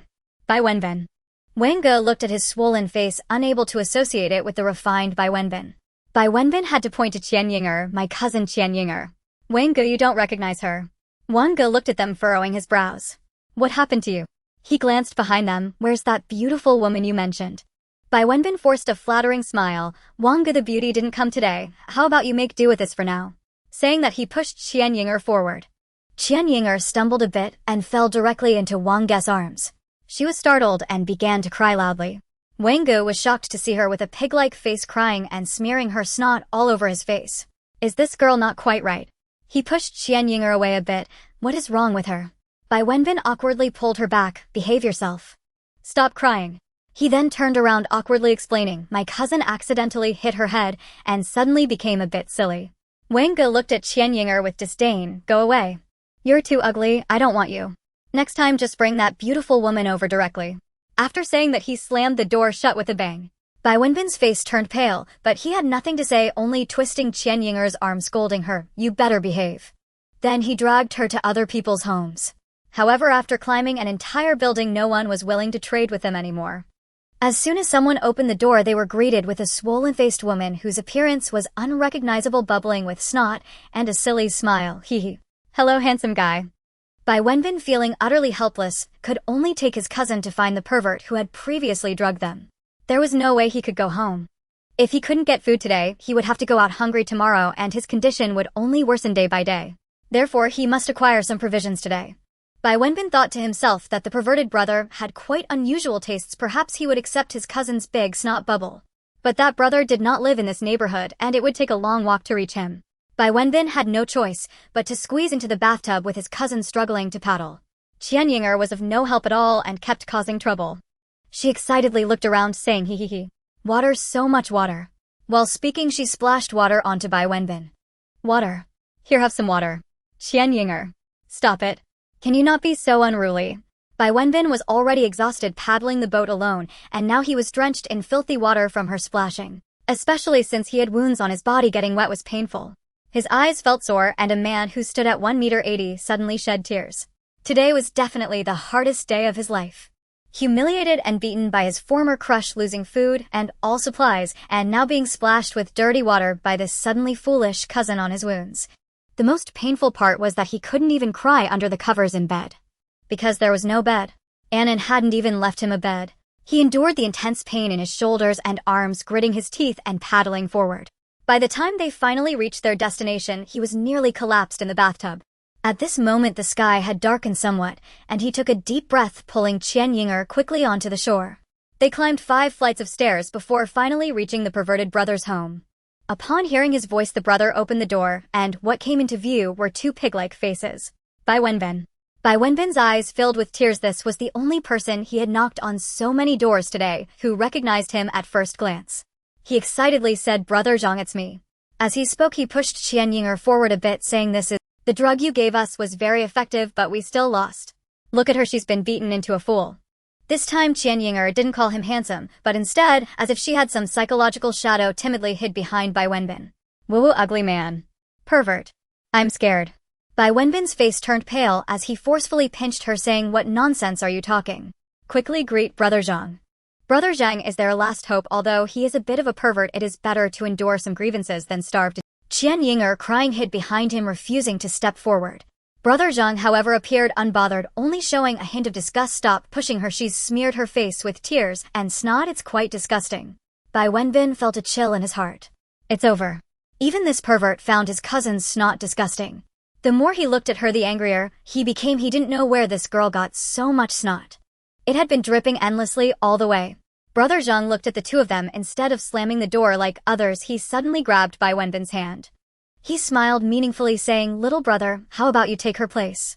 I'll give you double the reward. Bai Wenbin looked at his face full of acne scars and pits. When he smiled, the wrinkles at the corners of his eyes all bunched together, and he suddenly felt a wave of nausea. He shook off the man's hand startled and exclaimed, Brother Zhang, what are you talking about? I'm a man. Brother Zhang winked at him saying, I know, that's why I said I'd give you double the reward. He had long since found Qian Yinger uninteresting, and not only was she ugly, but she also always held her head high with an arrogant look, not knowing what she was so proud of. Bai Wenbin was different. He looked decent and was very pragmatic. It was obvious he could lower his pride and serve him well. Who would want to spend money to suffer? Moreover, he had never tried a man before. Bai Wenbin instinctively covered his backside under Brother Zhang's scrutinizing gaze, feeling as if his worldview had collapsed and every hair on his body stood on end. He forced out a smile that looked uglier than crying, saying, Brother Zhang, please don't joke around. While speaking, he pushed Qian Yinger forward again, saying, Look, I've brought my cousin to you. Brother Zhang didn't care what he said and directly reached out to pull him into the room. Come on, little brother, don't be shy, I won't treat you poorly. Let go of me. Bai Wenbin was so frightened that his soul nearly left his body, and he screamed, shaking him off and dragging Qian Yinger to run downstairs. Brother Zhang watched him flee in a panic without pursuing, instead laughing and calling out, Little brother, walk slowly, don't fall. Remember to come back to find your brother. In a disheveled state, Bai Wenbin paddled the bathtub back home with Qian Yinger. After a day of turmoil, he felt somewhat drained, having lost too much blood, and coupled with the fright, he was on the verge of collapse. Weakly sitting in the bathtub, he paddled a few strokes, rested a few times, and it took him twice as long to return as it did to come. When he finally returned home, looking at the empty and cold room, he couldn't help but vent his anger on Qian Yinger. Bai Wenbin kicked her to the ground, saying, It's all your fault, insisting that I provoke Annan and ending up in this situation. Qian Yinger lay on the ground with no reaction, still staring at him with a silly smile. Seeing this, Bai Wenbin felt as if he had punched a cotton ball and all his pent-up anger was unable to vent. He collapsed on the sofa, closed his eyes and breathed heavily, his chest rising and falling violently. Suddenly, as if he remembered something, he opened his eyes and sat up straight. Chu Pei. He gritted his teeth and shouted. In his rush to find food, he almost forgot about that woman. If it weren't for her suddenly causing trouble and delaying his time, he would have already smashed through the wall to deal with Annan. How could he have experienced so much? At this moment, he suddenly felt that the frustration and anger in his heart had found an outlet. It was all her fault. He clenched his fists, his eyes flashing with a cold light, and suddenly stood up, walking out the door and heading upstairs. He would kill her, to quell his anger. As he walked, he thought about how he had seen Chu Pei desperately protecting Annan today. Although he didn't know when their relationship had developed, it was certainly quite good. Perhaps Annan had even shared some supplies with her. Thinking of this, Bai Wenbin's steps became more resolute. If I can't get Annan, can I not get you? He strode upstairs energetically. As long as he dealt with her, he could not only vent his anger, but also seize some supplies. Arriving at room 1301, he couldn't wait to knock on the door forcefully. Chu Pei, get out here. Bai Wenbin, filled with rage, pounded on the door with a thunderous sound. In the adjacent room 1302, Sun Ping and Wang Xiaoyu were just about to sleep when they heard the banging outside. Wang Xiaoyu was startled, initially thinking it was their own door being knocked. Upon hearing Bai Wenbin's voice, she realized that someone was causing trouble for their neighbor Chu Pei. She clutched Sun Ping's arm, saying, Panga, someone is banging on the door across the hall. Sun Ping had also heard the noise outside. He squinted. Isn't that great? Someone's taking care of her for us. Unfortunately, last time that group only stole things and didn't harm her, wasting my efforts. Sun Peng was quite cunning. Unless there was a chance to scheme, he never harmed anyone directly, always inciting others to act. He had been watching Chu Pei for a long time because of her buzz cut. But even though she was just a woman, he didn't confront her directly. Instead, he sought opportunities to ambush her. However, Chu Pei was very cautious, giving him no chance to strike. So Sun Peng could only talk to others while searching for supplies, claiming that room 1301 had plenty of food. He thought he could use someone else's hand to kill. To his surprise, that group only robbed her, causing her to have a miscarriage, but they didn't kill her. He originally thought Chu Pei had died at home, but when he saw her again, she was very much alive. Truly a tough and resilient woman. Could she have an iron constitution? Seeing that today someone was again causing her trouble, furiously banging on the door as if wanting to smash it to pieces. Sun Peng was delighted, thinking this time she was doomed. He happily pulled Wang Xiaoyu closer, saying, Darling, let's go to sleep and let them kill each other. Chu Pei, who was at home, naturally heard the banging. She had been lying in bed resting and had just fallen into a dream when the noise startled her awake. She calmed her racing heart, grabbed the bone knife from the bedside, and walked toward the entrance. Peering through the peephole, she recognized the swollen face outside as the man who had come to trouble in Nan today. He was still alive, and Nan had confiscated supplies from his home for herself, and Chu Peipei had thought that the siblings were dead. She never expected him to still be alive. This was truly uncharacteristic of a Nan. However, Nan had her own reasons for doing things. Chu Peipei tightened her grip on the knife, contemplating what she should do. During the day, had it not been for Nan's timely arrival, she would have been beaten to death by him. Men and women naturally had a physical disparity, and moreover, she had just had a miscarriage and was extremely weak. If it weren't for protecting Nan, she wouldn't have been able to muster such courage and strength. But now her condition was less than half of what it had been during the day. After all, having been busy all day going out to find supplies and then returning to fight a big battle, she was now completely drained of energy. Moreover, Bai Wenbin was different from those people outside who were robbing supplies. Those people had no personal grudge against her, they were simply after food, and if they couldn't rob here they would rob elsewhere with no intention of killing. But Bai Wenbin was different today. She had ruined his good plans, leading to him being beaten to a pulp by Nan. Just from the sound of him banging on the door, she could tell he wanted to swallow her alive. Chu Peipei pondered for a moment and put down the bone knife. There was no way she could match him in a knife fight, as she had overexerted herself during the day. Her arm muscles strained, and now they were too sore to lift. Fortunately, Nan had given her a nail gun. This tool required no physical effort. She found the nail gun and nervously aimed at the door. At this moment, the banging outside had turned into kicking. Bai Wenbin, filled with rage, unleashed an endless amount of strength, even ignoring his bleeding shoulder. The sound of bang bang bang echoed vigorously. Chu Peipei stared at the trembling door, gripping the nail gun tightly, her palms sweaty. She had to hit her target in one shot. If she couldn't quickly resolve the situation, and he snatched the gun from her, she would be in danger. She focused her mind intensely and suddenly had a flash of inspiration. She opened her mouth and shouted loudly, "And Nan, wake up quickly, that man from the 8th floor is back." The banging outside abruptly stopped. Bai Wenbin's face turned, astonished what was going on.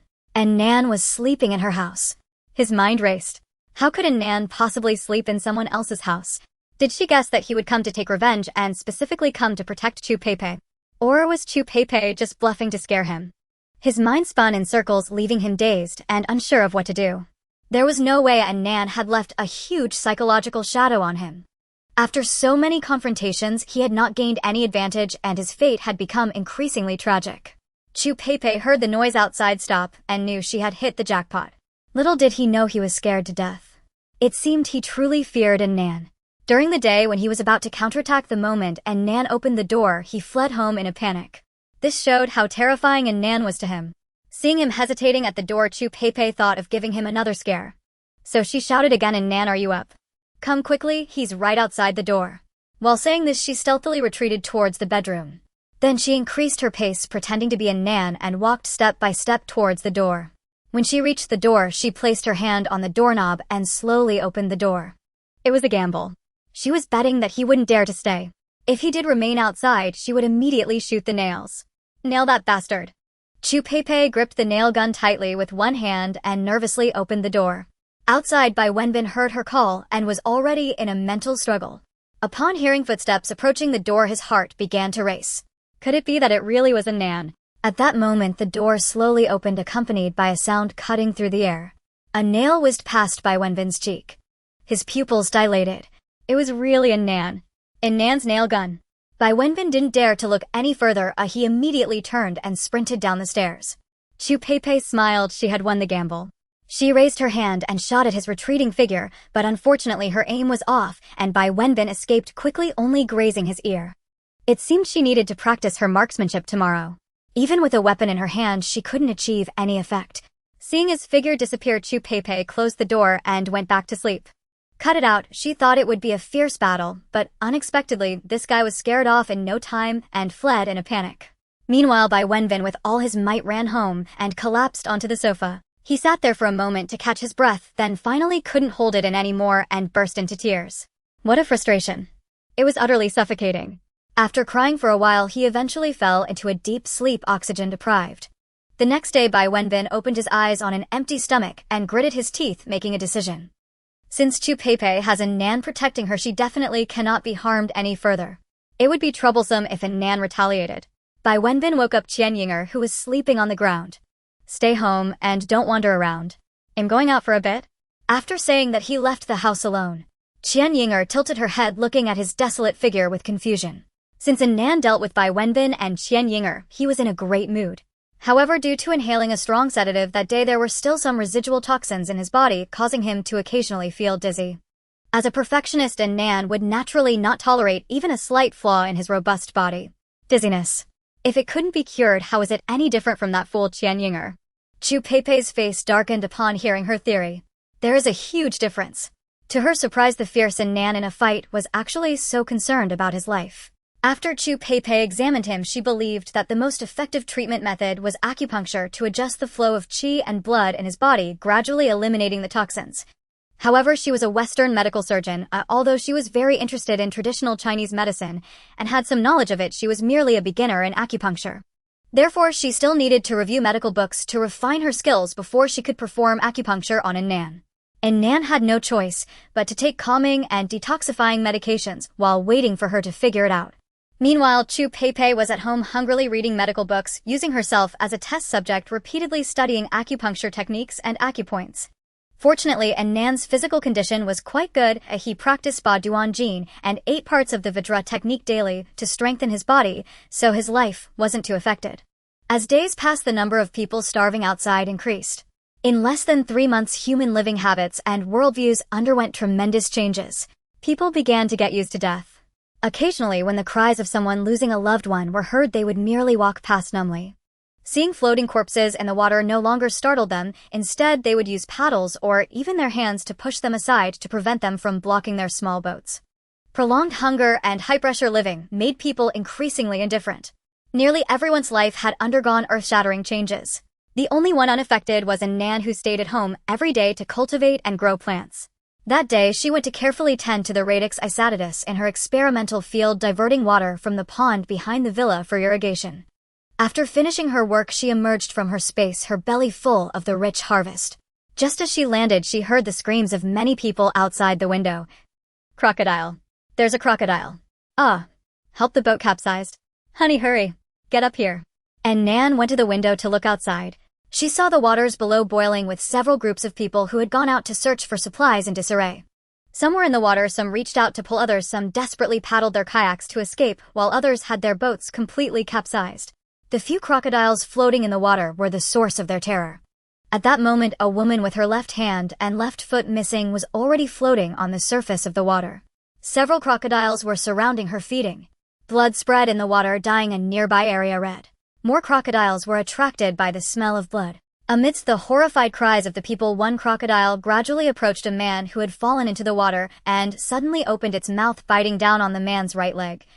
The man instantly felt a sharp pain and desperately struggled to free himself. However, once a crocodile bites its prey, it never lets go. Perhaps sensing the man's resistance, the crocodile, which had been firmly biting down on him, suddenly leaped and twisted 180 degrees, performing a death roll. One roll wasn't enough, it rolled around again, and in an instant the man's right leg was torn off. Satisfied, it began to chew on it. Soon more and more crocodiles gathered, some biting his other leg, some his arm, and some his head. They rushed to perform death rolls. Before long, this man was completely devoured by the beasts. He was not the only one. Others in the water faced a similar fate. Even those on the boat trying to save him were caught by the arm, yanked and pulled into the water. Some reacted quickly and managed to paddle away in their kayaks, while others were capsized by the crocodiles or had their kayaks punctured, falling into the water. The heart-wrenching screams quickly attracted the residents of various buildings. Everyone stood by their windows looking out. Upon seeing the horrific scene in the water, they trembled in fear. Oh heavens! Are we not allowed to live anymore? Surviving in the flood has already been torturous enough, and now such terrifying creatures have appeared in the water. Who would dare to go out to find food?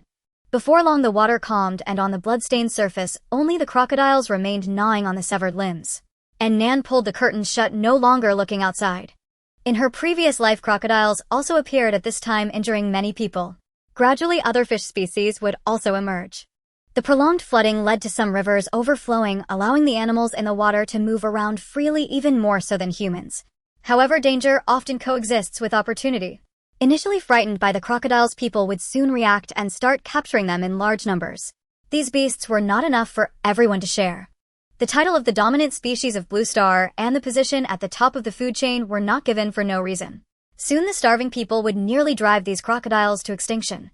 In her previous life, Nan also gained a glimmer of hope when she ate crocodile meat, which saved her from starvation.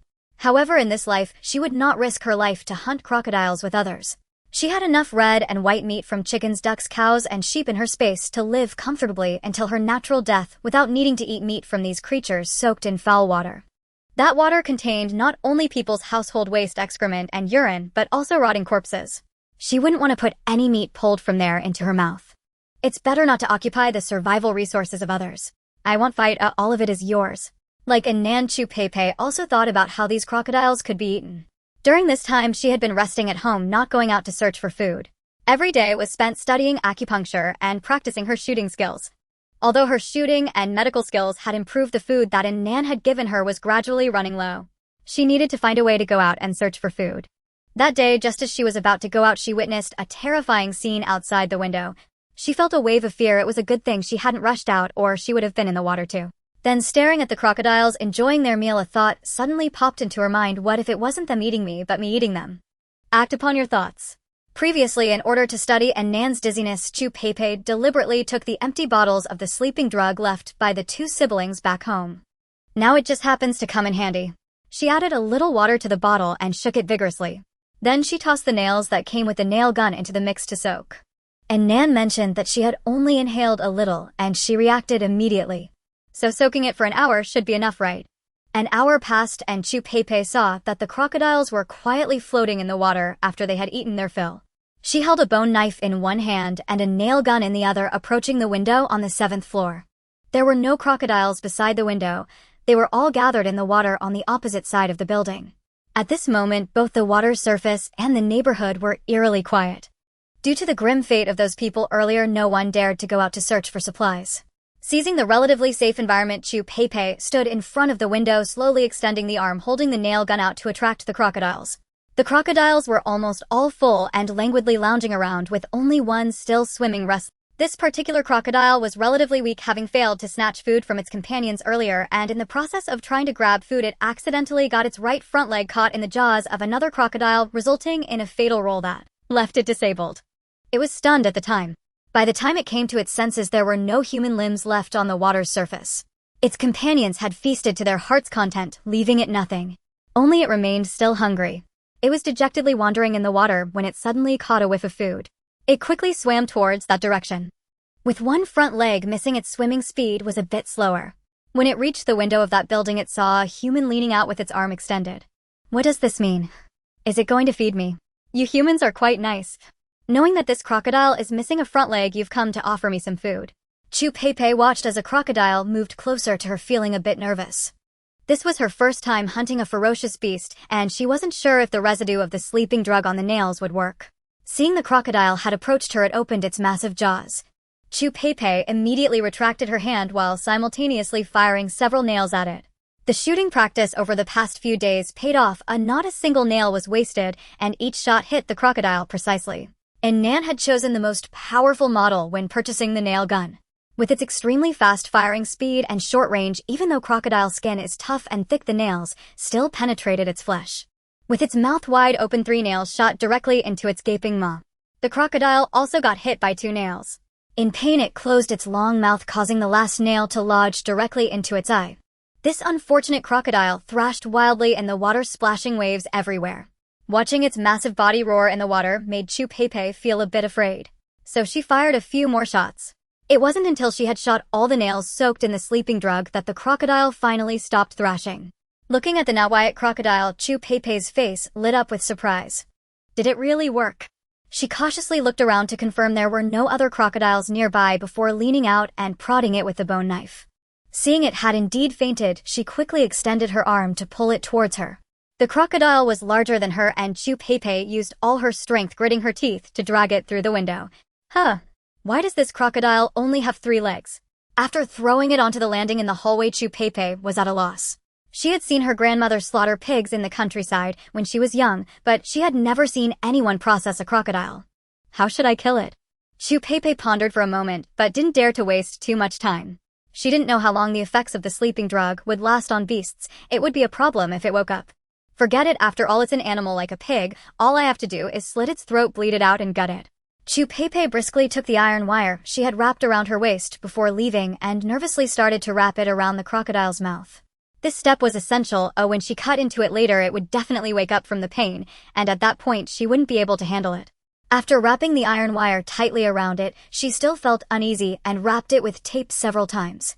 Then Chu Pei took a deep breath, firmly stepped on its long mouth, and swiftly brought the knife down towards the crocodile's head. As expected, the crocodile woke up in pain, thrashing violently and instantly lunging at her. Chu Pei felt relieved that she had tied its mouth shut in advance. The crocodile opened its mouth wide, the iron wire embedding into its flesh, as Chu Pei rushed forward, continuing to strike the same spot with the knife.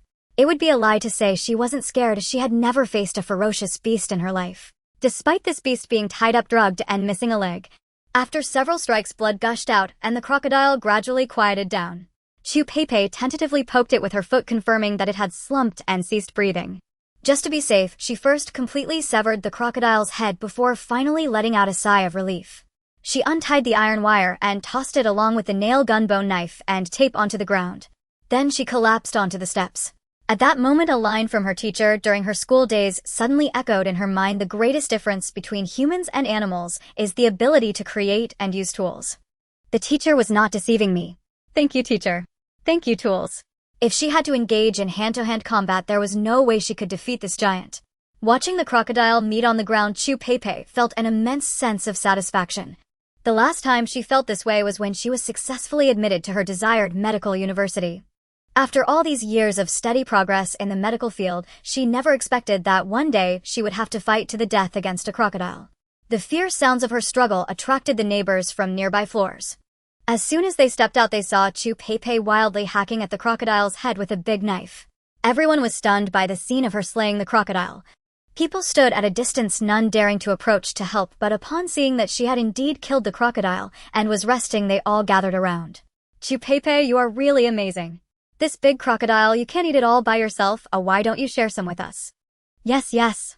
I was on good terms with your husband when he was alive. He used to call me brother. I know you're a doctor. Doctors are the kind of saving lives and healing the wounded. Please save our family. Share some meat with us. Chu Pei stood up from the steps, raised the nail gun, and coldly looked at them. Step back, do not come closer. Due to the psychological shadow left by Nan, the neighbors no longer dared to underestimate any fierce woman. Moreover, this woman had just killed a crocodile. That was a crocodile. Everyone stopped in their tracks, speaking kind words, yet their bodies did not dare to approach. Chu Pei knew well the truth of a common man is innocent, yet possessing a jade brings calamity. Once she brought back so much crocodile meat, countless people would want to break into her home. She did not possess Nan's abilities to withstand the siege of many. After all, crocodiles were merely fierce in appearance, compared to cunning humans with high intelligence, who could use tools. They were far more terrifying than wild beasts. She would rather face a crocodile than confront a large group of humans. Furthermore, with the power outage at home, the refrigerator could not be used. If she carried so much crocodile meat alone, it would spoil before she could finish it. Thus she agreed to share the crocodile meat with her neighbors on the condition that they exchange it for other food. After all, dry rations were much easier to preserve than fresh meat. As a concession, she proposed that 1 pound of dry rations could be exchanged for 2 pounds of fresh meat. If there were no dry rations, they could also trade other supplies like bottled water, candles, or gas cylinders. People rushed to trade with her as they had not eaten meat in a long time. Except for a few vegetarians, most others had been gnawing on crackers, bread, and coarse grains daily, and they were fed up. The crocodile in Chu Pei's hands was nearly 3 meters long, weighing over 200 pounds, likely yielding more than 100 pounds of crocodile meat. Even the leftover bones and entrails had people willing to take them. Within a few hours, everything was traded away. However, Chu Pei intentionally saved a portion of the meat. And Nan was practicing punching with a sandbag at home when she suddenly heard a knock on her corridor door. She walked over to open the door, surprised to find Chu Pei standing at the entrance, holding a large piece of fresh meat in both hands.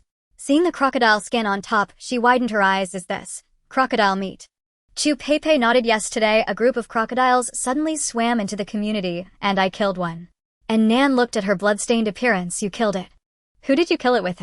Chu Pei replied, I killed it myself. And Nan, truly a heroine. She thought people would start hunting crocodiles, but did not expect Chu Pei to be the first to act. And Nan could not help but praise you're quite fierce. You actually managed to kill a crocodile by yourself. Chu Pei felt a bit embarrassed. It's not that I'm fierce, it's the weapon you gave me that was powerful. I soaked the nails you gave me in the previous bottle of anesthetic and then used a nail gun to stun the crocodile. That crocodile seemed not very smart. It not only lost a leg, but was tricked by me in just a few moves. And Nan. Anesthetic bottle. Dammy. The Bai Wenbin siblings are truly no good. Giving her such a powerful drug, even the remnants were enough to stun a crocodile. No wonder she still felt dizzy from time to time. If it weren't for the Dr. Chu Pei being by her side to help her study acupuncture, would she have to deal with after effects? The more she thought about it, the angrier she became. No, she had to go downstairs and teach them a lesson. Chu Pei handed the crocodile meat to Nan. The other meat has been distributed to the neighbors. I specifically saved the best part for you. And Nan frowned. Did they take your crocodile meat? No, Chu Pei said, playfully winking at her. I sold it to them and got quite a lot of supplies in return. That's good. And Nan nodded. Selling it to them was the right choice. If it stayed at home, it wouldn't last long before spoiling, and that would be a pity. I think the same as you. Chu Pei said, pushing the meat forward again. This portion is yours. No. And Nan thought for a moment if she did not accept the free food, it would seem her family's stock was too abundant. It had been nearly 3 months since the disaster struck. If she lacked nothing, it would be somewhat strange. Therefore, even though she did not eat, she still accepted Chu Pei's crocodile meat, not wanting to take it for free, and Nan thought to give her some dry rations in return. However, this time Chu Pei firmly refused. And Nan, I owe you too much. If you hadn't helped me during my toughest times, I would have ceased to exist by now. This meat is just a small token of my appreciation. It cannot compare to the valuable medicine you gave me. After saying that, she swiftly ran back home. And Nan watched her back, feeling a deeper respect for her.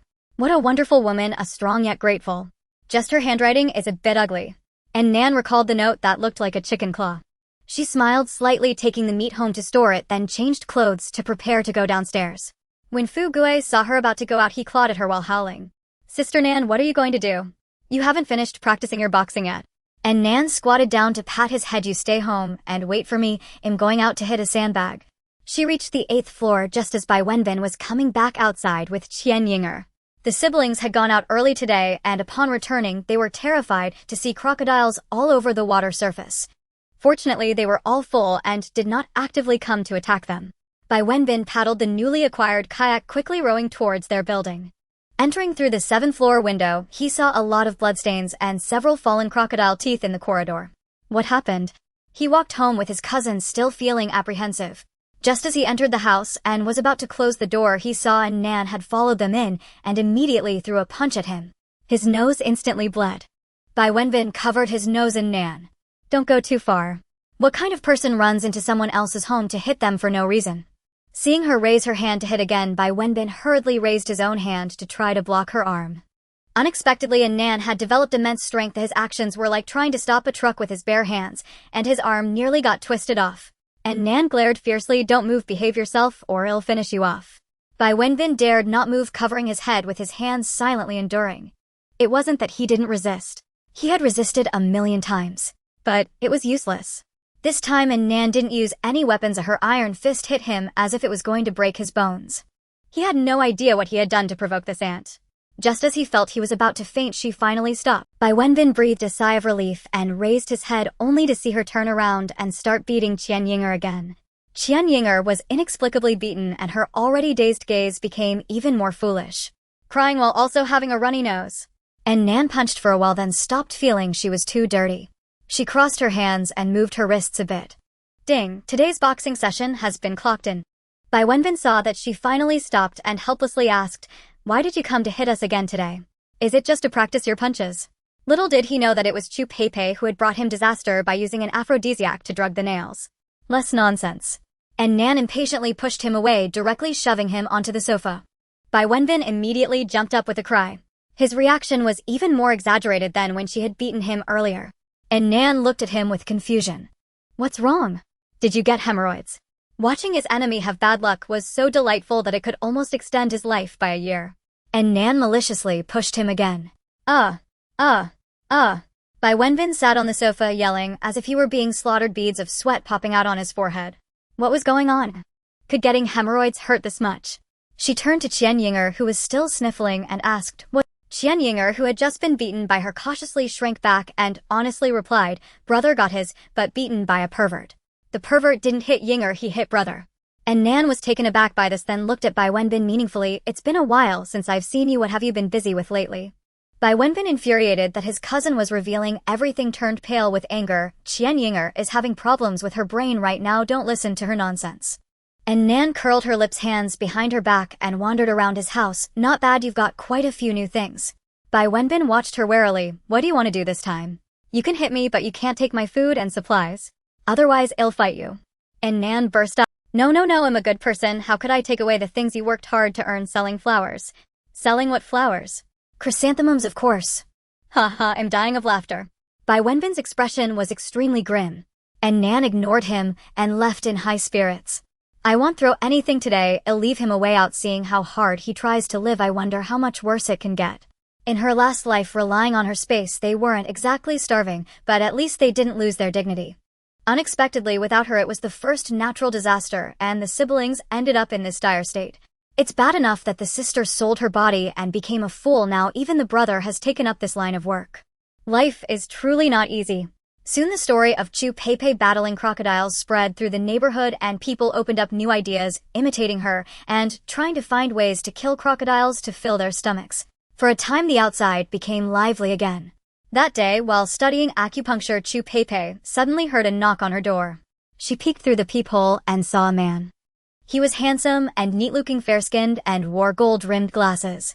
The knocking was gentle, unlike someone who came to cause trouble. So she spoke up, "Is there something you need?"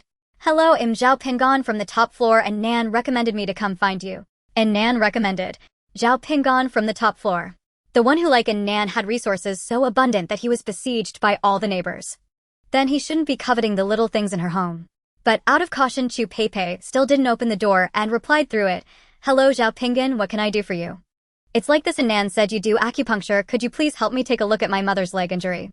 Mentioning acupuncture, Chu Pei felt relieved.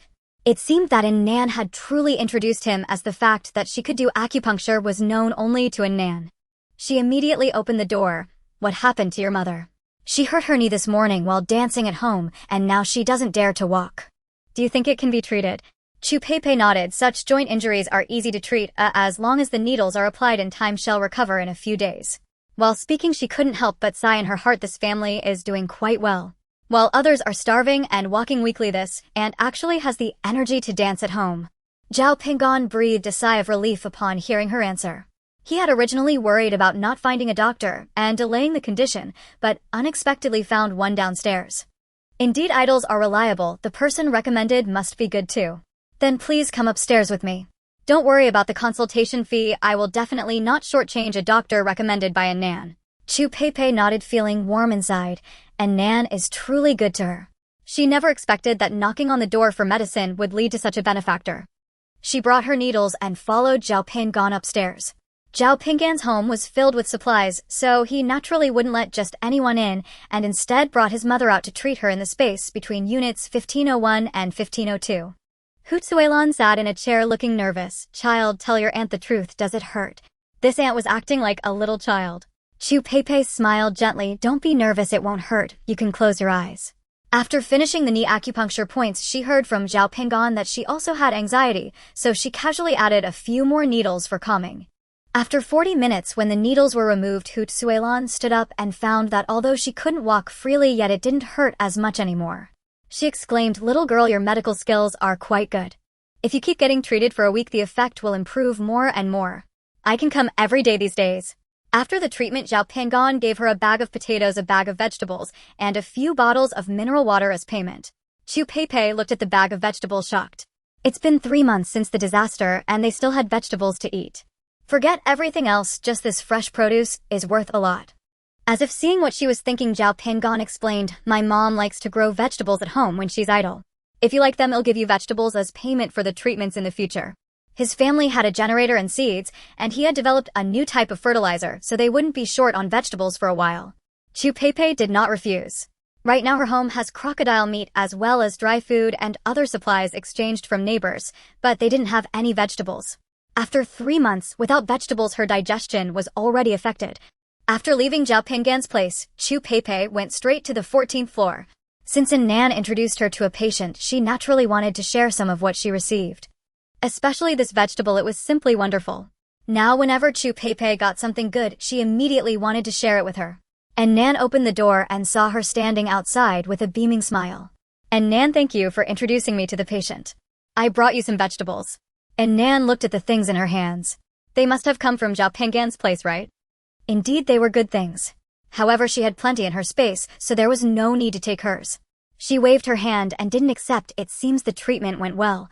I don't need this, just help me cure my dizziness. Chu Pei tried to shove it into her hands for a while, but seeing that she insisted on refusing, she had to give up. Today's treatment results made Chu Pei filled with confidence. I've had good results recently, so I'll start acupuncture on you tomorrow. And Nan smiled, sure. Just as they were talking, a furious roar suddenly came from behind Chu Pei, little bitch from the 14th floor. Hand over your life. An emaciated old woman with white hair rushed over wielding a kitchen knife in a crazed manner.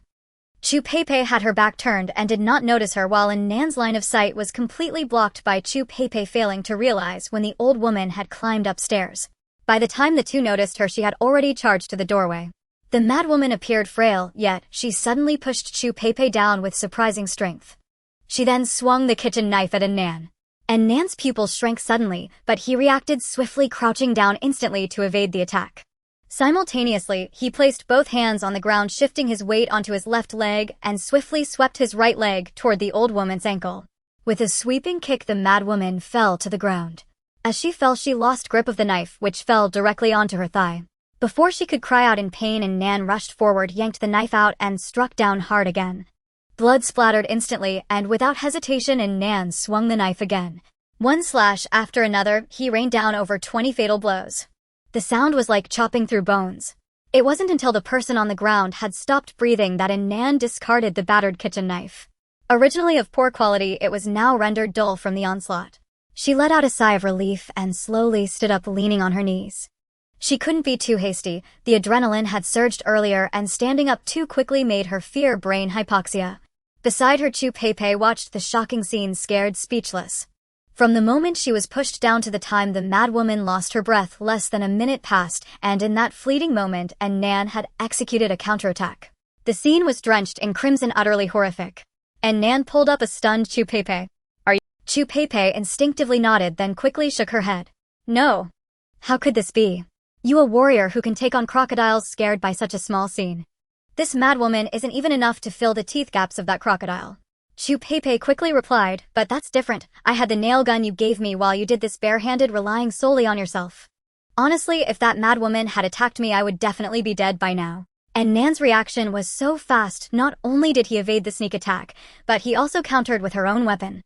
Regaining her composure, Chu Pei curiously asked, who is this person? Why did she attack you? And Nan shook his head. I don't know, I've never seen her before. Who cares who she is? Anyone who challenges me deserves to die. Chu Pei stared at the person on the ground for a while, then suddenly exclaimed, huh? Isn't this Lu Laodai?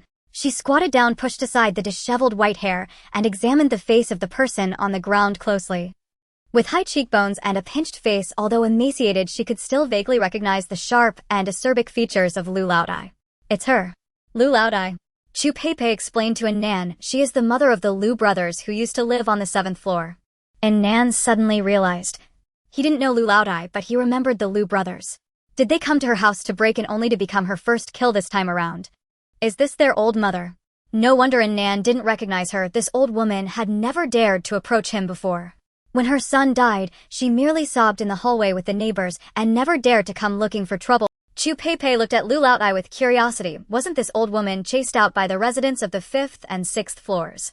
How has she survived until now? But she didn't dare come to find you back then. Why did she suddenly have the courage to attack today? With the commotion settled, Nan shrugged indifferently. Perhaps she was desperate. Trying to take me along with her as she heads to the grave. People, no matter how timid when faced with the end of their lives, can summon boundless courage.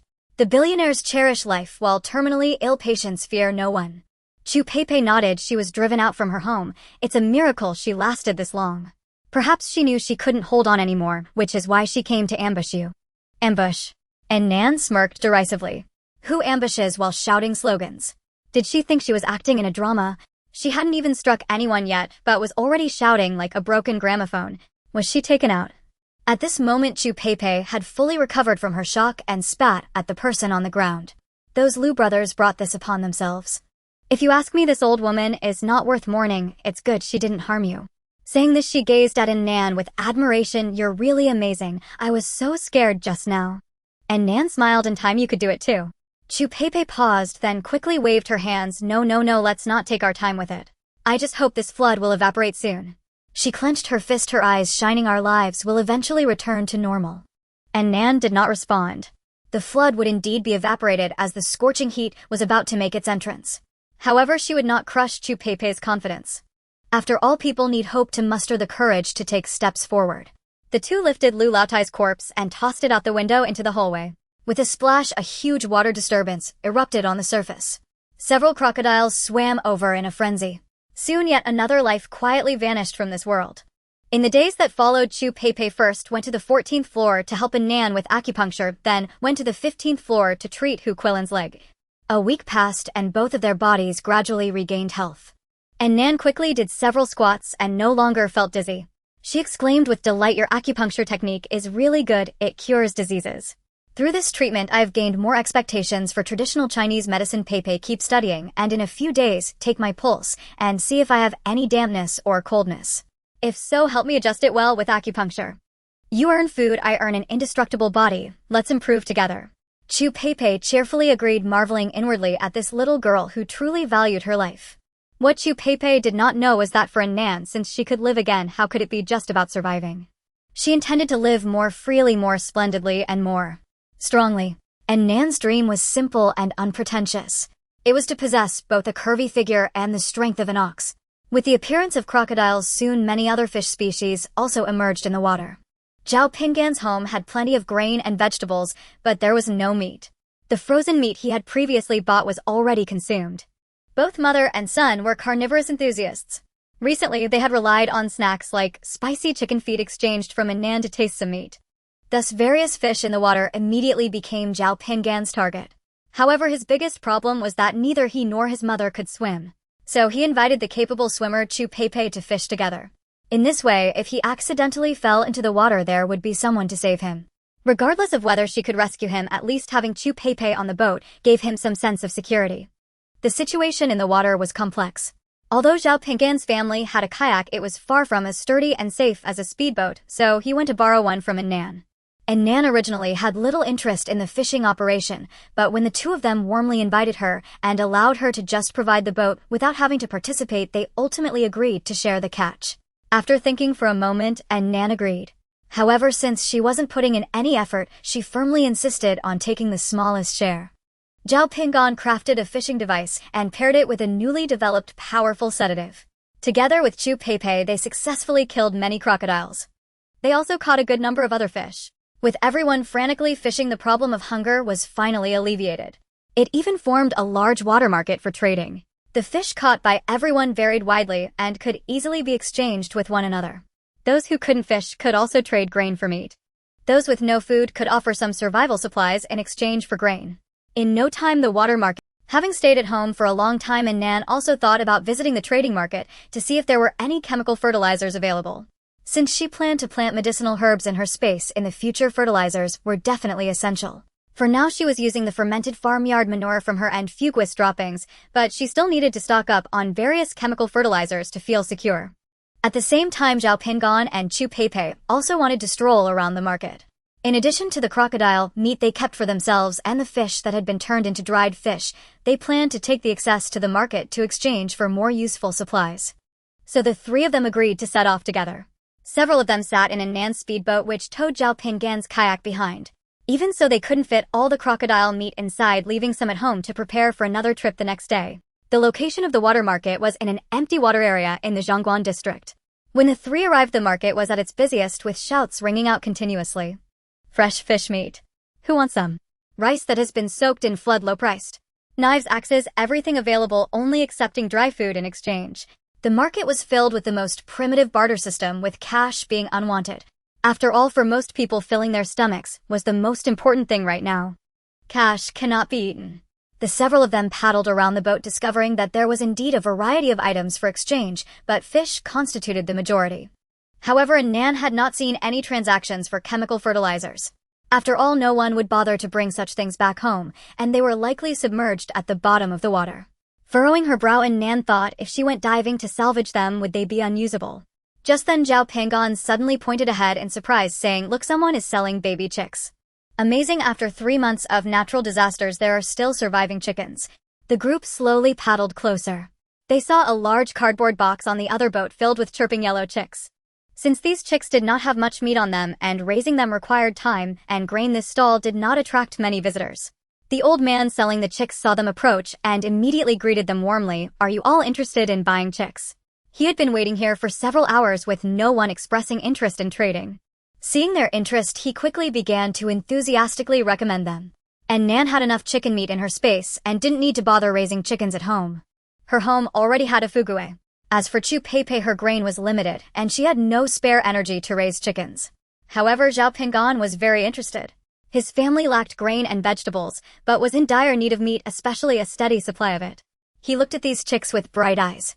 If these chickens lay eggs and those eggs hatch into chicks, he wouldn't have to worry about not having meat to eat in the future. He eagerly asked, "What do these little ones eat?"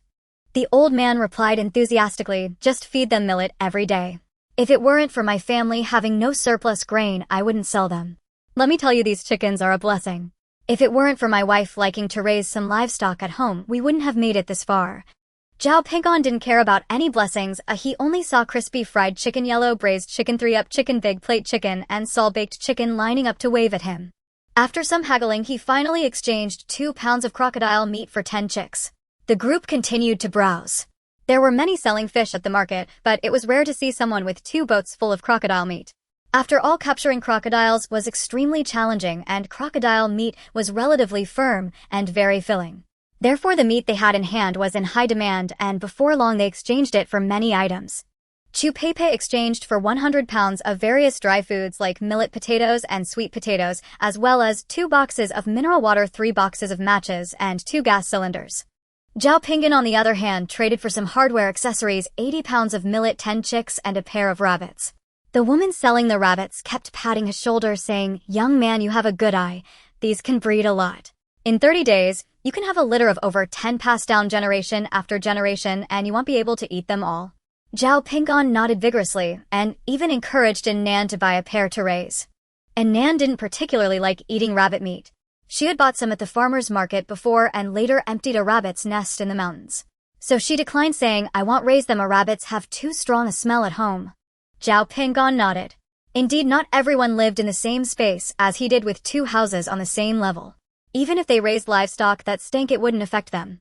He smiled and said, "All right, when I raise them well, I'll bring you some riatato at once." After browsing for 2 hours, Zhao Pingan and Chu Pei exchanged many items, but Nan, carrying her share of crocodile meat, had yet to make a successful trade. She had stockpiles of these items in her space, fresher than what they had, so there was no need to exchange. Not finding any chemical fertilizers, Nan signaled the 2 to prepare to head back home. She would come back tomorrow to try her luck again. At that moment, a new trading boat happened to come by, and Nan glanced casually at it and then instantly changed her mind. On the boat, a person had set up a small stool with a tray on top filled with gold and silver jewelry. If this were before the disaster, who would openly display such valuable items on the street? However, people now showed no interest in these things. A gold necklace. Can it be eaten? It is worth less than a pound of millet. Although others were uninterested, and Nan discovered a treasure among them.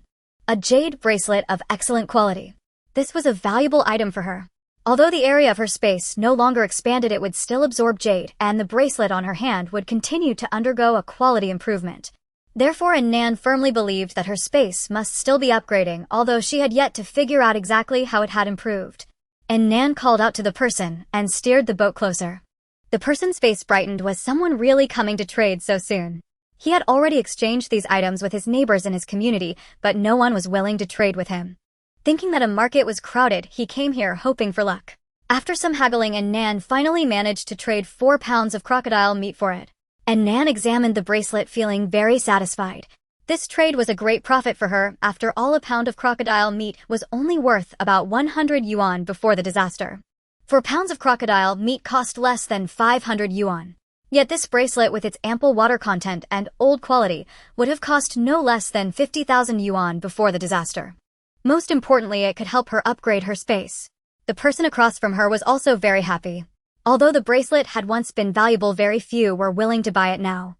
Previously, he couldn't even trade for a pound of millet with his neighbors, but now he had exchanged it for 4 pounds of crocodile meat. Both parties parted ways with satisfaction. After exchanging the jade bracelet, Nan and her companions turned back towards home. Just after leaving the Zhongguan district, they saw 5 kayaks ahead lined up horizontally blocking the way. Nan cautiously stopped the boat and called to Zhao Pingan and Chu Peipei, "There's a situation ahead." Zhao Pingan and Chu Peipei quickly picked up their weapons upon hearing this. Nan also crouched down, grabbing the chainsaw and nail gun that she had already prepared on the speedboat. She had anticipated that it would be difficult to go out with 2 boats full of supplies, so she brought the chainsaw and nail gun out in advance. Fortunately, she had foreseen this, otherwise she couldn't just conjure such large weapons in front of Chu Peipei and Zhao Pingan. At this moment, the group of people opposite was extremely excited. "Brothers, I told you that those who can go to the market are all big shots. How many fat sheep have we encountered now?" A group of people stared greedily at the abundant supplies on their boat. "Charge! Supplies are coming again. Quick! Everyone move forward together." Several boats were approaching them rapidly. Chu Peipei looked at the row of blocking boats, gripping the nail gun, her palms sweating. Nan noticed her tension and softly reassured her, "Stay steady, don't panic, aim at their kayaks." Saying this, she took the lead and fired at the opposite boats. Seeing this, Chu Peipei quickly followed suit. The two practiced shooting regularly, so almost every shot was on target. In an instant, the 5 kayaks opposite began to slowly leak air, and several people were injured by their shots. Upon seeing this kind of shooting, the opposite side panicked. "Quick! Get closer!" They were at a disadvantage in long-range combat, but as long as they closed the distance to their boat, their overwhelming numbers would easily take down the 3 of them. Several boats quickly closed in. Nan, seeing this, tucked the nail gun into her waist and revved up the chainsaw. Vroom, vroom. The deafening roar instantly erupted with the sharp saw blades spinning rapidly. The group opposite was stunned. What is going on? Looking at that terrifying beast, everyone felt a rush of fear and no one dared to advance. "Come on, we're just holding kitchen knives, wrenches, and fire axes. How can we approach them?" The group that originally planned to outnumber them was now completely dumbfounded. What's happening? Weren't we supposed to have a gunfight? Why aren't they playing by the rules? But at this moment, their boats had already begun to leak. If they couldn't take down the 3 of them, it would be dangerous if they fell into the water. A few people with longer weapons had no choice but to muster their courage and move forward. Others, seeing this, shrank behind them, waiting for the chance to ambush. And Nan's chainsaw wasn't an area weapon, so it couldn't take down many people at once. But now she had partners by her side. The 3 stood together on the speedboat. And Nan held the chainsaw, defending all sides. Anyone who dared to approach would be shredded to bits. With her blocking these people, Chu Peipei felt at ease and boldly aimed and shot with the nail gun. With Nan standing guard, she felt secure and her aim was steady, almost never missing. Zhao Pingan was responsible for spotting any gaps. He held a homemade spear over 4 meters long, smeared with powerful anesthetic against crocodiles, standing guard beside Nan. Anyone who crossed the line would be jabbed with the spear. The 3 worked together seamlessly, quickly overwhelming the other side. 5 minutes later, seeing that all the opponents had fallen into the water and lost their combat effectiveness, Chu Peipei put away the nail gun. She looked at the 20 or so people, unable to believe that it was the 3 of them who had taken them down. For a moment, her confidence soared. On the other side, Nan also put down the chainsaw and took out the nail gun that she had tucked into her waist. She raised the gun, aiming at the water's surface. A gust of wind blew, lifting the stray hairs at her temples. Her voice gently carried on the wind, reaching Chu Peipei's ears. "Let me teach you one more move. Leave no survivors." Saying this, Nan ruthlessly fired at those still struggling on the water, each shot aimed at their temples. Those hit by her shots quickly ceased to struggle. Chu Peipei and Zhao Pingan were momentarily stunned. They quickly reacted and followed her lead, each dealing a finishing blow. The water surface gradually calmed. The 3 looked ahead and discovered another boat without passengers parked not far away, filled with supplies. It seemed that this group had robbed quite a few people before attempting to rob them. And Nan and her companions steered over, collecting all their ill-gotten gains. About 300 jean of potatoes, various miscellaneous dry rations, some snacks, cases of mineral water. There were even 3 large gas cylinders. Not only supplies, but even the kayaks used to transport them were taken away. After collecting the supplies, Nan drove the speedboat back home. Throughout the journey, the few of them did not speak. This was Zhao Pingan and Chu Peipei's first time killing someone with their own hands. In the past, they had only chased off those who bullied them, but had never gone for total annihilation. When they first acted, there was some tension and a sense of guilt, but it was not as terrifying as they had imagined. They even felt a certain unspoken pleasure. A fresh experience they had never encountered in peaceful times, the ruthless crushing of the weak by the strong. As if having taken action themselves, something within their hearts had changed.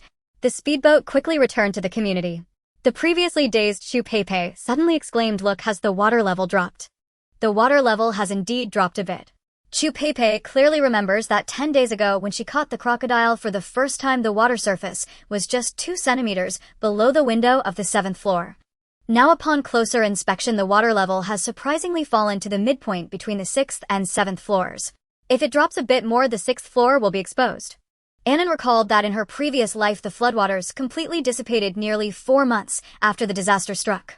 At this time, more than 3 months have passed since the heavy rain, and according to the timeline of her previous life, the water level should indeed begin to recede. Seeing Chu Peipei's excited expression, she nodded and said the water level has indeed dropped. Chu Peipei and Zhao Pinggan were both very excited, especially Chu Peipei, whose eyes sparkled with enthusiasm. "Do you think the disaster is finally coming to an end?" Annan looked around and replied, "I don't know if the disaster has ended, but you should wake up quickly. We have entered the community, not arrived home." At this moment, the people in the community were eyeing their 3 boats with intense scrutiny. The boats contained food that Chu Peipei and Zhao Pinggan had traded for, as well as the crocodile meat that Annan had not yet exchanged, along with a full boat of looted supplies. Whether from the people on the water surface or those peering from the windows above, everyone was fixated on their bountiful. Their eyes were filled with greed. Feeling the strange atmosphere, Chu Peipei and Zhao Pinggan stood up nervously. Annan called out to Zhao Pinggan to take over the speedboat and continue toward home while she raised the chainsaw and started it. The roar of the chainsaw was deafening. People above and below were instantly awakened by the sound. "This is a chainsaw." Upon seeing the chainsaw, everyone immediately thought of the infamous female demon of the community. The chainsaw killer on the 14th floor of Building 6. The rumored fugitive who could cut through people like slicing vegetables. Everyone shifted their gaze from the supplies to the 3 individuals on the boat. Only then did they notice that all 3 of them were splattered with a large amount of blood. They had originally thought that the legends were exaggerated. Now it seemed that even these supplies were likely seized from some victims by the female demon. Look, even the 2 minions beside her were exuding killing intent. Some of the timid ones hastily closed their windows. However, not everyone feared Annan. There were still some reckless individuals eager to rush forward. There was no way around it, the temptation of food was too great. At this moment, Annan stood on the speedboat, her gaze icy as she turned off the chainsaw, surveyed her surroundings, and shouted, "If it's not yours, stop daydreaming." At this moment, Annan stood on the speedboat, her gaze icy as she turned off the chainsaw, surveyed her surroundings, and shouted, "If it's not yours, stop daydreaming." No one survives. No one survives. Those who have killed many carry a murderous aura in their eyes. Many were intimidated by her imposing presence, especially those from Building 6 who knew her and had heard tales of this woman's ferocity. They quickly ducked away, fearing being targeted by the female demon. Occasionally, a few defiant ones would merely glare at their backs, but dared not approach easily. Annan's goal was to intimidate these neighbors with her aura. Once they show any sign of weakness, they would be subjected to endless harassment, causing them no peace. Of course, even if she couldn't intimidate them, she was not afraid. The reason she could speak so boldly was naturally due to the Uzi submachine gun in her space. Even if they truly surrounded her, a burst from a submachine gun would be enough to deter everyone. After all, firearms are banned in Huagua. Not to mention the phone lineaging community, even in the entire Limbei city, it would be hard to find anyone with firearms and ammunition. Even the police only carry handguns. As long as she doesn't attract the attention of any official bigwigs or international organizations, she is practically invincible. Of course, in the face of a disaster, the official bigwigs had no time to bother with this small fry. Therefore, she looked down upon all the ill-intentioned neighbors equally. The speedboat quickly reached the window of Building 6. Annan remained on the boat guarding with her weapon while Chu Peipei and Zhao Pinggan moved the supplies into the building. Once inside, the 3 of them took turns carrying supplies upstairs. Along the way, when someone opened the door and saw Annan, they immediately shut it. Putting aside the people outside, the residents of this unit were truly frightened by Annan. It wasn't as if they couldn't catch fish. Why risk their lives to provoke that female demon? The 3 of them moved all supplies to the hallway on the 14th floor and began to distribute them. The supplies exchanged by Zhao Pinggan and Chu Peipei belonged to each of them, while Annan's portion of crocodile meat remained with him. The looted supplies were to be split equally among the 3. Each received a gas canister, 100 kilograms of potatoes, and the other dry rations and snacks were also divided into 3 portions. Zhao Pinggan's family was more in need of snacks, while Chu Peipei's family needed more dry rations, so they exchanged some items. Annen's base had water and electricity, and she had previously acquired a lot of mineral water at zero cost from the supermarket, so she intentionally left most of the mineral water for them, taking only a few bottles. Seeing this, Zhao Pinggan and Chu Peipei gave her a bit more of the other items. No one wanted to take advantage of the other. After distributing the items, Annen pondered for a moment and said to Chu Peipei, "Now that we've brought back so many supplies today, it might not be peaceful in the future. If you're willing, you can stay in 1401, which is opposite my home. That place has been vacant for a long time." The hallway door on the 14th floor has a mechanism designed by Zhao Pinggan, ensuring that Chu Peipei's safety is better protected if she stays in 1401. Living on the same floor also provides a mutual safeguard. Of course, Annen had considered her own safety. Even if hypothetically Chu Peipei were to harbor ulterior motives, her 1402 still had 2 layers of blast-proof doors. But if she disregarded Chu Peipei, she might be broken into tonight. After all, people tend to pick on the softest targets. Compared to the solidly fortified homes of Zhao Pinggan and herself, the security door of Chu Peipei's home was as flimsy as cardboard to robbers. Hearing Annen's proposal, Chu Peipei's eyes brightened. Is that really possible? After thinking for a moment, she hesitated and said, "But what if the owner of that house comes back and accuses me of trespassing?" Chu Peipei had always held a hopeful expectation that the flood would recede and the disaster would end. Annen naturally couldn't tell her that the disaster would continue indefinitely and that the family had not returned. As for whether they were gone or had perished, no one knew. And Nan smiled and comforted Chu Peipei. "It's okay, you can stay until the flood recedes. If they really come back, I'll help explain to them." Chu Peipei thought for a moment and nodded in agreement. After all, nothing is more important than one's own life.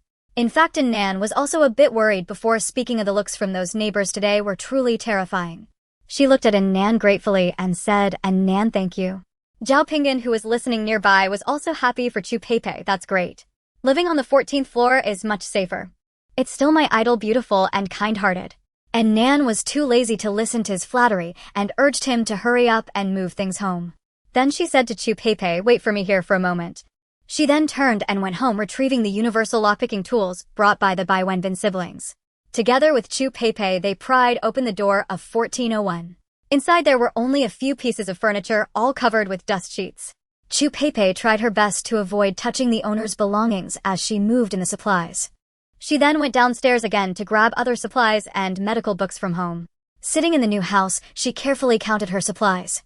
2 basins of dried fish, over 100 pounds of leftover crocodile meat waiting for trade, 100 pounds of potatoes, and over 150 pounds of various other dry goods like noodles, millet, and sweet potatoes.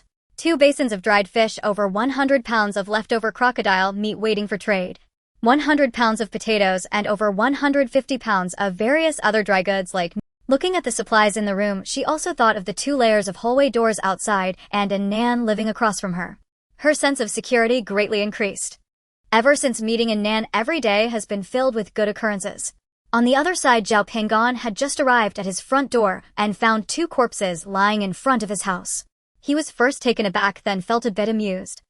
These 2 guys must have thought they could bully his old mother at home after he left, so they came to rob. Please, it was me who left, not my family's defenses. Although his mother didn't have the strength of a young person, she was even more ruthless when it came to using these defenses. The 2 of them were shot full of poisoned arrows, turning into hedgehogs. Zhao Pinggan threw them into the flood and opened the door to go home. "Mother, come help the Hua Suilan came over as she heard the call, saying, "The poison you made is too little. I just used up half a bottle in one go. You need to make more when you have time." There were only 2 people outside and you used half a bottle. Zhao Pinggan was incredibly shocked. "Mom, you're too ruthless. Just a little of that stuff is enough. Half a bottle could take out 20 people. After a pause, he added, "Moreover, that poison isn't something I can just make as much as I want. Our chemical materials aren't enough to waste on this." Hua Suilan pouted. "Got it, you little brat. I'll use it sparingly from now on." She casually took the potatoes and millet from her son's hands. Just as she was about to say something more, she suddenly heard a series of chirping sounds. Hua Suilan asked, "What's that noise?" Zhao Pinggan mysteriously replied, "A gift for you, it's outside. You go see for yourself." Hua Suilan curiously leaned her head out to look. Chickens. Big meat rabbits. Hua Suilan was filled with delight, running outside in her slippers and grabbing a cardboard box. "Eldest son, did you bring back braised chicken and spicy rabbit heads?" Zhao Pinggan replied, "Don't rush to eat. We need to raise them for a while first. Let's take it slow." "I know. Chickens lay eggs and eggs hatch into chickens. She happily took the chicks and rabbits to the adjacent suite. You go rest, I'll make a nest for the new members. While unlocking the door with her keys, she murmured, life is about to be fulfilling. Zhao Pingon watched his mother's back with a smile and then moved the other supplies into the house. Unlike the joy of harvest in these two households, and Nan returned home with an indifferent expression, casually tossing all the supplies into her space. There were so many things that it felt like there would never be enough. Adding a little more didn't make any difference. Fu Gui, sensing the master had returned, wagged its tail excitedly and rushed over. Seeing the enthusiastic little fellow, and Nan finally felt a bit better and embraced it affectionately. Once it calmed down, and Nan took out a roasted lamb chop from the space for it to chew on. Then she went inside to change clothes, wash her hands, and took out a bowl of snail rice noodle for herself. The snail rice noodles were steaming hot, just like when she bought them from the shop, with fried eggs soaked in savory broth inside. And Nan found a drama to watch and contentedly slurped her noodles. Originally, Fu Gui, who was gnawing on the lamb chop at her feet, was surprised and widened its eyes at the strange smell. What are you eating? Is it poop? It looked at her sideways and silently moved away with its lamb chop. And Nan looked at its behavior, feeling quite speechless. Fu Gui. What kind of look is that? Fu Gui turned its back to her, distancing itself while continuing to gnaw on its lamb chop. Respecting others' preferences, enjoying one's own life. And Nan. You're a dog, you have no taste. I'm not going to argue with you. She lowered her head and slurped her noodles particularly loudly. After a satisfying meal, both the person and the dog cuddled up on the sofa. And Nan rummaged through her clothes pockets and stored the jade collected from the market into the space. Sure enough, it was swallowed up again. She looked down at the bracelet on her wrist. The quality had improved. However, the area of the space still hadn't changed much, so where exactly had it upgraded? After some thought, she decided to go explore the manor thoroughly. She picked up Fu Gui. She couldn't lift it. She hoisted Fu Gui and quickly entered the space. Fu Gui, how have you gotten so fat? As soon as Nan entered the space, she hurriedly placed the dog on the lawn. She hadn't observed it closely before, but now that she looked, it had grown so much. Its body was almost twice as long as when she first brought it back, and its weight had increased significantly. She couldn't lift it as easily as before. And Nan squeezed its body and found it exceptionally sturdy. Unlike other breeds of dogs, which might look round due to their thick fur, but actually have little meat, Fu Gui, being a French bulldog, had short fur, and its size matched its meatiness. And Nan lowered her head to educate it. Fu Gui, you're a little girl. Eat less, or you'll become as fat as a little pig. Fu Gui paid her no mind, raising its little head, and went to drink water by the pond. And Nan couldn't care less about Fu Gui and wandered around the manor. The villa remained unchanged. The lawn showed no difference. The medicinal field was still the same. The pond had not changed. She observed everything around her, not letting any tiny details slip by, yet nothing seemed different. What exactly upgraded in this space? After swallowing a quality jade, there was not a hint of change. That shouldn't be. And Nan, undeterred, wandered around again, but found nothing amiss. After inspecting her medicinal field, which seemed to be thriving quite well, she exited the space with her dog. In the next moment, both she and the dog found themselves on the coffee table of room 1402. Fu Gui happened to be standing at the edge of the coffee table and tumbled down with a slight movement, landing on the floor. Awo. Awo. Though she couldn't understand, and Nan could tell that Fu Gui was cursing quite harshly. She glanced down at her feet. What was going on? Hadn't they entered the space while sitting on the sofa? How did they end up on the coffee table after coming out? They had moved a full meter. And Nan, puzzled, entered the space again and then re-emerged. They had moved forward another meter. This time she stood in the space between the coffee table and the television. She repeated the experiment several times, her heart racing with joy. She finally understood what had upgraded in the space. It was the exit position from the space. And Nan entered and exited multiple times, finally grasping the pattern. If she didn't consciously control it, she would automatically appear 1 meter ahead when exiting. However, if she deliberately used her will to control it, she could still exit from the same spot. In fact, she could even control the distance of her exit as long as it was within 1 meter. For instance, she could exit at 30 centimeters, 80 centimeters. As long as it didn't exceed 1 meter, it was all possible. Wasn't this just teleportation? No wonder when she entered the space at Taiyu Mansion, she had gone in on the staircase landing, but came out directly on the steps. And that time on the mountain facing the wild boar, she had emerged directly riding on the back of the boar. It turned out the space had already upgraded at that time. The few raw stones last taken in at the Beddingstone Square, although they didn't allow the space to expand further, were not without effect. However, since the exit distance had only increased by about 30 centimeters, which was not much longer than her feet, she had never noticed. The jade she bought at the market today had good quality upgrading to a 1-meter distance, which finally made her realize it. And Nan couldn't help but sigh in her heart. Good people are indeed rewarded. If it weren't for lending the speedboat to Zhao Pingan and Chu Peipei, she wouldn't have received so much crocodile meat. Without that extra crocodile meat, she wouldn't have thought to trade for fertilizer at the market.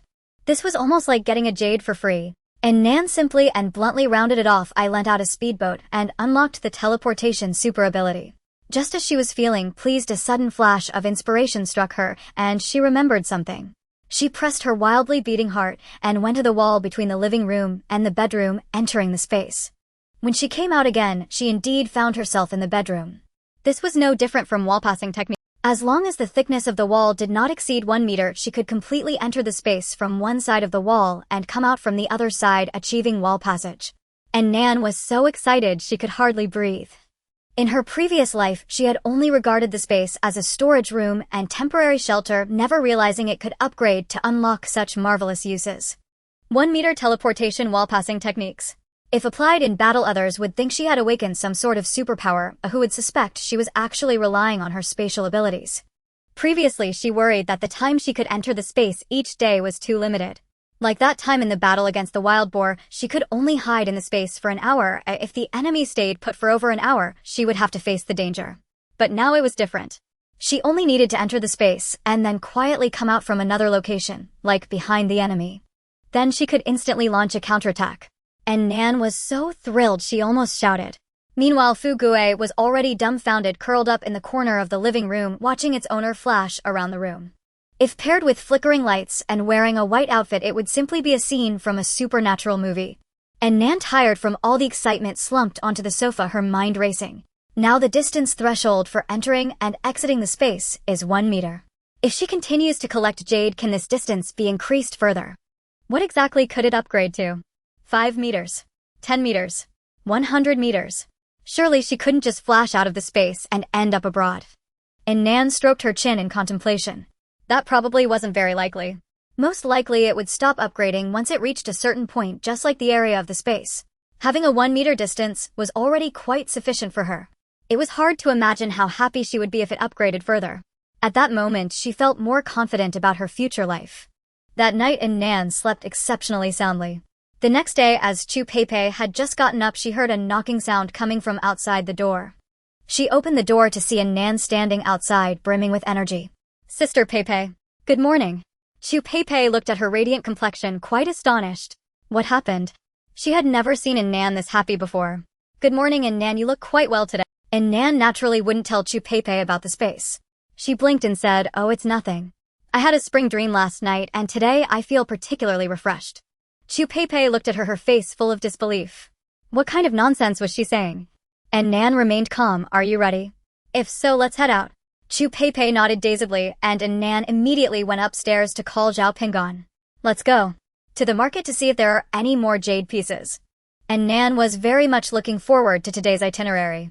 As the three of them went downstairs, they passed by Chu Peipei's old home on the 13th floor and took a special glance. Sure enough, the door had been forcibly pried open and the house was in a complete mess. Chu Peipei couldn't help but feel a pang of fear. It was a good thing she had listened to Nan and moved to the 14th floor early. Today, Nan was still driving the speedboat loaded with crocodile meat. Zhao Pingan sat on the boat observing Nan's expression and asked Chu Peipei beside him, what delicious food did you two have last night without me? And Nan seems to be in a good mood today. Chu Peipei's face instantly flushed. Big man, don't ask questions you shouldn't. How could she answer that? Say Nan had a dream about something unspeakable. So embarrassing. Zhao Pingan looked confused. What was something he shouldn't ask? And Nan was originally a person who rarely showed her emotions. But this was teleportation. Wall-passing skills. What was the difference between that and inheriting 300 billion? 300 billion would be worthless now, could it, by my superpower? She only smiled a little more than usual. Oh, wasn't that Loki enough? However, seeing Zhao Pingan's curious expression, she still smiled and explained, it's nothing, I just dreamt last night that 5 handsome guys with 8-pack abs appeared in my home. Zhao Pingan. Idle, so you're this. Bold. Chu Peipei, I already told you. The three of them quickly arrived at the water market once again. This time Annan had a clear goal to find jade. I'll take all the jade from this street. Sister, I must experience the feeling of teleporting 10 meters. However, she drove around the market but didn't encounter anyone with jade. On the other hand, Zhao Pingan and Chu Peipei quickly exchanged for quite a few items. Their needs were rather simple. Zhao Pingan the mechanic enjoyed collecting all sorts of peculiar steel scraps, wanting to bring home iron rods and forks. Additionally, he sought various snacks and seasonings. He constantly remembered his mother's complaints about him not stocking up on hot pot base. So whenever he saw someone exchanging for seasonings, he would trade meat for hot pot base marinated meat and spicy stir-fry ingredients. After all, they already had plenty of fish and meat at home, and everything left was meant for trading. He would exchange for anything that could enhance their quality of life. Chu Peipei's needs were even simpler, as she just wanted the most practical supplies. Easily storable dry food, salt, sugar cubes, and various basic seasonings, as well as energy fuel for cooking. Although the market had gradually saturated with aquatic products, crocodile meat was no longer as valuable as it once was. Fortunately, they had plenty in stock and managed to exchange for a lot of good items. While helping them load supplies onto the boat, Annan instinctively glanced around. She didn't see jade, but she did spot an unexpected find. It was the fertilizer she had been thinking about yesterday. She saw 2 large bags of fertilizer prominently displayed at a thriving vegetable stall. She hurried over to the vendor's speedboat. The market was filled with kayaks, bathtubs, and large plastic basins, but speedboats were still quite rare. Not to mention the speedboat was filled with fresh vegetables. Chives, spinach, bok choy, cucumbers, tomatoes, and peppers. Looking around, almost all were fast-maturing crops that could be grown in a month or 2. After the flooding in Limbei City for more than 3 months, how could there still be someone with a large supply of fresh vegetables? At this moment, the area around the speedboat was crowded with people all asking questions. Brother, where did you get these fresh vegetables? Is there still a place in Limbei City that hasn't been flooded? How much are you selling these vegetables for? The vendor was as eye-catching as his vegetables. The man was dressed in a well-tailored suit with a neatly pressed shirt collar and cufflinks at the sleeves. Annan looked at him curiously. Is this a new fashion? Selling vegetables in a suit. It has been over 3 months since the natural disaster, yet someone has dressed so meticulously. The suited man didn't respond to the chaotic questions, but simply quoted prices for his vegetables. 1 pound of vegetables can be exchanged for 3 pounds of coarse grains or 5 pounds of crocodile meat. If for other types of meat it would require 8 pounds. Many people heard the prices and walked away. That is way too expensive. 1 pound of vegetables can't even fill a stomach, yet it requires so much grain and meat in exchange. It would be better not to buy at all. However, there were some large households who had caught plenty of crocodiles and were willing to exchange. After all, not eating vegetables for a long time can lead to many health issues. Thus, there were still a few people making trades with him. Seeing that many who were blocking the front had been deterred by the prices, Chu Peipei quickly seized the opportunity and steered her boat closer. Annan focused on the 2 bags of fertilizer on his boat. Hello, I would like to exchange for some vegetables. How much can I exchange for this fertilizer? The 2 women asked in unison. The suited man skillfully packaged vegetables for other customers while replying to them. The fertilizer comes in 50-pound bags. Of the 2 bags total 100 pounds, which can be exchanged for 10 pounds of crocodile meat.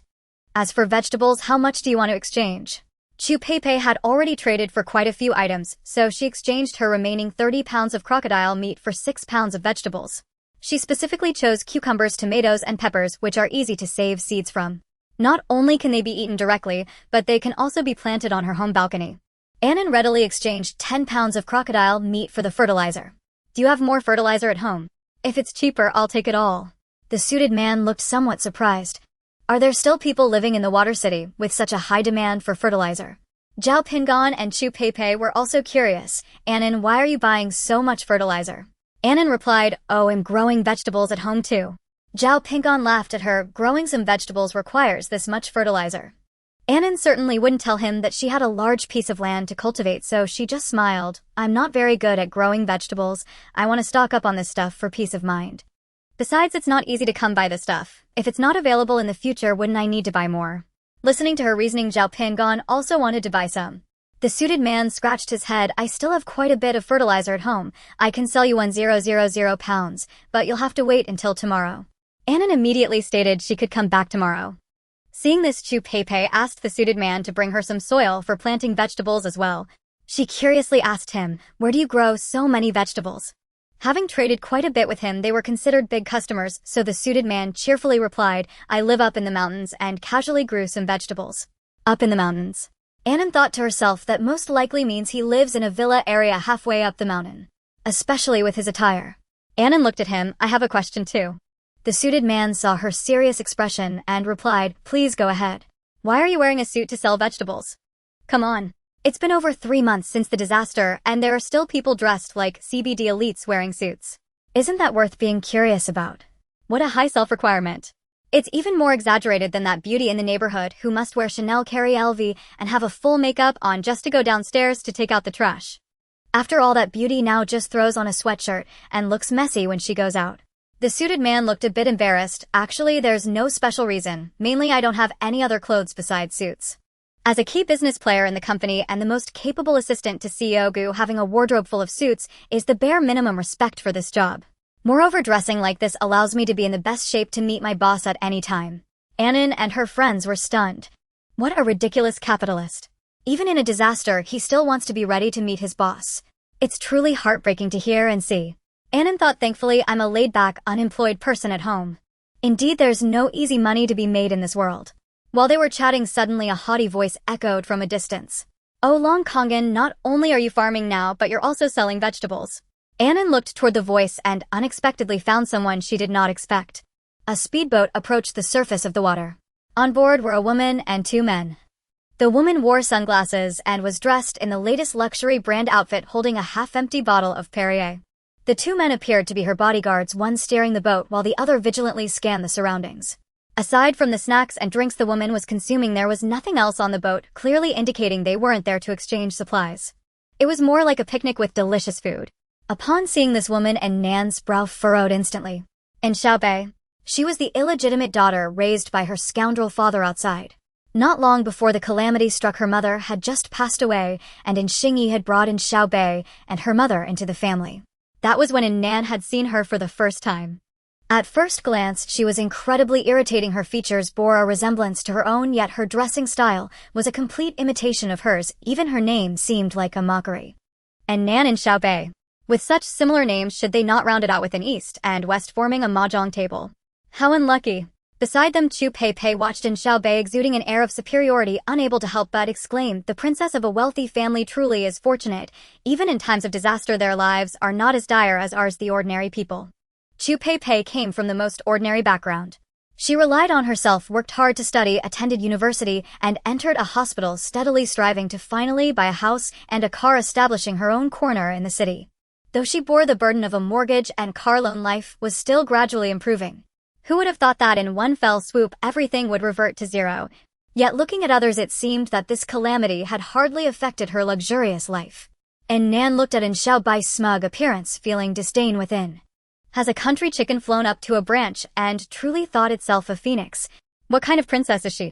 Everything Xiaobei enjoys now was earned by her maternal grandparents, having nothing to do with the Yin family. If it weren't for Xingyi, this so-called phoenix man, seizing the estate left by her grandfather and mother, would Xiaobei have anything to do with it? Her mother was merely a village woman from the same village as Xingyi. Becoming a mistress, she transformed into a wealthy lady. She wasn't even worthy to carry Annan's mother's shoes. She comforted Chu Pei, you might not always be in dire straits, and she may not necessarily maintain her current luxury. Who can predict the future? The wealthy always possess a stronger resilience in the face of environmental changes. Just like now, 3 months into the calamity, Xiaobei could still afford bodyguards and a driver. However, as the catastrophe continues, even the wealthy will gradually become unable to survive. She knew that during extreme cold, Xingyi's family could only manage to eat half full. Life would ultimately become worse. Chu Pei nodded in agreement. Annan, you're right, I shouldn't be so despondent. Life will surely improve. Recently, she could hardly get a few biscuits, nearly losing her life. Now she had food and resources, and even encountered Annan, this noble person of heaven was still treating her kindly. Annan looked at Chu Pei, who was brimming with vitality, and couldn't help but smile. She truly was a strong little woman, forever positive, full of fighting spirit, and remarkably resilient. Meanwhile, Xiaobei quickly steered the boat next to the suited man. Long Zong, and how did a peculiar person like you emerge from the hillside villa district? It was one thing to plant cucumbers among precious trees, but now you're selling vegetables. The suited man Long Song and looked at the woman seeking trouble with an instantly displeased expression. What I plant is none of your business. If I want to sell vegetables, who can stop me? TCH. I really don't understand how Gua would lend you a villa. One could tell they were familiar with each other and likely had frequent conflicts. Long Tsongan was incredibly irritated by her relentless pestering. And Nan observed in Xiaobai's arrogant demeanor, feeling disgusted and scoffed. You call others lowly? What kind of high-quality person are you? Previously, Nan's figure was blocked by Xiaoping, and so Xiaobai had never seen her from this angle. Now that Nan spoke, she leaned over to look, only to discover a familiar beauty standing on the adjacent boat. And Xiaobai was momentarily stunned, then her eyes widened instantly, and Nan. This woman, even if turned to ashes, she would recognize. Especially as her appearance had not changed at all. While everyone around them was gaunt from hunger, she still exuded that striking presence. And Xiaobai had peered at Nan countless times from dark corners. Being the illegitimate daughter who couldn't be seen in the light, every time she missed her father, she had to wait a long time to sneak a meeting. As a child, she couldn't ride on her father's shoulders to amusement parks like others, and as she grew up, she couldn't take a ride in his car. She couldn't even reveal to any friends who her father was. But Nan was completely different from her. She was a girl living in the sunlight, a glamorous little princess, the apple of her family's eye. And Xiaobai sometimes secretly followed behind her like a rat hiding in the gutter, spying on her shining life. Watching her stroll through malls with her father's arm linked, sweeping up countless beautiful dresses. Watching her live in a hillside villa that was out of reach, possessing an entire floor of private space. Watching her celebrate a grand comingafage ceremony at a 5-star hotel when she turned 18. On her own 18th birthday, she only received a bank transfer from her father because he was vacationing abroad with Nan and her mother. If you were to ask Xiaobai who she hated the most in this world, it would definitely be Nan. And Xiaobai stood up, her muscles tense, ready for confrontation. Oh, isn't this my dear sister? Long time no see, have you fallen on hard times? She removed her sunglasses, looking Nan up and down. You used to always wear a full set of custom gowns, why are you running around in sportswear now? Upon hearing this, Nan shot her a disdainful glance. Only those who cannot afford good things pay attention to what others wear every day. So you put on a few outfits you never wore before and think you've reached enlightenment. Before Xiaobai could retort, she added, besides, who are you calling sister? I am an only child, there are no sisters or younger sisters for me. Oh, I almost forgot, you are the illegitimate daughter raised by Xingyi, for over 20 years, the girl who hardly ever met her own father. And Nan has always known where to stab the knife for the most pain. And Xiaobai was infuriated, exclaiming, Pa, is it just because your family has a bit of filthy money? As she spoke, a thought seemed to strike her, and she covered her mouth with a laugh. But now all that money of yours is mine. Now my father wants me, not you. And Nan remained unperturbed, showing no anger at her provocation. What's there to be proud of being treasured by trash? So you know you're using my money. No need to thank me, just a few pieces of broken silver to show you the world. And Xiaobai exchanged a few words with her, gaining not a single advantage. Instead, she was driven to fury. She stomped her foot and ordered the 2 bodyguards beside her, you two go. Tear her mouth apart. At this moment, Chu Peipei and Zhao Pinggan were already shocked by the content of their conversation. And Nan was actually a wealthy young lady. This woman is the illegitimate daughter of Nan's father. They actually seized Nan's family business. So this is truly a genuine heiress clashing with a false phoenix. Seeing that the other party shamelessly wanted to make a move, the two immediately stood behind Nan, unwilling to back down, and brandished their weapons. Chu Peipei, annoyed that she had just envied this false phoenix, was the first to strike, shooting a few nails at the 2 bodyguards. The bodyguards were quite capable, but the distance between the boats limited their performance. They only had 2 short daggers, which not only failed to harm Nan, but were also precisely shot by Chu Peipei, injuring their wrists and causing their weapons to fly from their hands. The 2 immediately wanted to jump onto their boat for close combat. Unexpectedly, Zhao Pinggan followed closely behind, fiercely stabbing at the 2 with his formidable-long harpoon. You want to tear my idol's mouth apart? I'll stab you to death. The area of the speedboat was limited, and the 2 men had to consider Xiaobai, so there was nowhere to hide, and they were thoroughly impaled by Zhao Pinggan. That harpoon was smeared with a potent sedative. No matter how strong the bodyguards were, they couldn't match the tough-skinned crocodile. Soon they rolled their eyes and fell into the water, losing all motion. Seeing her 2 bodyguards easily defeated, Xiaobai couldn't help but cling to the edge of the boat and roar, "Ah! What's wrong with you?" Chu Peipei, while putting away her gun, shot her a disdainful glance. Yesterday 20 of them were taken down by us. Do you think we would be afraid of your mere 2 subordinates? In less than a minute, Xiaobai watched in disbelief as her 2 bodyguards were effortlessly dealt with. Meanwhile, Nan stood there with an air of calmness, not even lifting a finger. She trembled all over, hoarsely shouting, Nan, how can you harm people? You are breaking the law. I will have all of you thrown into prison. And Nan seemed to have heard a joke, responding, "Oh. Then why don't you come over and arrest me?" And Xiaobei shrank back in fear, saying, "You're bullying me. I will tell father." Chu Peipei looked at her with a grim expression and whispered to Nan, "Should we take care of her?" And Xiaobei was shocked, exclaiming, "What are you saying?" "I heard that. You vicious woman. I am her half-sister." And Nan did not recognize this cheap sister in her heart, but she was not a ruthless killer who would slay anyone on sight. She leaned in, grabbing Xiaobei by the collar and slapping her twice hard. "Since you're spending my money, you should speak politely when you see me. That's the rule I taught you." Then she leaned closer to her ear, whispering, "But do you believe that you haven't enjoyed this money for long, and soon you will no longer have any use for it?" And Nan thought of impending calamity where all wealth would turn to fleeting clouds, and she wouldn't have the fortune to enjoy it.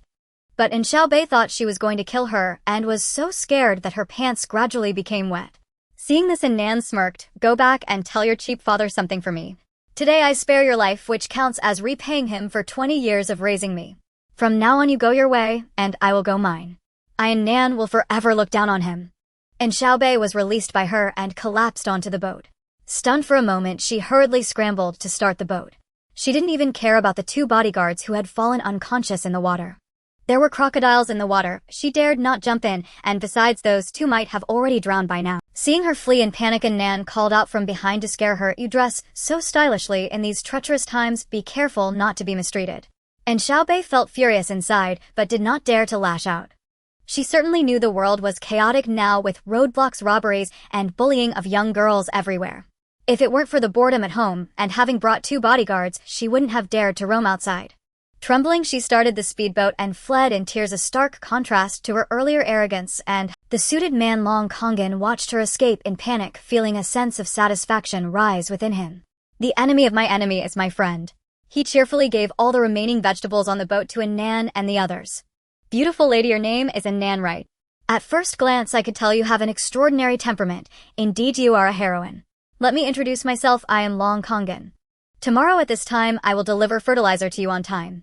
And Nan nodded and took the vegetables from his hand, only to suddenly notice that he was also wearing a ring. And Nan stared at it for a moment, saying, "Is that made of jade?" Long Kongan nodded, "Yes." And Nan felt pleased, asking, "Is that for sale?" Long Kongan was taken aback. Is there still someone willing to trade food for jewelry these days? It seems this girl, even if she has fallen on hard times, still has some strength. But he shook his head, saying, "This isn't for sale. This was a gift from my boss, a reward for my first completed task. It holds special significance for me." And Nan extended her finger, saying, 20 pounds of crocodile meat. Long Kongan shook his head. And Nan added another finger, 30 pounds of crocodile meat.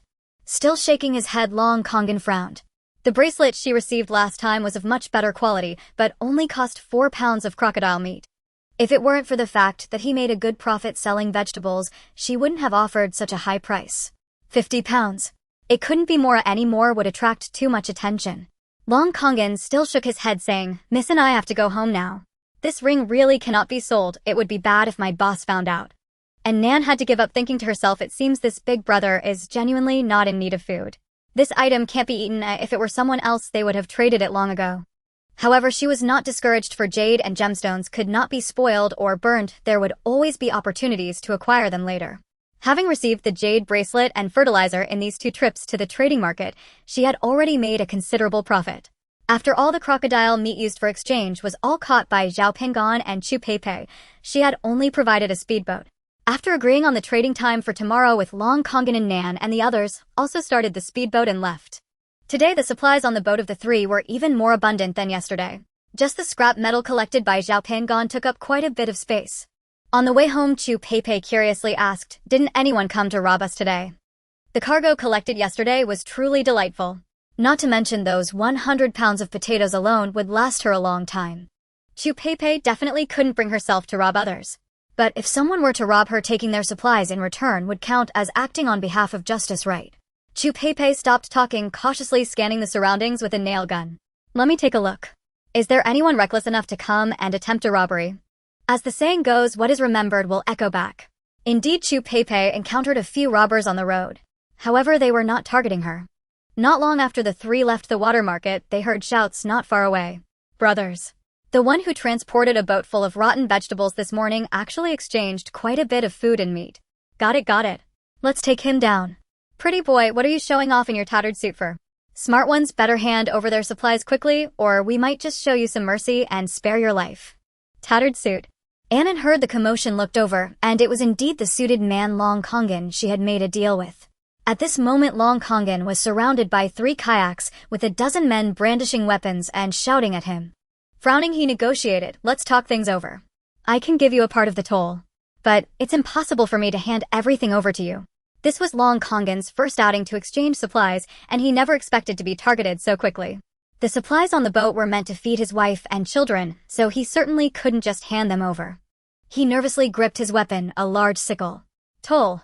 The leader burst into laughter. "Did you hear what the pretty boy just said? He said he would give a part of the toll. Dream on. If we can take everything, why would we settle for just a part?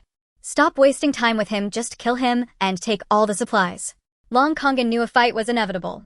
Seeing them charge at him, he quickly swung his sickle. He was quite skilled, injuring 2 right away, but he was ultimately outnumbered. Before long, he found himself at a disadvantage and received several cuts. Seeing this, Chu Pei quickly turned to Annan and asked, "Do you want to help?" "Yes," Annan said without hesitation, steering the boat towards them. How could they not help? She had 1,000 pounds of fertilizer waiting for her. The sound of the engine roared as the boat sped forward, splashing water and attracting the attention of all the robbers. Long Kongan, who was being overwhelmed by a dozen men, suddenly felt the pressure lighten. He turned to see a girl steering the boat with one hand while holding a nail gun in the other, racing towards him. With a beautiful tailspin, she splashed everyone with water. Following that, nails rained down, taking down all 4 men who had jumped onto Long Kongan's boat. Relieved from the pressure of the fight, Long Kongan let out a breath of gratitude towards Annan. Chu Pei quickly followed suit, shooting at the robbers' kayaks, causing them to deflate in no time. The robbers, seeing the unexpected guests, immediately shifted their target. Quick. Kill these 3 newcomers first. They have nail guns." The trio would not give them that chance. Sticking to their formation from yesterday, Annan raised her chainsaw to guard the line. Chu Pei aimed and shot while Zhao Pingon filled in the gaps. The battle ended quickly. Chu Pei and Zhao Pingon dealt the finishing blows to the struggling robbers in the water, while Annan jumped onto Long Kongan's boat to help him up. "Are you okay?" Long Kongan was covered in blood, but finally let out a sigh of relief, saying, "Thank you so much." Annan looked at the deep cuts all over him, which were bleeding profusely. At this moment, Long Kongan's lips had turned pale from blood loss. "We must stop the bleeding immediately, or it will be dangerous," Annan said, using her backpack for cover as she took out a bandage from her space to help him. "My 1,000 pounds of fertilizer you must hold on, don't die on me." Long Kongan gritted his teeth as Annan roughly tied off the wound. After a long while, he finally managed to catch his breath. These people are ruthless. Not only do they rob, but it seems they really want my life. Annan looked at him as if to say, "You just figured that out. Every day there are people who rob without working for it. With so much stuff, it's best to travel with a partner." Long Kongan nodded. "I owe you my life, and I have no way to repay you." Saying this, he took off a jade ring from his hand and handed it to Annan. "I see, like this ring so much. Consider this a token of my gratitude." Annan raised an eyebrow. "Aren't you afraid your boss will be upset?" Long Kongan replied, "No, you are my lifesaver. My boss will understand." Annan didn't decline and directly accepted the jade. "I won't take your gift for free. I'll trade you for some cross." Long Kongan hurriedly shook his head. No. I told you I'm not selling this ring. It's to thank you, a gift for you." This guy is quite stubborn. Annan didn't press further and just put the ring in her pocket. It would be impossible to say no. I also put in the effort, so it's not like I got it for nothing. After Long Kongan had recovered, the group bid farewell and returned home. In the hillside villa area, Long Kongan returned home exhausted, and his wife, who was cooking, rushed out upon hearing the sound. Seeing him covered in blood, she was startled. "Kongan, are you all right?" "I'm fine. I just ran into a few robbers. I was lucky to be saved by some kind-hearted people." Li Shihan's eyes instantly turned red and tears fell. "I'm so glad you're okay. I wish I had gone with you." Seeing his wife's emotional state, Long Kongan quickly pulled her into an embrace. "Don't cry, my dear. I'm fine, don't worry. I promise to take good care of you for a lifetime, and I will definitely keep that promise." Saying this, he took her hand. "Come on, let's go bring in the supplies. I've got so much I can barely move." Li Shihan followed him down the hill and saw their boat and the full load of supplies hidden in a secluded thicket. She widened her eyes. "Just those vegetables, and you managed to trade for so much." "That's right. My wife is both intelligent and beautiful. The vegetables she grows are surely extraordinary. I must trade some for meat and dry rations." Li Shihan broke into laughter. After all the crocodile meat used for exchange was all caught by Zhao Pingan and Chu Peipei, she had only provided a speedboat. As for the half-mountain villa, it's relatively safe for now and Long Kongan didn't push his luck. Alright, then I'll leave this to you. I'll take a portion with me and pick some fresh vegetables to send to General Gu. If it weren't for General Gu lending him a villa to stay in and providing considerable support, he wouldn't be where he is today. Although General Gu wouldn't miss the trifling amount he brought, it was still necessary to show his gratitude. The half-mountain villa area was built along the mountainside. Long Kongan's unit was the second one from the bottom, and he had to walk up to the highest point to reach his boss villa.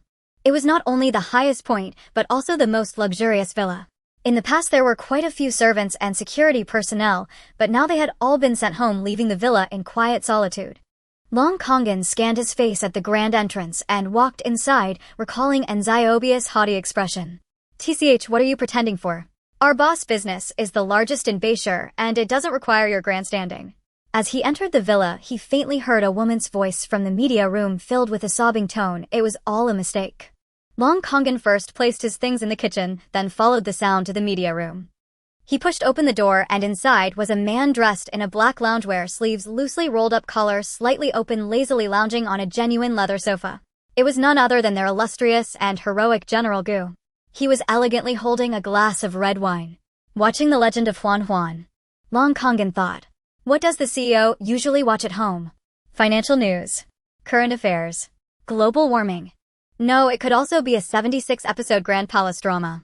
Long Kongan could understand. After all, General Gu wasn't like him. He had a wife and children for company. As a single young man staying alone in a 1,000-square-meter villa must be lonely. Watching The Legend of Huan Huan is just right. The stream of concubines appearing one after another in competition is quite lively. Long Kongan waited for a while, and seeing that he was truly engrossed, he finally spoke up. "General, I brought you." Gu Jiu raised his eyes and saw Long Kongan standing at the door covered in blood and looking disheveled. He paused the drama and frowned. What happened?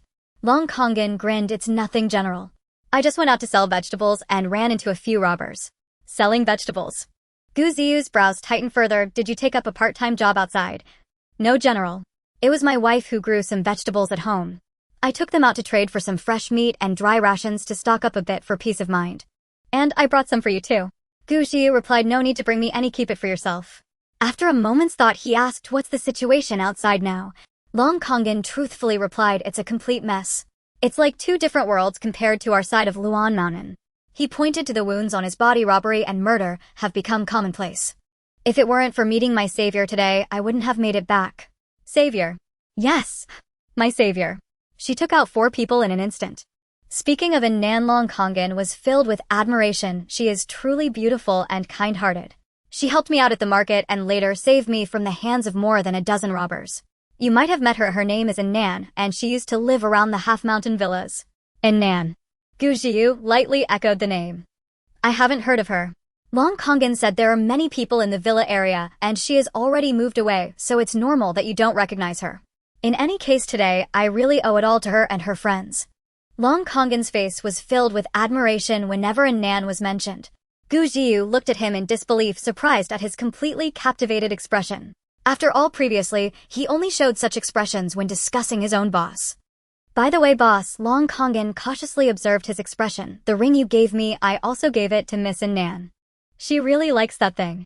If I gave it to you, it's yours. No need to consult me." Long Kongan nodded, feeling relieved. He knew that their boss was magnanimous and wouldn't care about such trifles. Gu Jiu didn't pay it much mind, but felt a flicker of curiosity in his heart. Long Kongan had previously treated that ring as if it were his lifeline, boasting about it to everyone, saying it was the boss' recognition of him wearing it even while bathing and sleeping, never letting anyone touch it. Now he had willingly given it away. "You say this woman took out 4 people in an instant? That's pretty." Recalling the situation back then, Long Kongan's eyebrows danced with excitement. "You have no idea, at that time over a dozen people were attacking me with machetes. It was a precarious situation where my life was at stake. Just as I was about to call for help, the female hero swooped in with a single hand, and in a blink she descended from the sky." Long Kongan animatedly recounted the scene. In the midst of his excitement, he accidentally reopened his wound, grimacing in pain, and stopped.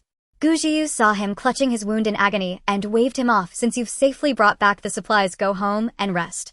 Long Kongan scratched his head. "There's still a portion of supplies that haven't been exchanged yet, so I need to go out again tomorrow." Hearing this, Gujiu seemed to think of something and pondered for a moment. I'll go with you. Long Kongan was taken aback. Had he really gained such a significant standing in the boss' mind? He was even willing to accompany him out of concern for his safety. Long Kongan's eyes brimmed with tears. General, you don't have to go out of your way to accompany me. I can manage on my own. Gujiu raised his eyes. You're overthinking it. He had stayed at home for more than 3 months, feeling a bit bored and wanting to get some fresh air. Moreover, he had to see what the outside world was like now. Before leaving, Long Kongan reported the recent movements in the villa area to him. As you predicted, there are more and more restless servants and security personnel, and most families have temporarily sent their servants home, with only the Yu family remaining unchanged. Each family's supplies are still relatively abundant, and there are no signs of chaos in the villa area for now. The floodwaters outside have receded a bit, indicating a possible improvement in the situation. Gujiu listened silently to his report, nodded, and reopened the legend of Huan Huan. Long Kongan said, General, I'll head back first. I'll come to pick you up tomorrow. When he returned home, his wife had already brought all the supplies back. Their 5-year-old son Long Xiaobao was circling around his mother, pretending to help. Seeing his father return home, he immediately rushed over, crying, Dad, Mom said you were hurt. Long Kongan picked up his son, saying, Let me see which little man is crying here. The little boy immediately held back his tears, saying, Xiaobao won't cry. After a while, with tear-filled eyes, he said, Dad, please don't go to dangerous places in the future. All right, son. I will go out once more tomorrow, and after that I'll stay home every day to keep you company, okay? Li Shihan, who was packing things up, immediately walked over upon hearing him. Are you going out again tomorrow? Her face showed disapproval. It's too dangerous outside. We have enough supplies that you should stay home and recover properly. Long Kongan replied, That won't do. I promised my benefactor and I cannot go back on my word. As he spoke, he recounted today's events to his wife in detail. After listening, Li Shihan thought for a moment and said, All right, I will go with you tomorrow. I don't feel at ease with you going alone. Long Kongan embraced her, saying, Don't worry, dear. President Gu will accompany me tomorrow. You don't need to come along. You and Xiaobao stay home and wait for my return. President Gu? Li Shihan asked in surprise, Why is he going with you? He is worried about me. Li Shihan. Do you think I believe that? Oh, dear, just don't worry. There won't be any danger tomorrow, I assure you. Long Kongan was an orphan, and now that he had finally built his own family, with a gentle and lovely wife and an obedient child, he cherished them immensely. How could he bear to let them take even the slightest risk? Seeing that his wife wanted to say something, Long Kongan leaned closer to her ear and said, Don't forget, President Gu has a weapon on hand. As he spoke, he made a gesture with his hand resembling a gun. Li Shihan nodded, saying, Then you all be careful. Xiaobao and I will be waiting at home for you. The next day in the scenic Fenglin area, and Nan got up early as usual. After practicing Ba Duanjin and having breakfast, she changed her clothes and prepared to head out. Fu Gue watched her change clothes, suddenly jumping up from his nest. Awo. Awo. Awo. What's going on? Are you leaving me behind? You go out to play every day without taking me. It was pulling at its neck, accusingly scolding, and Nan, while clinging to her leg, refusing to let her leave. And Nan comforted it, saying, You stay at home and wait obediently. I will be back soon. This time Fu Gue, however, refused to stay home no matter what. Awo. Awo. Awo. Its chubby face scrunched up, crying heartbreakingly as if it had suffered a great grievance. And Nan helplessly said, It's dangerous outside, await for me at home, and I will bring you something delicious when I return. Yet Fu Gue stood resolutely at the door, not budging an inch, while also pitifully whining, ing ing ing. It looked quite pitiful. And Nan thought for a moment and decided to bring it along. It hadn't breathed in fresh air for a long time and was probably suffocating. However, Fu Gue had gained too much weight now and the backpack could no longer hold it. And Nan had no choice but to put a leash on it and carefully reminded, Stay close to me once we go out, don't stray away, all right. Fu Gue blinked its big eyes at her and obediently put on the leash. Zhao Pingon and Chu Peipei, seeing that the dog had come along today, approached to pat its head enthusiastically. Especially Chu Peipei, who was overjoyed, showering kisses on Fu Gui's round face. Fu Gue raised its head haughtily, turning its face away with obvious disdain. Everyone is female, please show some respect. Chu Peipei asked, And Nan, does your dog seem to dislike me? And Nan smiled, It's normal, it has a bad temper. It was just scolding me at home a moment ago. They say dogs resemble their owners, but Nan noticed that its temper was even worse than her own. It would bark angrily at the slightest annoyance. Let it scold, its voice is still incredibly loud. It was entirely a street shrew. The 3 people and 1 dog sat in the speedboat, being towed by a kayak carrying over 100 pounds of crocodile meat. The speedboat sped swiftly, creating a gentle breeze against their faces. The dog hadn't been out for a long time and was now enjoying the fresh air as it faced the wind. Although the air was still accompanied by the smell of fish and foul odors from the water, it didn't mind at all sniffing around vigorously with its little nose. And Nan held the leash with one hand to prevent it from getting overly excited and falling into the water while steering the speedboat towards the Jeonbei district with the other. Today's goal was primarily to exchange for fertilizer.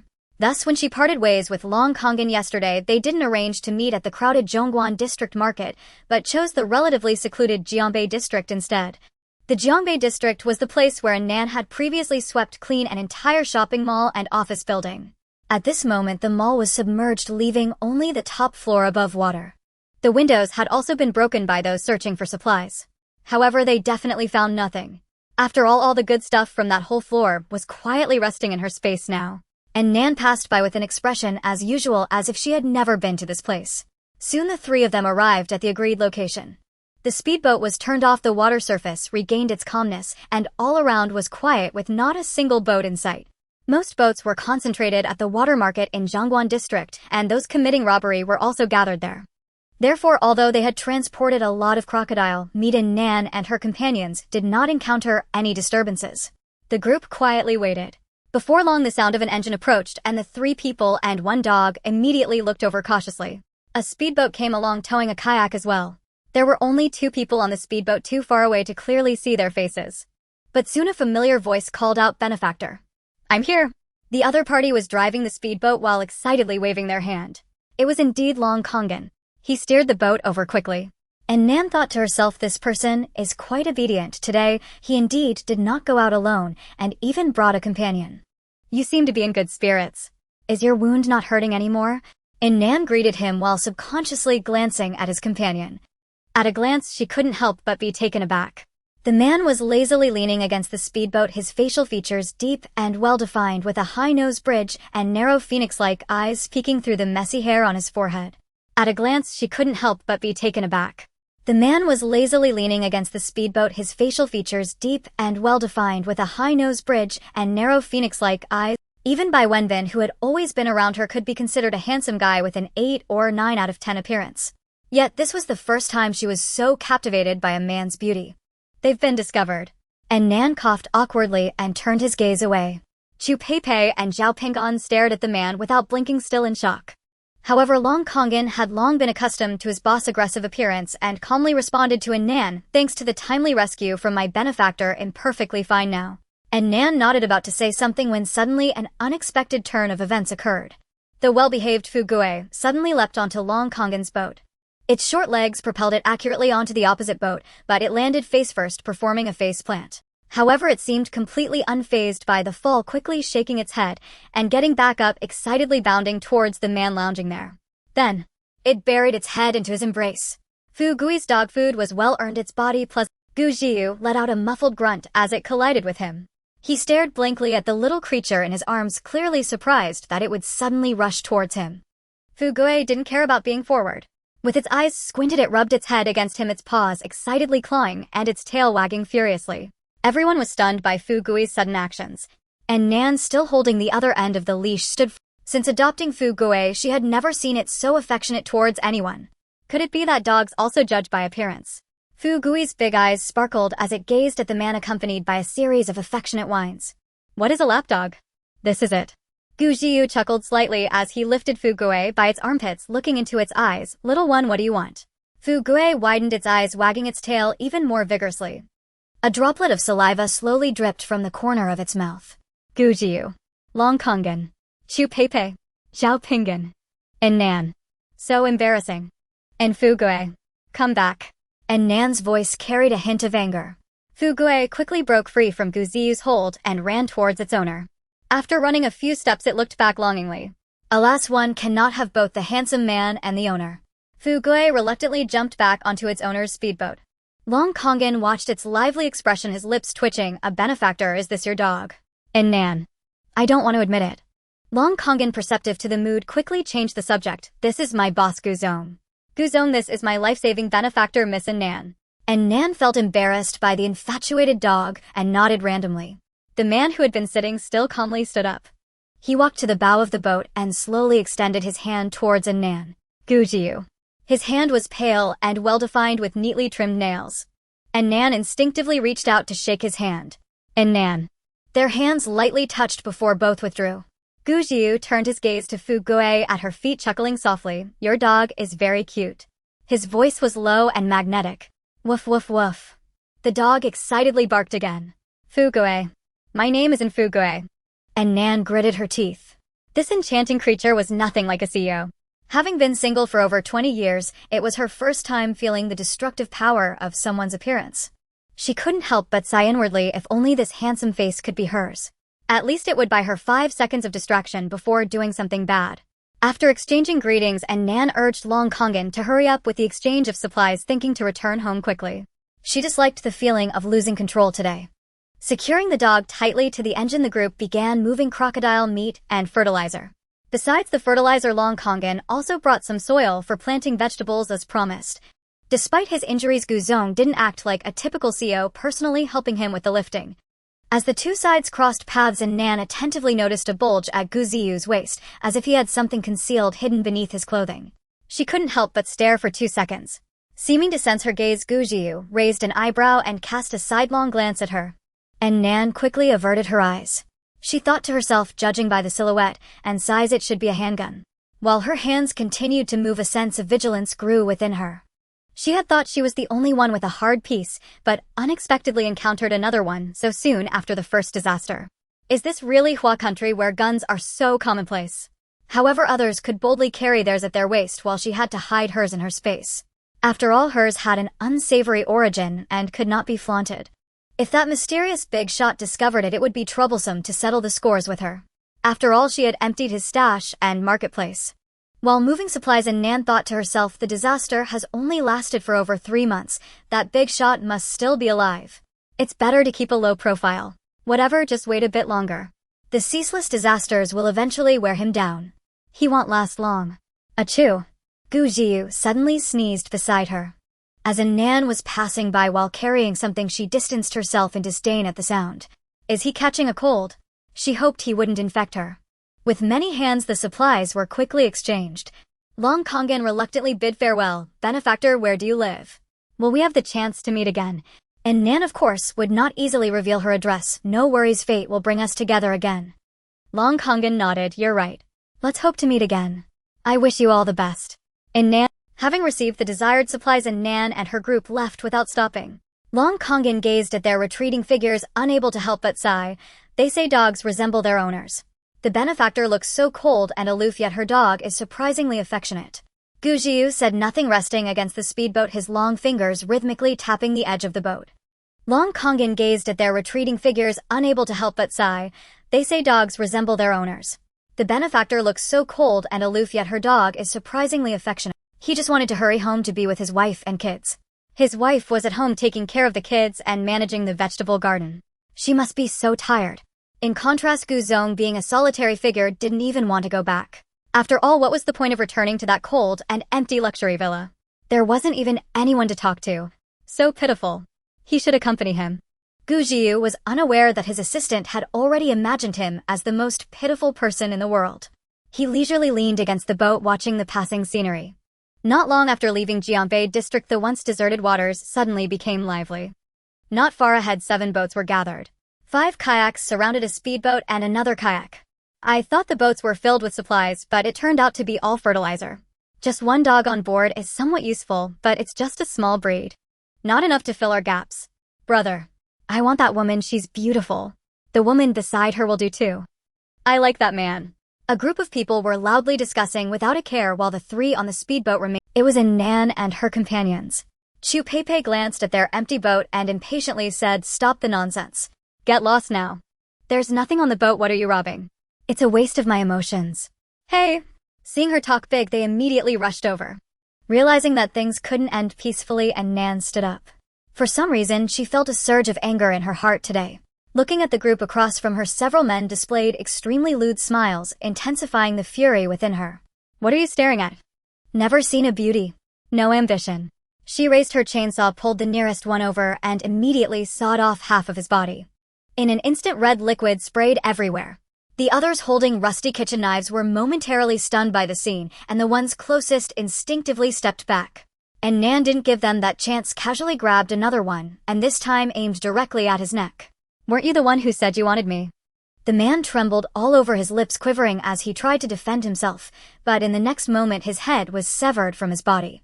The roar of the chainsaw was deafening. Accompanied by a spray of blood mist, a few young thieves were scared out of their wits. However, Nan couldn't be bothered to scare them. Finding the chainsaw cumbersome, she turned it off and switched to a more convenient trident dagger. With one stab for each, she directly pierced their throats. Not only the robbers, but even her teammates behind her were dumbfounded. Chu Peipei and Zhao Pinggan looked at her as she slaughtered her way through. For some reason, Nan today was no longer the cautious type. Instead, she was incredibly aggressive. She jumped onto the other boat without hesitation, grabbing people like little chicks and slashing them down. At this moment, holding the trident dagger, she stabbed around her figure, moving like a blur. They hardly needed to intervene. Chu Peipei, holding a nail gun, boredly fired a few shots and obediently watched Nan's killing spree. A hint of envy unconsciously shone in her eyes. "Ao Pinggan, doesn't Nan look like those martial arts masters in dramas? How did she dodge just now? Does she know lightness kung fu? If I were to take her as my master, could I also become this powerful?" Zhao Pinggan was somewhat calmer than her. The reason an idol is that they are not so easily imitated or surpassed. Look at her speed and reactions. They are beyond what a normal person can achieve. Everyone's path is different. She never said she wanted to teach you medicine. Chu Peipei nodded in agreement. "That's true, I should continue to improve my medical skills." On the other side, Long Kongan recognized that it was Nan and her group and immediately steered the boat toward them. "Gujiyu, it's Miss Nan who's being besieged. Let's go help." "No need." Gujiyu took a keen interest in the girl who was rampaging. She was wielding the chainsaw like a tiger. As if she wasn't satisfied with the killing, she turned her head and switched to a more suitable dagger, taking down one with each swing. There was no sign that she needed help. In the midst of the fight, her hair tie was cut and her long smooth hair flew in the wind. She spun around and kicked the last person into the water. Standing firm, a few drops of bright red blood adorned her fair skin, making her appear exceptionally enchanting. Gujiyu's throat moved, and for a moment he found it hard to look away. He had seen many beautiful women. Gentle, dignified, sexy, sweet. He was already used to it. But a decisive killer like her was something he had never encountered before. Seeing Nan efficiently eliminate a group of people, Long Kongan cheered as he steered the boat closer. "Benefactor. Benefactor, you're amazing." Just as Nan stood firm, slightly panting and still catching her breath, she heard Long Kongan shout. She looked up and saw the familiar speedboat approaching them. The boat quickly reached them, and as a few people were about to greet, the dog Fu Gui suddenly started barking again. "Woof woof woof. Woof woof woof woof. Handsome brother, are you here to save the beauty?" It excitedly jumped onto the opposite boat again. As soon as it landed, it ran straight to Gujiyu, burying its head in his arms, whining in a pitiful manner. "Those bad guys just now. I was so scared." Gujiyu chuckled lightly, instinctively embracing it and gently patting its furry back to comfort it. The dog enjoyed every moment while still pretending to be wronged. "And Nan. Damn dog. Enough already." Her face was so embarrassing that she didn't know where to put it. Perhaps sensing her discomfort, Gujiyu looked at her. His long eyelashes partially covered his eyes, making it hard to discern the emotions within. And Nan's heart inexplicably tightened. Damn it, that strange feeling of losing control came again. It must be because the dog is too naughty. She looked down at the retractable 10-meter leash in her hand and silently decided to switch to a non-retractable short version in the future. This silly dog used to be so fat that it would pant after running a few steps, yet now it could nimbly dash into a strange man's arms to act cute. How infuriating. Long Kongan found Fu Gui's appearance quite adorable and couldn't help but reach out to pet it. The dog immediately turned its head away in pride. "Go away. Don't disturb me while I catch up with the handsome guy." Chu Peipei saw him being rejected by the dog and couldn't help but laugh. "Just now I was a bit jealous. Fu Gui was indifferent to me earlier this morning, but now it's being affectionate with you. Turns out we're treated the same. Ha ha ha, what a lovesick little dog." And Nan felt she was at a loss for guidance, lowering her voice to call it and Fu Gui, "We're going home." Although Fu Gui was flirtatious, it was still loyal to its owner, immediately reluctantly emerging from Gujiyu's embrace at the sound. It returned to its boat with its head drooping, sitting by its owner's feet, looking up at her. "Sister Nan, isn't that handsome brother going back with us?" And Nan ignored its eager little eyes, maintaining her composure as she bid farewell to Long Kongan and Gujiyu. After they left, Long Kongan clicked his tongue at the pile of corpses in the water. Gu Jiu, I told you she's not only beautiful and kind-hearted, but also very capable. The two of them strolled around again. Gu Jiu had previously stayed at Luan Mountain, and this was his first time personally experiencing the changes outside. They encountered a robbery on the road. Gu Jiu didn't waste any words, he simply used a bullet to take the person away. The city was filled with gaunt and emaciated people. Having lived in an era of abundance, Gu Jiu was accustomed to seeing chubby children with greasy faces from takeout drenched in heavy oil and salt. However, he had never seen anyone starve to that extent. The streets were filled with skin and bones. Not the kind of overly thin beauties from dieting, but truly bones covered by a layer of skin. Those who were previously plump were fine, but those who were already thin now resembled walking skeletons. He frowned, and Nan's round and delicate face involuntarily surfaced in his mind. Her skin was like creamy jade, her eyes sparkling, her full and healthy lips and her long hair flowed like satin. Though her figure was slender, she was exceptionally strong with pronounced muscle lines evident when she exerted her arms. She must have lived quite well. Glancing around, Gu Jiu suddenly felt a bit disheartened. Let's go back.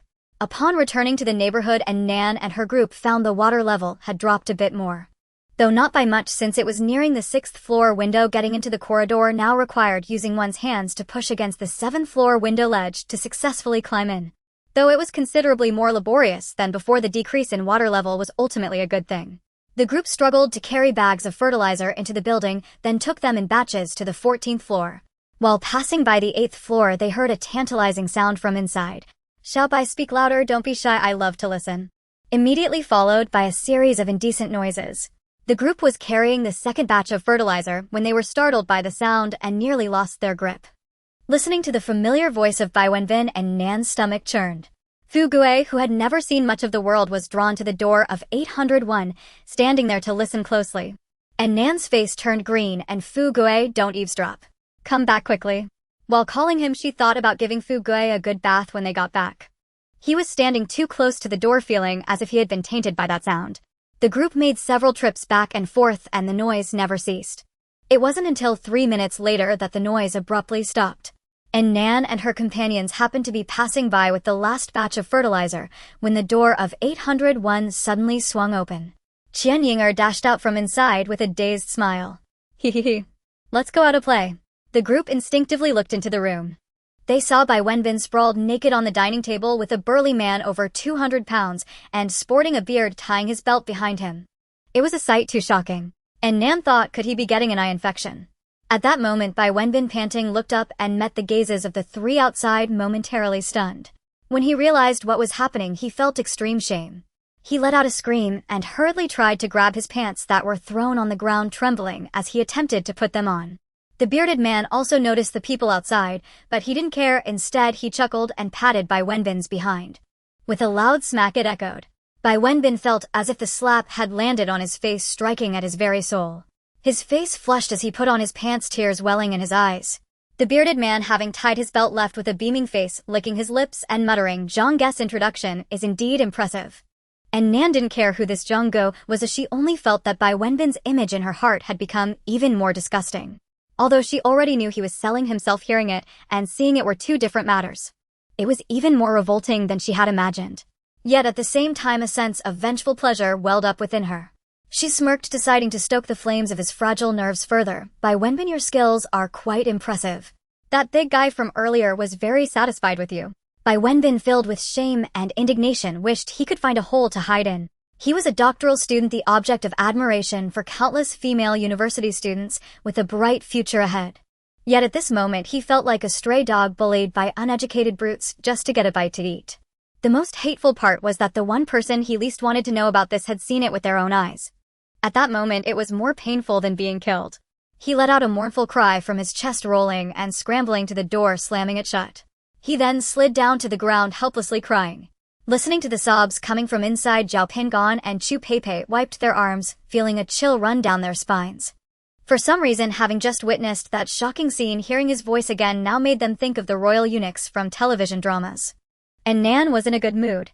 She urged the two to continue moving things. After finishing up and collapsing onto the sofa at home, she let out a long sigh of relief. Many times those who understand you best may not be your family but your enemies. Having lived through 2 lives, Nan had gained a profound understanding of Bai Wenbin. He was a person who forgot righteousness for profit, vain and unscrupulous, yet exceptionally skilled at disguising himself. Ultimately, what he cared about most was his own reputation.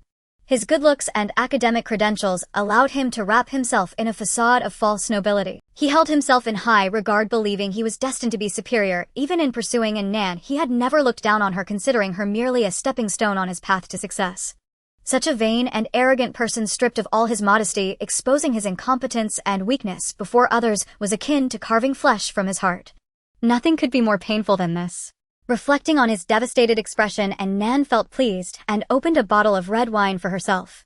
Then she took out filet steak, French baked snails, tomato pasta, and black truffle ham salad from her space, humming a tune as she indulged. Fu Gui tilted his head, looking at his master. The master is in a great mood today. Is it because he met a handsome brother? Fu Gui excitedly stomped his feet, recalling Gu Ziyu's face. I really hope Sister Nan brings the handsome brother back to celebrate with us. On the other side, Bai Wenbin, after crying for a while with his head in his hands, suddenly thought of something and raised his head with swollen eyes. Qianying air, he gritted his teeth and uttered, then clenched his fists. The dazed Qianying had run around in the corridor for a while before finally returning home. Upon entering the house, she saw Bai Wenbin staring at her with bloodshot eyes. She instinctively took 2 steps back, forcing a couple of awkward laughs, but his expression grew even angrier. Bai Wenbin let out a roar and lunged forward, eyes bloodshot, dragging Qianying by the hair into the room. Qianying cried out in pain, bursting into tears. Bai Wenbin ignored her cries entirely. His fists rained down like hail, relentless, brutal, unyielding. Open the door. Open the door. Didn't I tell you never to wander off? It's all because of you, worthless wretch. He struck without mercy, as if the suffocating resentment he'd hoarded for over 3 months had finally found its violent outlet. And Nan, the fickle, heartless betrayer.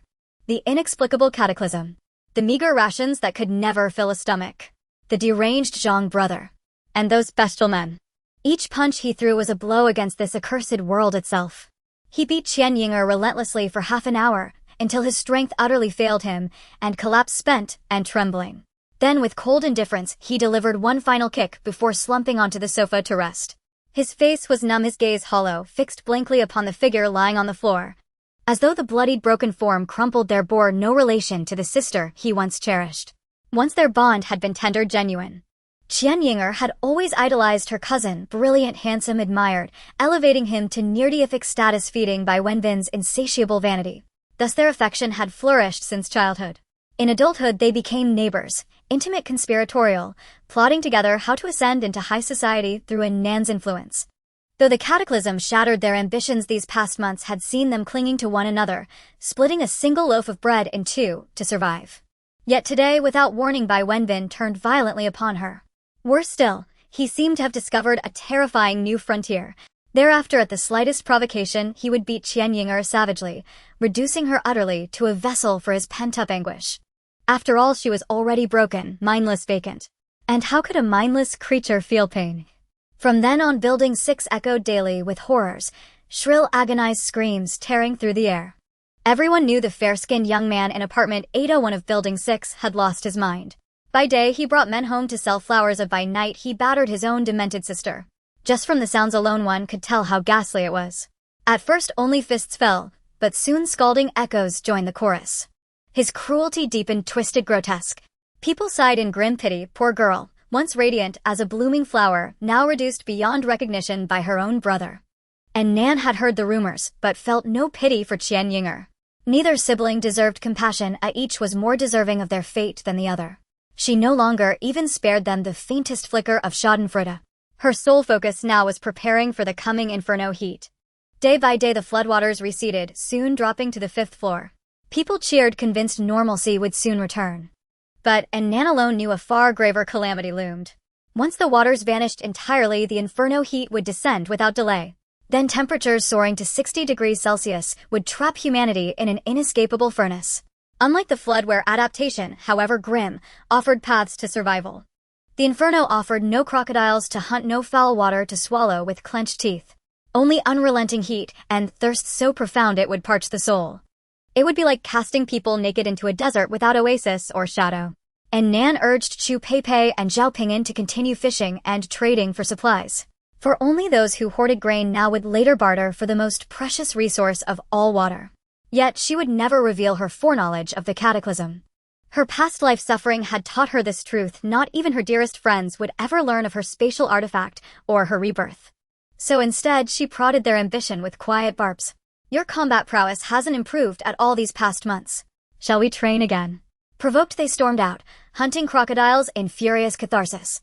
Too many kills piled up, discarding them felt wasteful, so they took the carcasses to market for trade.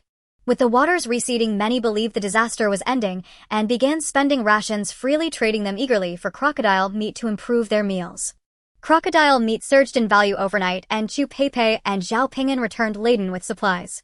Zhao Ping'an's home overflowed, he generously ceded surplus stock to Chu Peipei.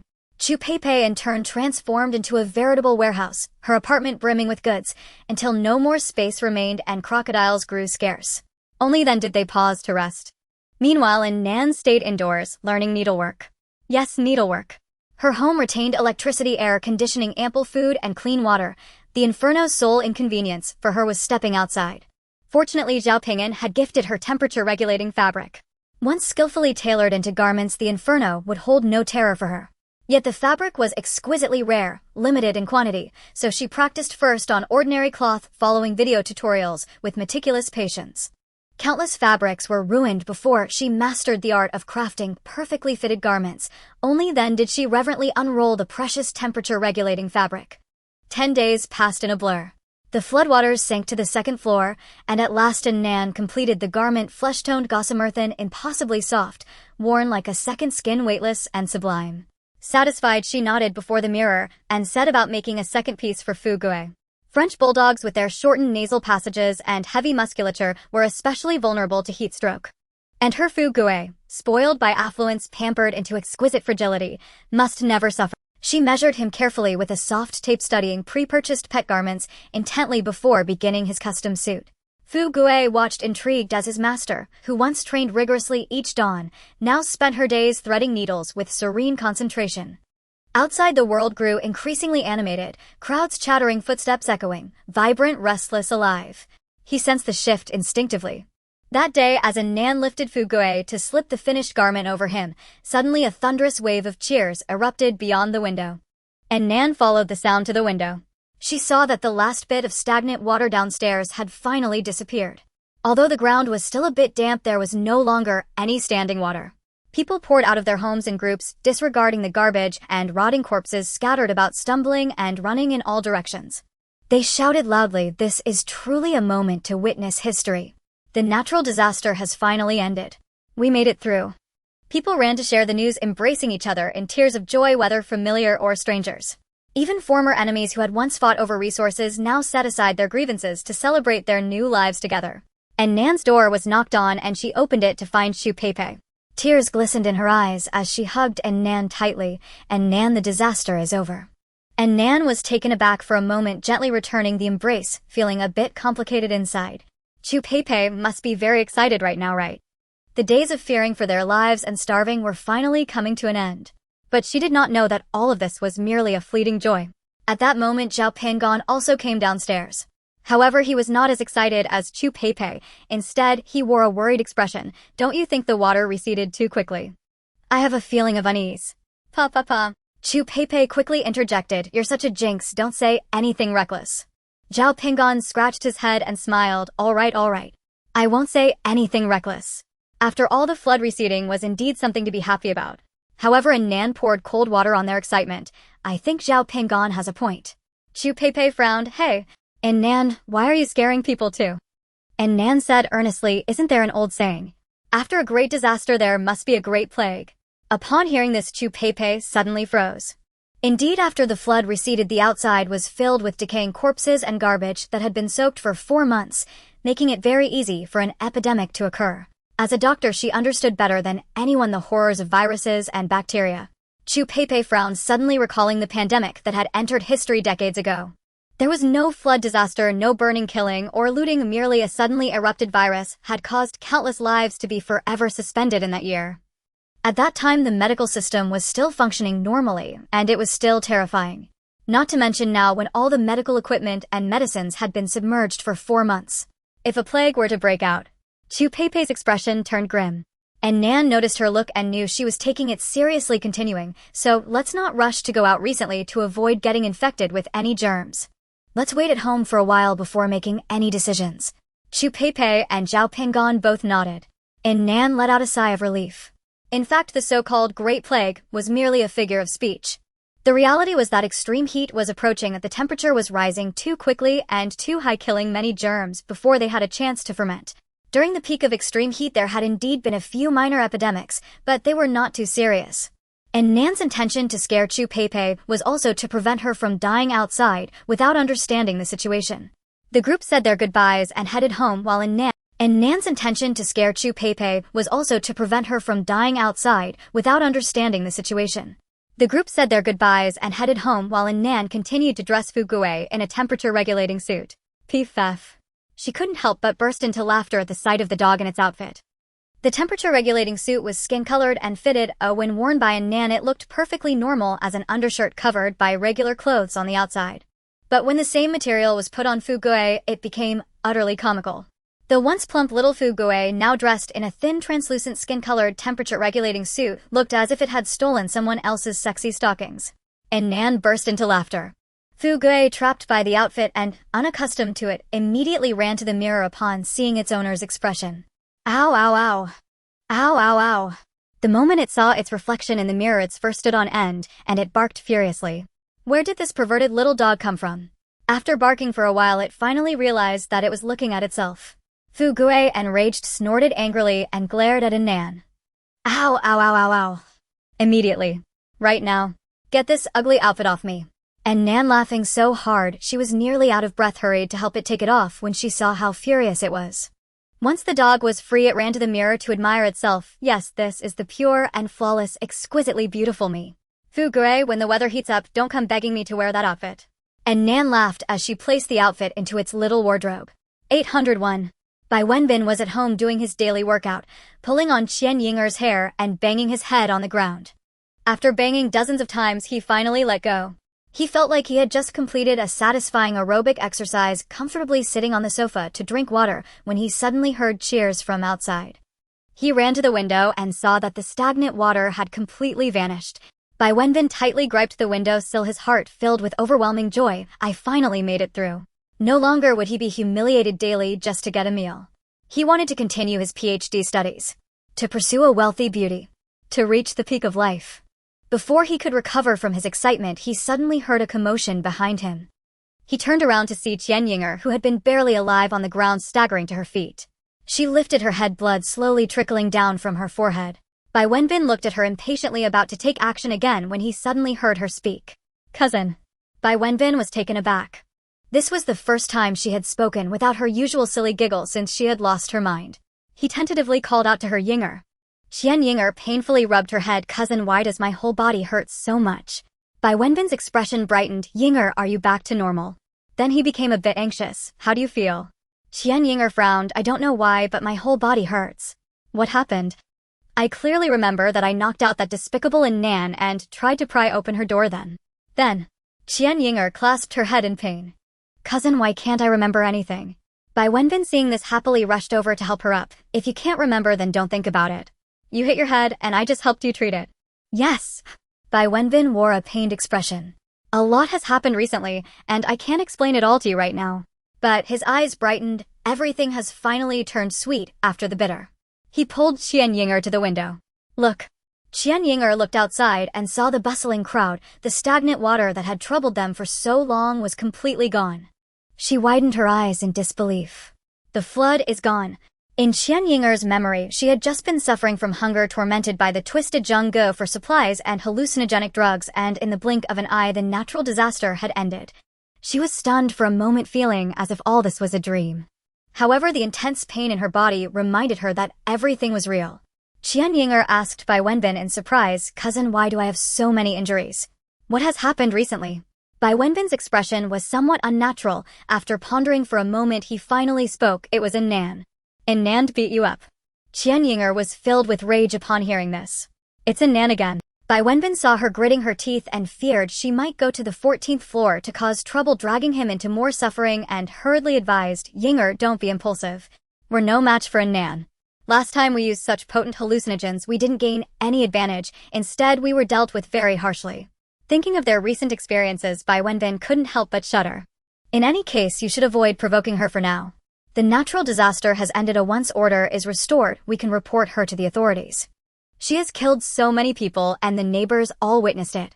She will definitely end up behind bars for life. Qian Yinger nodded in agreement. Thinking about Nan being captured and humiliated, she couldn't help but let out a delighted laugh. That wretch. I will definitely go visit her in jail and enjoy the spectacle. At Sun Ping's home in 1302, they were also paying attention to the changes in the flood. Wang Xiaoyu looked at the jubilant crowd outside and couldn't help but grip Sun Ping's sleeve tightly. Brother Sun, what should we do? The natural disaster has ended. Sun Ping was wearing a smile as he looked outside, planning how to inherit his wife's estate once social order was restored. He looked at her in confusion. Isn't it a good thing that the natural disaster has ended? Why do you look like you're facing your dooms? Wang Xiaoyu pouted at him. What I mean is, once social order is restored, what about your wife and the buzzcut guy? What should we do? Sun Peng shrugged nonchalantly. What about my wife? She went missing while looking for supplies, didn't she? As for the buzzcut guy, he smiled triumphantly. There was only Old Wang as a witness when I dealt with him. Old Wang has already starved to death a few days ago. Wang Xiaoyu reminded softly, what about the buzzcut guy's wife Chu Peipei? Upon mentioning her, Sun Ping's expression turned grim.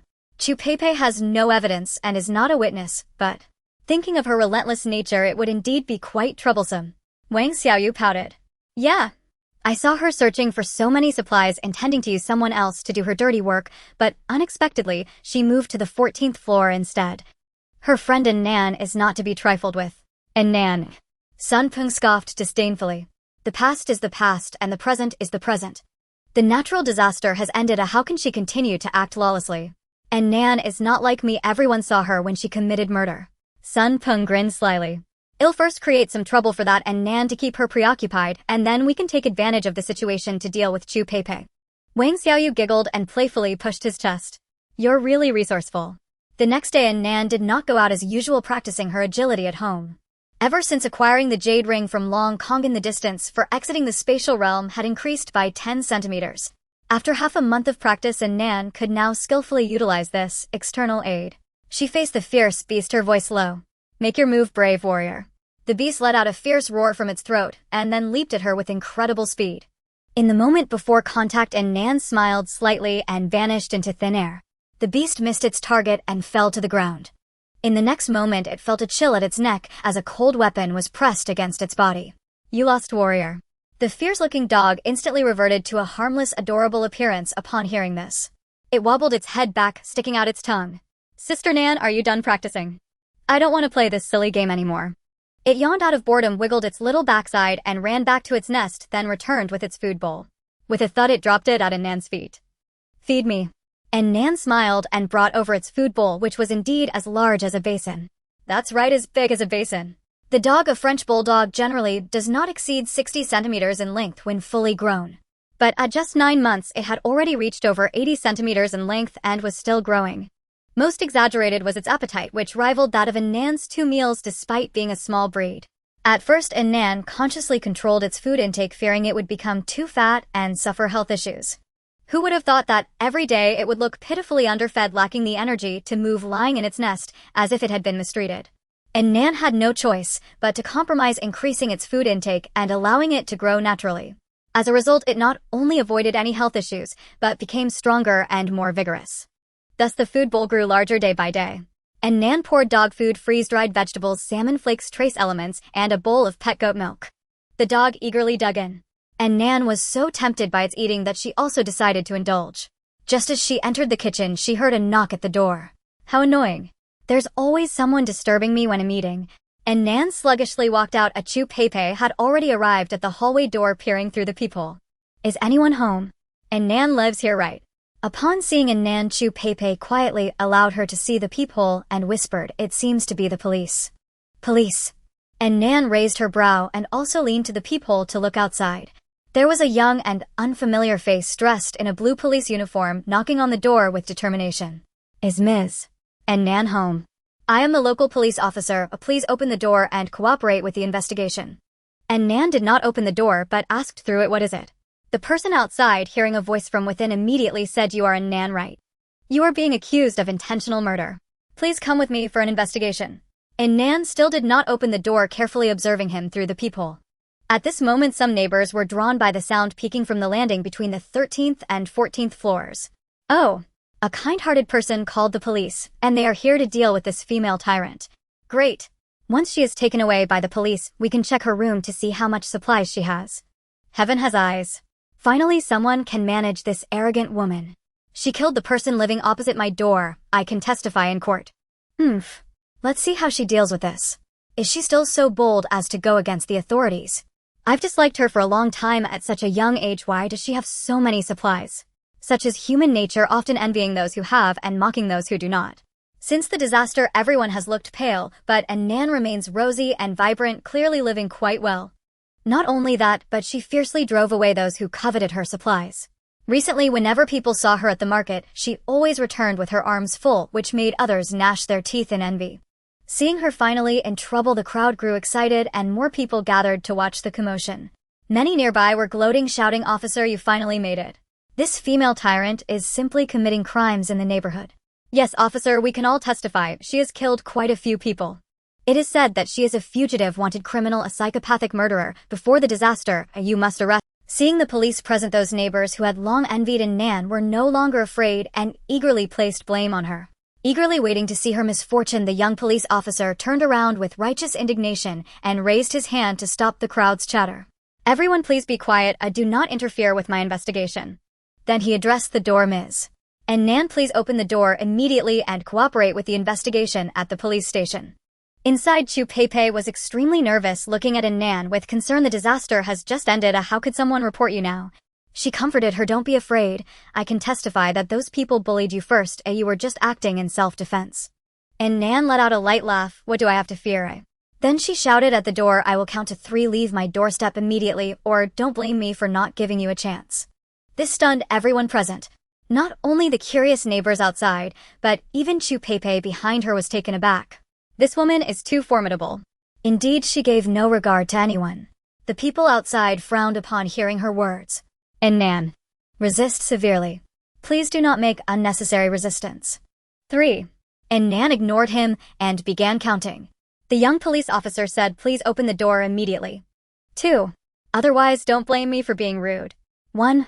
As Nan's words fell, the mechanism activated and the peephole instantly shifted, revealing a shooting hole. And Nan raised a nail gun and decisively acted. A nail struck the police officer right between his brows. He widened his eyes in disbelief, still unable to react when several more shots came. The man was shot full of nails and fell backward. With a loud thud, his body hit the ground heavily. The crowd watching immediately erupted in screams. The female tyrant has killed again. Attacking an officer. She killed a police officer.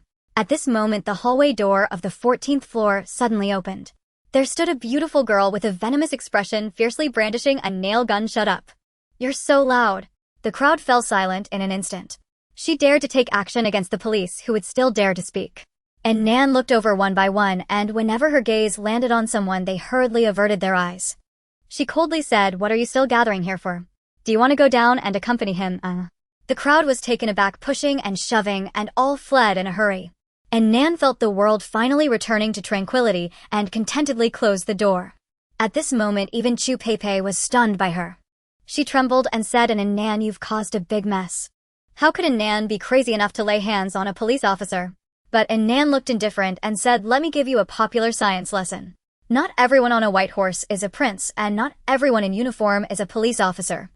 Chu Peipei was stunned, then widened her eyes. "Are you saying he is fake? How could that be? He looked so righteous." And Nan nodded. "In Huagua, police officers usually do not act alone. There should be at least 2 or more. Also, this person took a long time and didn't even show his credentials." Chu Peipei was still a bit nervous. "With just this, you can determine he's a phony. What if he is real? That would be a serious crime." "Of course not." And Nan pointed to her shoulder. "The biggest problem lies in his shoddily made police rank. Not to mention the crooked lines, just saying that rank." She scoffed. "A first-class police inspector in his 20s. What a pipe dream." After hearing Nan's explanation, Chu Peipei suddenly understood. No wonder. Although Nan was skilled at killing, she was very measured. How could she suddenly kill a police officer without reason? She had been scared just now thinking Nan had truly gone mad. Now recalling the look of that fake officer along with Nan's explanation. There were too many loopholes. He didn't die unjustly. Although she wasn't very familiar with police ranks since Nan was so decisive in her actions, she believed she wouldn't be mistaken. Chu Pei felt relieved and looked at Nan with admiration. Nan, it has to be you.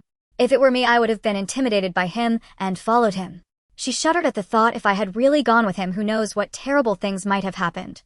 Nan curled her lips. There was no way she would follow him. Only he would be taken away, sent to reincarnate. Just now Nan showed no mercy. After all, people thought the disaster was over and order would be restored. The fact that he dared to risk pretending to be a police officer indicated that his intentions were far from simple. He might have come for her life. Naturally, he had to be dealt with. Nan greeted Chu Pei and continued home to have a meal. As for Chu Pei, she initially wanted to go out and deal with the corpse of that fake police officer. But after thinking about it, she decided to leave it there. Scaring off that troublesome group of neighbors would be good too, so she turned around and went home. Sun Ping, who had been keeping an eye on the movements of the 14th floor, was now at home, so furious that he overturned the table. Wang Xiaoyu beside him grumbled unwillingly. This Chu Pei is truly hard to deal with. Sun Ping, hearing this, raised his hand and slapped her. Shut up. If it weren't for you suddenly bringing this up yesterday, how would my cousin have died? Wang Xiaoyu covered her face in grievance. What did it have to do with her? It wasn't her idea to find someone to trick Nan away and then take the chance to kill Chu Pei. The choice of his cousin was made by him, not her suggestion. Wang Xiaoyu felt wronged and cursed him harshly in her heart. Puh. Stinky man, they are all the same. Once they get something, they forget to cherish it. If it weren't for the fact that he still had some ability to gather resources, she would have left long ago. Wang Xiaoyu gritted her teeth in her heart. Damn old man. Once you get your wife's inheritance, I will follow you and grab a hefty sum, then immediately leave you. With the money, I will return to my hometown to start a small business, never having to look at a man's face again. I am also a strong, independent woman of the new era. Thinking of this, she wiped her tears and weakly leaned over. Brother Sun, don't be angry at Xiaoyu. It's all Xiaoyu's fault. Sun Ping had just slapped her without hesitation, and though he had calmed down a bit, seeing her with a palm print on her face and looking so gentle and pitiful, his expression softened a little. Wang Xiaoyu is truly a charming woman, unlike his wife, who is a fierce tigress. Relying on earning a bit of money, she would boss him around every day, lacking even a hint of feminine frailty or charm. He coughed lightly. All right, stop crying. It's not entirely your fault. That idiot Sun Gang is too foolish. I even found him a police uniform, yet he couldn't scare Nan. Wang Xiaoyu pretended to wipe her tears. Gongdi is also pitiful. And Nan is really hard to deal with. At the mention of Nan, Sun Peng's face turned cold. Although Sun Gang was just his cousin and they didn't interact much, he was still his blood relative. To be harmed by Nan like this truly angered him. Wang Xiaoyu pretended to wipe her tears. Gongdi is also pitiful. And Nan is really hard to. Though he was angry, he understood the other party's situation. No matter how angry he was, he wouldn't foolishly confront her openly. Just like his cousin, it wouldn't be worth it if he lost his life. Sun Peng gritted his teeth. Let her be arrogant for a few more days. Once order is restored, I will make sure she ends up in prison. Wang Xiaoyu reminded him. What prison? She has already killed so many people. Once sentenced, she will definitely be treated harshly. Upon hearing this, Sun Peng felt much better. Indeed. The natural disaster is over. How could she have a good ending? There's no need to be angry with her. Realizing this, he happily pulled Wang Xiaoyu closer. Darling, did I hurt you just now? Wang Xiaoyu pouted. Xiaoyu isn't hurt. Xiaoyu just fears you are upset. Yet inside, she rolled her eyes secretly. It truly is hard to earn money and hard to deal with. What true feelings can a dogman have? His cousin just died, and he was previously furious, yet now he has the mood to reach out to her. If he doesn't have real feelings for his own family, how can she expect him to care about her? Puh. Believing in men leads to a lifetime of misfortune. Yet on the surface, she didn't show it at all. Leaning delicately against him, Brother Sun is the best. Seeing Wang Xiaoyu's charming demeanor, Sun Ping felt a stirring in his heart and wanted to pull her towards the bedroom. However, Wang Xiaoyu was not in the mood for that. She had just been slapped by him. She rolled her eyes. Brother Sun gained its body is still upstairs. Should we go help collect it? Sun Peng frowned. If we go now, it might lead Nan to connect me with this. Let's leave it for now. We can move it in a couple of days. Claiming the smell got too strong, and as the unit leader, I'll go clean it up. Wang Xiaoyu. When it comes to being ruthless, you are indeed the best. To avoid being dragged into the bedroom by him, she had to keep finding excuses. Then how about we go out for a stroll? I haven't gone downstairs since the flood receded. With her diverting the topic, Sun Peng also lost interest and agreed to take her out. The two of them stepped out and had just reached the third floor when they ran into Bai Wenbin and Qian Yinger, who were chatting and laughing as they returned from outside. Sun Peng and Wang Xiaoyu were instantly taken aback. Aren't these siblings at odds with each other? Not long ago the brother was beating his sister every day at home. The sounds that came out were truly brutal. Why are they chatting and laughing today? Qian Yinger noticed them staring and instinctively nodded and smiled as a greeting. Seeing this, Wang Xiaoyu curiously asked, "Oh, are you feeling better?" Qian Yinger was taken aback, then realized, pointing at her head, "You mean this?" She felt a bit embarrassed. "I had a head injury before and was dazed for a while. Sorry for making you laugh. My brother has already helped me heal it." Her brother helped her heal. How did he do it? Wang Xiaoyu shot a complicated glance at Bai Wenbin. Was it through beating and abuse? What kind of new method is this, treating poison with poison? Bai Wenbin coughed awkwardly and quickly changed the subject. "Are you guys heading out?" Wang Xiaoyu collected her thoughts and nodded. "Yes, we're going out for a stroll." Sun Peng suddenly interjected, "Hey, that Nan from the 14th floor killed someone again today. She scared Xiaoyu, that's why I hurried to take her out for some fresh air." After saying this, he carefully observed the reactions of the two. Upon mentioning Nan, both of their expressions indeed changed, especially Qian Yinger, whose hatred was almost written all over her face. Sun Peng knew these siblings had a conflict with Nan. To seize the most advantageous position, he was well aware of every individual situation in the building, especially regarding the powerful and resource-rich Nan. Initially, the entire neighborhood surrounded the 14th floor, and it was Qian Yinger who instigated it, even talking with Nan during the process. It was clear they knew each other. Since they are acquaintances and have not received any help from Nan, there must be some grievances between the two sides, and these siblings certainly harbor even more resentment towards Nan than others. He was always adept at sowing discord. At this moment, he mysteriously leaned in closer. The person she killed today was no ordinary one. It was a police officer. Qian Yinger's jaw dropped. "A police officer? She's that bold?" Sun Peng replied, "Yes, she dares to lay her hands on even the police. It shows how reckless she is. If one has enmity with her, the next outcome could be dreadful." After saying this, he looked at Bai Wenbin's anxious expression and silently chuckled. "What should you do when you encounter a formidable opponent?" "Of course, stir the waters first so you can wait for the right moment to act." Sun Peng stirred the unease between the siblings with a few words, feeling satisfied as he left with Wang Xiaoyu. Sun Peng's original intention was to spur the siblings into taking the initiative against Nan. However, he never expected that Bai Wenbin had already been frightened to the point of losing his nerve, feeling his calves weaken. She dares to kill even the police, yet she spares the lives of the two siblings. A strong sense of unease lingered in Bai Wenbin's heart. His back felt cold, as if something bad was about to happen. Watching Sun Peng and the other person leave, he exchanged a glance with Qian Yinger, and the expressions on their faces were not good. Qian Yinger frowned and spoke. "Wenbin, do you think Nan has gone mad? She even dares to attack the police." Bai Wenbin's mind was in chaos at this moment. Why would the police suddenly come looking for her? Could it be that she has already been reported? Qian Yinger nodded. "It should be. That wretched woman has offended quite a few people." Thinking of this, she smiled smugly. "I think she is going to face serious trouble. Killing a police officer would be an added crime. It's very likely that a full squad of SWAT officers would rush over to arrest her soon." However, Bai Wenbin didn't share her optimism. Given her attitude, she probably won't easily give in. Just hope she doesn't go crazy and drag us down with her.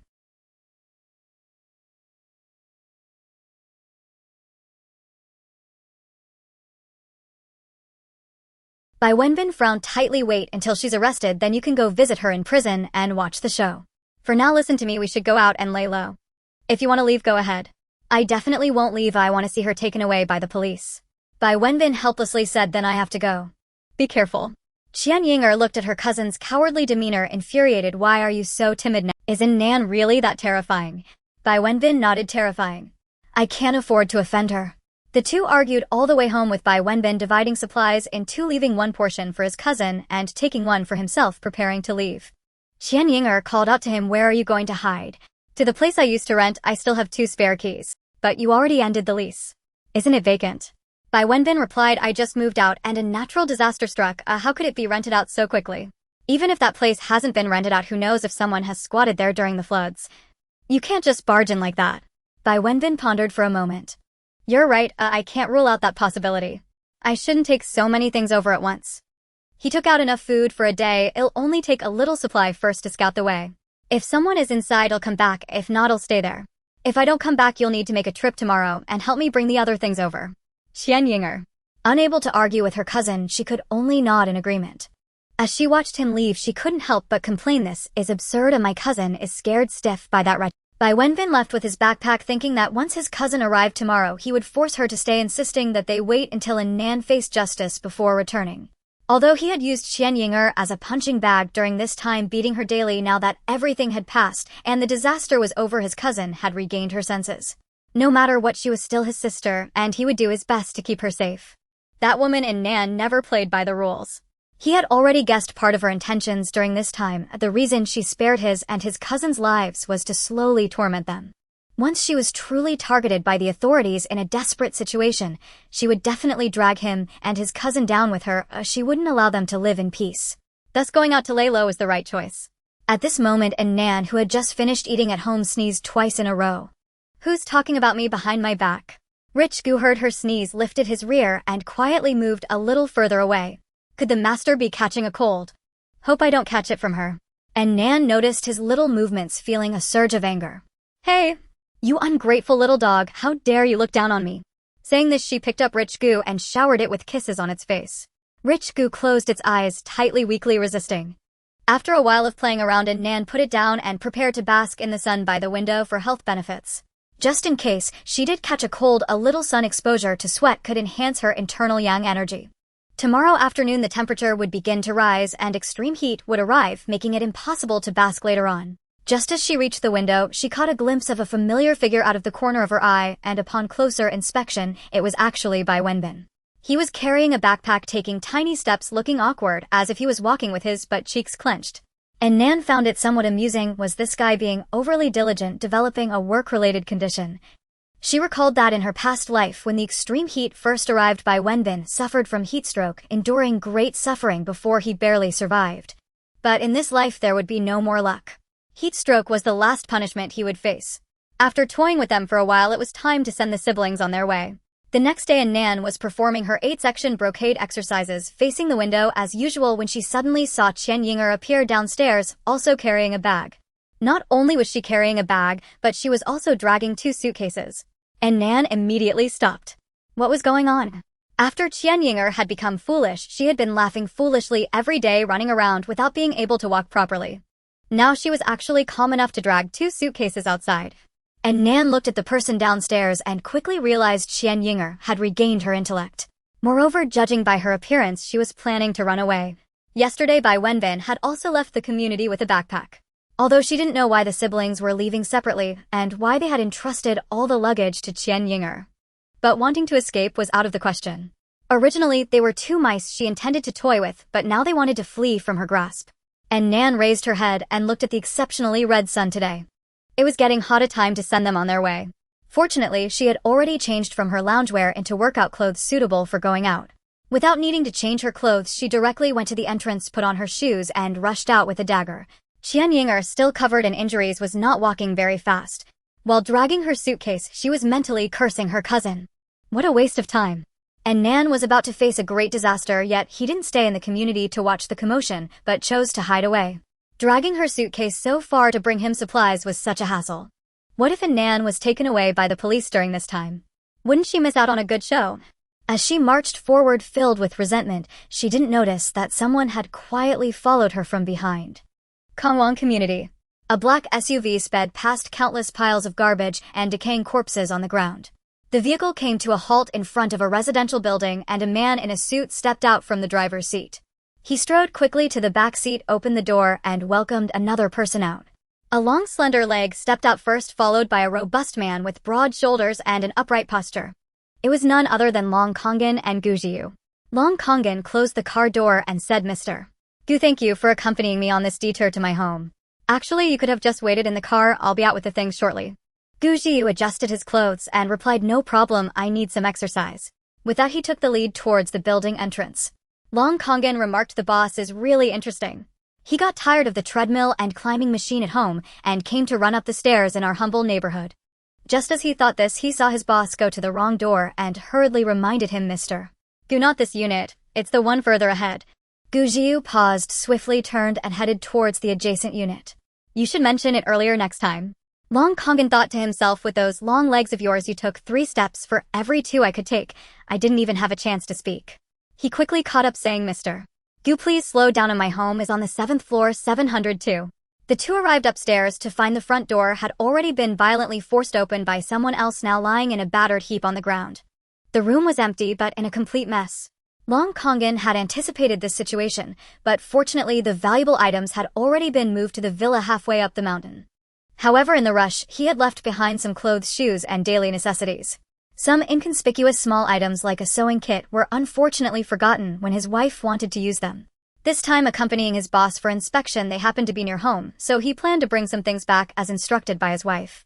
There were no drinks or refreshments at home, so he could only awkwardly say, Mr. Gu, please take a seat on the sofa for a moment while I gather the things, and we'll leave right away. After saying this, he hurried to tidy up. Gu Jiu remained silent, standing by the window gazing outside. Why did it feel like the sun was acting strangely today? Usually the sun appears red only in the early morning and late evening at nearly noon. However, at this moment the sun in the sky was exceptionally red. It was not like the usual red, but rather exuded a sinister blood-like hue. Gu Jiu frowned. Something unusual must be afoot. He murmured, Long Kongan, move faster, let's get back soon. Understood, boss. Long Kongan replied, quickening his pace. The room was in disarray, but fortunately aside from food no one had taken anything else. As he packed the necessary items, he tried to make conversation to keep his boss from getting bored waiting alone. Mr. Gu, now that the natural disaster has ended, when will our group resume work? As soon as he said this, he was taken aback. Oh no. What was he thinking? Why was a worker pushing the boss to get back to work? In the living room, Gu Jiu remained silent. Long Kongan thought to himself, see, even the boss was stunned by my audacity. He regretted, wondering if his casual remark would prompt the boss to suddenly announce work would resume tomorrow. He quickly finished packing and hurried into the living room. Mr. Gu, I'm ready, let's go. But Gu Jiu didn't move, his gaze still fixed outside the window, his thin lips parting slightly. No rush. Long Kongan was confused. Wasn't it you who urged me to hurry and get back? He followed his boss' gaze outside and was taken aback. He saw 2 figures coming in through the community gate, one behind the other. The person in front carried a backpack and dragged 2 suitcases, and through the messy hair, he could barely make out it was a woman. The person behind was easier to recognize, dressed in gray sportswear with a curvaceous figure that was clearly a beauty. Her long hair was tied up high, and she carried a dagger in her hand. The person behind was easier to recognize, dressed in gray sportswear with a curvaceous figure that was clearly a beauty. Gu Jiu remained silent, his eyes fixed on Nan downstairs. He saw her skillfully trailing behind the person in front, maintaining a distance that was neither too close nor too far. The sound of the suitcase wheels rolling on the ground perfectly masked her light footsteps. The person in front quickly entered their building. Due to the broken door, the sound of the dragged suitcase could be clearly heard in the hallway. Meanwhile, Nan stopped in front of the building, her gaze fixed intently on the Hummer SUV they had arrived in. After a moment, she suddenly reached out and touched it. Gu Jiu raised an eyebrow. What was with this woman's expression? Suddenly a small dog named Fu Gue she owned flashed into his mind.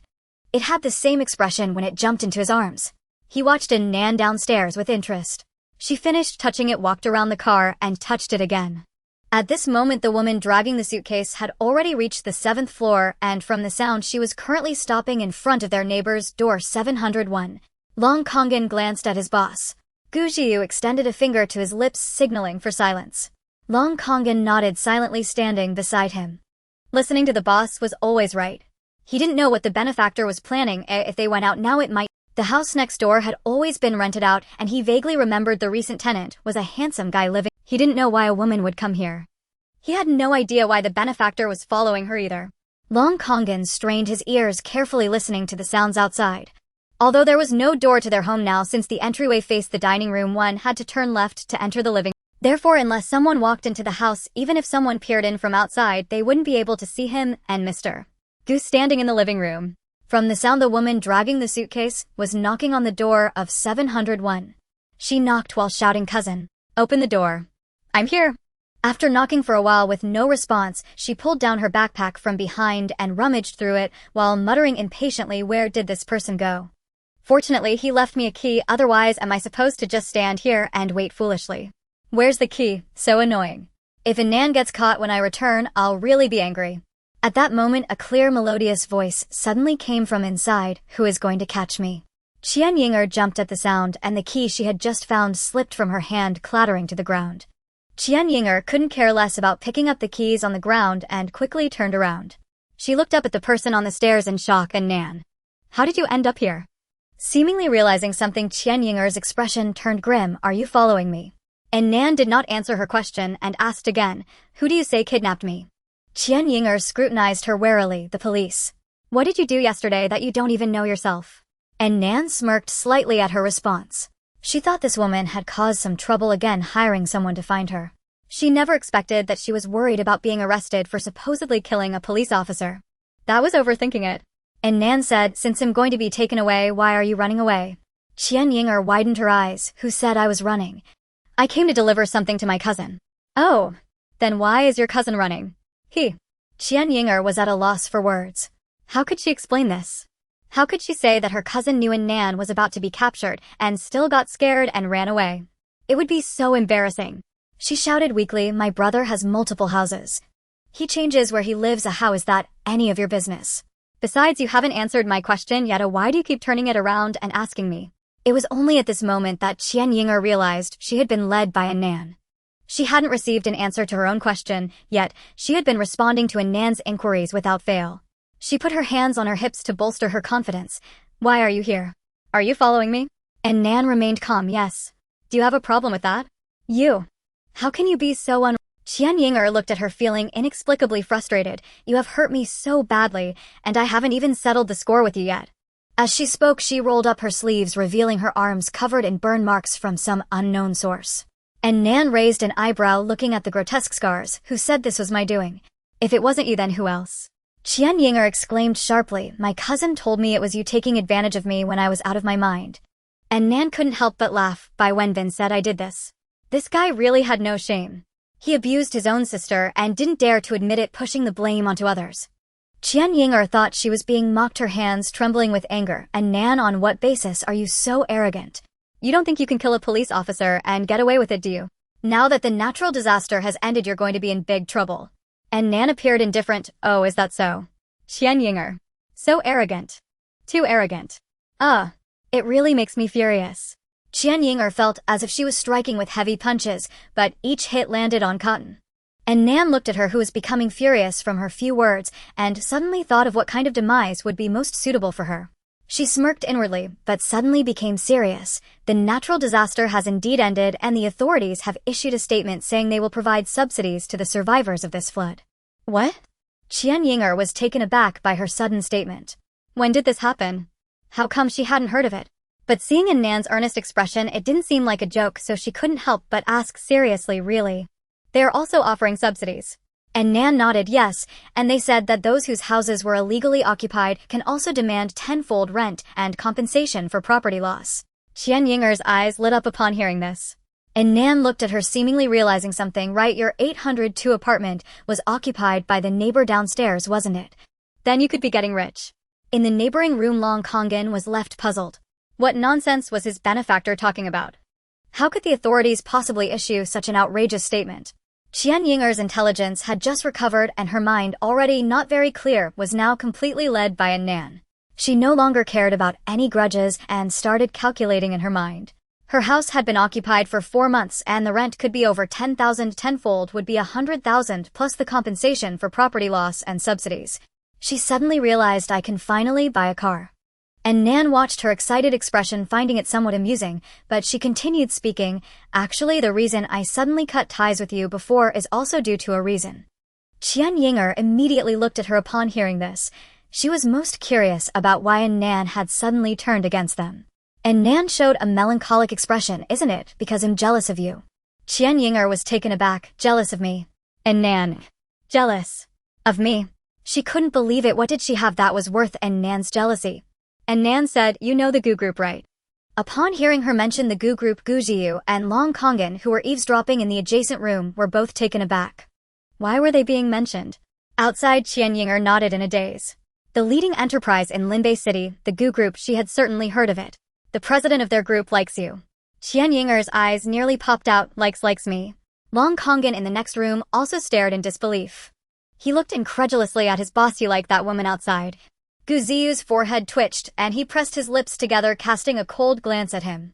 Long Kongan immediately turned his head back. Damn, it seemed like the boss wanted to kill him. At this moment, Nan in the hallway sincerely nodded. Yes, it seems that when you were working part-time as an etiquette assistant you caught his eye at some meeting. Qian Yinger stood there in a daze, her mind beginning to recall. During college, she did indeed work part-time as an etiquette assistant and served water at business meetings. Had she unexpectedly caught the attention of some big shot? In the room, Long Kongan was even more excited than her, his curiosity burning. What meeting? Which meeting? Why didn't I know about it? When did the boss have a meeting without me? Gu Jiu. And Nan kept watching Qian Yinger's reaction, smirking, and continued, the president Gu knows you're my classmate and specially sent an assistant to inquire about you from my father. It is said that he wants to marry you and make you a wealthy lady. Qian Yinger gaped. What? The affluent circle was just a step away from her. Long Kongan, who was eavesdropping, finally reacted, my boss has never sent an assistant to inquire about beautiful women. How can you, such a composed person, make such serious nonsense? He turned back to look at his boss. He saw him standing there with a blank expression, as if he hadn't heard anything. But Long Kongan clearly felt that the atmosphere in the room was colder than usual. He saw him standing there with a blank expression, as if he hadn't heard anything. But Long Kongan clearly felt that the atmosphere. How old is the president? And Nan pondered in her heart. Although her family is wealthy, they are not on the same level as the Gu family. Moreover, she has been focused on her studies and does not enjoy attending those business galas, so she has never actually met the president of the Gu family. However, the leading company in Linbei City must have a head who is older than her scummy father, right? And Nan's mind conjured an image of a wise and capable old man commanding the world. To fabricate a story, it must at least be believable. She said seriously, the president is 50 years old with a respectable appearance and no bad habits. What? He patted his chest. Luckily, I didn't drink water, otherwise I would have spat it out. Unable to help but glance back at the handsome and dashing Gu, who was 28. Gu Jiu glanced at him expressionlessly. Long Kongan hurriedly averted his gaze. Qian Yinger in the hallway frowned, 58 years old. And Nan looked at her and thought, does this young lady still have complaints? Does she really think she is a Cinderella from a TV drama? I am unreasonable and worthless, yet the young and handsome domineering president loves me. What about those elegant young ladies from affluent families and those independent and strong women? None of them matter, as he exclusively favors me. However, the reality is that given Qian Yinger's conditions, not to mention a handsome and domineering president, even an old wealthy gentleman would be out of reach. To be honest, if the president of the Gu family knew that rumors were spreading about him being enamored with Qian Yinger, he would probably be so furious that he would dismantle Nzingi's business. And Nan's eyes lit up. That would be quite good.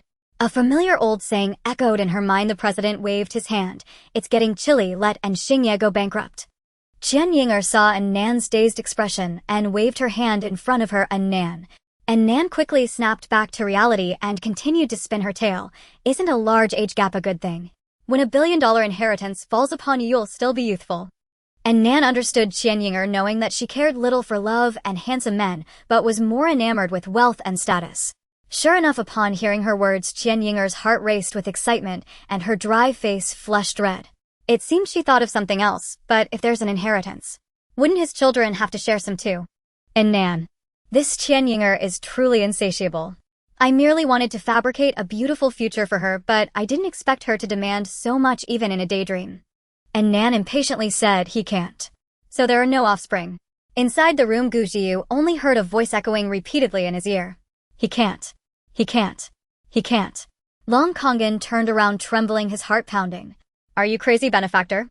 Which man can tolerate being told he can't? He turned back only to see that his boss had a faint smile at the corner of his mouth. He rubbed his eyes. Has the boss gone mad too? Gu Jiu was amused by the anger. And Nan, is it? Good. Very good. At this moment outside, Qian Yinger was completely bewildered by Nan's persuasion. Official subsidies tenfold, rent, housing, damage compensation, the president's affection, and Nan's jealousy, billions in inheritance. She felt as if she had been favored by heaven, stepping onto the path of a narrative heroine. What a splendid life it would be ahead. Seeing that she had teased enough, Nan began to stoke the flames. If it weren't for the sudden natural disaster, you would probably have become a wealthy lady by now. The Gu family is of noble descent. I would even have to show you some respect. Now that the disaster has ended, it's likely that President Gu will come to fetch you soon, right? Your future is truly bright and brilliant. Qian Yinger's eyes sparkled with longing as if she could already see her glorious and exciting second half of life. She excitedly opened her mouth. I will be. Before she could finish her sentence, a flash of a blade and a line of blood suddenly erupted from her neck. Qian Yinger stared wide-eyed as she slowly fell. You. And Nan's lips curled slightly. This world may indeed be beautiful, but unfortunately you will not get to enjoy it. Qian Yinger trembled as she reached out her hand desperately trying to grasp something, but it was all in vain. Her mouth opened, letting out a muffled cry, her eyes filled with desire. She didn't want to die. She had never wanted to live so desperately. The natural disaster had finally ended after enduring hardship. She was about to marry into a wealthy family and enjoy a life of luxury. Everything felt like a beautiful dream. Why did that damn Nan have to take her life at this moment? She stretched out her hand in a desperate grasping motion in the void, using all her strength. Soon her hands fell heavily. Qian Yinger completely lost her breath. And Nan looked down and saw that even though she had no breath left, her eyes remained wide open. She chuckled lightly. In reality, the future world is not beautiful at all. Disasters come one after another, and life is like purgatory. For Qian Yinger, death should have been a form of liberation. But Nan turned her liberation into an unwilling death. Not willing to accept it, right? Coincidentally, I wasn't willing to accept it either when you stabbed me in the back in my previous life. Now I return it to you double. And Nan stepped over her body, picked up the key from the ground, opened the door to room 701, and walked in. Next door, room 702. Just moments ago, Gujiu, who was radiating cold air, had now retracted all his chill and curled his lips with interest. And Nan. Truly a ruthless and interesting woman. She paints a beautifully bright future for others only to strangle them afterward. She lets them die in extreme reluctance. If there really are ghosts in this world, that woman who just died would probably be the one with the strongest resentment. Beside him, Long Kongan couldn't help but whisper, "Boss, that girl died such a tragic death." Gu Jiu glanced at him, his thin lips slightly parted. There must be some flaws in the pitiful ones. Long Kongan nodded. True, my benefactor is such a beautiful and kind person, yet she has to endure such torment, which indicates that she must be deeply flawed. Beautiful and kind. Gu Jiu recalled how many times has he heard this term from Assistant Long. And Nan is undoubtedly beautiful. As for kindness, he hasn't truly felt that yet. She is clearly a sharp-tongued little Yama. Room 701. And Nan entered the room and looked around. During the flood, this house must have been broken into by someone, as there are clear signs of repair on the front door. The floor and furniture are covered in dust, but the bedroom is kept very clean. It must be that Bai Wenbin slept here yesterday. And Nan found a note on the dining table. Yinger, I went out to take care of something and will be back tonight. You wait for me here. This house is fully furnished and I fixed the door, making it suitable for temporary stay. Be obedient. We will stay here for a while, and once Nan is captured we will return. I will accompany you to visit her in prison. Visit in prison. And Nan raised an eyebrow. How do these siblings love to dream so much? And Nan sat in the room for a while, waiting in vain for Bai Wenbin. It seemed he truly would not return until evening. She approached the window and gazed at the sun, unnervingly crimson. She could wait no longer. In just over an hour, the temperature would surge abruptly from 15°C to 35°C and continue climbing. She had left in haste, wearing no thermal regulating suit beneath her clothes.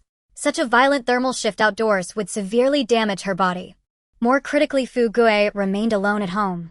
His physiology rendered him among the most heat-sensitive of all canine breeds. If temperatures spiked while the air conditioning remained off, heatstroke would pose grave danger, and veterinary care was nowhere to be found. And Nan resolved immediately to return home. As for Bai Wenbin, monks might flee, but temples remain rooted. And soon he would succumb to heatstroke. Escape would be impossible. She could eliminate him anytime she chose. For now, safeguarding her dog came first. To avoid alerting anyone, she dragged Qian Yinger's corpse indoors and sealed it within her spatial domain. Then she erased every trace of her presence, wiping away all bloodstains. She left her backpack and luggage untouched, their contents intact. The scene appeared unchanged. Qian Yinger had simply arrived, deposited her belongings, and departed. Once everything was in order, Nan took the keys, locked the door, and left. Humming cheerfully as she descended the stairs, she sang, "Today is a splendid day. Every wish I hold comes true. Today is a splendid day. I open my door to welcome the spring breeze." From apartment 702, two men froze mid-step upon hearing the sudden resonant melody echoing through the stairwell. Long Tsongan clapped his hands over his ears. "My peerless savior, Radiant, brilliant, sharp-witted, and formidable, turns out to be gloriously, delightfully imperfect. Her speaking voice was mesmerizing, yet her singing, utterly tone-deaf. The ear-splitting serenade continued unabated. Had it been an unfamiliar tune, perhaps it would have been bearable.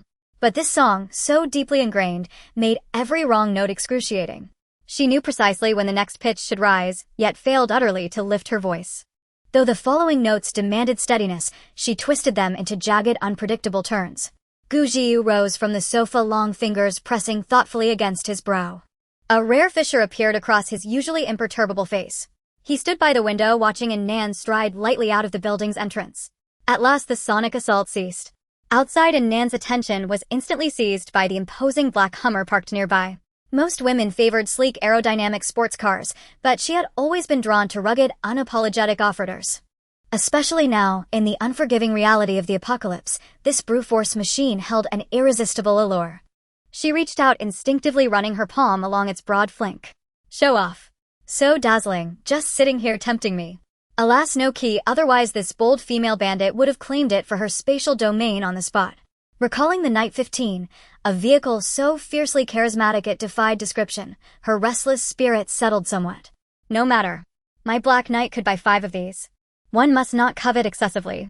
With that thought, she grinned and gave the Hummer's muscular rear fender one last affectionate pat before turning away. From above, Gu Jiu watched, eyes crinkling with quiet amusement. He had met Nan only twice, yet each step she took defied expectation.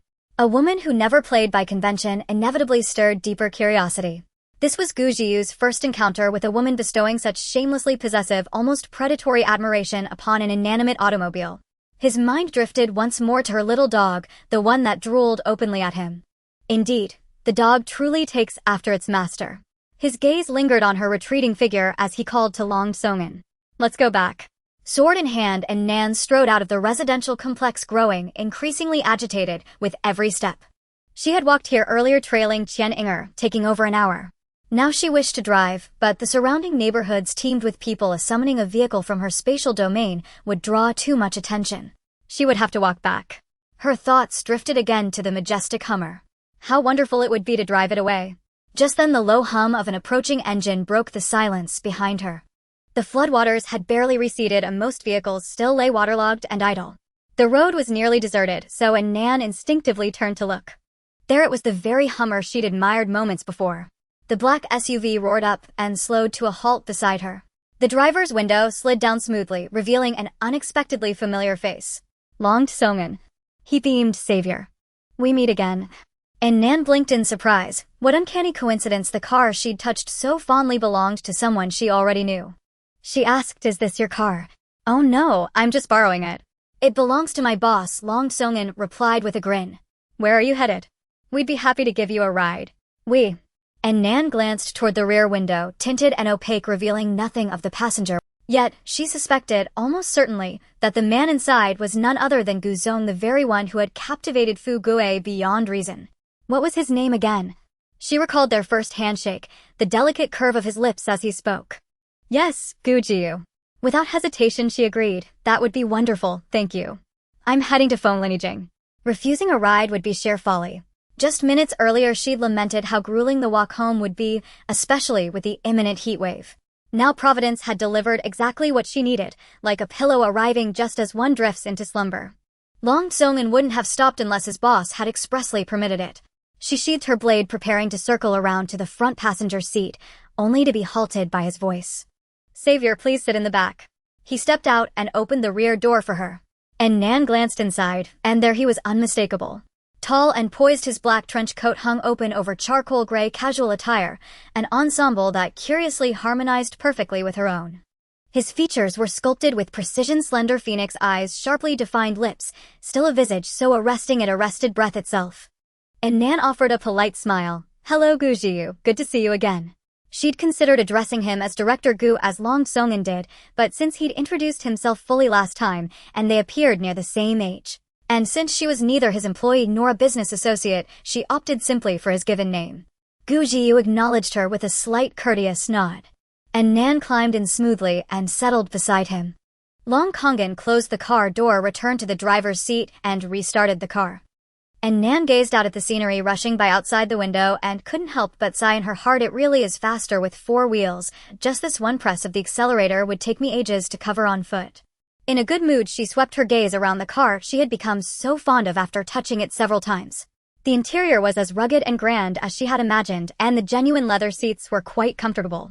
As she sat there, she felt a faint pleasant scent lingering at her nose, likely emanating from the man sitting there. The scent was natural, unlike perfume, more like a kind of shower gel fragrance. And Nan couldn't help but glance at Gu Jiu, only to meet his dark, piercing gaze. She was startled and quickly turned her head away, caught sneaking another glance. But she soon regained her composure. What's there to be flustered about? If he doesn't look at me, how would he notice that I'm looking at him? If anyone's looking, it should be him first. What's wrong with stealing a glance at someone good-looking? With that thought, she glanced at him again.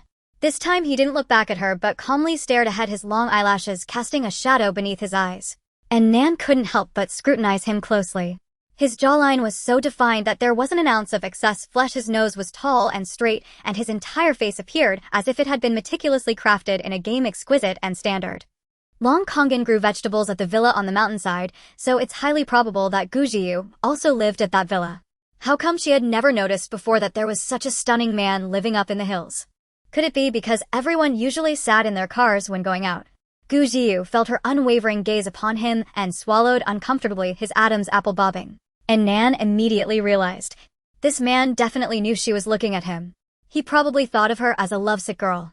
But she couldn't really be blamed. He was simply too dazzling. Logically, he should have been used to being the center of attention. Why would he still feel shy? And Nan boldly glanced at him 2 more times before turning her head to look ahead. Watching Long Kongan drive, she casually asked, I saw this car in the Konglong community earlier. How did you end up here? Hearing her mention his car, Gu Jiu immediately recalled how she had looked at and touched it, unable to suppress a smile. Long Kongan hadn't seen that moment and replied seriously, I live nearby and came back to get something. Oh. And Nan nodded, not asking further. Long Kongan glanced at his boss in the rearview mirror, then at Nan, and couldn't help but ask, Benefactor, have you heard of Gu Corporation? And Nan looked at the scenery outside the car and casually replied, I've heard of it. The leading corporation in Limbei City, who hasn't heard of it? She had just mentioned it to trick Qian Yinger. Long Kongan continued to drive while peering at her expression in the rearview mirror. So, do you know what the president of the corporation is called? I don't know. What does it have to do with her what his name is? It must be something like Gu something.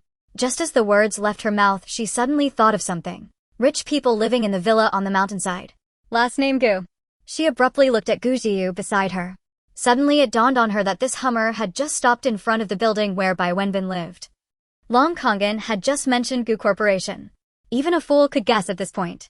These two must have been in that building at the same time and probably overheard her conversation with Qian Yinger. And this Gu Jiu was probably the... And Nan's expression became somewhat awkward. Getting caught in an act of murder wasn't a big deal after all they had seen her kill before. In the apocalypse, the order had collapsed, so there was nothing to fear. But her reckless words were still rather inappropriate. And Nan looked at Long Kongan and asked, Did you hear my conversation with that woman just now? Seeing him nod, she immediately awkwardly fidgeted with her hands. After a moment's thought, she still apologized to Gu Jiu. I'm sorry, I just disrespected your father's reputation. Your father. Gu Jiu raised an eyebrow and glanced at her. My father passed away long ago. And Nan awkwardly dug her toes into the ground. I'm sorry, I misspoke. Wasn't the president of Gu Corporation his father? Could it be his grandfather? Or an uncle or something? And Nan said, Then you are the president of Gu Corporations. Long Kongan, fearing she would continue her wild talk, hurriedly explained, Benefactor, this is our Gu Corporation's current president. This is the very person she had slandered. Sitting right next to her. And Nan felt as though the car's chassis was about to be penetrated by her embarrassed toes. She thought this Gu Jiu was the manager Gu, but unexpectedly, he was actually the president of Gu Corporation.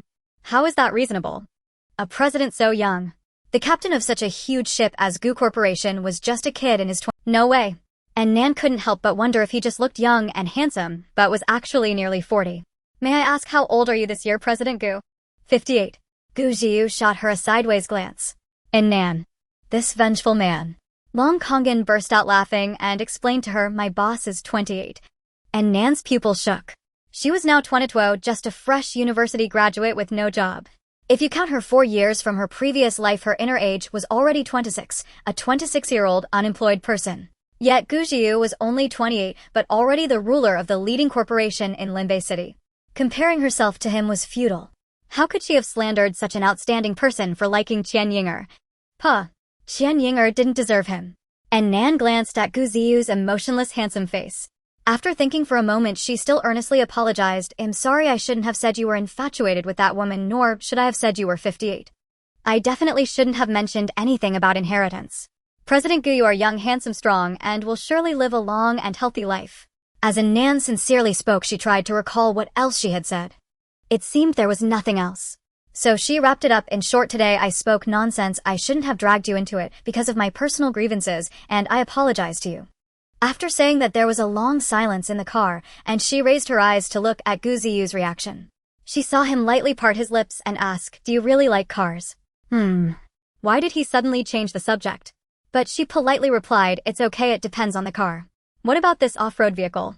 For some reason Gu Ziyu kept envisioning her like a little rogue touching his car over and over again. It was rather contrasting. Not at all like the cold and ruthless little king of hell. When it comes to his Hummer, and Nan honestly nodded, I quite like it. The car has a grand and rugged shape perfectly aligned with my aesthetic. For women, aside from performance, the most important aspect of a car is its appearance. And Nan is a typical appearance-oriented person. She firmly believes that a car that looks imposing can't perform poorly.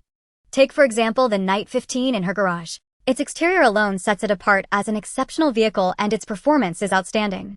A true apocalyptic war machine. It is several times better than his Hummer. Gu Ziyu looked at her beautiful face, which now wore the expression of a kitten spotting fish, unable to suppress a chuckle. This woman must have thought of another car she likes.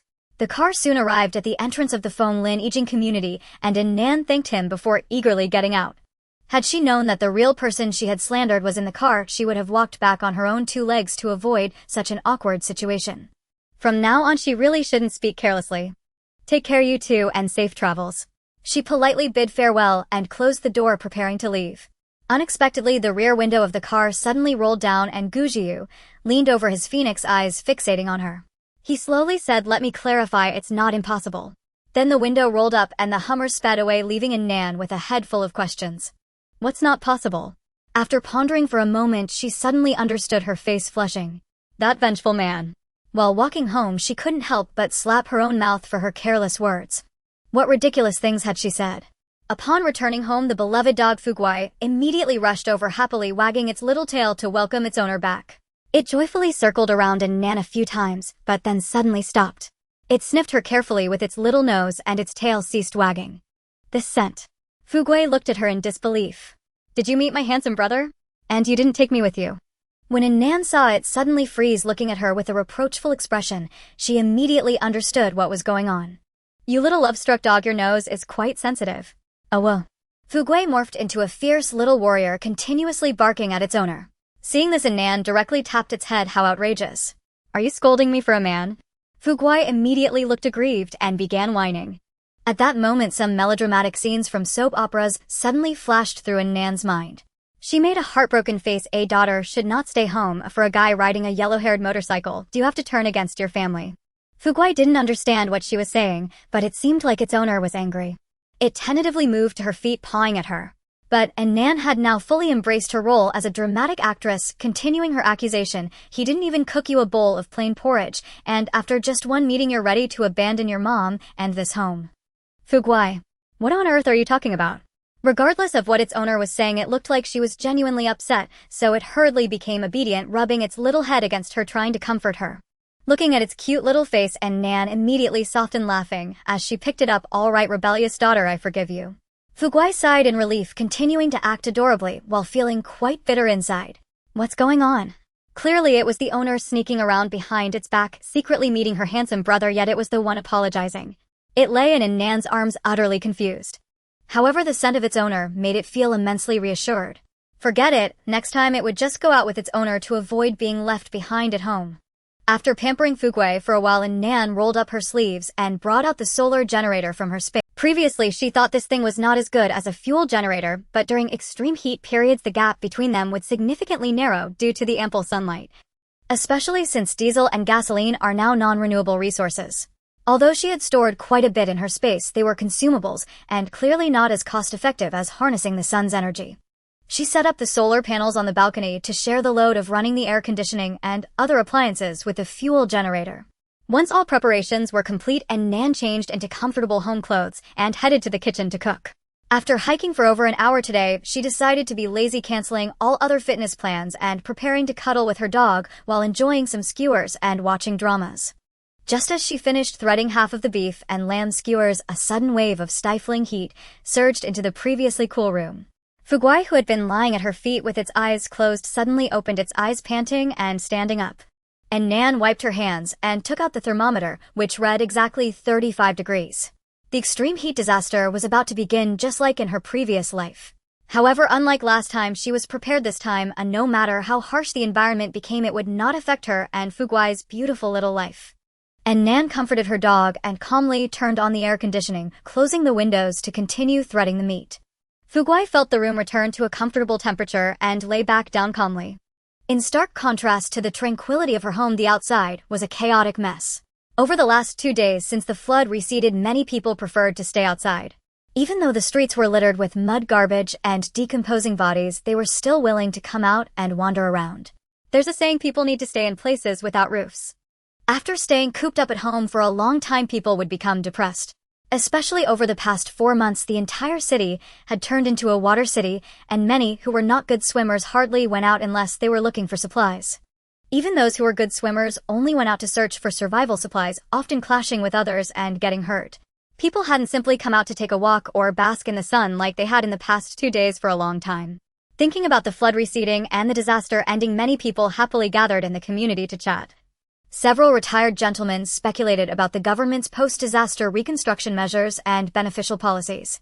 Unexpectedly, just as they were chatting happily, the temperature suddenly rose, causing everyone to break out in a sweat. Everyone's first reaction was to wonder if someone's house nearby was on fire or if there had been an explosion. Looking around, they found nothing unusual. The only strange thing was that the sunlight was exceptionally bright. Standing in the sunlight felt as if they had suddenly walked into a sauna, hot and stuffy. Everyone hurriedly took off their jackets. A few young men full of energy even stripped to the waist. While sweating profusely, they murmured, "What's going on?